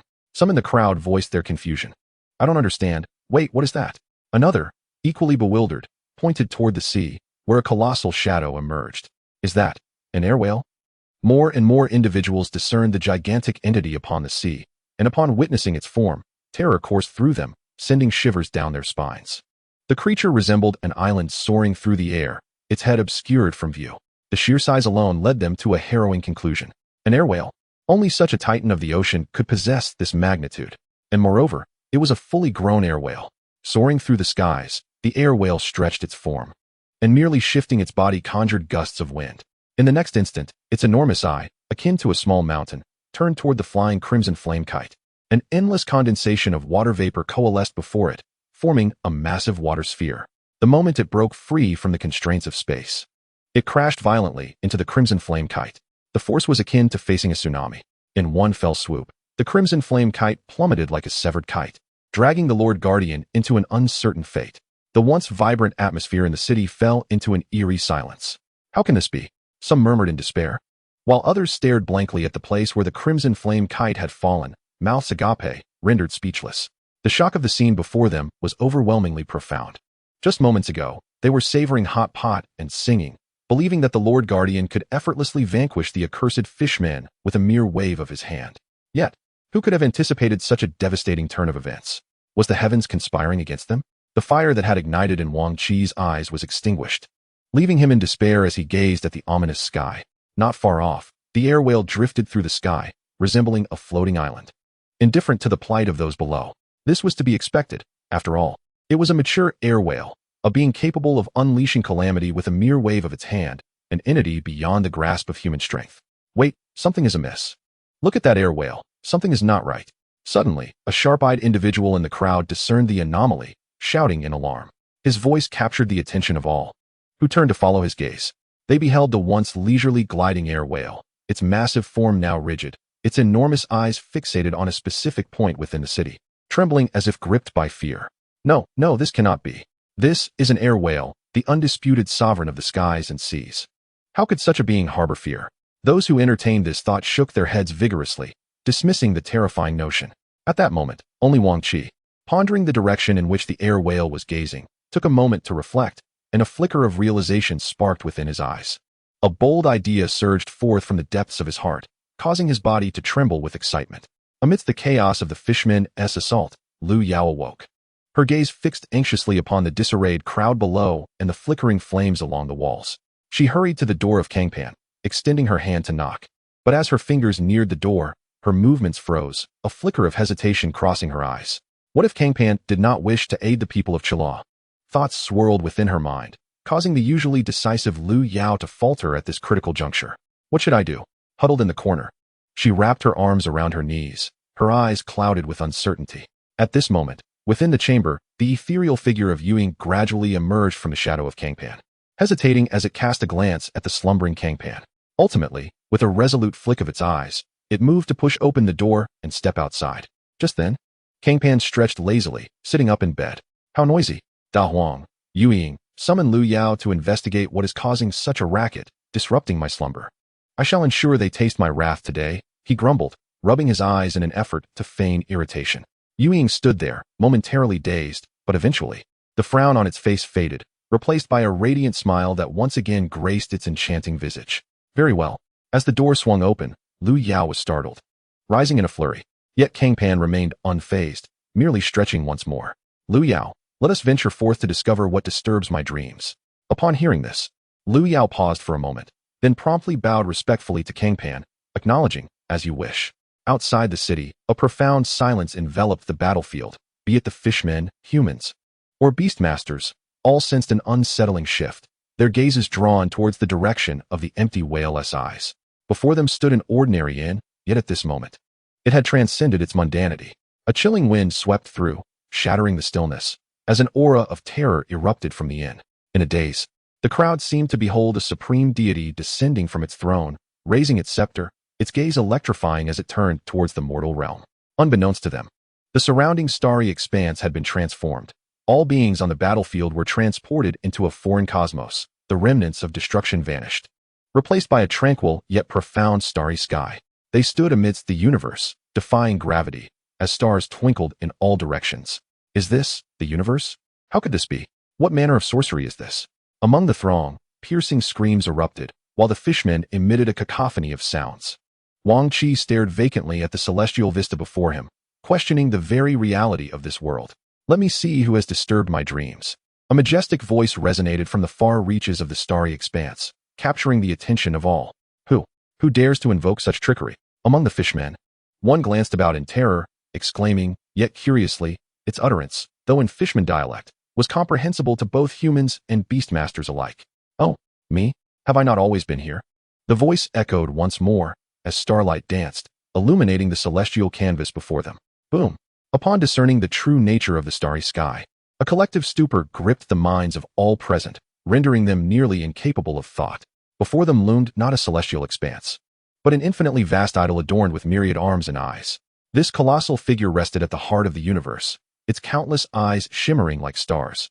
As the galactic river flowed obediently around it, resembling a luminous ribbon, a magnificent throne sat quietly before the idol, upon which a regal figure of dragon-like nobility rested. Arms crossed upon the armrests, chin propped on hands, its golden vertical pupils surveying the throngs below like a god surveying humanity. In that moment, the sky, like a harbinger of doom, rendered the empty whale seemingly insignificant. Upon laying eyes on Cang Pan, it emitted a mournful wail and attempted to flee, yet escape was futile. The idol stirred, its limitless arms intertwining to form an impenetrable cage, enveloping all beings, including the empty whale. The atmosphere thickened with an unbearable weight, as Cang Pan loomed over the hearts of all like a nightmare. The fishmen whispered among themselves, and finally, a particularly tall fishman stepped forward, bowing respectfully to Cang Pan. Great being, we apologize for disturbing your slumber, yet we beseech you to spare the war machine, for we shall offer you worship as the sole deity of the sea people. The tall fishman spoke with remarkable courtesy, reminiscent of an ancient and noble race. War machine? Cang Pan inquired from his throne, his gaze flickering with intrigue at the fishman's terminology for the empty whale. Indeed, the war machine. The fishman nodded in affirmation. Cang Pan fell silent. The tranquil starry sky descending into a heavier stillness, save for the sound of his fingers softly tapping upon the throne, resonating throughout the cosmos. The fishman remained bowed, head lowered, sweat beading upon his brow. Only those who had faced such great beings could truly grasp the overwhelming pressure and intimidation they exuded. The humans, too, felt a jolt of alarm. Wang Qi clenched his fists, nervously observing Cang Pan atop the throne. In that alien starry realm, irrespective of being human, sea folk, or beastmasters, they all stood as if awaiting judgment for their transgressions. I have begun to take an interest in you, Cang Pan remarked, casting a deep gaze towards the empty whale, a hint of excitement curling at the corners of his mouth. The towering fishman, head bowed, felt a sinking dread within, an ominous premonition stirred. It was unclear what manner of existence Cang Pan truly was, but such an oppressive presence could not belong to the mundane. Perhaps it was a being of the morning star, or possibly an unspeakable ancient deity. To pique the interest of such an existence could only spell trouble. Da Huang, go bring it to me. The words floated lightly from the throne, startling the tall fishman, who immediately lifted his head, only to witness a colossal crimson dragon, adorned with 2 heads and crown-like horns. Launch forth like an arrow, unknown great being you. The fishman gazed in horror as the dragon barreled towards the empty whale, panic overtaking him as he turned to Cang Pan, eager to voice his concerns, yet was halted by a raised hand from Cang Pan. The tall fishman anxiously watched the dragon's departure, mouth agape, yet ultimately rendered silent. The dragon, akin to a demon, collided fiercely with the empty whale, causing blood to pour forth like a celestial river. The empty whale let out a pained wail, struggling to escape, yet was ensnared by the dragon's relentless grip, immobile. This harrowing spectacle left the fishmen in shock, and even the humans were rendered speechless. This was the empty whale, famed for its ability to drag continents. Now, this terrifying creature was being utterly overwhelmed. Dragging the empty whale's form, the dragon returned triumphantly to Cang Pan, lifting its head as if to claim credit. Gently patting the dragon's head, Cang Pan turned his gaze towards the empty whale. At that moment, the empty whale lay in the starry void, breathing weakly, a transparent void gaping where its heart once resided. Blood flowing into the cosmos, teetering on the brink of death. Beholding the empty whale's suffering, the fishmen clenched their fists in humiliation. Not a mechanical creation? As he gazed upon the flowing crimson blood and the raw flesh of the hollow whale, Cang Pan raised an eyebrow, realizing he had erred in his assumptions. After learning of the sea people's designation for the hollow whale, he had presumed it to be a mechanical creation of theirs. Yet, upon closer inspection, it was evident that this was far from the truth. A clumsy contraption, he mused.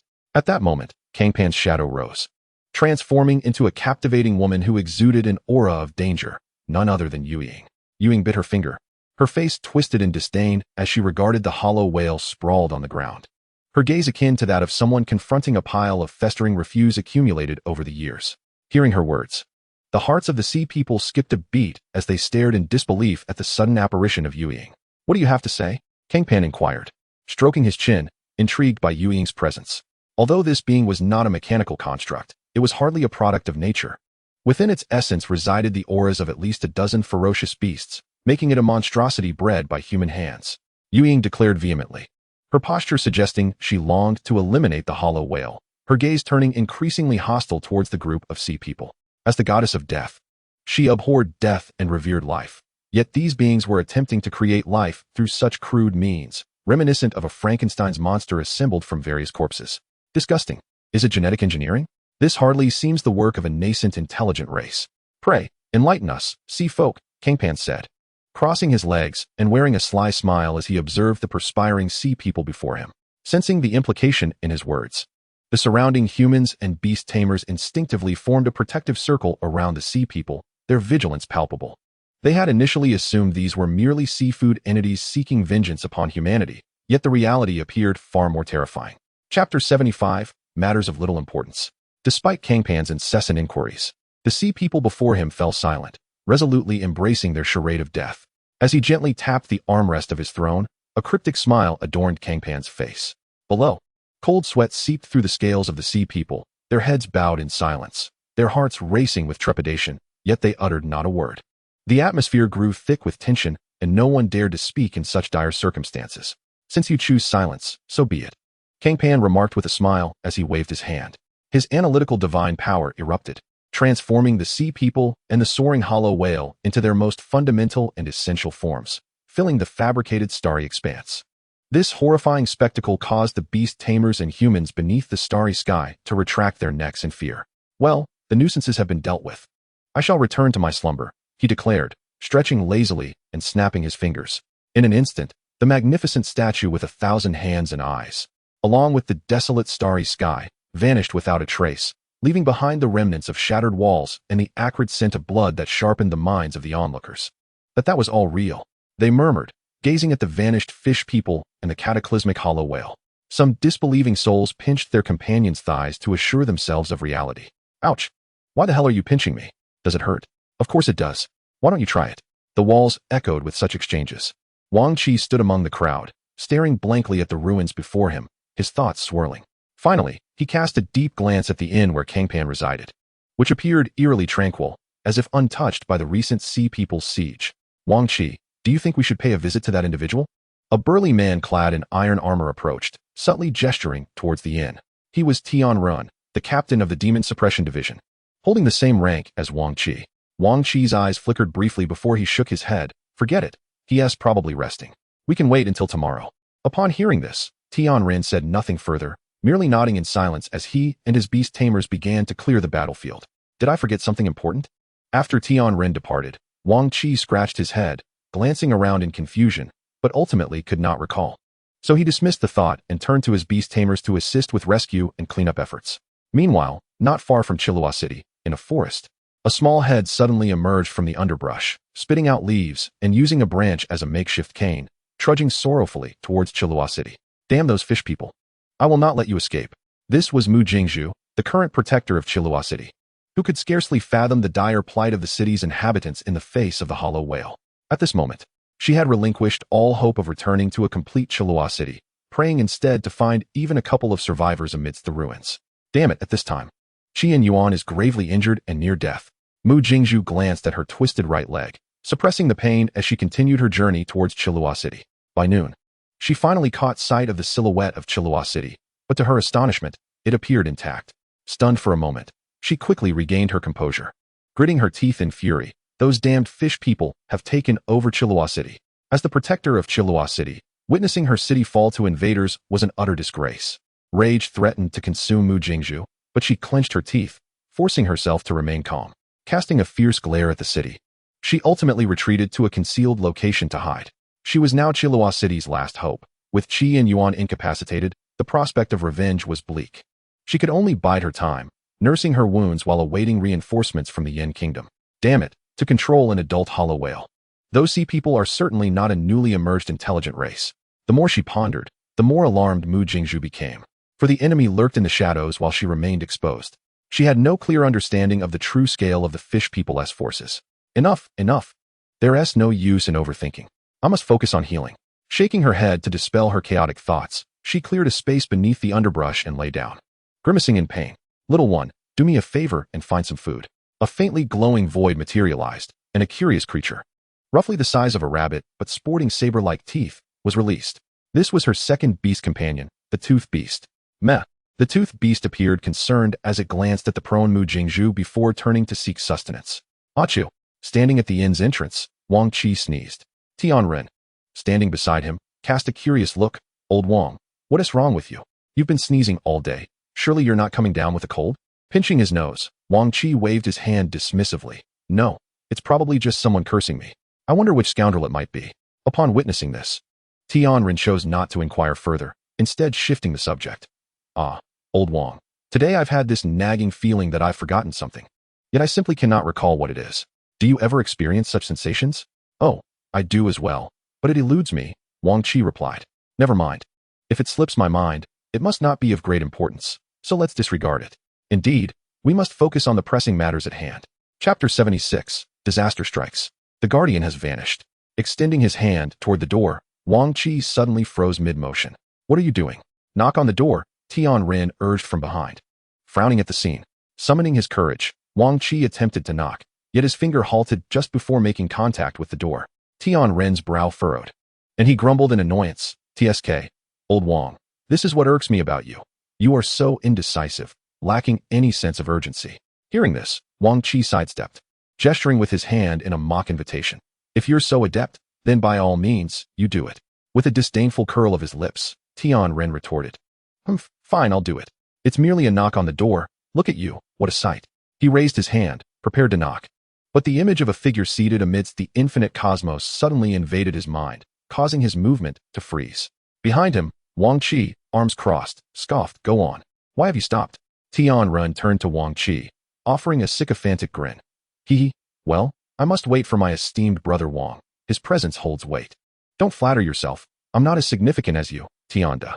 Just as their banter threatened to escalate into an argument, the door swung open, abruptly halting their exchange as they turned to face the entrance. Lu Yao emerged, her expression one of confusion. Uncle Wang, and this young man, she pointed at Tianren, unable to recall his name. Upon seeing her, Tianren's eyes brightened, seizing the opportunity. Ah, so this is Lu's niece? I'm Tianren. You can call me Uncle Tian. I remember when you were a little one, I even held you once.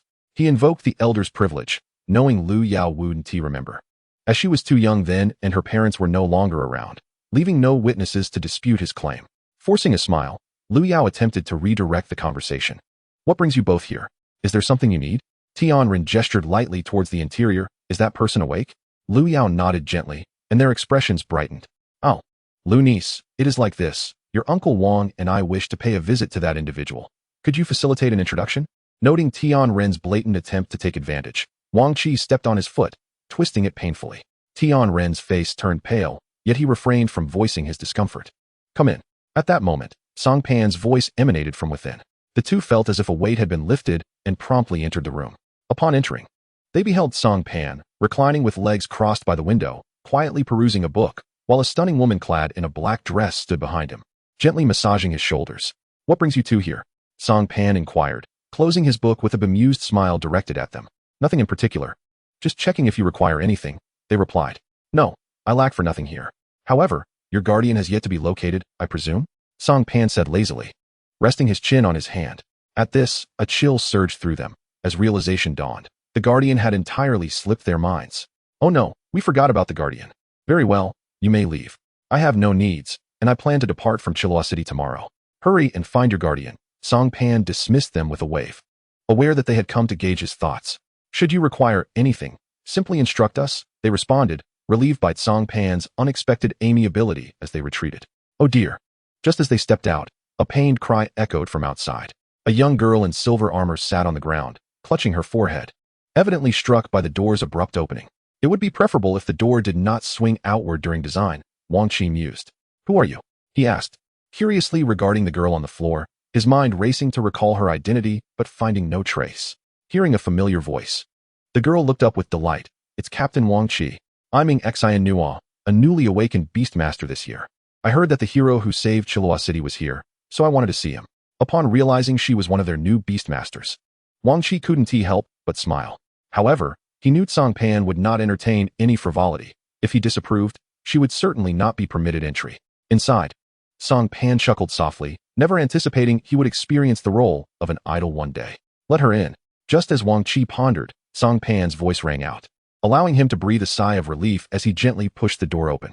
Upon entering, Ing Xian Nua's eyes sparkled upon seeing Cang Pan seated elegantly, perfectly embodying her image of a savior. The intensity of the girl's gaze was so fervent that Cang Pan found it almost overwhelming, prompting him to gently remind her. Have you finished your observation? At this, Wang Qi quickly interjected. If you're done, please exit. The esteemed individual is quite busy. He then letting Xian Nua out of the room. That girl has a rather unique beast, the shadow behind Cang Pan remarked softly. Chapter 77, Disaster Strikes, Adult Conspiracy. Oh, what makes it so special? Cang Pan inquired with a smile, glancing at the shadow. Her beast belongs to the heroic soul category, the shadow replied with unwavering confidence, embodying her identity as the goddess of death. Oh, Cang Pan shifted his posture, intrigued. Heroic soul category? Since the dawn of the Great Beast Era, extensive research has categorized beasts into 4 main classes.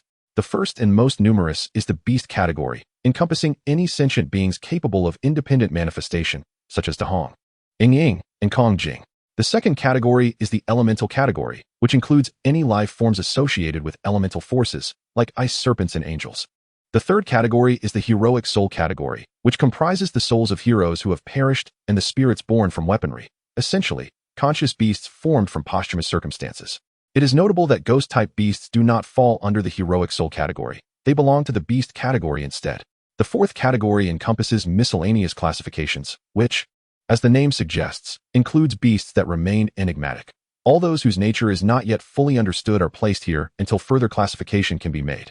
Among these 4 categories, the Beastmaster classification boasts the largest number, followed by the elemental category. Surprisingly, the third is not the spirit category, but rather the other classifications, with the spirit category being the least represented among known Beastmaster classifications. Can you discern the type of Beastmaster she possesses? This was, after all, Cang Pan's first close encounter with a spirit Beastmaster, prompting her to inquire with a hint of astonishment. It is a rather mundane beast known as the Soul of Justice. As the nauseating aura of a sanctimonious presence receded, Yuying withdrew her somewhat disdainful gaze. As a deity embodying shadow and death, she harbored a profound aversion to such a beast. Is that so? Then I shall disregard it. With a gentle smile, propping her chin on her wrist, Cang Pan resumed her reading. Meanwhile, upon realizing they had misplaced their guardian, Wang Qi and Tian Ren were nearly paralyzed with fear. They immediately initiated a thorough search outside the city, yet there was no trace of Mu Jingzhu to be found. This predicament greatly distressed Wang Qi. Within a mere afternoon, a painful boil had erupted on his nose, causing him to grimace in discomfort. Old Tian, where on earth could the guardian have gone? He lamented, tenderly touching the painful boil on his face as he patted Tian Ren beside him. Tian Ren was in no better condition, having developed several large blisters in his mouth. In a slightly better state, he had merely sustained a grievous fall, but given the time elapsed, he suspected that she had likely ended up in the belly of a wild beast, perhaps even transformed into fertilizer. If misfortune had befallen her, she might have landed directly in the lair of a formidable predator, becoming its prey on the spot. Carefully applying watermelon frost to his lips, Tian Ren, startled by Wang Qi's sudden slap, exclaimed with irritation, "Can you not be so careless? Are you just wishing for our guardian to meet her demise? Do you think her death would elevate your status?" Regardless of the circumstances, his nonchalant demeanor always provoked ire, and Wang Qi, incensed by Tian Ren's attitude, retaliated by delivering a sharp tap on his head. "Stay still, I'm applying watermelon frost." With a swift kick to Wang Qi's backside, Tian Ren rolled his eyes in annoyance. Unbeknownst to them, beneath their feet, a petite girl was concealed within the underbrush, glaring at them with a mix of despair and fury. Had her gaze possessed lethal intent, they would have been mercilessly dispatched. This girl was none other than Mu Jingzhu, who at that moment was in a state of shock. With her barriers removed, the remaining inhabitants of Chilua City would stand no chance against the onslaught of the Sky Whale. In fact, under such an attack, the destruction of the city and the loss of life might be a preferable outcome. She had already resigned herself to the notion of Chilua City becoming a ghost town. Yet, Who could have anticipated that Wang Qi and Tian Ren would suddenly appear, especially after she had deemed them dead, accompanied by a throng of humans seemingly engaged in a search for her? This was an utterly inconceivable scenario. However, the event had transpired, and thus, eliminating all erroneous possibilities.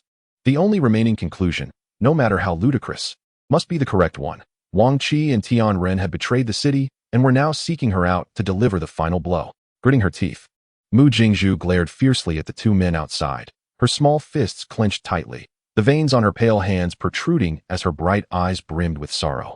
She had never imagined that these two, once her most trusted subordinates, would turn traitorous.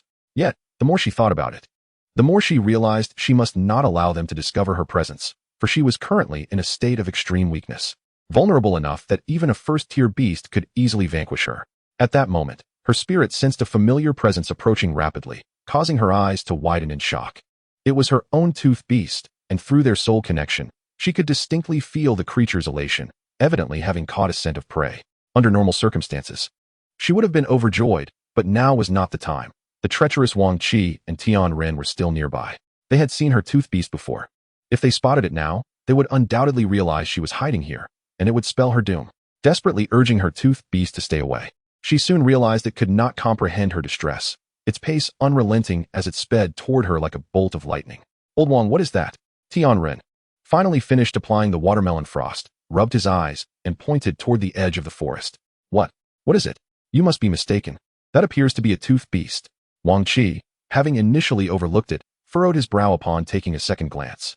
Exchanging glances with Tian Ren, they both recognized the glimmer of excitement in each other's eyes. The habitat of toothed beasts was not the forest, but rather the desert. It was impossible for a wild toothed beast to be found in the woods, indicating it was a tamed beast. They recalled that their guardian possessed one. Wait, Old Wang. Why do I see that toothed beast getting closer? Just as Tian Ren prepared to follow the toothed beast, uncertainty flickered across his face. Wang Qi remained silent, and after a moment, the two found themselves lost in contemplation as the toothed beast halted before them. Chapter 78, The Heroic Girl. The toothed beast, clutching a gray rabbit in its jaws, tilted its head as it regarded the two men.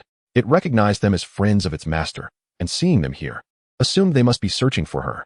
Meanwhile, its master's voice echoed in its mind, chattering incomprehensibly, likely expressing joy at the prospect of reuniting with old friends.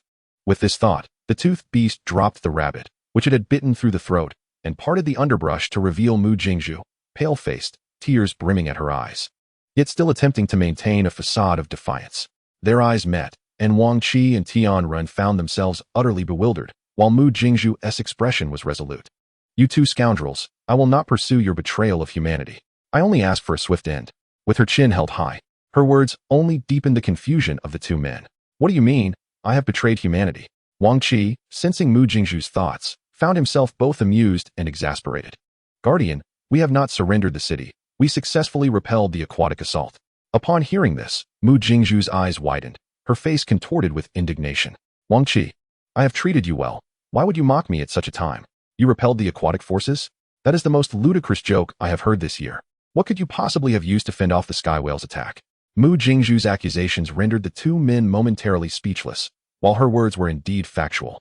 Uttering them in this context was deeply hurtful. Cough, Guardian, it is true. Just the day before the aquatic assault, a powerful beastmaster wielding dragon-type beasts visited Chilua City. I accommodated him at an inn, and it was with his assistance that we managed to thwart the aquatic invasion last night. Forcing a composed expression, Wang Qi explained to Mu Jingzhu, but her demeanor remained unchanged, as unyielding as ever. Old Wang, discussing this now is futile. We should take the Guardian back to assess the situation. Tian Ren, who had been reluctant to speak, finally suggested as he observed Wang Qi's predicament. What began as a mere utterance unexpectedly prompted Wang Qi to ponder for a moment before he indeed nodded in agreement. That is a valid point. Discussing it now is futile. We should return with the garrison commander to assess the situation. With that, disregarding Mu Jingzhu's protests, the two ordered their Beast Tamers to gather materials on site and construct a stretcher. They then proceeded to carry Mu Jingzhu towards the direction of Chilua City. Initially, Mu Jingzhu struggled vigorously on the stretcher, yet as they drew closer to Chilua City, her resistance waned. Ultimately, upon reaching the walls of Chilua City, her struggles ceased entirely. She gazed silently at the towering city before her, unmarred by any damage. Did we truly win? She murmured, as if unable to comprehend the reality. The strike from the void whale had shattered all her pride, casting an indelible shadow upon her. In her eyes, as long as the void whale existed, the city could never be safeguarded. Of course, without Cang Pan, such an outcome may indeed have transpired, yet regrettably, this world does not entertain what-ifs. The invincible void whale had met its demise, slain at the hands of Cang Pan. Observing the dazed garrison commander, a smile curled at the corners of Wang Chi's mouth. Where is the esteemed gentleman who repelled the void whale? I must meet him and express my gratitude for all he has done for Chilua City. Unbeknownst to her, the method by which Cang Pan had repelled the creature involved scattering its ashes. She merely assumed that he had driven the void whale away, as there is a world of difference between banishment and annihilation. As her words faded, Mu Jingzhu struggled to sit up on the stretcher, only to be gently restrained by Wang Chi. Calm down, esteemed garrison commander. He prefers not to be disturbed. It would be best for you to rest quietly. Upon hearing this, Mu Jingzhu finally regained her composure, lying back on the stretcher as she observed the bustling activity of the city's inhabitants, who were occupied with the aftermath of the war. This scene was undeniably beautiful. As night fell, Cang Pan, having replenished his supplies and equipped with a proper map, departed from Chilua City, making his way towards Luoqing. Lu Yao trailed behind him like an attendant, while De Hong and Yu Ying had long since vanished. Yu Ying had melded into Cang Pan's shadow, and De Hong, for reasons unknown, seemed to have recently found motivation, startling Cang Pan, who initially feared he might have fallen ill. Not far from their departure, a petite, lively figure stealthily emerged from the city, burdened with a large knapsack. This was Xinhua, an exceedingly rare spirit beast master of the heroic soul lineage.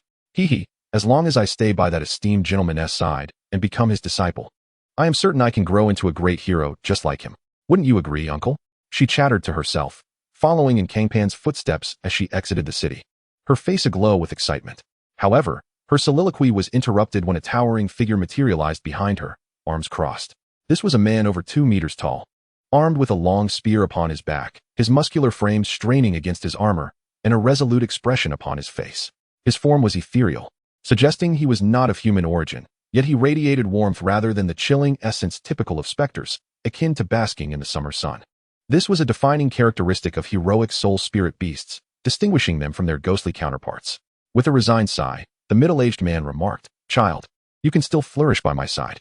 The girl shook her head earnestly. "Uncle, it's different. That esteemed gentleman can aid strangers like those in Chilua City, saving an entire populace. He is undoubtedly a noble hero, whereas do you truly comprehend what justice entails?" She cast a dismissive glance at her spirit beast. Hearing her words, the middle-aged man sighed again, a glimmer of depth flickering in his eyes as he murmured softly to himself, "A noble hero, you say? Child, you may be mistaken." Following Cang Pan's footsteps, the girl soon arrived at a vacant expanse. Chapter 79, Good and Evil, Black and White. This was the very place where Cang Pan encountered Lu Yao, and the site of the fallen divine embryo. The map provided to him by that scoundrel, Zhuo Hongkai, was false, leading him in exactly the opposite direction. Cang Pan arrived at this conclusion only after meticulously comparing it with the legitimate map he had obtained from Chilua City. Back here again, Lu Yao gazed at the remnants of the desolate camp, a flicker of reminiscence crossing her eyes. They did not linger long, and quickly departed from the site. Not long after their departure, a petite figure stumbled into the area, Xinhua, who had stealthily followed.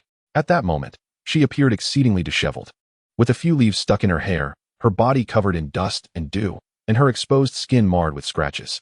Observing the empty space before her, Xinhua finally exhaled a sigh of relief, a bright smile illuminating her face. "Thank goodness, I can finally rest here for a moment." She found a large tree, carefully inspected the surroundings for insects, and, satisfied, leaned against the trunk to sit down.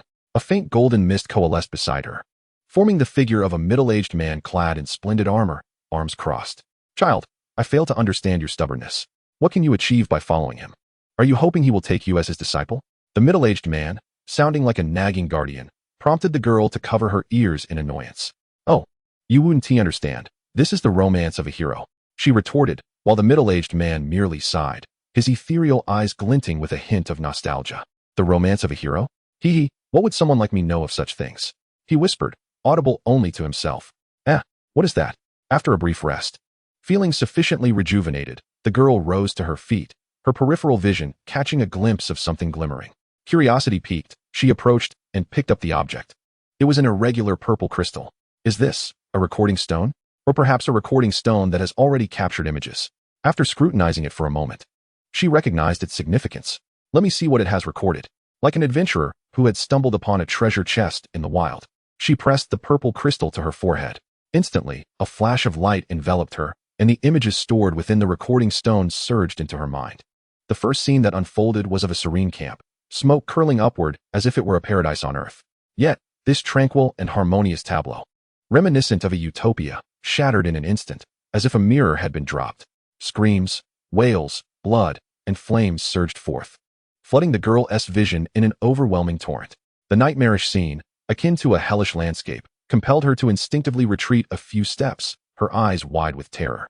This girl, who had vowed since childhood to become a valiant warrior, was struck with an unprecedented shock in that moment. However, the images from the recording stone were far from over. A crimson figure streaked across the sky, resembling a demon emerging from hell, exhaling scorching flames. The inferno raged, and in the blink of an eye, the camp was engulfed in a sea of fire. That is. As she gazed at the figure streaking across the sky, the young girl instinctively covered her mouth, her pupils quivering with disbelief. That shadow, reminiscent of a demon, gradually converged with her memories of a noble being coiled upon a throne amidst the stars, seemingly existing since time immemorial. No, it was merely a similar beast. How could it possibly be that esteemed individual? It was not uncommon for beings of the same lineage to exist in this world. Shaking her head, the girl attempted to hypnotize herself into disbelief. Yet, in the next moment, amidst the inferno, a figure rose, defiantly gazing upwards with fury. Why? Did he harbor a grudge against you? The mournful voice echoed like a cuckoo's lament. Enough. With a sharp reprimand, two silhouettes stepped into the flames. The instant the girl discerned their identities, her pupils constricted, the last vestige of hope shattered within her heart. Before her stood none other than Cang Pan and Liu Yao. The recording stone's imagery abruptly ceased at this juncture. The hand clutching the recording stone fell limply, the violet crystal tumbling to the ground. As the girl's gaze lost its former brilliance, resembling a toy that had been broken. Hey, girl, what did you see? The sight of her in such a state startled the middle-aged man. At that moment, she resembled the girl he had seen after her betrayal in life. It pained him deeply. He had truly raised this lively girl as if she were his own daughter. What would he do if anything befell her? Hearing her beast's call brought the girl back to her senses, yet her eyes lacked their usual spark. Uncle Wong, what if the person I admire is actually a villain? At her words, the middle-aged man's brow twitched, an ominous premonition surging within him. What did you see? He responded evasively, for as a perceptive individual, he could easily surmise that she was speaking of Cang Pan. I saw him slaughtering, mercilessly butchering this camp. Even that dragon appeared to transform into a demon. Xinhua cast her gaze downward, the wails of the camp's inhabitants echoing in her ears like a haunting melody, faint yet persistent. Upon hearing this, Uncle Wong furrowed his brow, immediately alert. Everything seemed too coincidental. They had just arrived and stumbled upon a recording stone. It was impossible for Uncle Wong not to entertain suspicions. As a dragon master, Cang Pan possessed the capability to orchestrate such a grand scheme. Although he thought this, Uncle Wong deemed it inappropriate to voice such thoughts, for if his suspicions were true, the puppet master was undoubtedly lurking nearby, watching them. If he were to utter anything amiss, it could provoke a decisive and lethal response. Uncle Wong's strength had not yet fully recovered. Under such circumstances, he was hardly capable of ensuring Xinhua's safety. As his thoughts churned, a smile crept onto Uncle Wong's face, and he gently ruffled Xinhua's hair. What you see with your eyes is not always the truth. Moreover, even if such events did transpire, do you understand the context behind them? Instead of dwelling on uncertainties, it would be wiser to seek the truth directly. Xinhua paused, quickly wiping away her tears, and nodded earnestly. Immediately. She retrieved a map and set her course towards Luo City. She had overheard Cang Pan's intended destination, Luo City. Chapter 80. The Inner Sea of the Spirit. At this moment, Cang Pan furrowed his brow, scrutinizing the seemingly unremarkable dagger in his hand, which glimmered with a cold light. This was the very dagger he had once wielded to slay the fallen divine embryo. He had not paid it much heed until now, for he had drawn it to sever the vines before him. Yet, as soon as the dagger was unsheathed, its information eagerly presented itself before his eyes. Blade of man, 3 stars. A mundane iron infused with the blood of demons and gods, wielded by demons to slay celestial deities. From that moment, this iron underwent an inexplicable transformation, capable of inflicting irremediable wounds upon gods, demons, and dragons alike. This object, as Cang Pan toyed with the blade of man, an odd expression crossed his face. He had never anticipated that the instrument he once used to breach the defenses of the divine embryo would now evolve into such a perilous weapon. Mr. Cang Pan, what are you examining? Liu Yao, walking ahead, noticed Cang Pan had fallen behind, and turned to see him lost in contemplation over the dagger. "Oh, nothing," he replied, regaining his composure with a chuckle as he used the blade of man to sever the obstructing vines. If this scene were witnessed by others, they would undoubtedly decry Cang Pan for his reckless squandering of divine artifacts. "Lu Yao, did you test your Beastmaster aptitude while in Chilua City?" After cutting through a vine, a thought struck Cang Pan, and he glanced at Lu Yao. Upon hearing Cang Pan mention her Beastmaster aptitude, a smile involuntarily graced Lu Yao's face. "I did, and astonishingly, I discovered that I indeed possess the aptitude for beast mastery, specifically a high-level affinity for lightning. Beastmaster aptitudes vary widely, categorized into 4 levels based on strength: low, medium, high, and exceptional. Among them, the most common is the enhancement type, which allows beastmasters to elevate a specific aspect of their beasts. Next are the affinity types, enabling beastmasters to foster favorable relationships with beasts corresponding to their attributes while enhancing the power of their own beasts of the same element. The final category encompasses all other types that do not fit within enhancement or affinity." Cang Pan was taken aback by Lu Yao's aptitude level. "A high-level lightning affinity? That's remarkable. Have you formed a contract with your initial beast yet?" High-level aptitudes could truly be termed as children of destiny. It was uncertain whether 500 individuals with high-level aptitudes could be found throughout the entire Yin Kingdom. This was also why Cang Yu, with her high-level ice affinity, was so highly regarded in Jiang City. As for exceptional talents, such individuals were rare even in the annals of human history. "Not yet. Due to the invasion by sea people, my initial beast contract was interrupted." As she spoke of this, a hint of frustration crept into Lu Yao's voice. The initial beast contract differed from other beasts. The first Beastmaster discovered a place on the other side of the human spirit's inner sea known as the soul's silent sea, where the soul imprints of all conscious beings were preserved. Individuals with Beastmaster aptitude needed to immerse their spirits in the inner sea, communicating through the barrier separating the inner sea and the soul's silent sea until a soul imprint responded. The responding soul imprint would traverse the soul's silent sea, arriving in the Beastmaster's inner sea to establish a contract. Since this entire process was random, the initial beast, though it might not be the strongest, was undoubtedly the most compatible with the Beastmaster. Regrettably, Cang Pan had never experienced this series of events. He lacked any Beastmaster aptitude. Communicating with the soul's silent sea required an utterly tranquil environment, but at that time, the outside world was filled with deafening cries of battle, making it impossible for Lu Yao to calm her mind. Thus, she did not awaken her initial beast. "Once we find an open space, I will assist you in reinstating that consciousness." After a moment of contemplation, Cang Pan directly addressed Lu Yao. Although he had not personally undergone this process, he was well versed in the intricacies detailed in books, having memorized them thoroughly. Lu Yao paused momentarily before nodding emphatically. The two continued their journey and eventually arrived by a riverbank before noon. After a modest meal of dried provisions, Lu Yao and Cang Pan constructed a simple shelter upon the ground. Once their task was completed, Lu Yao settled into a cross-legged position within the shelter, while Cang Pan stood before her, slowly closing his eyes. When he reopened them, his gentle black irises had vanished, replaced by fervent golden ones, causing the air around them to grow increasingly heated, with a faint sound of clashing weapons echoing in the atmosphere. At that moment, the transformed essence of the ancient dragon enveloped Lu Yao completely, penetrating deeply into her being. Gradually, the world before them began to blur, revealing every facet of Lu Yao's essence to Cang Pan. Not here, nor here. The overwhelming force of spiritual energy swept through Lu Yao's form, methodically eliminating each aspect until a misty entity captivated Cang Pan's attention. The spiritual energy morphed into an invisible tendril, delving into the shadowy depths, and instantly, a grand yet ethereal world unfolded before Cang Pan's eyes.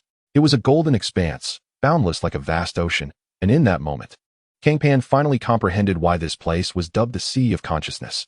As he marveled, a voice of astonishment emanated from behind him. Lu Yao was gazing, wide-eyed, at her own somewhat translucent hands. This marked her first encounter with such phenomena, and naturally, it was their inaugural visit to this realm. If this was indeed the Sea of Consciousness, then the Sea of Silence lay beneath.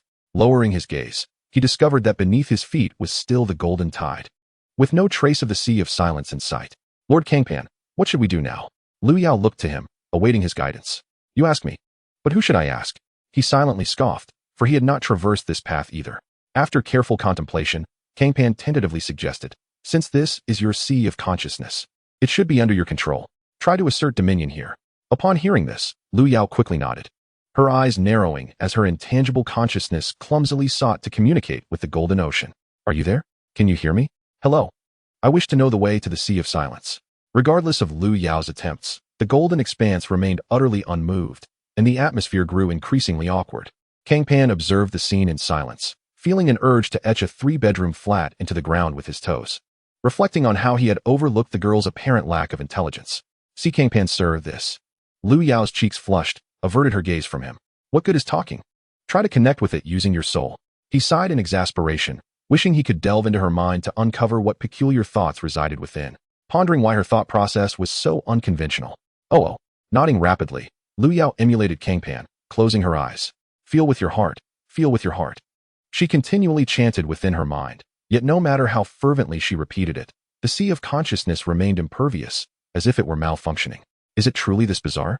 Watching this unfold, Cang Pan felt a sense of disbelief. He had awakened his beast master talent, but had not summoned an initial beast, an absurdity that was undocumented. Cang Pan, sir, I still can't find a way to communicate with it. What should I do? I have an idea, Cang Pan mused, stroking his chin as his mind raced. Perhaps you should try to recall your most profound memory. At his suggestion, Lu Yao closed her eyes once more. My most profound memory, my most profound memory.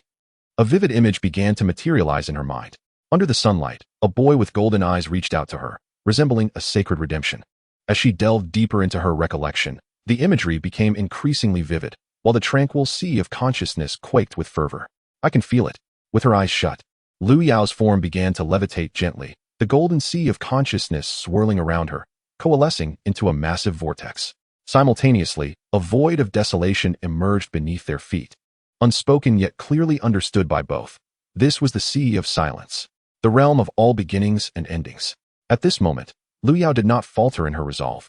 Her spiritual energy surged to its zenith, radiating like a beacon in the night. Time trickled by, yet the Sea of Silence remained unresponsive, embodying its name in utter stillness. As if it were a graveyard. On the opposite side of the Sea of Silence, emptiness and silence dominated, devoid of light or color. As Lu Yao beheld the unresponsive Sea of Silence, a flicker of determination ignited in her gaze, and the golden vortex surrounding her spun with fervor. Electric currents weaving through its core. The golden radiance resonated far into the desolate Sea of Silence. What? Observing this spectacle, Cang Pan's expression shifted slightly. He recognized what Lu Yao was attempting. She was igniting her own spiritual energy. While burning spiritual energy was not as perilous as consuming one's soul, it could still inflict severe harm. Cang Pan felt compelled to intervene, yet Lu Yao's steadfast gaze halted his steps, a resigned smile gracing his features. Very well. Proceed as you wish. The spiritual energy transformed into kindling, igniting the Sea of Silence, infusing it with a glimmer of light. The essence drawn from her soul was forcibly extracted, and the intense pain felt akin to a knife slowly carving away at her flesh. Cold sweat streamed down Lu Yao's face, yet she remained silent, devoid of color. In the next moment, a flash of lightning erupted from the Sea of Silence, hurtling toward her at breakneck speed. A beast responded to Lu Yao's call. Upon witnessing the lightning, a smile finally graced Lu Yao's face. In an instant, the lightning surged into her sea of consciousness, coming to an abrupt halt. The dissipating lightning revealed the true form of the creature ensconced within its glow. The first thing that caught the eye was its pure, fluffy mane and gleaming, electrified fangs. It was a colossal blue wolf, towering over 2 meters. Adorned with a mane of pristine white surrounding its neck, its robust muscles evident beneath its deep azure fur. Surrounding it, arcs of electricity materialized into a raven composed of lightning, quietly perched upon its back. A dual-born beast? This exceedingly rare occurrence raised Cang Pan's eyebrows. And a single term flashed in his mind. A dual-born beast is one that forms under extraordinary conditions, possessing one soul shared by 2 bodies. Historically, very few dual-born beasts have been recorded, and the one before him had not been documented. The celestial Lu Yao descended gracefully, gently placing her hand upon the forehead of the great wolf, thereby sealing the bond of their souls. Mr. Cang Pan, I have succeeded, she declared, rising to her feet and offering a sweet smile to Cang Pan. However, before he could respond, the young girl suddenly weakened and collapsed to the ground. Chapter 82, The Storm Devourer. In the instant Lu Yao lost consciousness, darkness enveloped Cang Pan. When he opened his eyes again, he found himself outside. The previous setting had been Lu Yao's mental ocean, and upon her fainting, Cang Pan was naturally expelled. Observing Lu Yao sprawled on the ground, Cang Pan sighed in exasperation. What a hassle. Yet, with no other option, he pitched a tent there, carefully placing Lu Yao inside, intending to spend the night in that spot. Not far from their little campsite, the The weary Ingshinu emerged from the shadows, separated from the camp by a thicket where the flickering flames could be vaguely seen. Though the figures remained obscured. There are people over there. Should we join them for the night?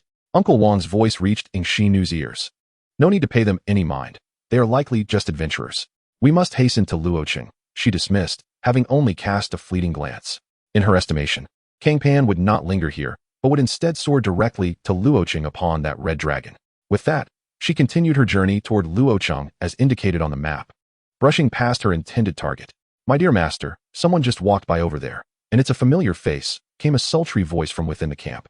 Cang Pan sat by the fire, a small pot simmering before him. Suddenly, a shadow behind him began to swirl, and a beguiling figure coiled around him like a serpent.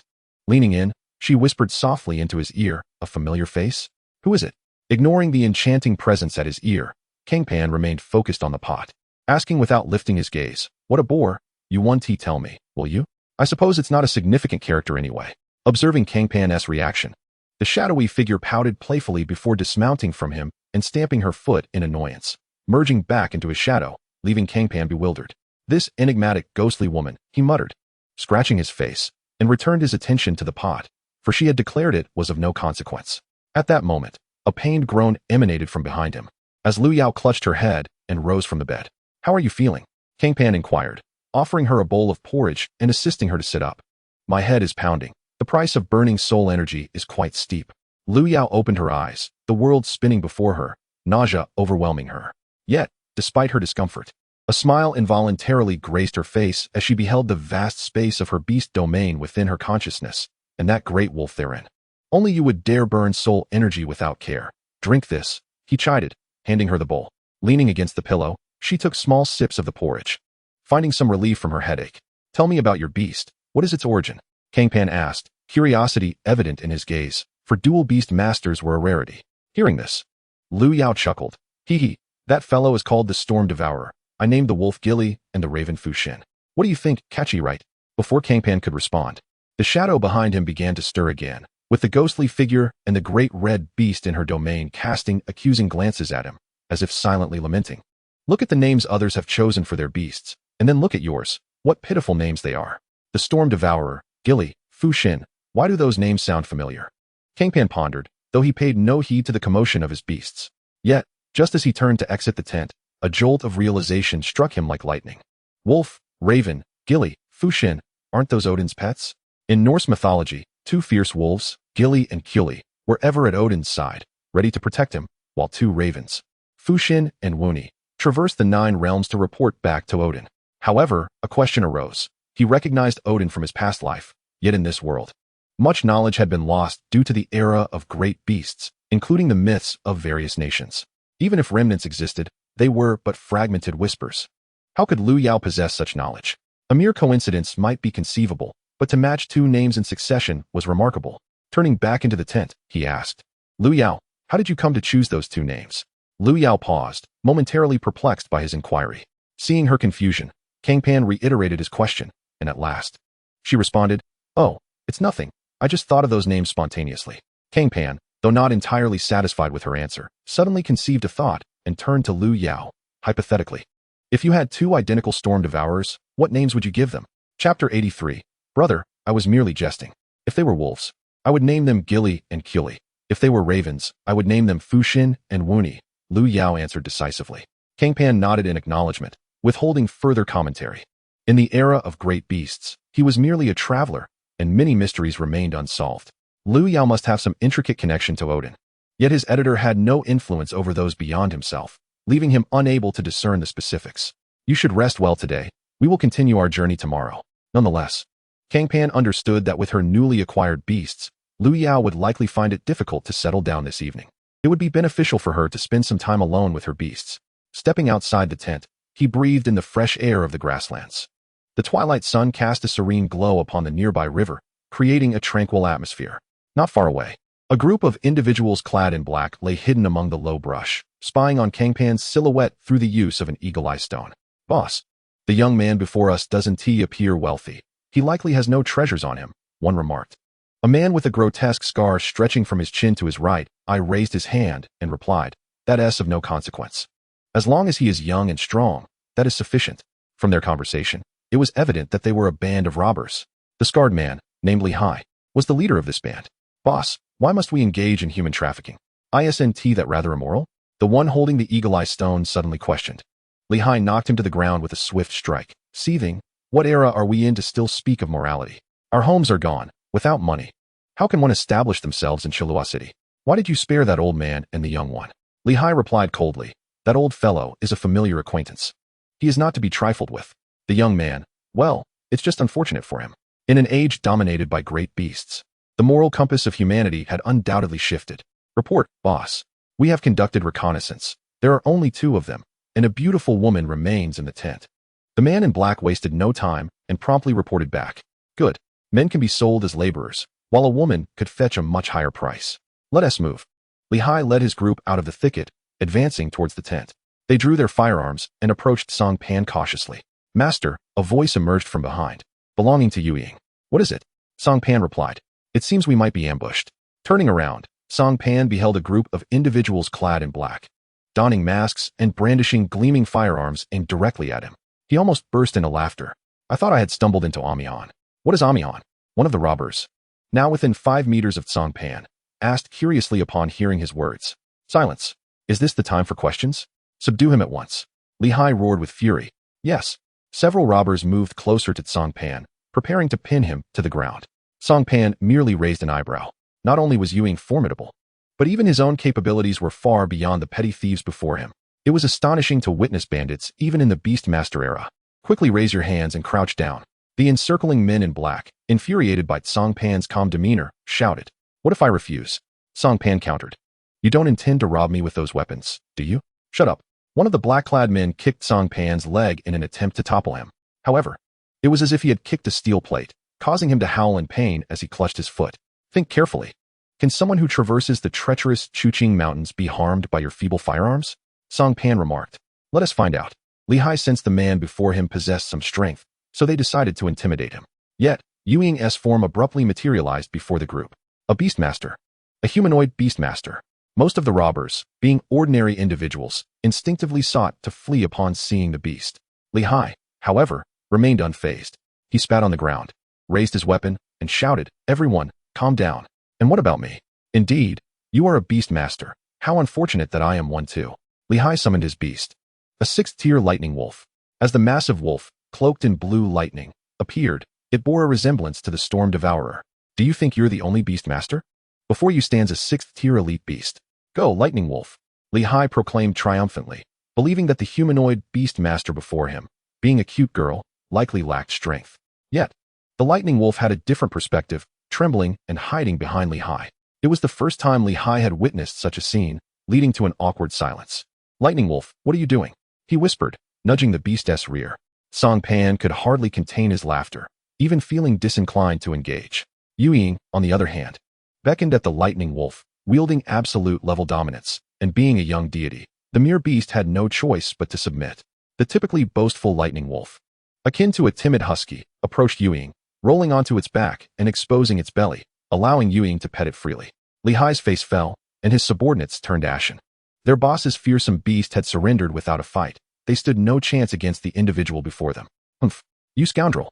Lehigh bellowed, disregarding everything as he raised his gun and unleashed a barrage of fire at Yuying. A cloud of black smoke enveloped Yuying and Cang Pan, and all the bullets struck the smoke, losing their momentum and falling to the ground. I truly wish to avoid killing. Yuying sighed, as the husky under her command trembled. Do not rush. Cang Pan halted Yuying's attack, finding the robbers rather entertaining, likely novices in their trade. Just then, the tent flaps were pulled aside. Lu Yao, appearing somewhat frail and unsteady, inquired, What is happening? Upon seeing the fragile girl before him, Lehigh suddenly sensed an opportunity.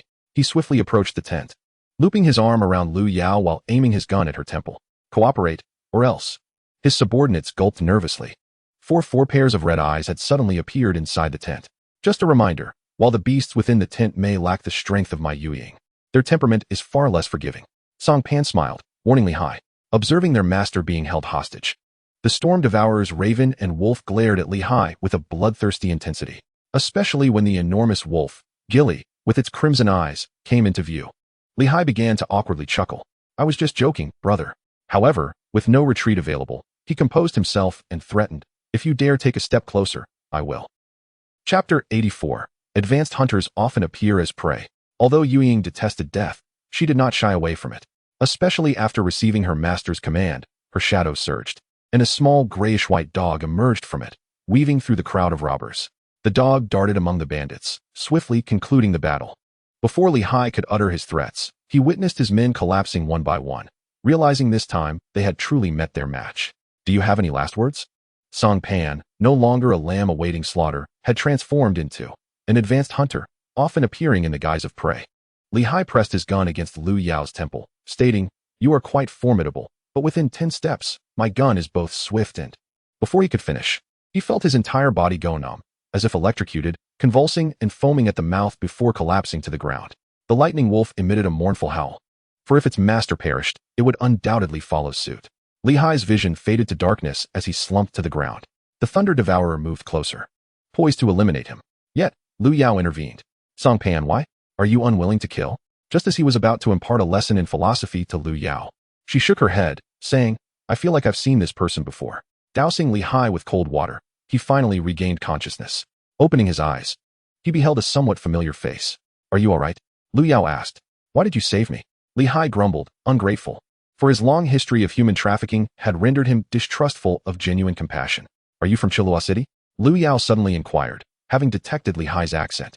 And it seemed she had encountered him in the city. As he was also a beast master, he represented a significant combat force for Chilua City. Li Hai scoffed. So what if I am?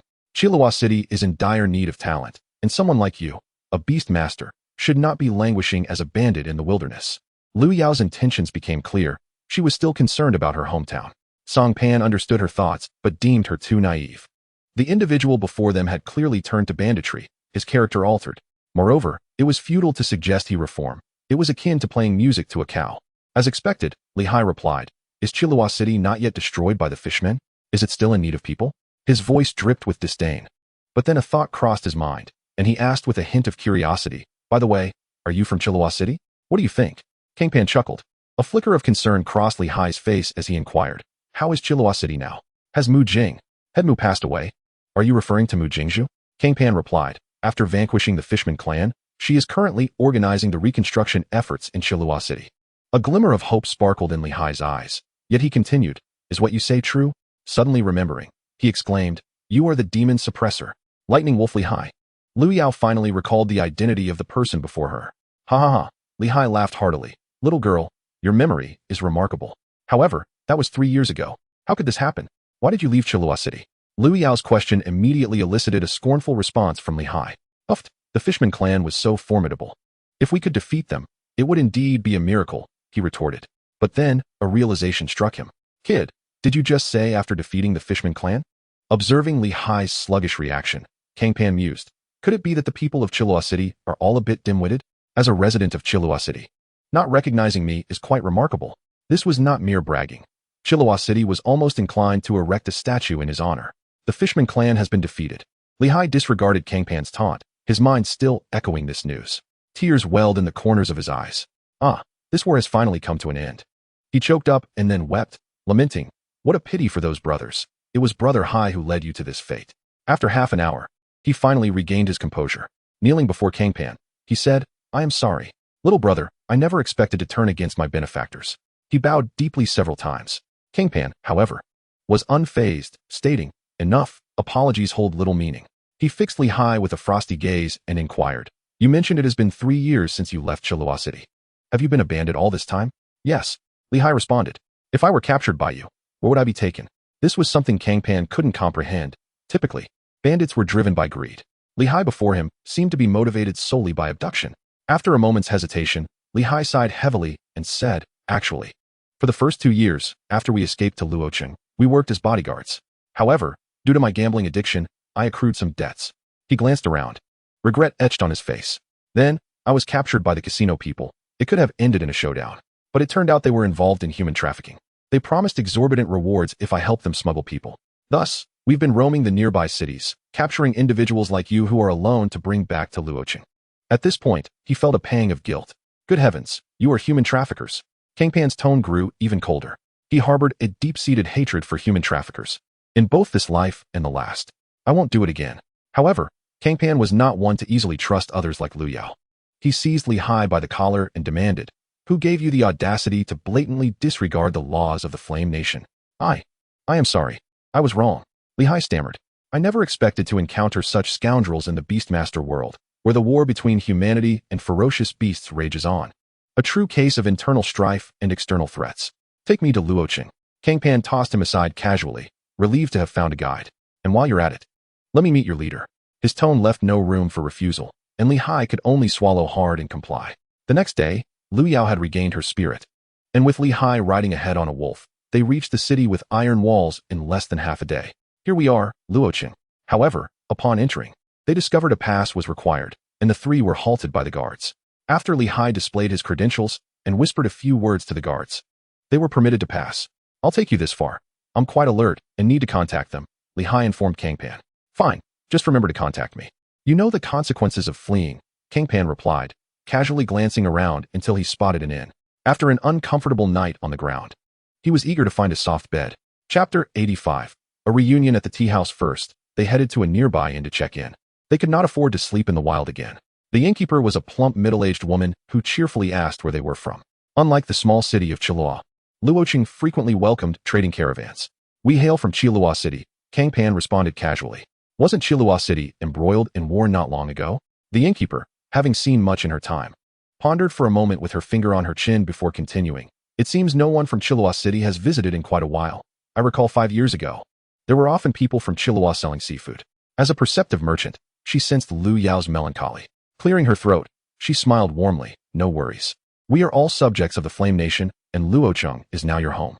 As she led Cang Pan and Lu Yao to their room, she began to introduce the entertainment life of Luoqing. As a bustling metropolis, Luoqing not only boasted vast lands and resources, but also a rich array of recreational activities.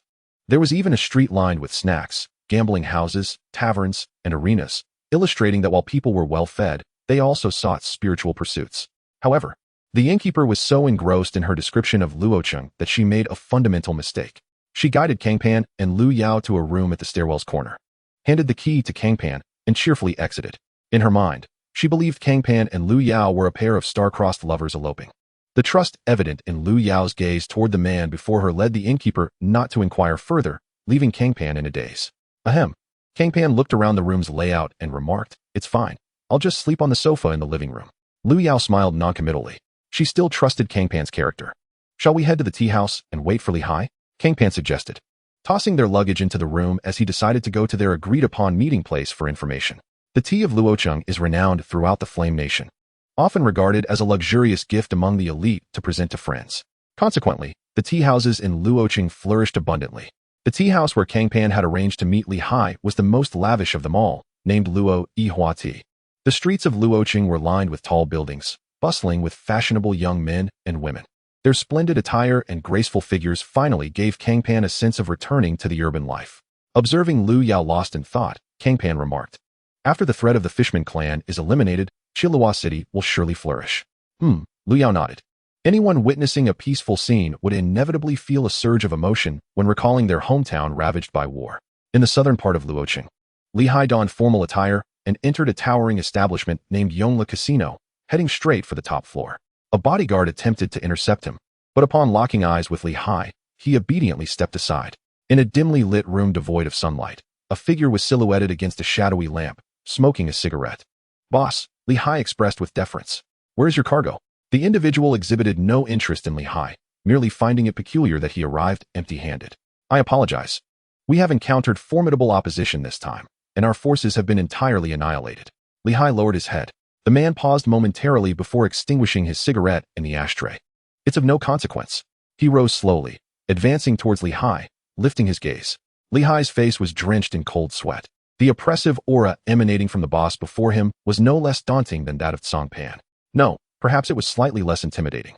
Lost in his thoughts, he was met with the man's smile as he remarked, "As a beastmaster, you ought to possess a modicum of self-respect.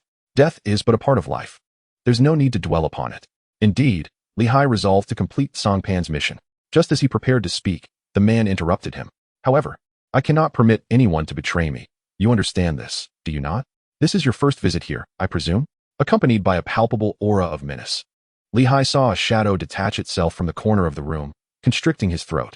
He had yet to summon the lightning wolf before being hoisted into the air. Paralyzed with fear, you dare bring danger to Luo City and have formed some sort of alliance with him? Huh, you possess quite the audacity. You people from Chilua ought to grasp a fundamental truth. The man's expression suddenly twisted into a grimace. The weak do not deserve to live. After a momentary struggle in midair, Li Hai's hands ceased their flailing. The wicked ultimately faced retribution. The tea houses in the Beastmaster realm were markedly different from the establishments Li Hai had encountered in the past. Previously, tea houses were often saturated with commercialism, featuring staff performing tea-frying demonstrations at the entrance, while patrons either engaged in business discussions or card games. In contrast, the tea houses of Luo City exuded tranquility and elegance, drawing one closer to the essence of tea appreciation itself. Within the tea house, the patrons engaged in jovial discourse, basking in a harmonious atmosphere. On stage, a performer clad in classical attire played a traditional musical instrument. Cang Pan mused that it was indeed a splendid place for relaxation. The inhabitants of the Beastmaster realm, free from the distractions of computers and smartphones, could return to their roots and savor life. Cang Pan and Lu Yao occupied a window-side table, awaiting the server to bring their tea. The topics of conversation in the hall naturally piqued the interest of the tea drinkers. Recently, Mr. Pu had prophesied that Luo City would face significant upheaval within 3 months.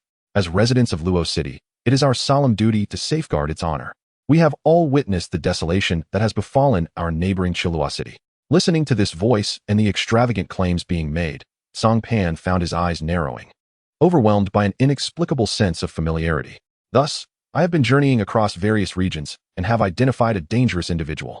Wherever he goes, calamity follows. A month ago, I lured him to the opposing Chilua City. He surely cannot survive in such a chaotic environment. I have protected Luo City. Ha ha ha. Cang Pan felt his mind racing with a cacophony of unarticulated thoughts. Who was this Mr. Pu, and what did he mean by safeguarding Luo City? The person before him was clearly the same Zhuo Honkai who had provided him with a fraudulent map.